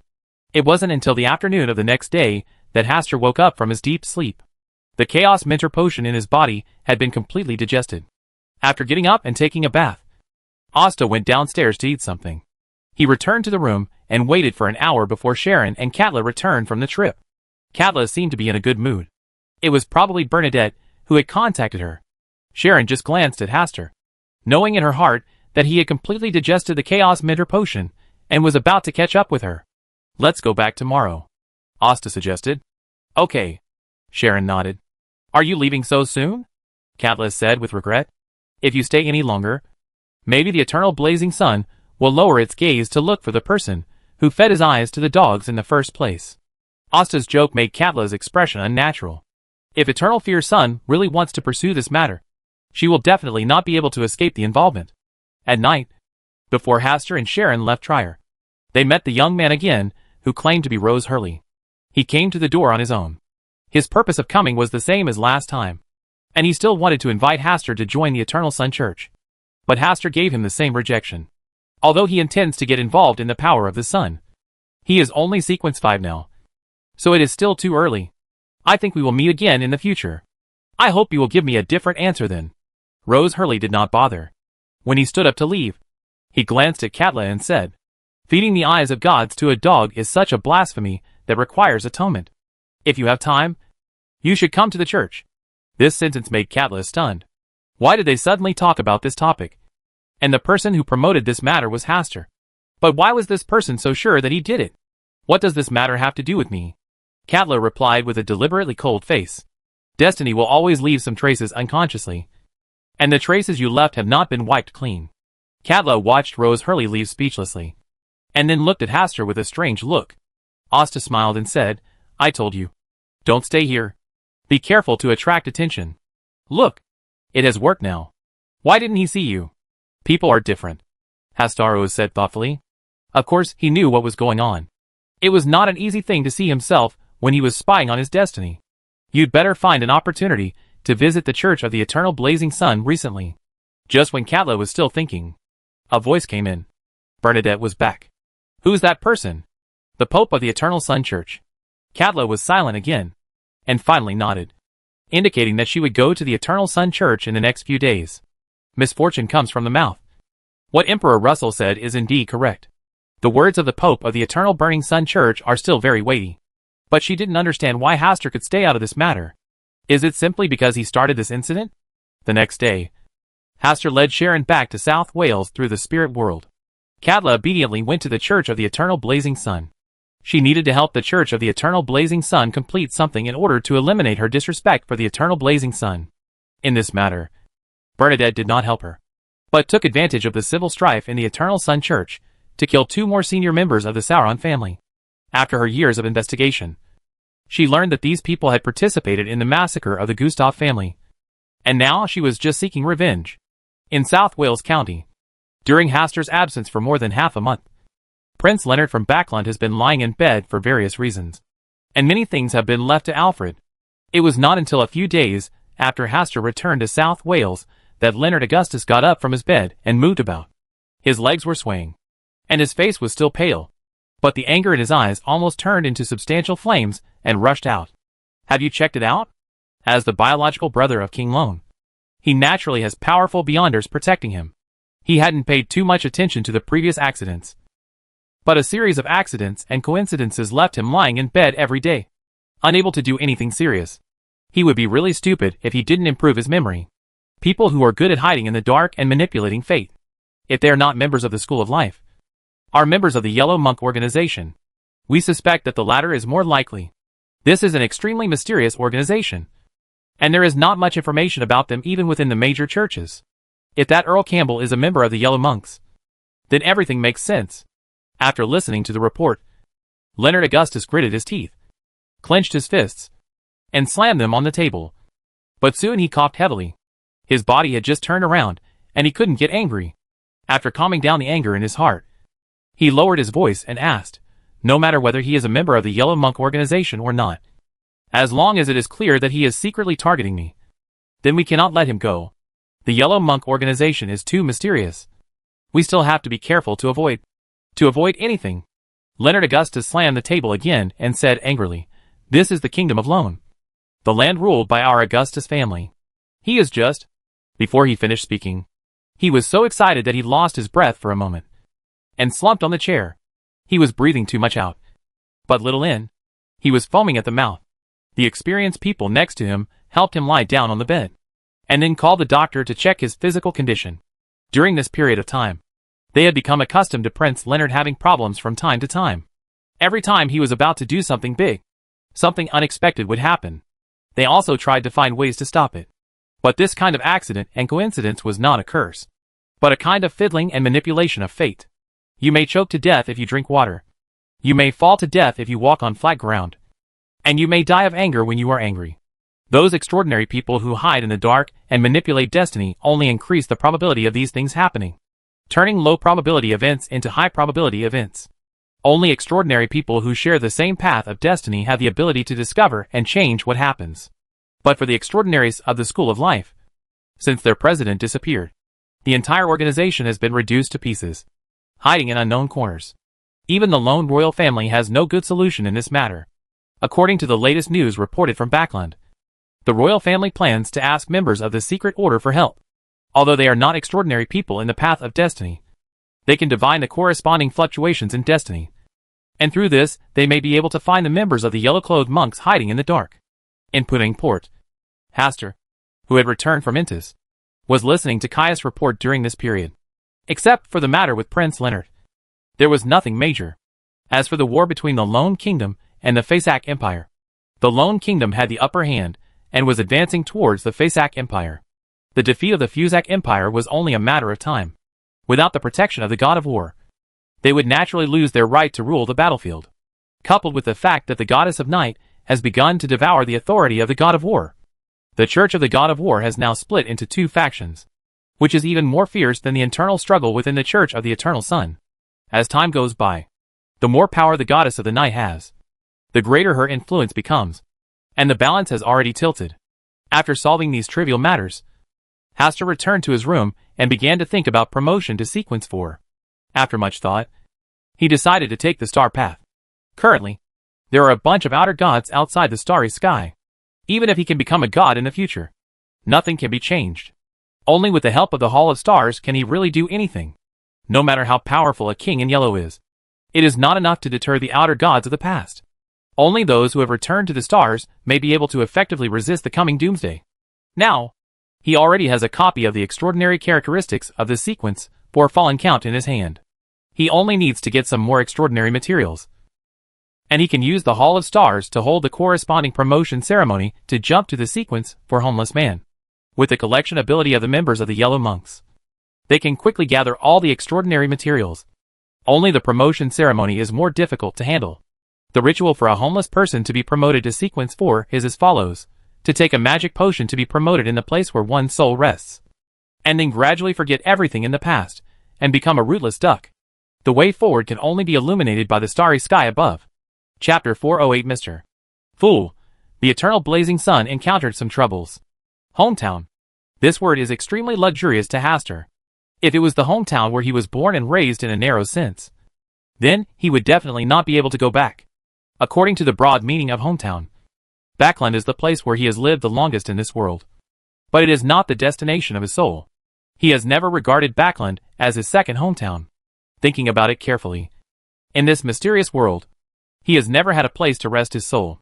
He has always believed that he is a time traveler and is naturally separated from the world. Even he himself doesn't know where his soul belongs. Fortunately, he still has a lot of time to think about this issue.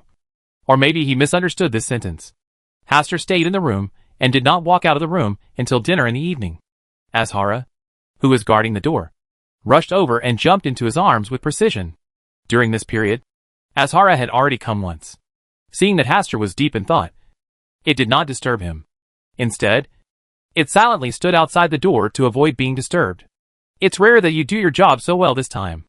Hastur gently stroked Azhara's head and led her down the stairs to the restaurant to eat. Hastur was very happy to eat and enjoy the food.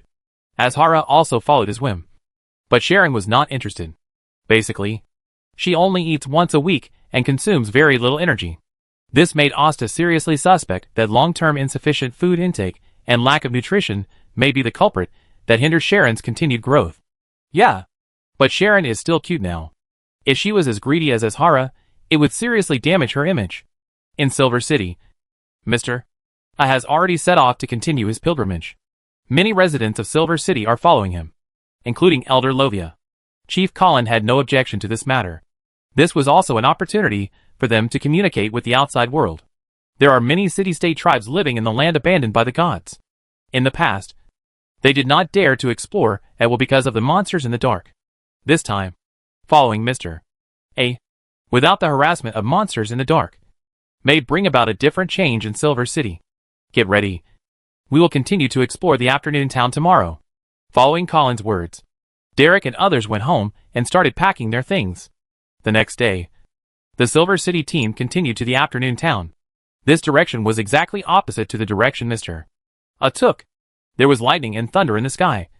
And in this dark and lightless world, it was impossible to tell the difference between day and night. let alone morning and afternoon. Derek couldn't tell the difference. Every time he heard the sound of Mr. Fool's meeting, he truly realized that another week had passed. This time, as usual, when Mr. Fool reminded him of the meeting, he chose to be alone because he felt unwell, and then counted the time silently in his mind. When the time countdown reached 0, he was teleported to the long bronze table by Mr. Fool's power. Good afternoon, Mr. Fool? Good afternoon, Mr. Hangman. The first thing that started was still Miss Justice's cordial and warm greeting. Derek had a shy smile on his face, although he only made a transaction with Miss Justice last time. Miss Justice later sent him food twice through Mr. Fool, let him truly taste the delicacies of the outside world, and at the same time make his normal eating in the past taste like nothing. But he was still very grateful for Miss Justice's feeding. In order to repay Miss Justice's kindness, he specifically asked the chief for a copy of the extraordinary materials Miss Justice wanted to purchase. When Mr. Fool finished reading Russell's weekly diary, he announced that Taro would enter the next stage. The first person to speak was Alger, the hangman. He said in a cold tone, "Recently, a major incident occurred in the capital of Intis. Trier. A huge crater was blown out of the entire capital, covering an area of several hundred meters. Destroyed. No survivors. The official investigation report issued by Intis indicated that this was a terrorist attack from Fuzak and a long-planned revenge. But according to the information I got, the truth is not that. It is said to be related to the gods." Alger told him the biggest piece of information he had obtained during this period, and then looked expectantly at Mr. Fool, waiting for his answer. Republic of Intis? The capital Trier? The huge explosion is suspected to be related to the gods? Mr. Hangman, why do you think Mr. Fool can know everything? Mr. Fool is not omnipotent. Klein murmured something in his mind. He was busy chasing pirates and had no idea what was happening in Intis. Therefore, he could only keep smiling and ignore Mr. Hangman's expectant gaze. Mr. Fool didn't speak, and everyone else was confused about this matter, and they didn't know what to say. In the end, they all looked at Mr. Fool, who was sitting at the top. Silence. Silence is Mr. Fool today. Mr. Fool, who has attracted much attention, naturally cannot let the atmosphere become awkward like this. He originally said that you should not be exposed to this information, but I feel that if this sentence is used too much, it loses its original effect. Finally, Mr.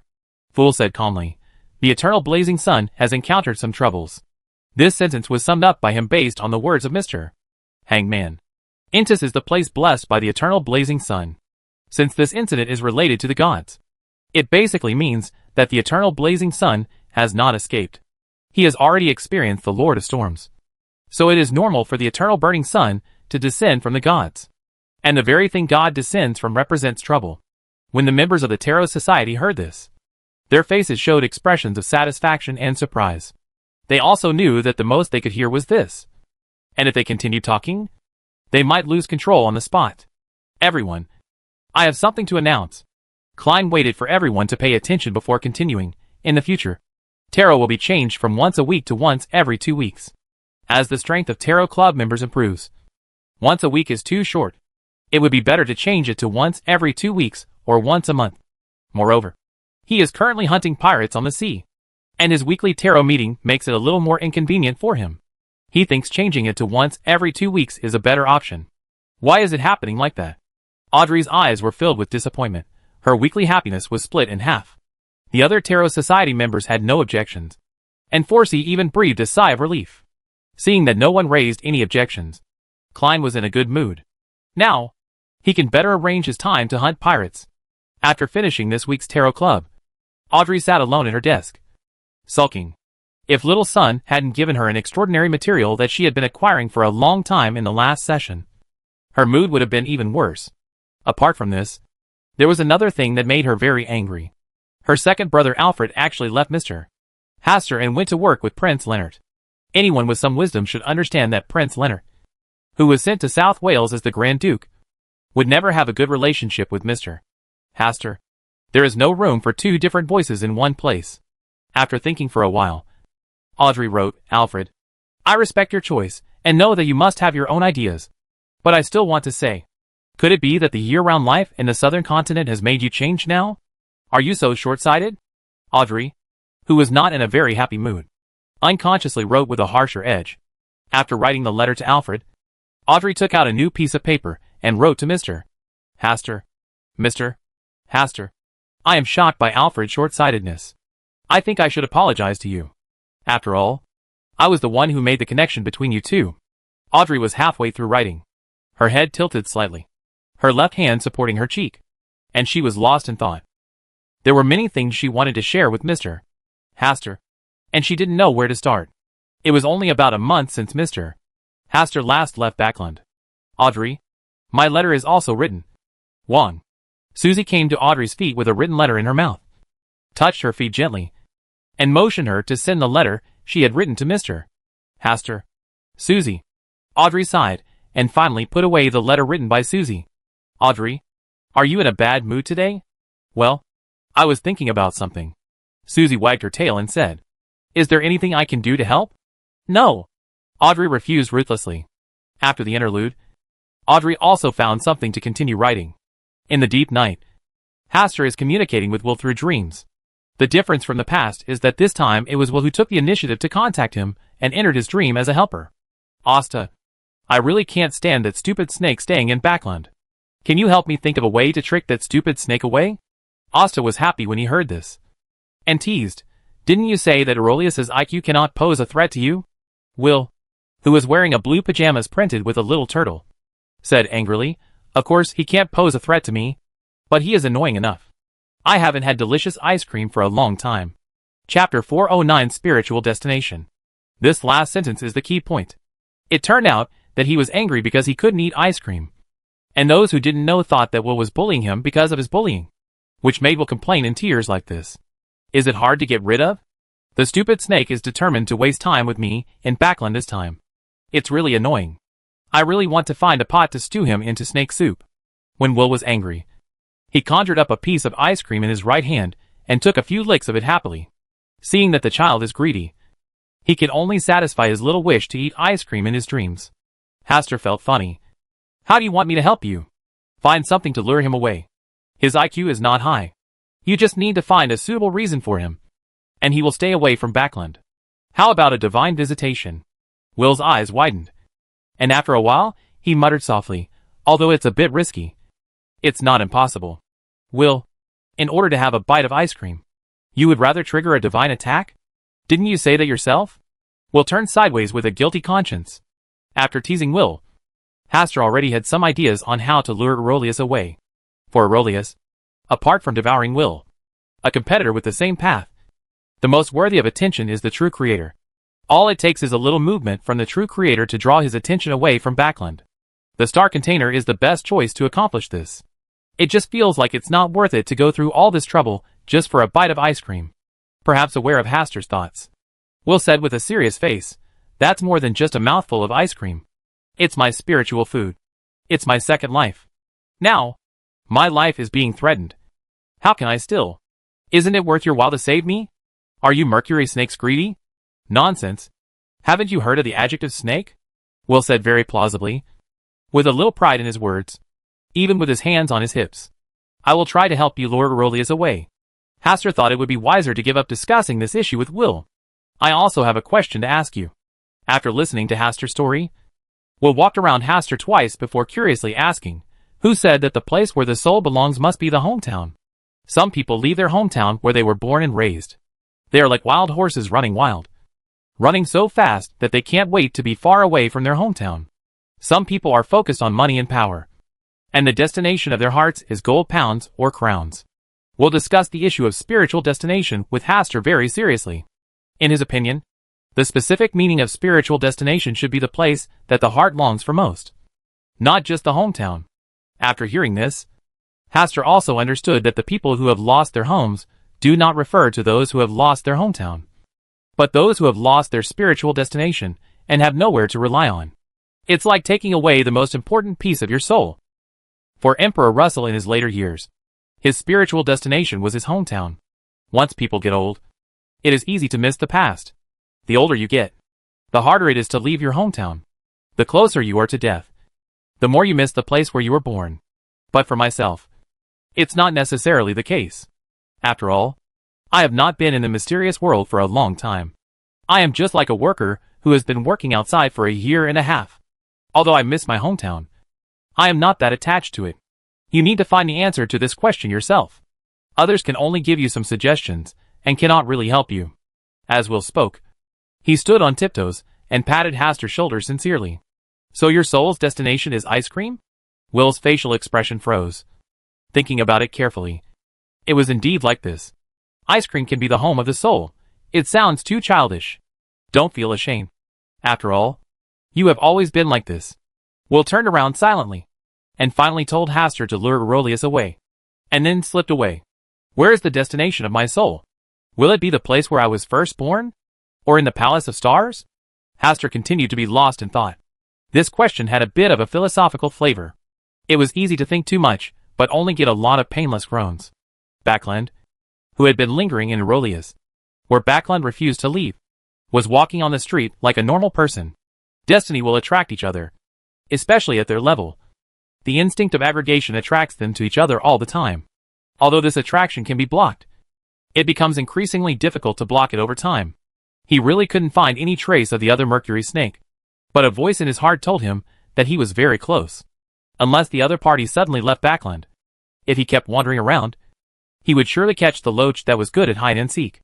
As for Backlund's divine descent, I am afraid that only the god of steam and machinery is watching here, and he is the true god who least needs to worry. As he continued walking slowly along the street, he suddenly sensed that someone was trying to enter the Lord's resting place. Aurelius frowned slightly, as if he was making a decision, but finally sighed and chose to leave Backlund. Backlund is still the same as before. Nothing different. 3 days later, Aurelius appeared in Backlund again, searching carefully for Will's whereabouts, but still found nothing. During this period of time, he had been hiding in the dark, trying to take the opportunity to fish out Will, but to no avail. He wandered around Backlund for a few more days before leaving Backlund and returning to the land abandoned by God. In a rented house where ordinary people live, Will is lying lazily on the sofa, comfortably enjoying his ice cream companion, who was far away from him. It's easy to see through the thoughts of the stupid snake Aurelius. That little bit of IQ has basically said goodbye to the possibility of using wisdom. According to his estimation, it will be a week before Aurelius returns to Backlund. Taking advantage of this time, he could finally enjoy ice cream. Has the help not arrived yet? Leonard Augustus said weakly while lying on the hospital bed. This time, the reason for his illness was not an accident or coincidence, but a long-term illness. After a series of unexpected coincidences, his body was exhausted. Even if there were no accidents as a push, he himself might collapse like this. The latest news is to ask you to wait. Wait a minute. Are you waiting to take back my urn? Leonard Augustus waved him away in disgust. Could it be that the first thing my brother did when he ascended to the position of king was to use my life to pave the way for him? Thinking of this, he couldn't help but shudder. Outside the ward, Alfred was silent for a long time, and finally chose to leave. Being scolded by Audrey made him want to resign to Prince Leonard and leave. However, seeing Prince Leonard's pitiful situation lying on the hospital bed, he couldn't bear it, and could only continue to handle the relevant matters for him. 2 days later, the depressed Leonard Augustus, the new Archduke of South Wales, died on his bed in his villa. Prince Leonard is dead? Alfred was shocked when he received the news and rushed to the villa where he was staying. He only had time to see the body of Prince Leonard, which was covered by a white cloth. We must report this to the king and ask him to avenge Prince Leonard. Prince Leonard definitely did not die of natural illness, but was killed in secret. It's a pity that Prince Leonard is not yet 30 years old. Alfred stood aside and listened to the indignant accusations made by Prince Leonard's cronies, especially the name of Count Hastur Campbell mentioned many times in their words. He knew that another big storm was coming in South Wales. In Port Punan, Asta also received the corresponding news within a few hours of the death of Leonard Augustus. In the study, Caius stood aside, his body trembling slightly. This was the first time he messed up something. Tell me, how did he die? Hastur rubbed his brow lightly, feeling a little headache. He has been busy recently with the matter of promoting the homeless man to sequence 4, and has no time to pay attention to what is happening outside. In his original plan, the accidents and coincidences against Leonard Augustus were just to cover up the blank time when he went to Intis. After he came back, Caius was asked to suspend the attack, but he didn't expect that Prince Leonard would die so quickly. This will undoubtedly put Backlund's eyes on him. In just a short period of time, 2 Archduke of Southwell died one after another. He was the most suspected, and could not withstand any investigation. He died of a natural illness. Probably due to being too weak and worried. Isn't it that you don't have a good sense of proportion? We have always followed your arrangements, and never thought of harming his life. At this point, Caius's face turned grim, and he said, "It is not ruled out that this is a chain reaction." Hastur thought for a while, then asked Caius to leave and go to investigate the matter. Backlund should be very lively now, Hastur whispered. And then his mind wandered to the matter of promoting the homeless man to sequence 4. As for this matter, it was just a little twist. But he didn't like this kind of unplanned trouble. Chapter 4 10x0 Talisman. Backlund. News of the death of Leonard Augustus reached the desk of the new king. Govington II. From South Wales as soon as possible. King Govington II was furious and vowed to make his brother's murderer pay the price, and entrusted the 3 major churches to jointly handle the matter. Soon, this matter spread throughout the upper class of the Lone Kingdom. Even Audrey, who has been living in seclusion recently, heard various comments coming from outside. The most widely circulated version at present is related to Hastur, saying that in order to control all the power in South Wales, he secretly killed 2 South Wales Grand Dukes.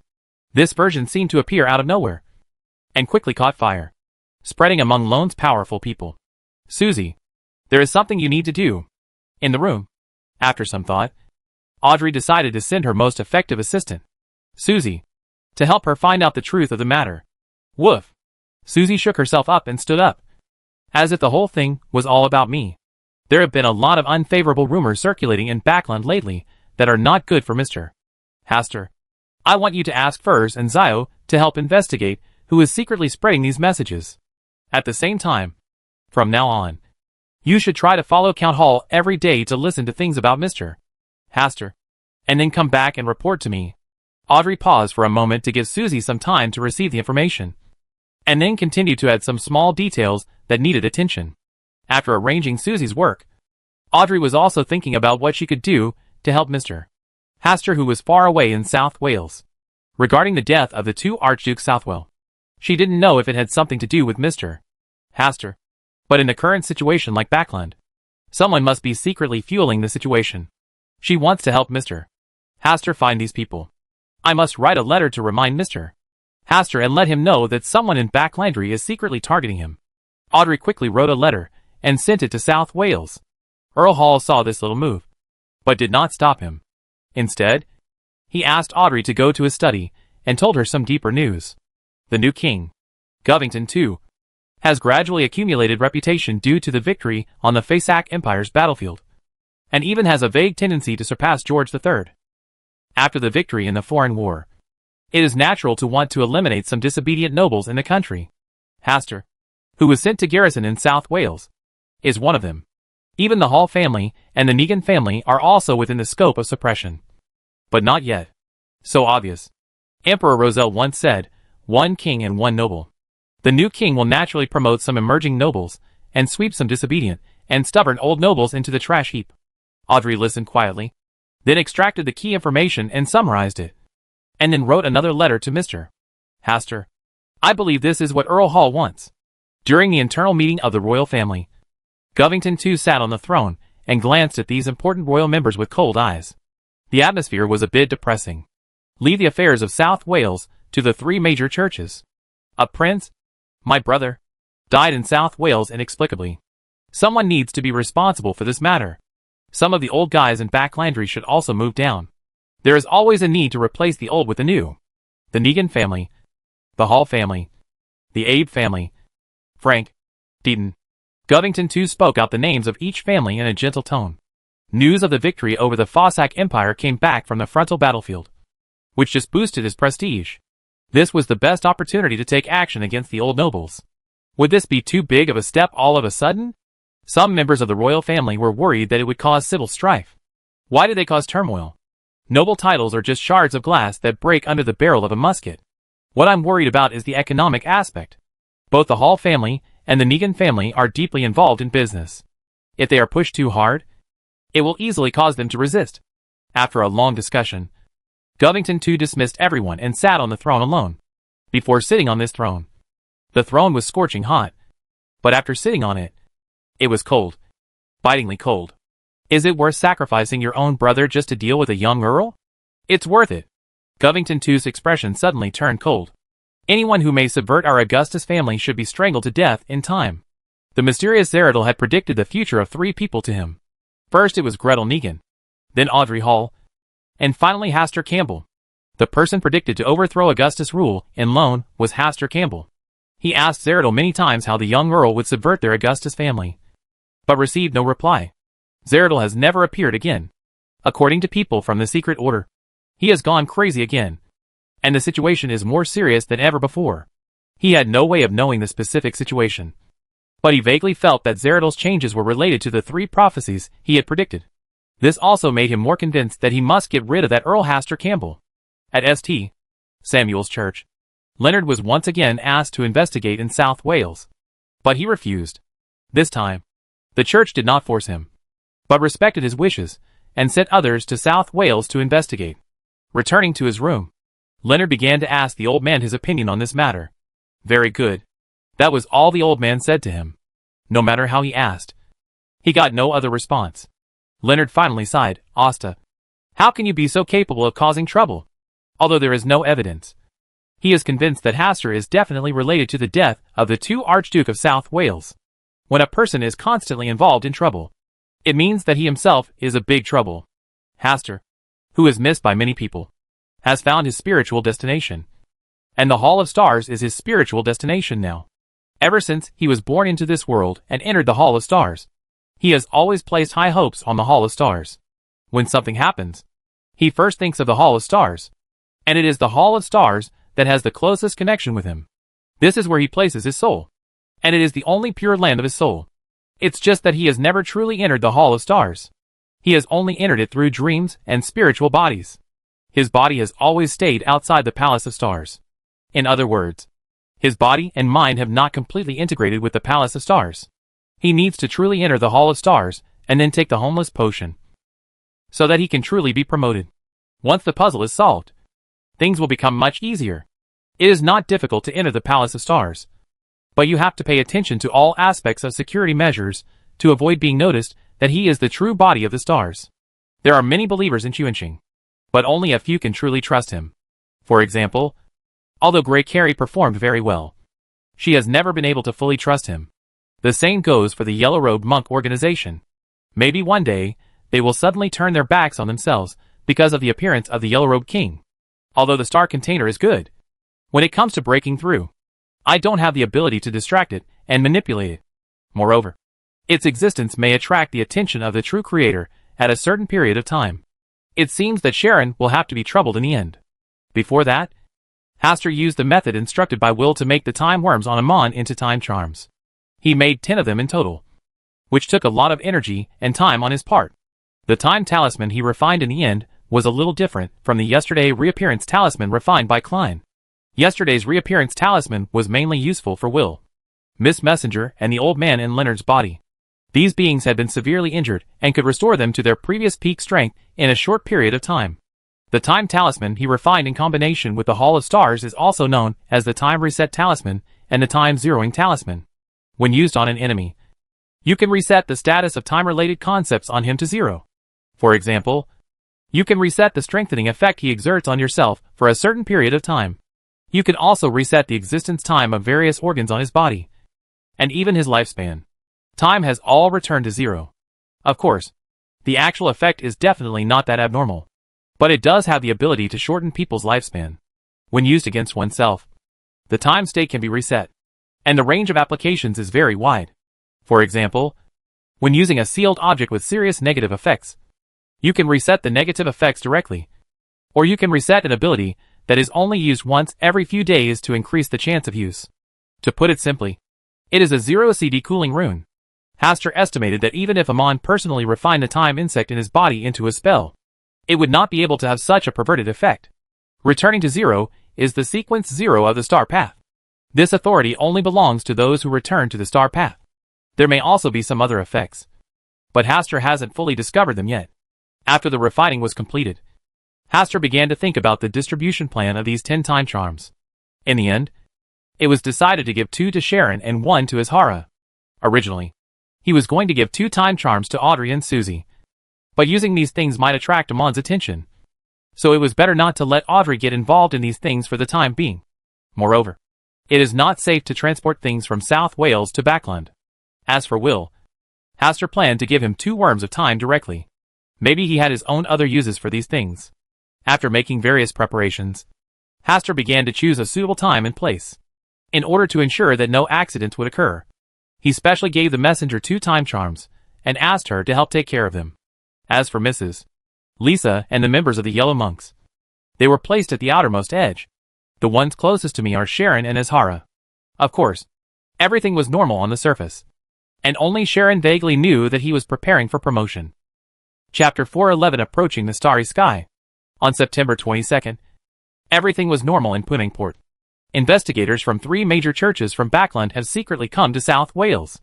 With the experience of the Red Gloves team of the Church of the Night last time, they were very sensible and did not come directly to Puddingport. Instead, they investigated the death of Leonard Augustus. During the investigation, they discovered that the real cause of death of Leonard Augustus was an illness caused by worry, which eventually led to his sudden death. The accidents and coincidences that happened before were only indirect effects. But this investigation is obviously not enough. They also need to investigate the source of accidents and coincidences, as well as the cause of the mysterious death of the former Archduke of Southwell. If you include Drink Augustus, who is unknown whether dead or alive. There are 3 Grand Dukes of South Wales here. Just thinking about it makes my head tingle. Who can believe that there is no hidden secret? The biggest suspect responsible for these things is naturally the Earl Hastur Campbell. The motive was simple, and the only thing that needed to be proven was whether he had the ability to commit the crime.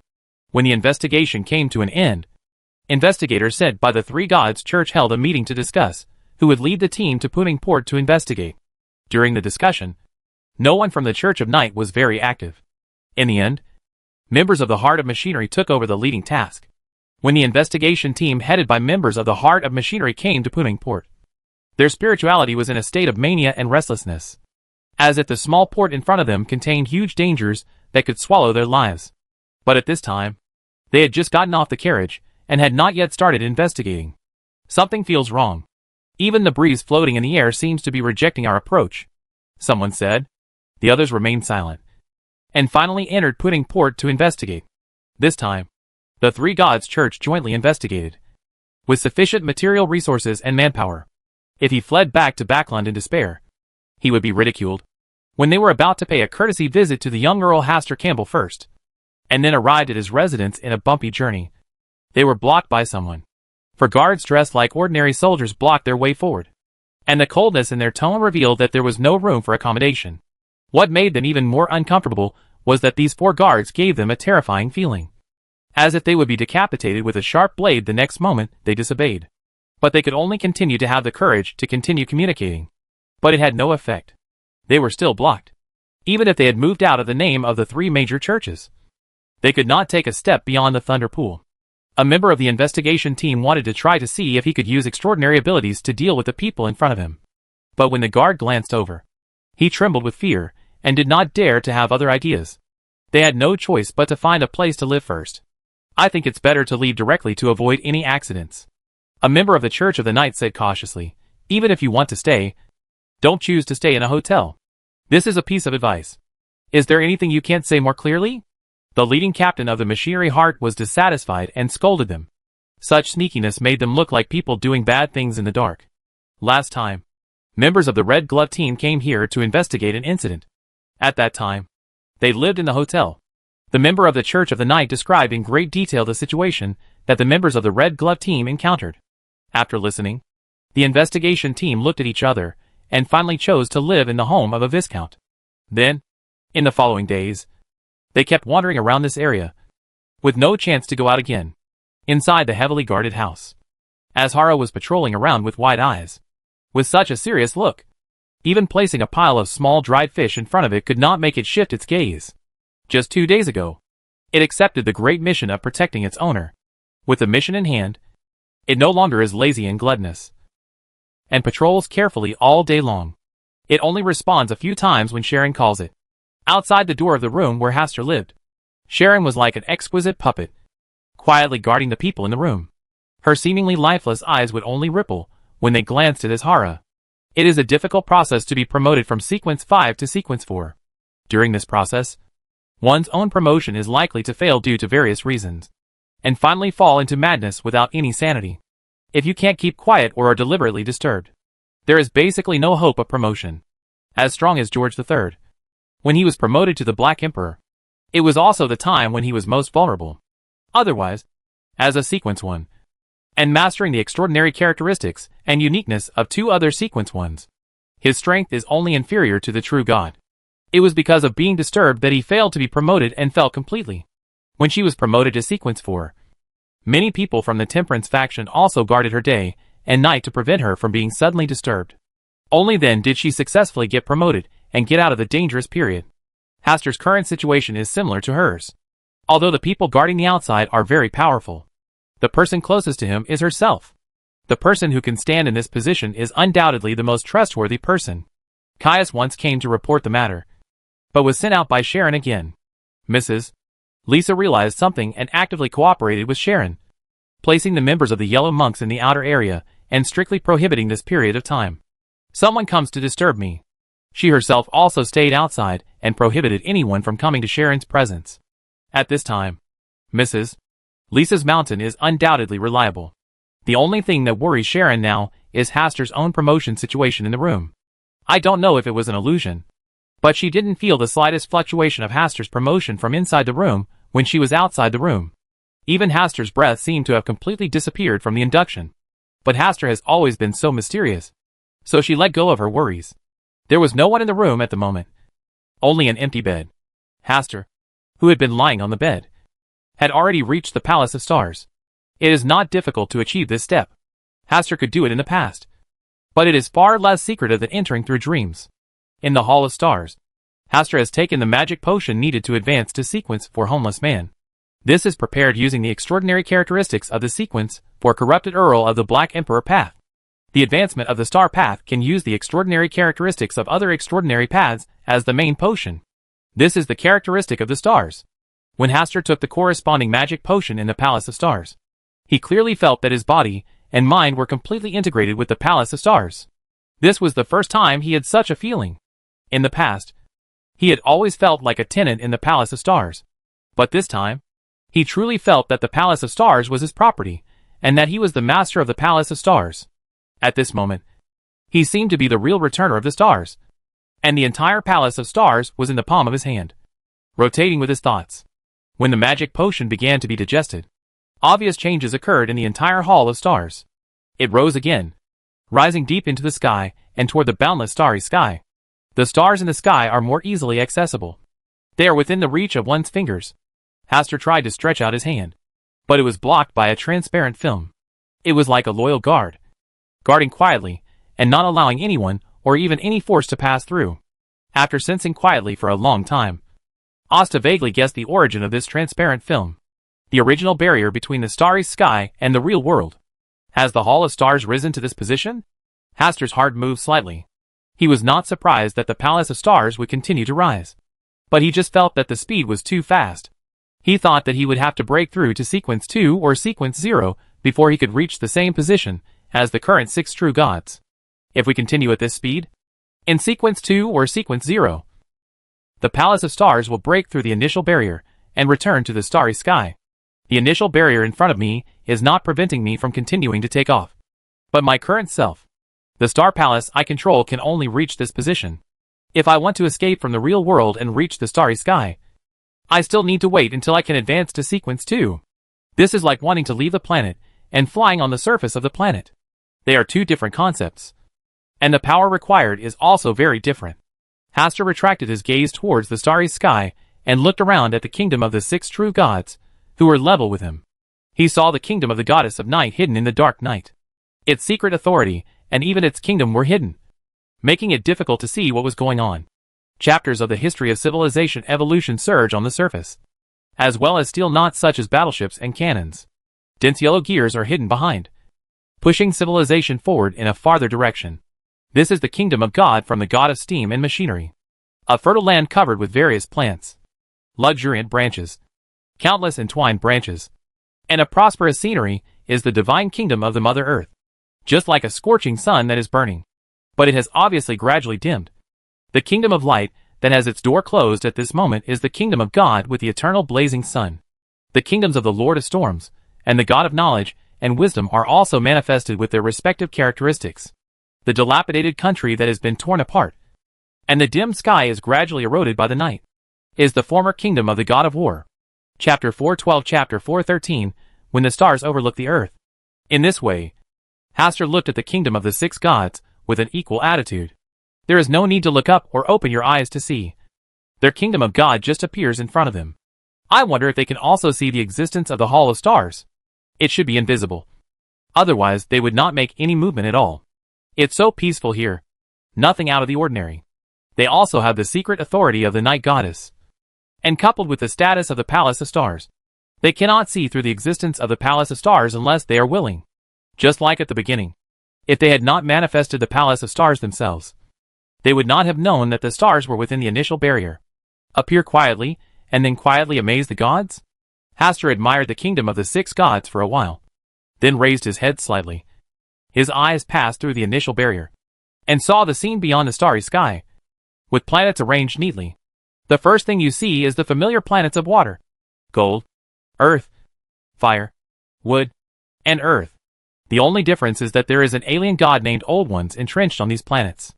Some are far away, and some have their entire faces stuck to the surface of the earth. Superior. In the beginning, the barrier was like a glass cover. People like Hastur were like fishes living in a fish tank, while the outer gods used to be greedy cats lying outside the glass cover. As soon as the glass cover disappeared, they broke in and had a feast. The fallen mother goddess, the desire mother tree, the superstar master, the original hunger, and other outer gods of the past are paying attention to every move here in their own unique way. I wonder if they can see the Palace of Stars through the initial barrier. Hastur just thought for a moment, then withdrew his gaze and became silent.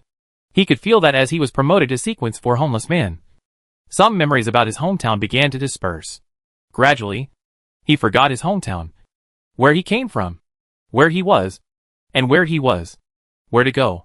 Forgetting, losing, many things experienced in the past gradually dispersed, disintegrated, and then quietly dissipated into the invisible in this process.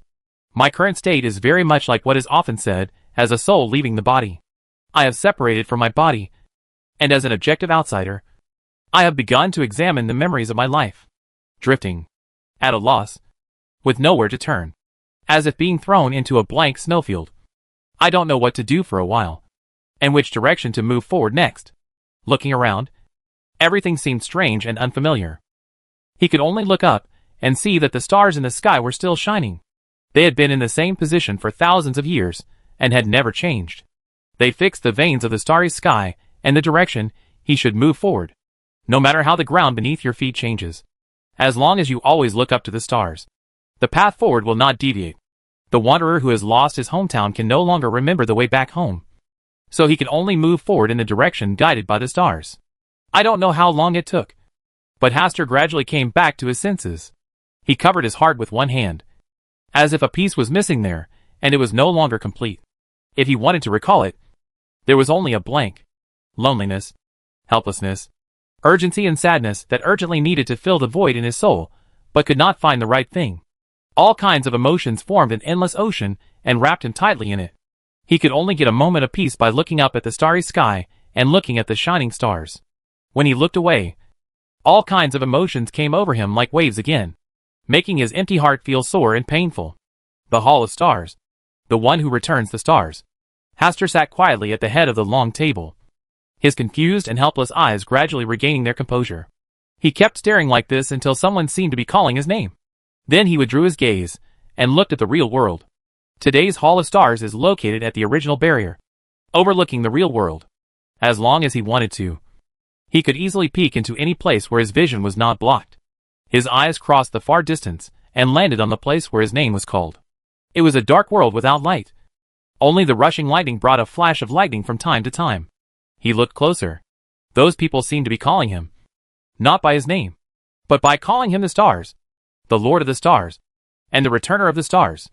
That's him too. Another identity different from his true self. He just looked down quietly from a high position without responding or disturbing, as if he was admiring the ants moving on the ground. They, who were strangers to each other, were worshipping a statue devoutly, regarding it as their own incarnation, just looking at them from a distance. Hastur didn't think it was the case, but he didn't respond to their intentions. After watching them for a while, he felt bored and looked away. His eyes left Silver City and passed along the dark area where no one lived. There were some firelights dotted in the black background. They were survivors from other places abandoned by gods. Their number and scale were not as good as Silver City. Summit is close to extinction, but the flame of inheritance has not been completely extinguished. Hastur's eyes were as calm as water, watching everything without sadness or joy, just like an eternal bright moon. What happened on the ground was no longer enough to arouse his interest. Then, he saw Amon, who had hidden his true body and was walking around only in his avatar. Although Amon had made some disguises and coverings for himself, under the gaze of the stars, all of his actions were clearly visible. He also saw the high-dimensional overlooker, who was roaming the land of the god-forsaken land, enjoying the scenery along the way and playing games with Amon. He ignored them, and the giant royal court, which was the key to leaving the land abandoned by the gods, was also under his gaze. Looking through the thick dusty door, I saw the truth hidden by the gods. The left hand of the ancient sun god, the deputy king of heaven, the dark angel Sasral. He was still sleeping. In front of him, a stone slab was exuding the aura of chaos. It was a blasphemous stone slab contaminated with the power of the chaos sea. Hastur also just glanced at it and looked away. He did not awaken Sasral's thoughts. If he is willing, he can even help Sasriel walk out of the dusty door of the giant king's court. The golden ocean surrounds the giant king's court, which is the blood sprayed when the ancient sun god fell. His eyes passed quickly over the turbulent sea, and he saw a ship sailing on the sea, where fights sometimes occurred. In his opinion, they were just two small black spots fighting. The scenery on the sea is a bit stunning at first glance, but after a few more glances, it just feels repetitive and boring. Following the direction of the sea breeze from the sea, we boarded the coastline and began to penetrate deep into the interior. Ports and cities are dotted in the field of vision, and dense crowds of people are busy flowing in these residences, like small black snakes. Hastur's eyes stopped as he passed by Puningport. The place felt very familiar to him. He did see a familiar figure and a cat, Sharon and Azhara. Her and its name naturally came to his mind. After watching quietly for a while, Hastur's spiritual incompleteness seemed to be made up for. I must have placed part of my heart on them, so even if my memory is blurry, I can still have some feelings for them. Hastur thought this way, and his gaze towards them became softer. But his gaze still did not stay here, and continued to pass inland along Puningport. After looking at it for a long time, he didn't know what he was looking for. He just kept staring at the thing itself, watching everything, and observing the operation of everything. This was like a responsibility that he was born with. "I machine?" Strange yet familiar words came to mind, which seemed to perfectly explain his current situation and feelings. After an unknown amount of time, after scanning the entire continent, Hastur finally withdrew his gaze. He has lowered his head and overlooked the entire real world. Now he should raise his head and cast his gaze into the depths of the vast starry sky. Don't be obsessed with the stars. There seems to be a voice reminding myself. Are you worried that you will get lost in the boundless starry sky? Why worry? Hastur was silent for a moment, then withdrew his gaze, just looking straight at the initial barrier in front of him. He suddenly felt bored and didn't know what to do. In the end, he just sat silently in the Hall of Stars, letting his eyes wander freely. October 1st. Is this a special holiday? Sitting in the Hall of Stars and letting time pass by, Hastur suddenly felt something strange about this date in his heart. After thinking seriously for a while, he remembered what he should do on this day. It's time for the bi-monthly meeting of the stars. Hastur's eyes glanced at the starry sky above the Hall of Stars. The chain of stars behind him swayed, and then extended to 5 stars among them. When the chain of stars was retracted, the Jinn God, the Mother Tree of Desire, the Superstar Lord, the High-Dimensional Overlooker, and the Original Hunger appeared one by one in the Hall of Stars. When they arrived at the Hall of Stars, they couldn't help but tremble slightly. An indescribable majesty enveloped the entire Hall of Stars, making them unconsciously want to obey. Chapter 413 Meaningless Time. This feeling has never happened before. Even if it was their first time stepping into the Hall of Stars, they didn't have such a strong feeling. Today, the stars seemed to be much taller than before. He was still sitting quietly, with no other emotions flowing in his eyes. But the feeling revealed all over his body could make their hearts tremble. A kind of personality suppression? Like the posture of a superior looking down at a subordinate? They couldn't explain exactly what this felt like. But one thing was certain. The stars were in better shape than before. The starry skies seemed to be closer to here. The mother tree of desire and other beings have their own agendas. And even the jinn, who always likes to be talkative and pushy, is rarely quiet today. Otherwise, with his past temperament, he would have already made a joke with the new primordial hunger, or deliberately made fun of him. On the contrary, there is not much feeling of original hunger. In his opinion, the stars should have such an attitude. Hastur just looked at them calmly, without any desire to speak. After a brief silence, primordial hunger consciously spoke to say H, low to the mother tree of desire and the high-dimensional overlooker. He is new, so he always has to show a little humility as a latecomer. As for the superstar master and the jinn god, they were naturally ignored by him. He did this on purpose. He disliked seeing these two people very much. The superstar lord has a lot of grudges with him. As for the jinn god, the son of chaos, it is purely because he talks very poor and mean things. So he is too lazy to deal with him. The jinn who was deliberately ignored suddenly felt angry. He first glanced at Hastur, and saw that he didn't express anything, but just looked at him calmly. So he lost some scruples. He began to join forces with the superstar master to target primordial hunger, deliberately talking about some embarrassing things about him, and revealing his background. Oh, your tendency to eat everything will harm you sooner or later. Yes, just like you. I was tricked into a wishing lamp by mystery. How come I didn't know you had a habit of making wishes for people before? How about the son of chaos?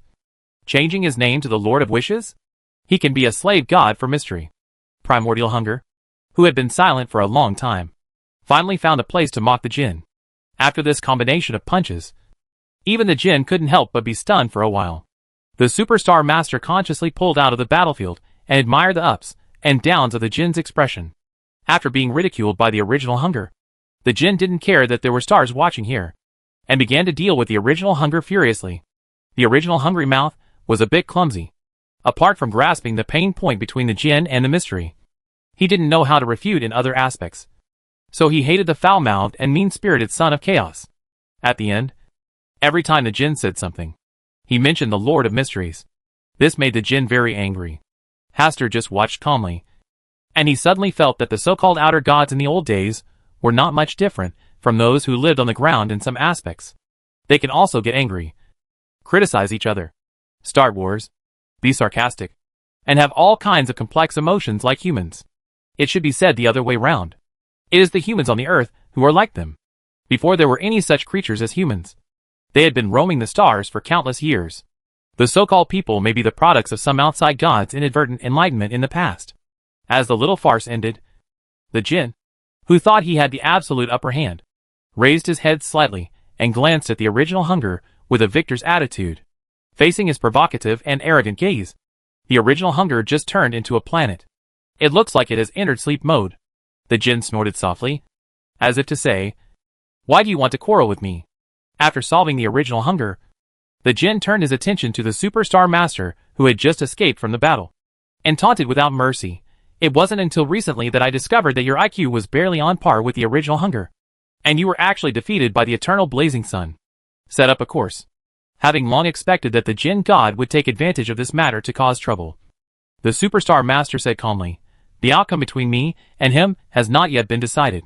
Inflated confidence will only lead to destruction in the end." "Oh, don't say it so nicely. You were clearly caught in the trap, and you just turned to follow the trend in the end. You are imprisoned in the wishing lamp. Are you just following the trend?" Faced with the difficulties faced by the jinn god, the superstar master naturally brought the topic to the Lord of Mysteries. This was the only stain on the jinn god. The jinn looked coldly and said, "The eternal blazing sun is not worthy of holding the shoes of mystery." "Oh, when did you become so secretive?" "I'm just stating the facts." "Me too." Facing the slippery superstar lord, the jinn god felt that he had nowhere to say anything, and in the end, he could only put away his minions, but kept cursing the Lord of Mysteries in his heart. Is this the meeting of the stars? Hastur, who listened from beginning to end, felt that this scene seemed a bit out of place for the meeting of stars. Shouldn't they be talking about something bigger? How come it's like a group of kids who haven't grown up yet are bickering with each other for fun? Hastur looked at the boundless starry sky, looked at it carefully for a while, and seemed to understand the reason why they behaved like this. Destroying a planet, or witnessing another wonder of the universe. These things are just ordinary things for them. As simple as eating and drinking water. And discussing these issues is not interesting. Beings at the same level as themselves, even if it is just a simple quarrel, is more interesting to them. Especially when you see other beings looking defeated. You will feel even happier. When Hastur was thinking silently like this, the high-dimensional overlooker cast his gaze over. Stars, your condition seems to have improved a lot recently. And we are closer to the starry sky here. The starry sky is within my fingertips. Hastur slowly stretched out his hand and pointed in front of him. The starry sky rippled and swayed, like a wave of ripples passing through the starry sky. Does this mean the end is near? The one who spoke was the mother tree of desire. Did you see the initial barrier? As he spoke, a transparent light shield separated the starry sky from the real world. Although there were many large and small gaps in the barrier initially, it was still strong because of the protection of the goddess of the night and other gods. Through the hall of stars, existences such as the mother goddess of desire and the superstar master saw the seemingly fragile initial barrier, and also saw the old days of the outer gods, who coveted the outside of the earth. The face of greed is about to completely cover the entire surface of the earth. The Jinn smiled proudly and said proudly, "TSK. What an ugly face this is. It's a pity that I can't come in."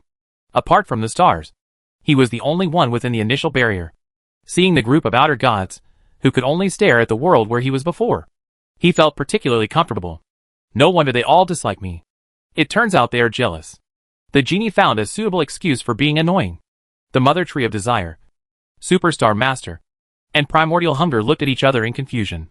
Although this was normal, in the hall of stars, they could see from afar that they were hungry and couldn't wait to break into the real world. Especially in front of the stars and the Jinn. This feeling is really shameful. But it was only for a moment. The word shame didn't mean much to them.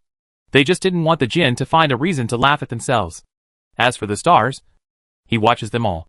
The high-dimensional overlooker is also in a good mood.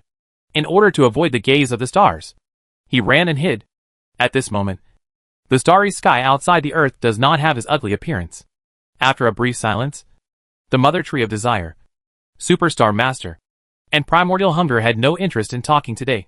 Especially when they saw the evil smile of the Jinn god and the meaningful gaze of the high-dimensional overlooker. Hastur glanced at them lightly and announced that this meeting of stars was over. After seeing them off, Hastur sat alone again, looking calmly at everything in front of him. He thought that he could sit like this until the next meeting of the stars begins, until the end comes, or until the end of the universe when the stars restart. He is like a rock on the seashore, watching the surging and roaring of the sea every day and every night. Sometimes the waves that rise high are just insignificant small ripples. The starry sky is also the sea. In his eyes, there is not much difference between the two. In the old days of outer God, in his eyes, they were just waves that roared louder. Just sit there and let time pass by. Time has no meaning to him now. 1 hour, 1 day, 1 month, 1 year, 10 years. Such a length of time is too short compared to the entire universe and starry sky.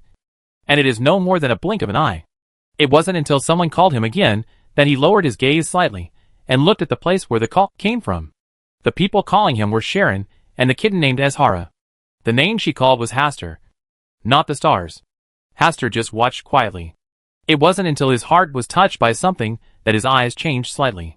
Sharon was in the field of vision. Her expression was a little sad, and she was looking at an empty house. The kitten named Azhara was lying softly on Sharon's shoulder and was meowing feebly intermittently. Sad emotion seemed to flow out of its eyes.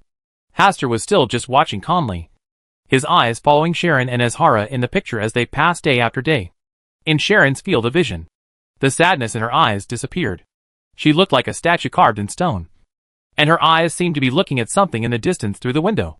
In front of the windowsill, Azhara lay quietly, occasionally raising her eyes to glance at the outside world. But every time she looked away in disappointment.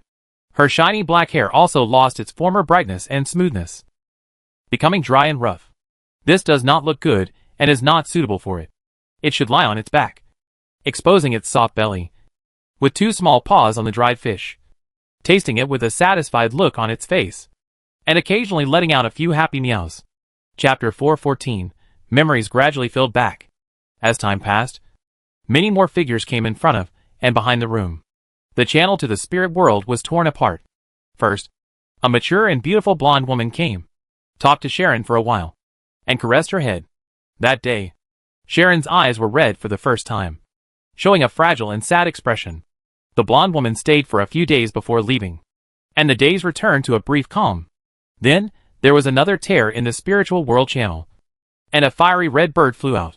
It chirped, and then landed on Sharon's shoulder, as if it was comforting something. The seemingly inconspicuous little firebird, in Hastur's eyes, is a phoenix with majestic wings and a huge body. It also wears a golden crown on its head. Grey Carrie, the ancestor of the phoenix, was the spiritual messenger who signed a contract with herself. This contract is still in effect, and I can easily control him. But there seems to be no place where he needs to use him. Wherever his eyes look, he can easily arrive, and there is no need to use other existences to convey information to him. But Hastur did not unilaterally tear up the contract after all. He still just watched quietly and let time pass by. Soon, the time came to December 1st, and another meeting of the stars was held. During this period, many more people called his name. It was in a city called Backland.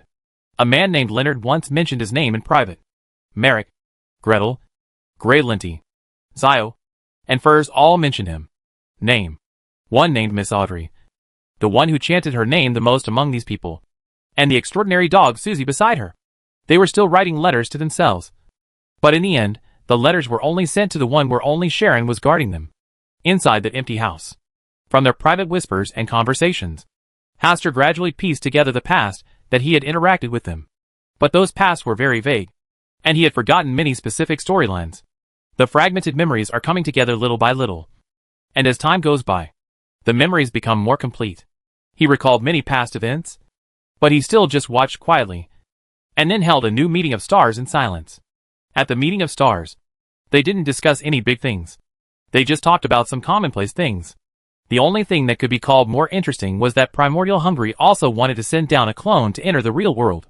According to him, it was to throw the wishing lamp that imprisoned the djinn into the stinky ditch so that he could suffer a little. Regarding his request, the high-dimensional overlooker expressed his willingness to help, and Hastur also nodded in approval and helped him. For the outer gods who attended the meeting of stars in the past, he was willing to fulfill their requests as long as their requests were not too transgressive. This is an exchange. The more you give now, the more you will gain in the future. The return of the stars is not just a matter of authority. The bi-monthly meeting of the stars has ended again, and Hastur feels even more bored, feeling empty inside, and in need of new things to fill it.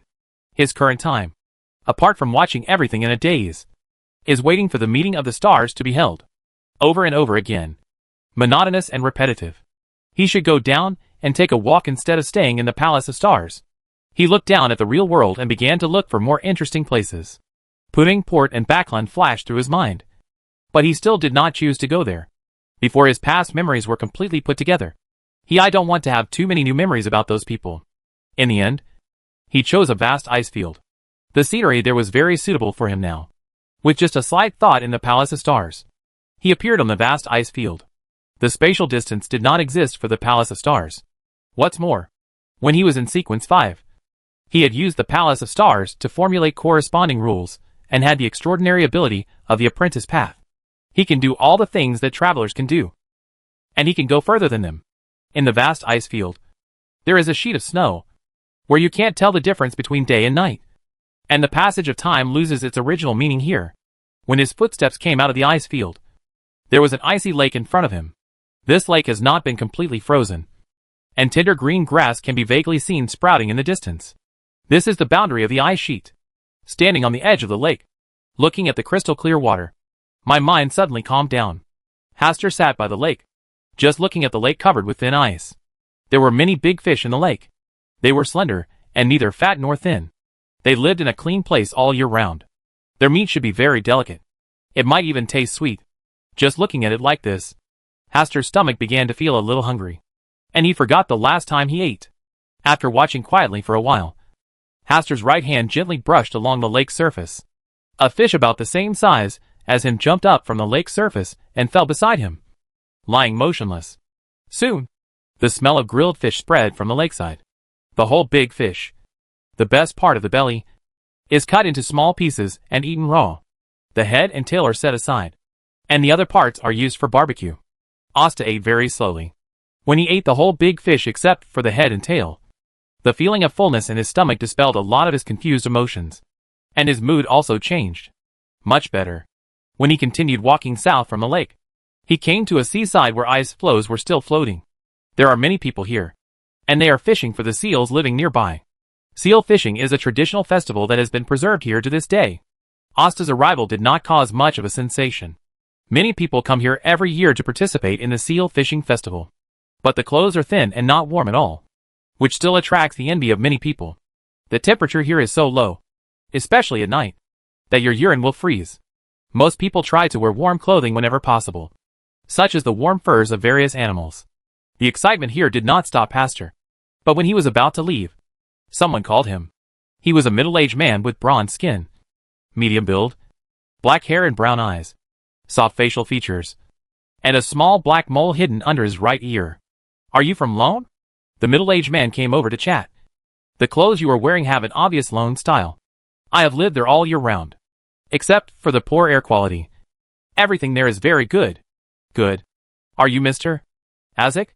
The name of the person in front of him naturally came to Haster's mind. "Do you know me?"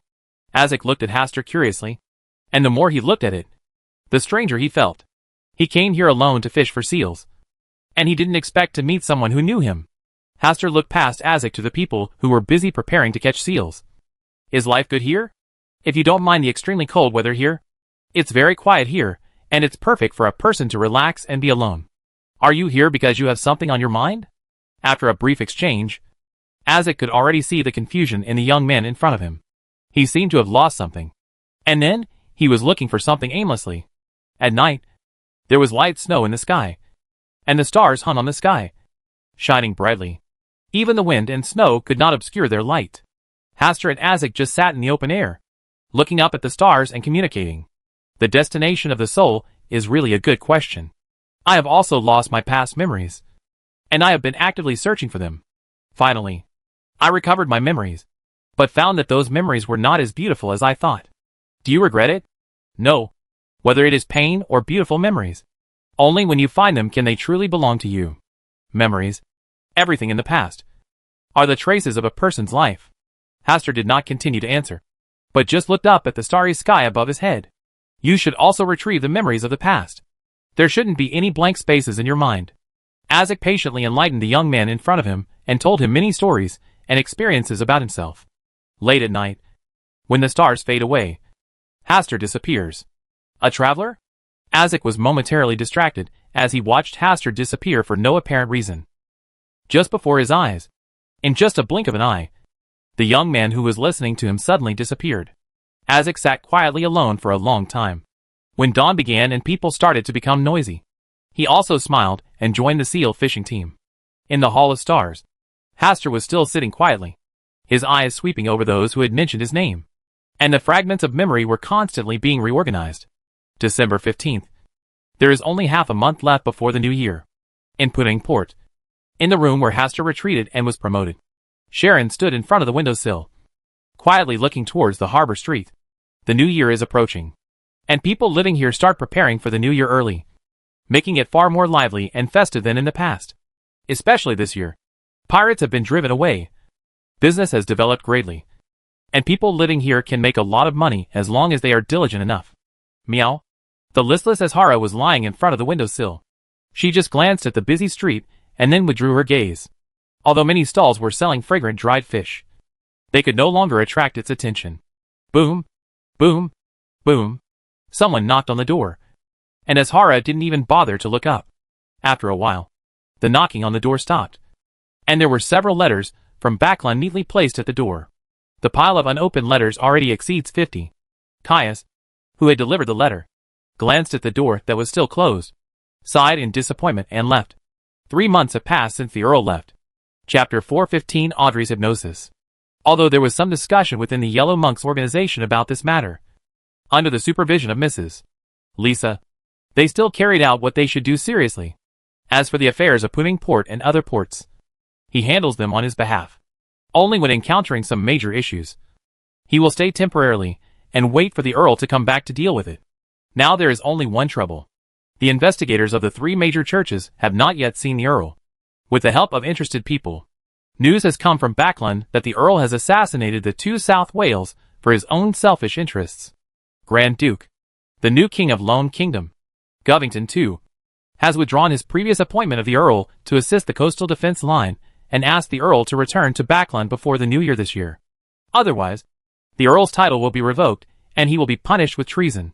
This matter has spread in Backland, and the Negan family and Earl Hall, who had once interceded for the Earl, were also suppressed, had many of their rights withdrawn, and were put on the bench. But no matter how the situation outside changes, Pudding Port still maintains absolute stability, and no one can shake the tranquility here. The members of the Yellow Monks also did a lot of things to counterattack, but without the Earl's approval on many things.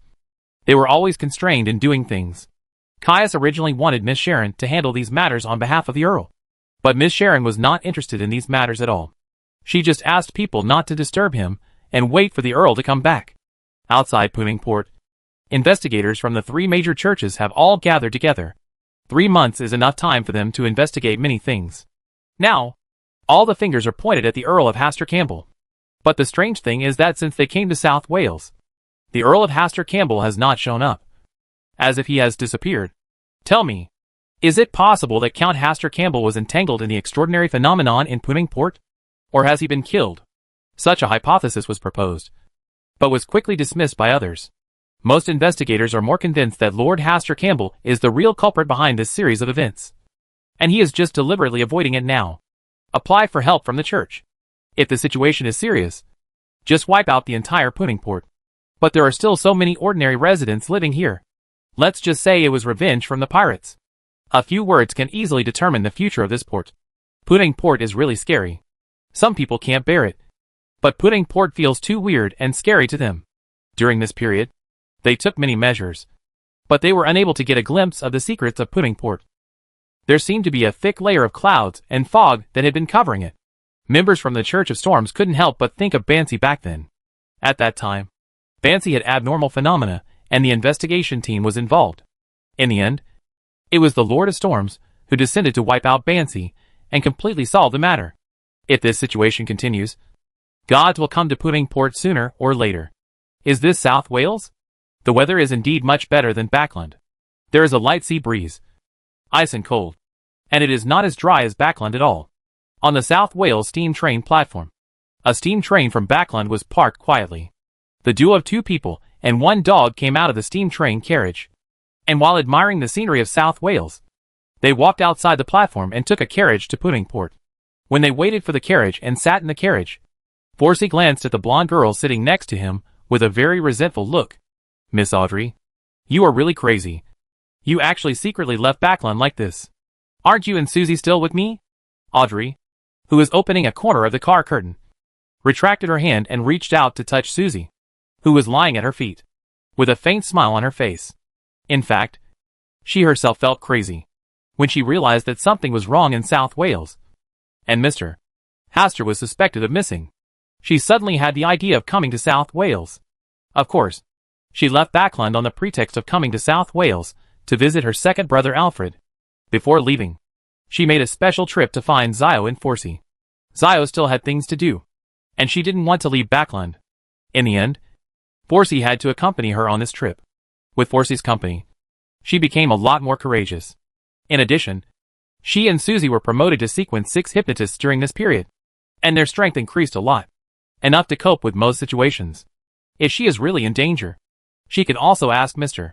Fool for help, and Forsey can also ask the stars for help. Safety is guaranteed. I already regret leaving Backland. Forsey sighed. MS. Furs. Think about the reward of 1,000 gold pounds. Audrey's words were seductive, and Forsey fell silent with just 1 sentence. She and Zio still couldn't escape poverty. Under the attack of Miss Audrey's golden power, her inner defense finally collapsed. Woof. Susie also shouted, which meant that she had to work after taking the money. Forsey didn't speak anymore. He just spread out the map of South Wales he bought, found the route to Pudding Port on it, and made a plan accordingly. Although she is also not good at doing these things, she is still better at it than Audrey, who has never traveled far. While planning the route for this trip to South Wales, she vaguely heard the whispers between Miss Audrey and Susie. The main idea is, Susie, we can finally go out and take risks. Mr. Hastur has helped us with so many things in the past. Now it's our turn to save Mr. Hastur. Susie always barked cooperatively. Force wanted to say something about the dangers of venturing outside. But in the end, he kept silent and kept silent, thinking that he had to do more this time in order to protect Miss Audrey.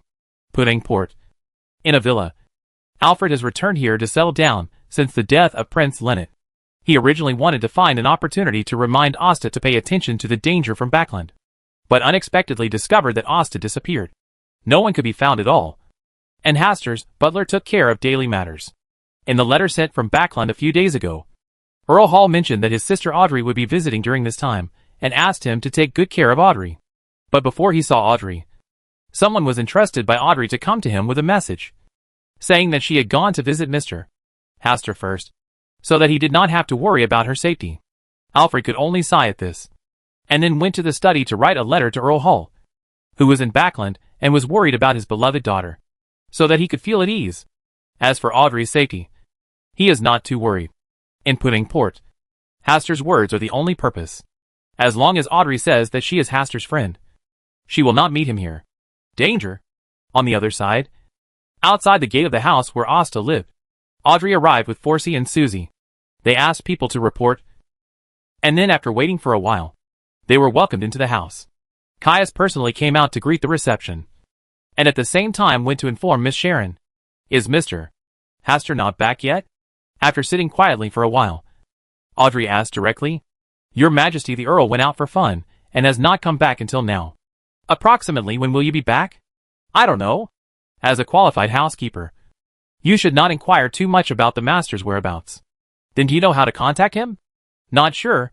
No matter what question Audrey asked, as long as Hastur was involved, Caius tried to avoid the topic and never mentioned the mysterious disappearance of his Lord Count.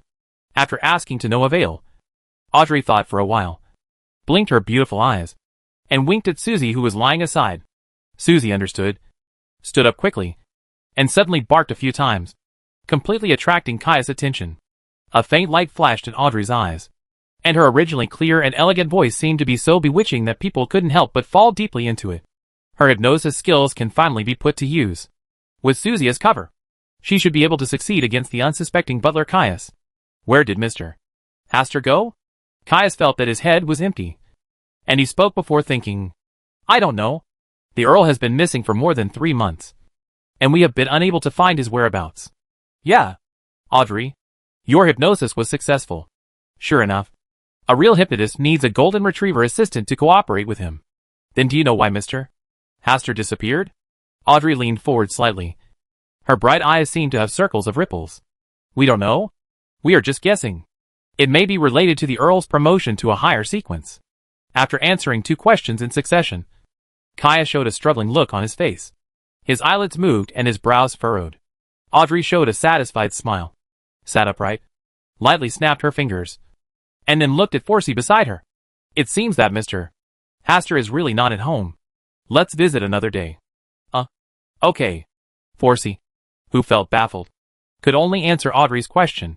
Caius, who had regained consciousness, first glanced at the golden retriever that had stopped barking, and then frowned and stared at Audrey for a while, but found nothing unusual. He could only suppress the strange feeling in his heart and said politely, If the Earl comes back, I will tell the Earl about your visit today in time. Sorry to bother you. Audrey stood up and was about to leave with Susie and Forsey when a little black cat suddenly arrived with elegant steps. Chapter 416. Sharon and Audrey's first meeting. Azhara. Audrey, who caught a glimpse of the little black cat, spoke in surprise and waved, trying to attract Azhara's attention. Woof. Susie also started to say H, low in the doggy style. Azhara just glanced at them, then turned around and walked deeper into the house. After taking a few steps, it glanced back and motioned for them to follow its pace. Caius coughed dryly and said, Since Lord Azhara has something to ask you, then you can just go ahead. Azhara is the little black cat closest to Hastur, and her status is very unusual. In order to show respect, they also call Azhara an adult. Could it be that Mr. Hastur sent Azhara to pick him up? With a thought in Audrey's mind, She led Susie and Forsey to follow Azhara deeper into the house. Along the way, Audrey opened her mouth to chat with Azhara, but Azhara did not respond. This made Audrey a little regretful. When she went out today, she should have brought some dried fish. In this case, she should have it can attract Azhara's attention. After twists and turns, Azhara led Audrey and others to the door of Haster's room. The door had been opened, and Sharon was the only one inside. Meow, Azhara yelled, trotted 2 steps, and then jumped into Sharon's arms. It was Sharon who asked it to go out to pick up people just now. Otherwise it wouldn't be too lazy to move. What a delicate, beautiful girl. Audrey's eyes sparkled when she saw Sharon for the first time. Although she was very interested in Sharon, who was like an exquisite doll, she still maintained her elegant posture and did not look too closely at her. This should be the ultimate doll Mr. Moon wants to pursue, right? Forsey was also amazed in her heart, staring at Sharon with unblinking eyes. Sharon. Sharon didn't pay attention to their curious looks and simply said her name. Originally she didn't want to deal with outsiders. But just now, 008 suddenly jumped in front of her and wrote on a blank piece of paper, Audrey Hall, an old friend from Backland. Seems to be related to the owner. There is an unusual relationship. This sentence aroused some curiosity in her. Isn't it an ordinary relationship? Sharon admitted that she was a little concerned about this issue. So she asked Azhara to invite people to see her. When she was in Backland, she had heard about the reputation of Miss Audrey, who was called the most dazzling gem in Backland. I saw it with my own eyes today, and it really matched the description of her in the rumors. She has the beauty and elegance of an aristocrat, and the innocence of a little girl. Just seeing her like this will easily attract your attention. Audrey, I am a friend of Mr. Haster. Forsey. He is also a friend of Mr. Haster. After the brief introduction, the scene became quiet for a while. Sharon simply wanted to see Audrey, and had no intention of talking. Audrey, on the other hand, upheld the elegance of the aristocracy, and waited patiently for the other party to speak first. According to her original approach, when the other party didn't speak, she would take the initiative to speak, and give the other party a step down. But today, she suddenly didn't want to do that. Finally, Forsey asked directly, Miss Sharon, why did you come to us here for something? You can leave now. Sharon's calm reply made Forsey's face almost freeze. This was the first time she met someone who spoke like this. He was so good-looking and beautiful, but his words were so heartless. Miss Sharon, you came here to see us, just to take a look at us? Forsey no longer knew how to continue this topic, and looked at the thoughtful Miss Audrey for help. What is the relationship between Miss Sharon and Mr. Haster? Audrey asked curiously. Sharon did not answer directly, but gently stroked Azhara lying in her arms, which seemed to answer something. Forsey had already opened his mouth slightly, with an expression on his face that was indeed true. This little black cat only likes to be close to Mr. Haster. It doesn't pay much attention to other people. Even Miss Audrey failed to establish a good relationship with it. Miss Sharon, who looks like a very beautiful doll in front of her, is so close to Azhara, and also has a different status in Mr. Haster's territory. The relationship between her and Mr. Haster is definitely not simple. Good friend? It should be said that it is more suitable for lovers. Audrey's pretty brows frowned slightly, and she looked Sharon up and down again, her eyes a little more serious. Miss Sharon, how did you and Mr. Haster know each other? Why have I never heard him mention your existence? Although Audrey said this with a smile, the aggression contained in her words made Forsey consciously take a small step back, leaving space for Miss Audrey and Miss Sharon. He and I have nothing to do with anyone else. Sharon still spoke calmly.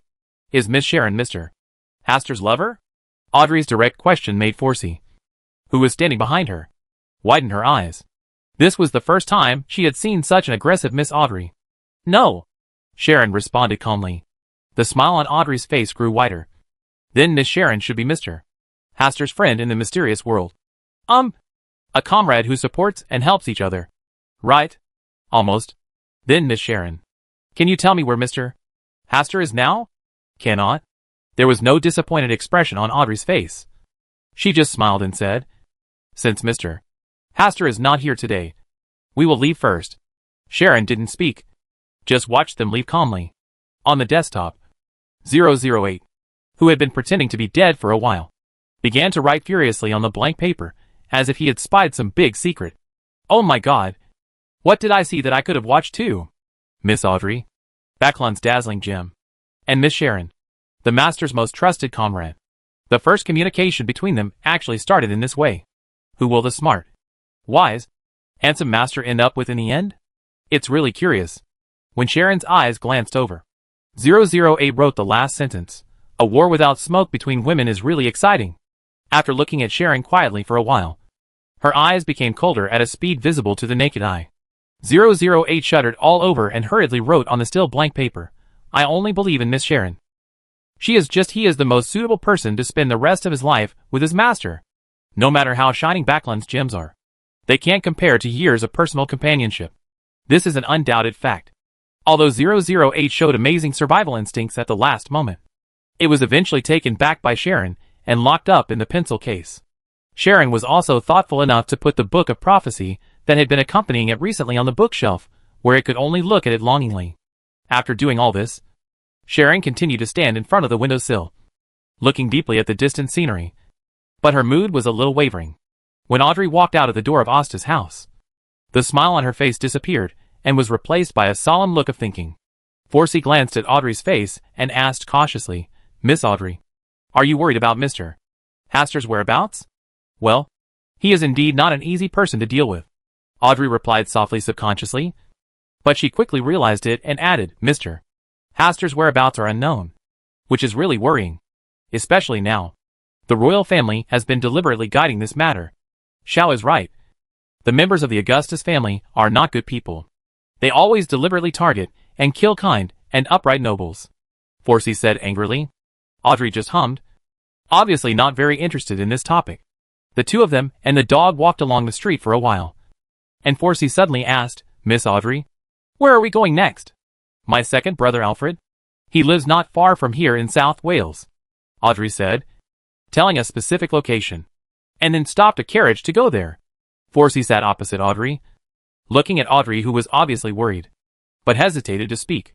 In the evening, Audrey and Forsey arrived at her second brother's large villa. Alfred had already prepared a room for her. At the end of dinner, Alfred asked them about whether they saw Hastur today. Hearing that they had returned without success, Alfred smiled and said, This is normal. During this period, many people wanted to find Hastur, but they failed. Maybe he is no longer in South Wales. Audrey did not discuss this topic in depth. She was currently only more interested in Sharon. In the Hall of Stars, Hastur, who had been paying attention to Sharon, completely witnessed the meeting between Sharon and Audrey. There was something strange in my heart, and I couldn't tell what the specific emotion was.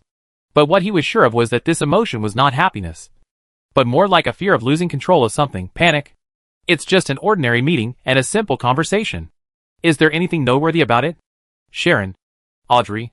When these two names are pronounced together, the strange feeling becomes stronger, and some related memories are beginning to return. Chapter 417 Azhara, This master can't carry me. The returning memories gradually fill the void in the soul. Hastur sat alone in the Hall of Stars, receiving fragmented memories, while looking at Sharon and Azhara clinging to each other. And the strange feeling in his heart became stronger and stronger. The memories that were gradually being completed were so clear, but they still felt strange to him. Are the rediscovered memories still the same memories? Can a memory be touched twice the same time? It's difficult. It's just like watching a movie. One is your own original memory, and the other is the clip played on the movie screen. Even if the memory overlaps with the staged episode, the feeling will be completely different. Not unfamiliar. Very calm. This is how Hastur feels when facing the memories that are gradually emerging.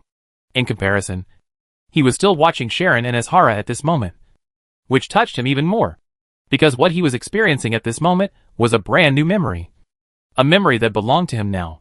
Although in the other party's memory, he does not exist at this moment. Maybe you should go see it yourself. Asta stared at it for a long time, and the idea of experiencing it personally came up in his heart. Trying to touch the memories of the past, he raised his gaze and scanned the stars, seeing a scene that was no different from the past. No matter how beautiful this scenery was, it would be boring to watch it for thousands of years. He lowered his gaze again and looked into the house where he was missing. With a thought, he suddenly arrived with the help of the power of the Palace of Stars. He stood behind Sharon, looking at Sharon, who was silently gazing out the window like a puppet, just watching quietly like this. His irritable heart began to calm down. His arrival was so sudden that Sharon didn't react immediately. Azhara suddenly pricked up her ears, stood up straight and meowed. Meow?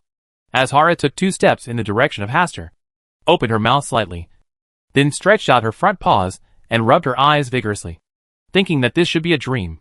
Sharon, who was disturbed, turned around and looked at the person who suddenly appeared in the field of vision. Her body stiffened slightly. Her eyes were blank, and she opened her mouth with a lot of thoughts. Finally, she just said, "You are back."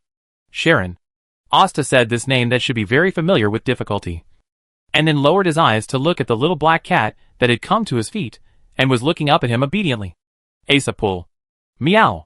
The familiar voice finally convinced Azhara that the person in front of her was the master she was waiting for. She jumped suddenly and wanted to jump into Hastur's arms like before.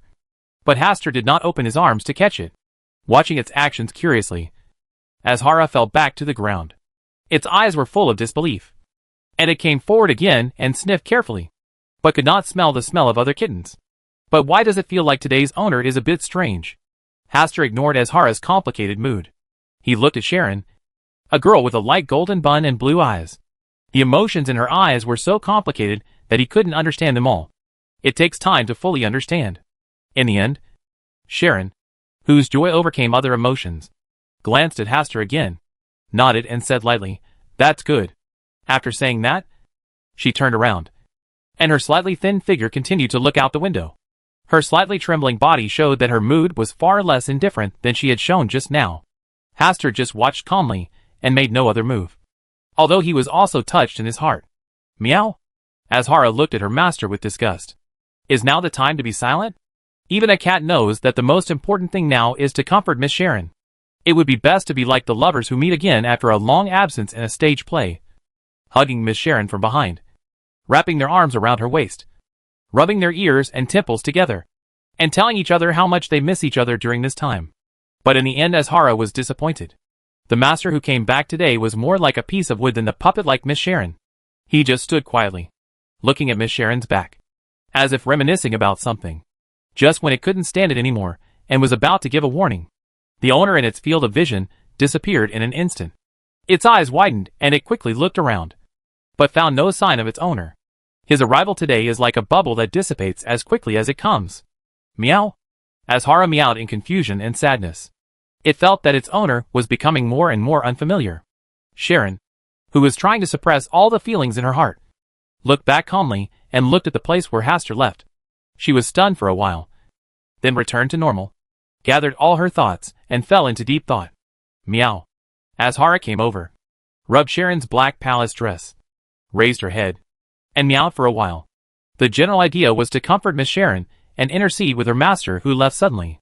Sharon listened for a while, squatted down, picked up Azhara, stroked her little head, and looked out the window again. There was a touch of sadness in his blue eyes. Hastur did not go far. He just walked from the room to the outside of the house.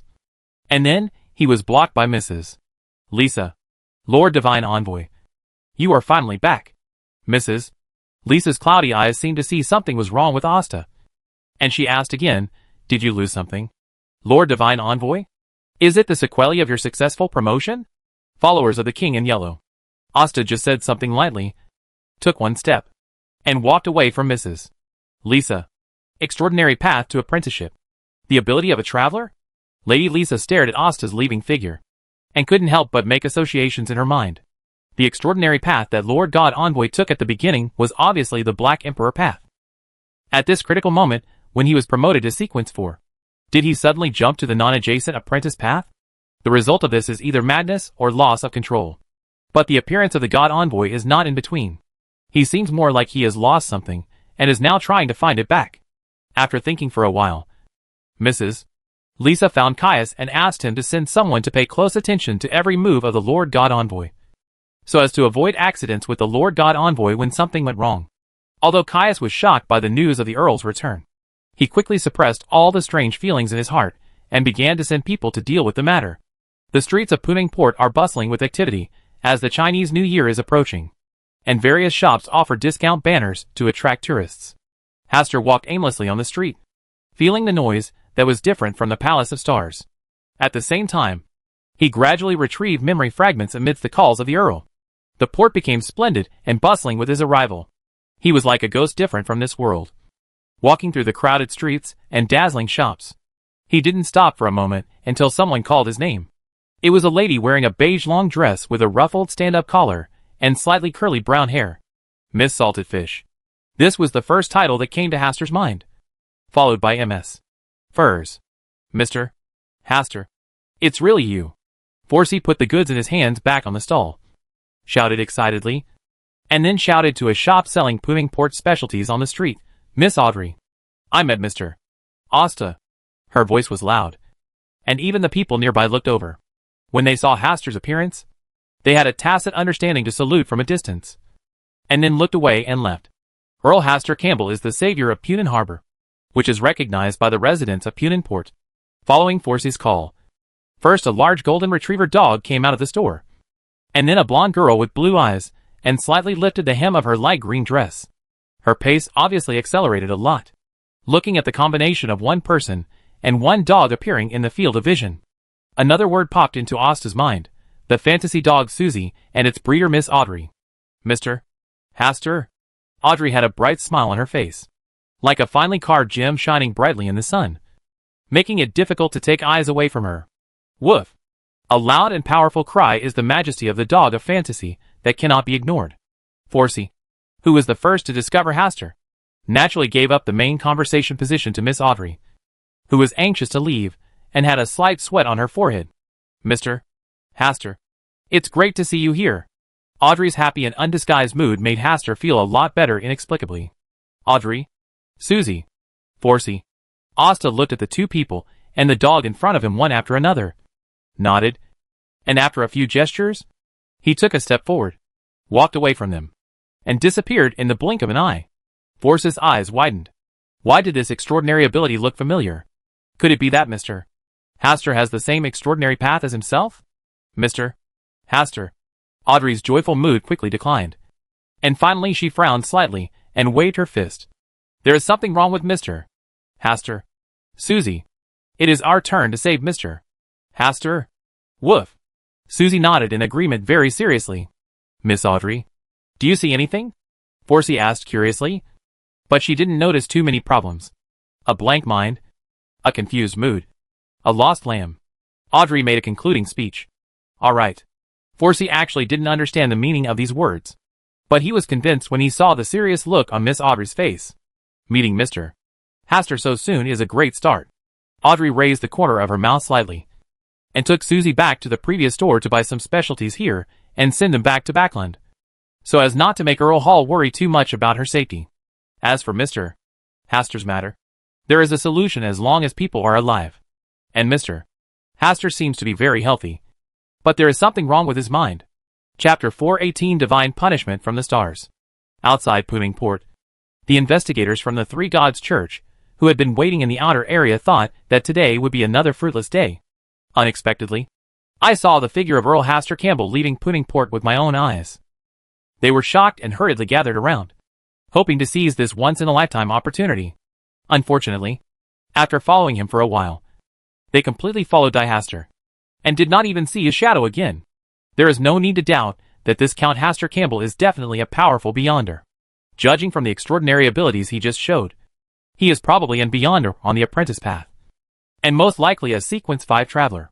It's really unimaginable that he could reach this point despite his young age. There are always some people who are the darlings of fate. Unlike us, they just live in this world to make up for their losses. Several investigators sighed for a while, then sent the latest news back to Backland, waiting for the latest instructions on the next step. Before their news was sent to Backland, Asta had already arrived at Backland. In those broken memories, Backland, the city of hope, was the starting point of his life and the beginning of all stories. His appearance did not attract anyone else's attention. It was not until he returned to his home based on the location in his memory and met Butler Neal that he had some memory of it. My Lord Earl, why did you come back so suddenly? Butler Neal first spoke in surprise, then quickly looked around and lowered his voice. My Lord Earl, you shouldn't have come back alone. This place is too much for you. It's dangerous. You'd better leave Backland immediately. Why? Haster asked calmly. This is his home. Why does he need to leave his home? The royal family has sent news that you will be charged with treason. Butler Neil lowered his voice to a very low level while leading Hastur to the more private study on the second floor to avoid too many people discovering that his Earl had returned to Backland. Crime of treason? There was a slightly confused look in Hastur's eyes. Why didn't he have any sense of belonging to this country? There isn't even a shred of memory related to this. Yes, there have been rumors circulating in Backland recently about you killing the 2 Grand Dukes of South Wales. Butler Neil spoke sincerely, and once again hoped that Hastur could leave Backland as soon as possible and find a place to hide, so as not to be discovered by the lone royal family. Hastur just stood quietly, thinking carefully for a while, then nodded and said, "I killed him." He remembered that the deaths of 2 Grand Dukes of South Wales were related to him. As for their names and what happened, he could not remember. Ah! Butler Neil was stunned. His hands and feet were cold, and he looked at the young Earl in front of him in disbelief. Hastur said nothing more, glanced around the study, left here, walked along the corridor on the second floor, came to the bedroom where he once lived, and stayed alone for a while. Soon, there was a burst of noisy footsteps near the door of the house. It was the police informant who was squatting around the house. Seeing Hastur's return, they immediately sent a large number of police to arrest the man who killed the 2 Southwell Archduke. Sinner. When they rushed into the house and searched around for a while, they found no trace of Hastur. Butler Neil, who had recovered from the shock just now, was secretly relieved when they saw that they did not find the Earl, and was ready to come forward to solve the matter, but was taken directly to the police station for investigation. In the police station, despite his white hair and old face, Butler Neil still answered questions in a humble manner and ignored the police officer's verbal threats with guns and sticks. "I reiterate, I have not seen Lord Hastur Campbell today, and I don't know where he has gone." Butler Neil repeated what he had just said. Do you think all of us are blind? And the other maids have confessed that today. Just now, a criminal named Hastur briefly appeared. The police officer in charge of the interrogation slammed the table hard. Bang bang. The loud noise, combined with the dark surroundings, was very scary. Butler Neil raised his eyelids slightly. Just because they have seen it, it doesn't mean that I have seen it too. My eyes can never see it wrong. Old guy, it seems you don't want to live anymore. Butler Neil just smiled and said, "Sticking to your post is a virtue. I am just walking on the right path. As long as Earl Hastur Campbell does not fire him for a day, he will be the steward of the Campbell family." When the interrogating police officer on the other side wanted to say something, a small meteor fell vertically and hit the police station steadily, causing a huge explosion. When the smoke cleared, Butler Neil's figure had disappeared inside the dilapidated police station. On the outskirts, Hastur put Butler Neil down and whispered, "After this, you are free." It took a long time for Butler Neil, who was in shock, to come back to his senses. After hearing Hastur's words, he just coughed lightly, shook his head with a smile and said, "Your Majesty, you have already advanced next year's salary in advance. Even if you want to fire me, but also have to wait until after next year. It doesn't have to be this way." Butler Neil did not continue this topic, but asked Hastur to pay attention to the Augustus family of the lone royal family. Recently, many established nobles in Backland have suffered unfair treatment. The persecution at the behest of the lone royal family has left their families in ruins, and they were eventually replaced by emerging nobles. My Lord Earl, you must take care of yourself. Butler Neil left with his last words. The Augustus family. Hastur frowned slightly. He disliked this family very much. After waiting for a while, Hastur did not continue walking on this land, but returned to the Hall of Stars. When his eyes fell on Backland again, he naturally looked at the palace where the Augustus family was located. Ruin it. It's a bit of an eyesore. Asta raised his head slightly and looked at the starry sky. In addition to planets, there were countless meteorites. He only needs a small tug to make the meteorite break through the atmosphere and come as a punishment from heaven, because the starry sky is his kingdom of God. December 26th. On the days when the new year was about to enter, a strange phenomenon occurred in the middle of the night, and meteors fell from the sky, hitting the lone palace without any bias. The vast and majestic palace complex turned into a devastated land, leaving dozens of traces on the ground. Unclear meteorite sinkhole. What is even more amazing is that ordinary residents living near the palace were not affected and even slept soundly that night. Many people did not know that there was a meteor shower last night until they woke up the next day. The meteor shower this night was called the Night of Star Fury by the residents of Backland. It was a punishment specially sent down by the gods because they were dissatisfied with the lone royal family's recent actions. This rumor became more and more intense. And finally Govington too had to stand up and express repentance to the gods for this incident. Unfortunately, the gods did not accept his confession and threw another extremely insulting bolide at him, blowing up the platform where he was speaking. This incident undoubtedly confirmed various rumors and speculations, seriously damaged the majesty of the lone royal family, ruined the prestige of Govington too, and collapsed the positive image originally accumulated due to the victory in the war. Waste. What kind of divine punishment? This is obviously man-made. Didn't anyone from the Church of Night, Church of Storms, or Church of Steam and Mechanics step up to resolve this matter? In a temporary new palace, Govington too was furious in the study. Why is there a meteor shower from the sky?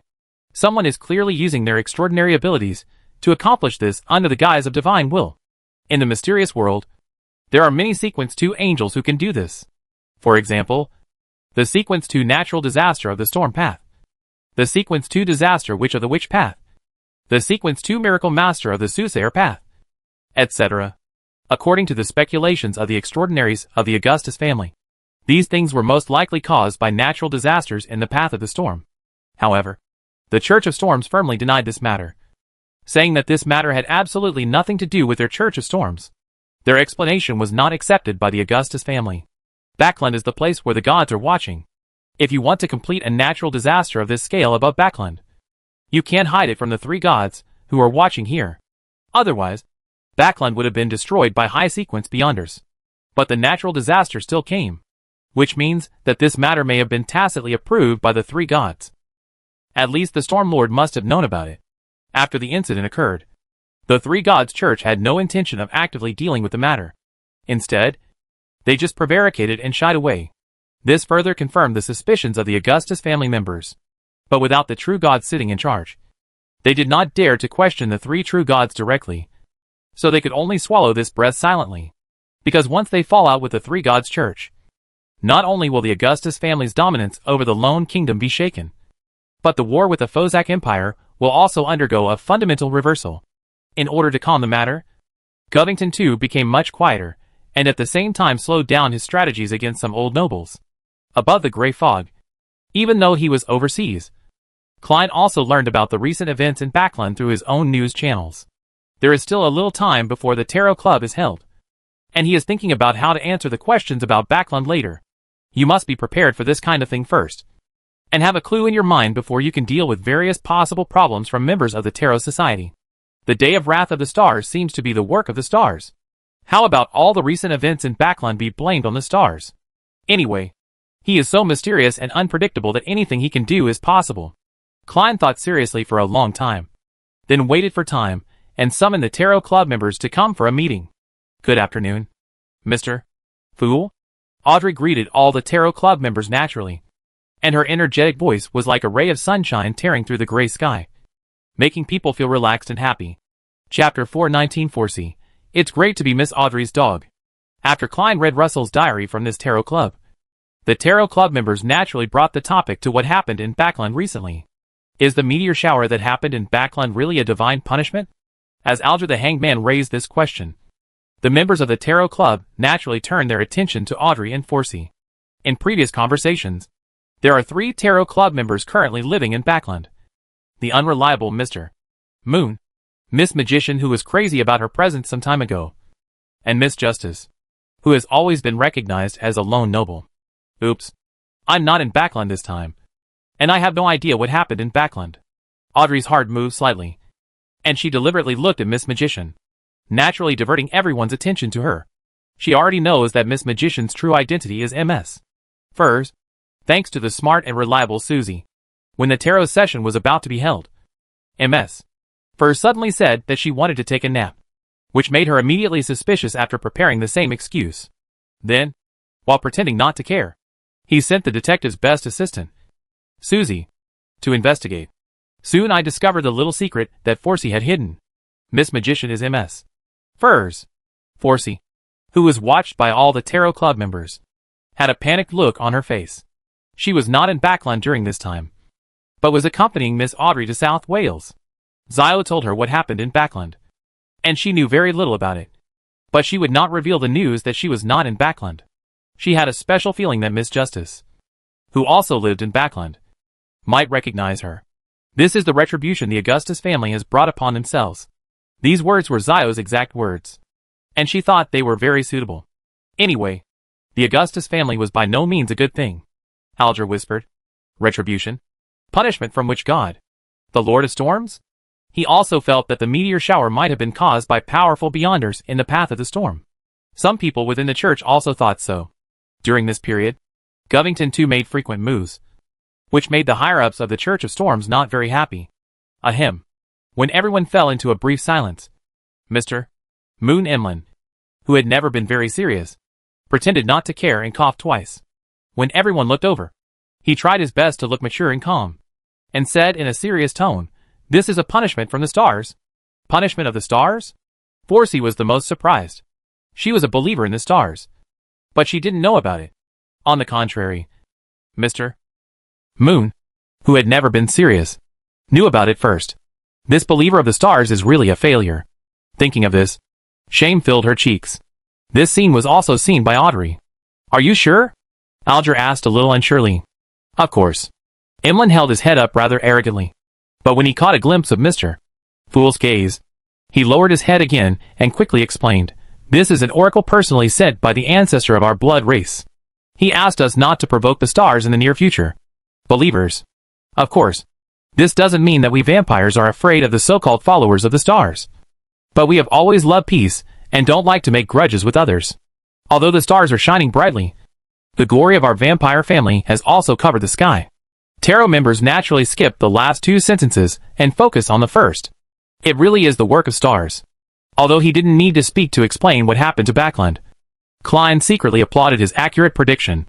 Forsey was also cheering for herself in her heart. She was a true believer of the stars. Even Lilith, the ancestor of the blood race, had issued an oracle not to have grudges with the believers of the stars. This was a big deal. As for Mr. Moon's remarks, they only showed his naivety and bluff. After a brief shock, everyone tacitly changed the subject. On the one hand, they did not dare to delve too deeply into the specific matters between the gods. And on the other hand, they did not want to see Emlyn's smug face. If Mr. Fool hadn't been here, his tail would have been raised to the sky, and he would have said loudly that he was the savior of the vampires chosen by the ancestor of the vampires. Audrey, who was not very interested today, didn't even care much when she heard that the Augustus family was punished by the stars. After the Tarot Club members ended their discussion on the matter, she looked around at everyone and asked, "I have a patient who has some mental problems. What method can effectively help him?" When she asked, she glanced at Forsey specifically. Forsey was stunned for a moment. Was there something wrong with his mind? It feels so familiar. Isn't this the same symptom Mr. Hastur has? Is it just a coincidence? Or does Miss Justice know Mr. Hastur? So is there a possibility that Miss Justice is Miss Audrey? Forsey was shocked by his witty guess, and looked at Miss Justice a little more thoughtfully. The more he looked at her, the more he felt that Miss Justice was Miss Audrey. The images of these two people are highly overlapping. They are both aristocratic ladies from Backlund, and they are also similar in personality and financial resources. When Force's appraising gaze inadvertently met Audrey's meaningful gaze, she was a little unsure again. The other party seemed to have figured out her identity. So when she mentioned this matter, she looked at herself specifically. Forsey's heart trembled slightly, and she immediately withdrew her scrutinizing gaze, deliberately showing a relaxed and natural posture to cover up the panic in her heart. Alas, MS. Furs must have noticed my identity, and originally wanted to hide it for a while. Audrey sighed slightly in her heart, but she did not regret her self-destruction in the tarot meeting today. After all, Mr. Hastur's matter could not be delayed, and she needed to find a suitable way to diagnose and treat him. Another point is that MS. Furs has been accompanying her recently, so it would be good to deepen the relationship at the right time. For spiritual problems, enlightenment and relief should be a better way. Alger was as calm and reliable as ever. Based on his experience, he told Audrey a lot about this aspect and possible feasible measures. Audrey listened silently, occasionally asking some unclear questions, and combined with Alger's rich experience, she continued to improve her initial method of helping Mr. Hastur get out of his spiritual predicament. Klein on the side also listened with great interest. He also felt that he seemed to have a slight mental problem recently, and he might even trouble Miss Justice in the future. Putting port.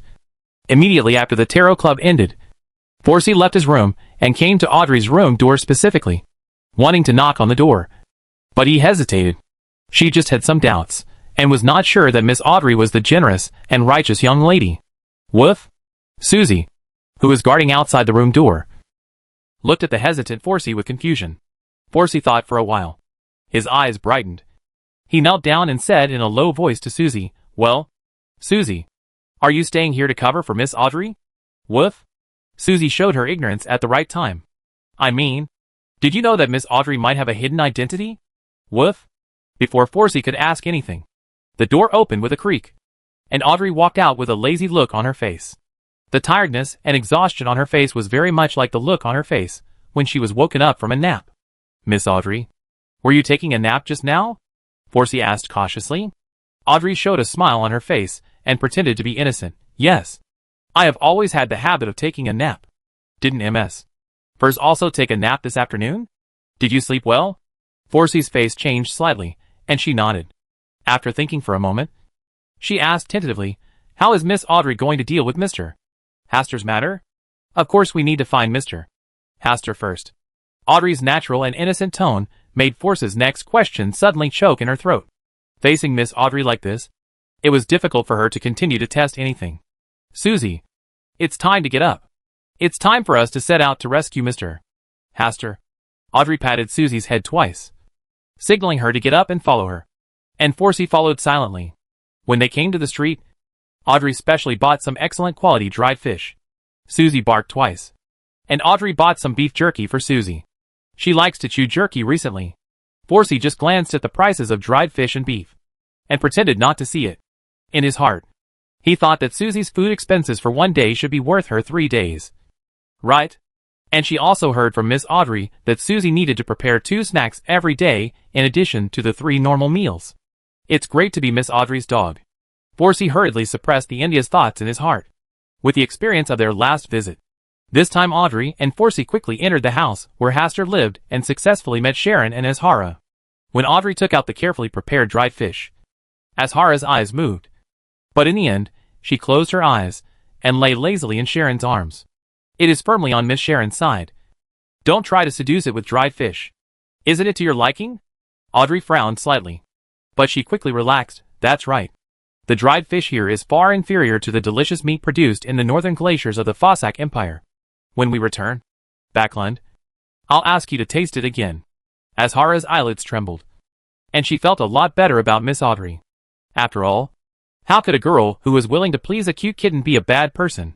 After ending the brief exchange with Azhara, Audrey looked at Sharon, who had been silent all this time.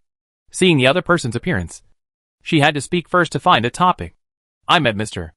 Haster on the street before. Audrey started to talk first. Seeing that Sharon seemed to be interested, she continued, there seems to be something wrong with Mr. Haster's mind. I think we should help Mr. Haster get through this difficulty. Sharon did not answer immediately, but looked at Audrey quietly. The sudden return of Haster last time gave her an uneasy guess. Not long after this Miss Audrey came here.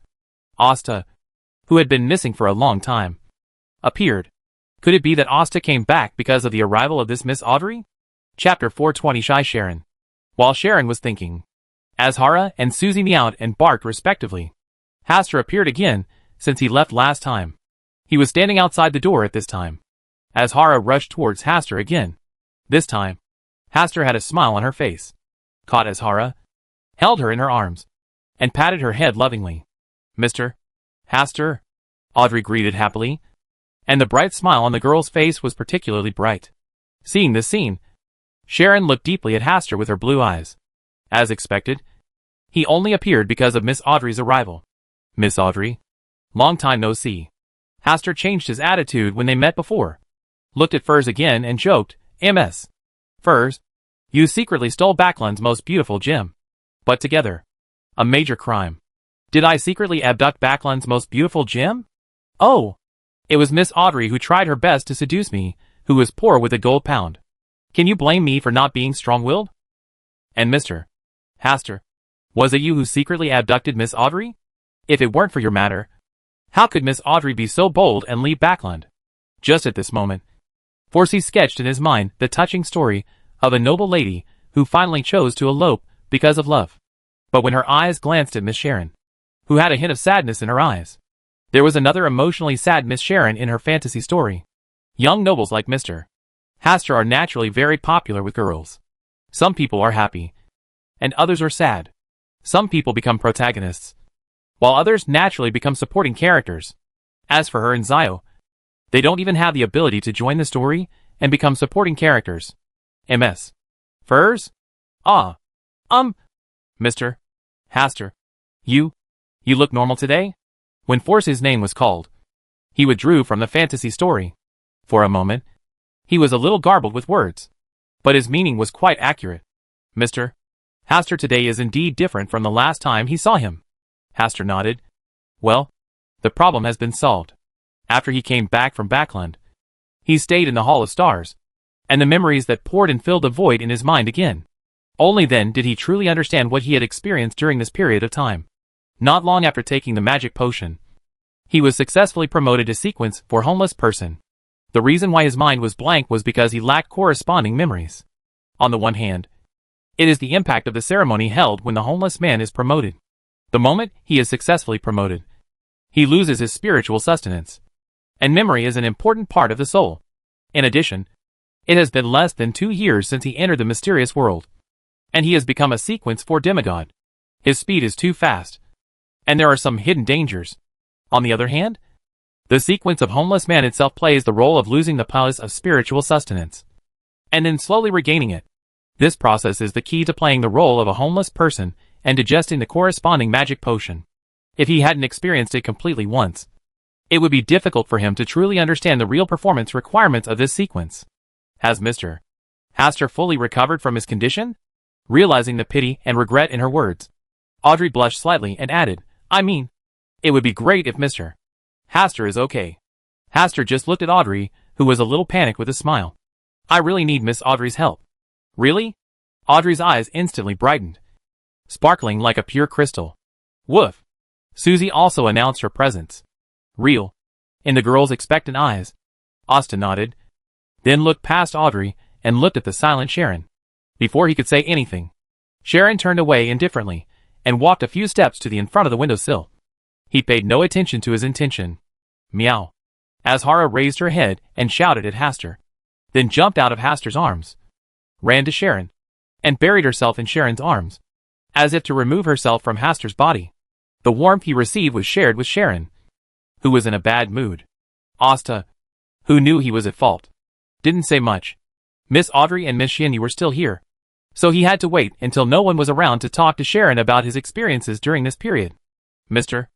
Hastur, what do you need from me? Audrey showed great interest in helping. When I need it, I'll go find Miss Audrey for help. I will try my best to help Mr. Hastur. Well, and Susie, it has always been looking forward to helping Mr. Hastur. Audrey still felt it was a pity. She had always wanted to save Mr. Hastur, and even asked Mr. Hangman for advice at the Tarot Society.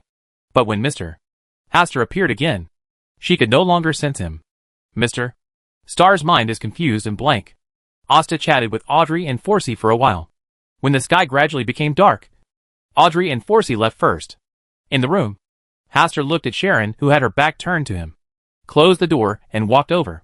He glanced at Azhara lying in Sharon's arms, winked at her, and Azhara left immediately. With Sharon in his arms, he wisely left the room along the windowsill, and then quietly hid in a shadowed corner where he could peek into the communication between Hastur and Sharon. In front of the windowsill, the evening breeze blew gently from the sea, blowing Sharon's pale golden hair around her ears. She was still wearing a black palace dress. At this moment, she looked like an abandoned doll, standing quietly, on the side, alone, full of sadness and loneliness. Hastur looked at Sharon's back and thought of the scene where he had seen Sharon's vulnerable side in the Hall of Stars. He couldn't help but gently stretch out his right hand and brush Sharon's earlobe, and then rebroadcast the hair that had been blown away by the wind. Tuck it back behind your ear. Sharon had no reaction, but her earlobes turned slightly red. Sharon, Asta shouted softly, but Sharon still didn't look back. She looked out the window, not knowing what she was looking at, or maybe not looking at anything. After a while, Hastur, who was behind him, came up and put his arms around Sharon's waist. Her body froze instantly, and the small hand that hung naturally was held in the palm of Hastur's hand, and the back of her hand was caressing gently. She wanted to avoid such close contact, when Hastur suddenly used force to hug her into his arms. This time, Sharon's body froze completely, and there was an obvious shy look on her expressionless face. The look in her eyes was very complicated. For a moment, she allowed Hastur to hug herself gently. Sharon. During this time, Asta was about to rub elbows with Sharon and talk about what happened during this period. Suddenly, he felt the warm and soft Sharon in his arms disappear, as if he had turned into a shy cloud that had just been dyed red and melted into the table. Inside the mirror, he hid and refused to come out. Asta was stunned for a moment, then chuckled, came to the table, and sat down. He looked at Sharon, who was hiding in the mirror, and refused to come out. He didn't pay too much attention to it. After sorting out his thoughts for a while, he started to talk about this paragraph, Time's own experience. He also specifically explained that he did not appear because of Miss Audrey's arrival. Outside the window, Azhara was listening with her ears pricked up. Her face was serious at first, but later she showed a look of disgust. Although my master is much smarter this time and knows that he feels sorry for Miss Sharon, why not try harder? Miss Sharon is hiding in the mirror, so you should also go in the mirror and chat face to face. This is a good opportunity to speed up the relationship. Azhara, who secretly listened for a while longer, looked at the moon that had risen on the sea, ended her eavesdropping, found a comfortable place, and laid down to enjoy the moonlight. It regretted rejecting Miss Audrey's offer of dried fish. After Azhara left in the room, Hastur put away the mirror on the table and put it in his arms, then opened a travel door specially designed for travelers. With just one step, he came to a quiet place off the beaten track. It is also very suitable to watch the rising moon on a small island in the middle of the sea. Although the bright moon is slightly reddish, it is still beautiful and moving. Hastur placed the mirror on his palm and whispered a few words, and Sharon's figure appeared on the smooth mirror. He still looked as calm as water, as if nothing happened just now. But Hastur was also clearly aware of Sharon's inner shame and confusion at this moment. He made no other moves for fear of scaring away the puppet girl who had been with him the longest. Hastur sat on a stone, placed the mirror over his heart, and the mirror faced the direction of the rising crimson moon. While admiring the tranquility tonight, he occasionally chatted for a few words. Most of the time, Hastur was talking, and Sharon listened slowly.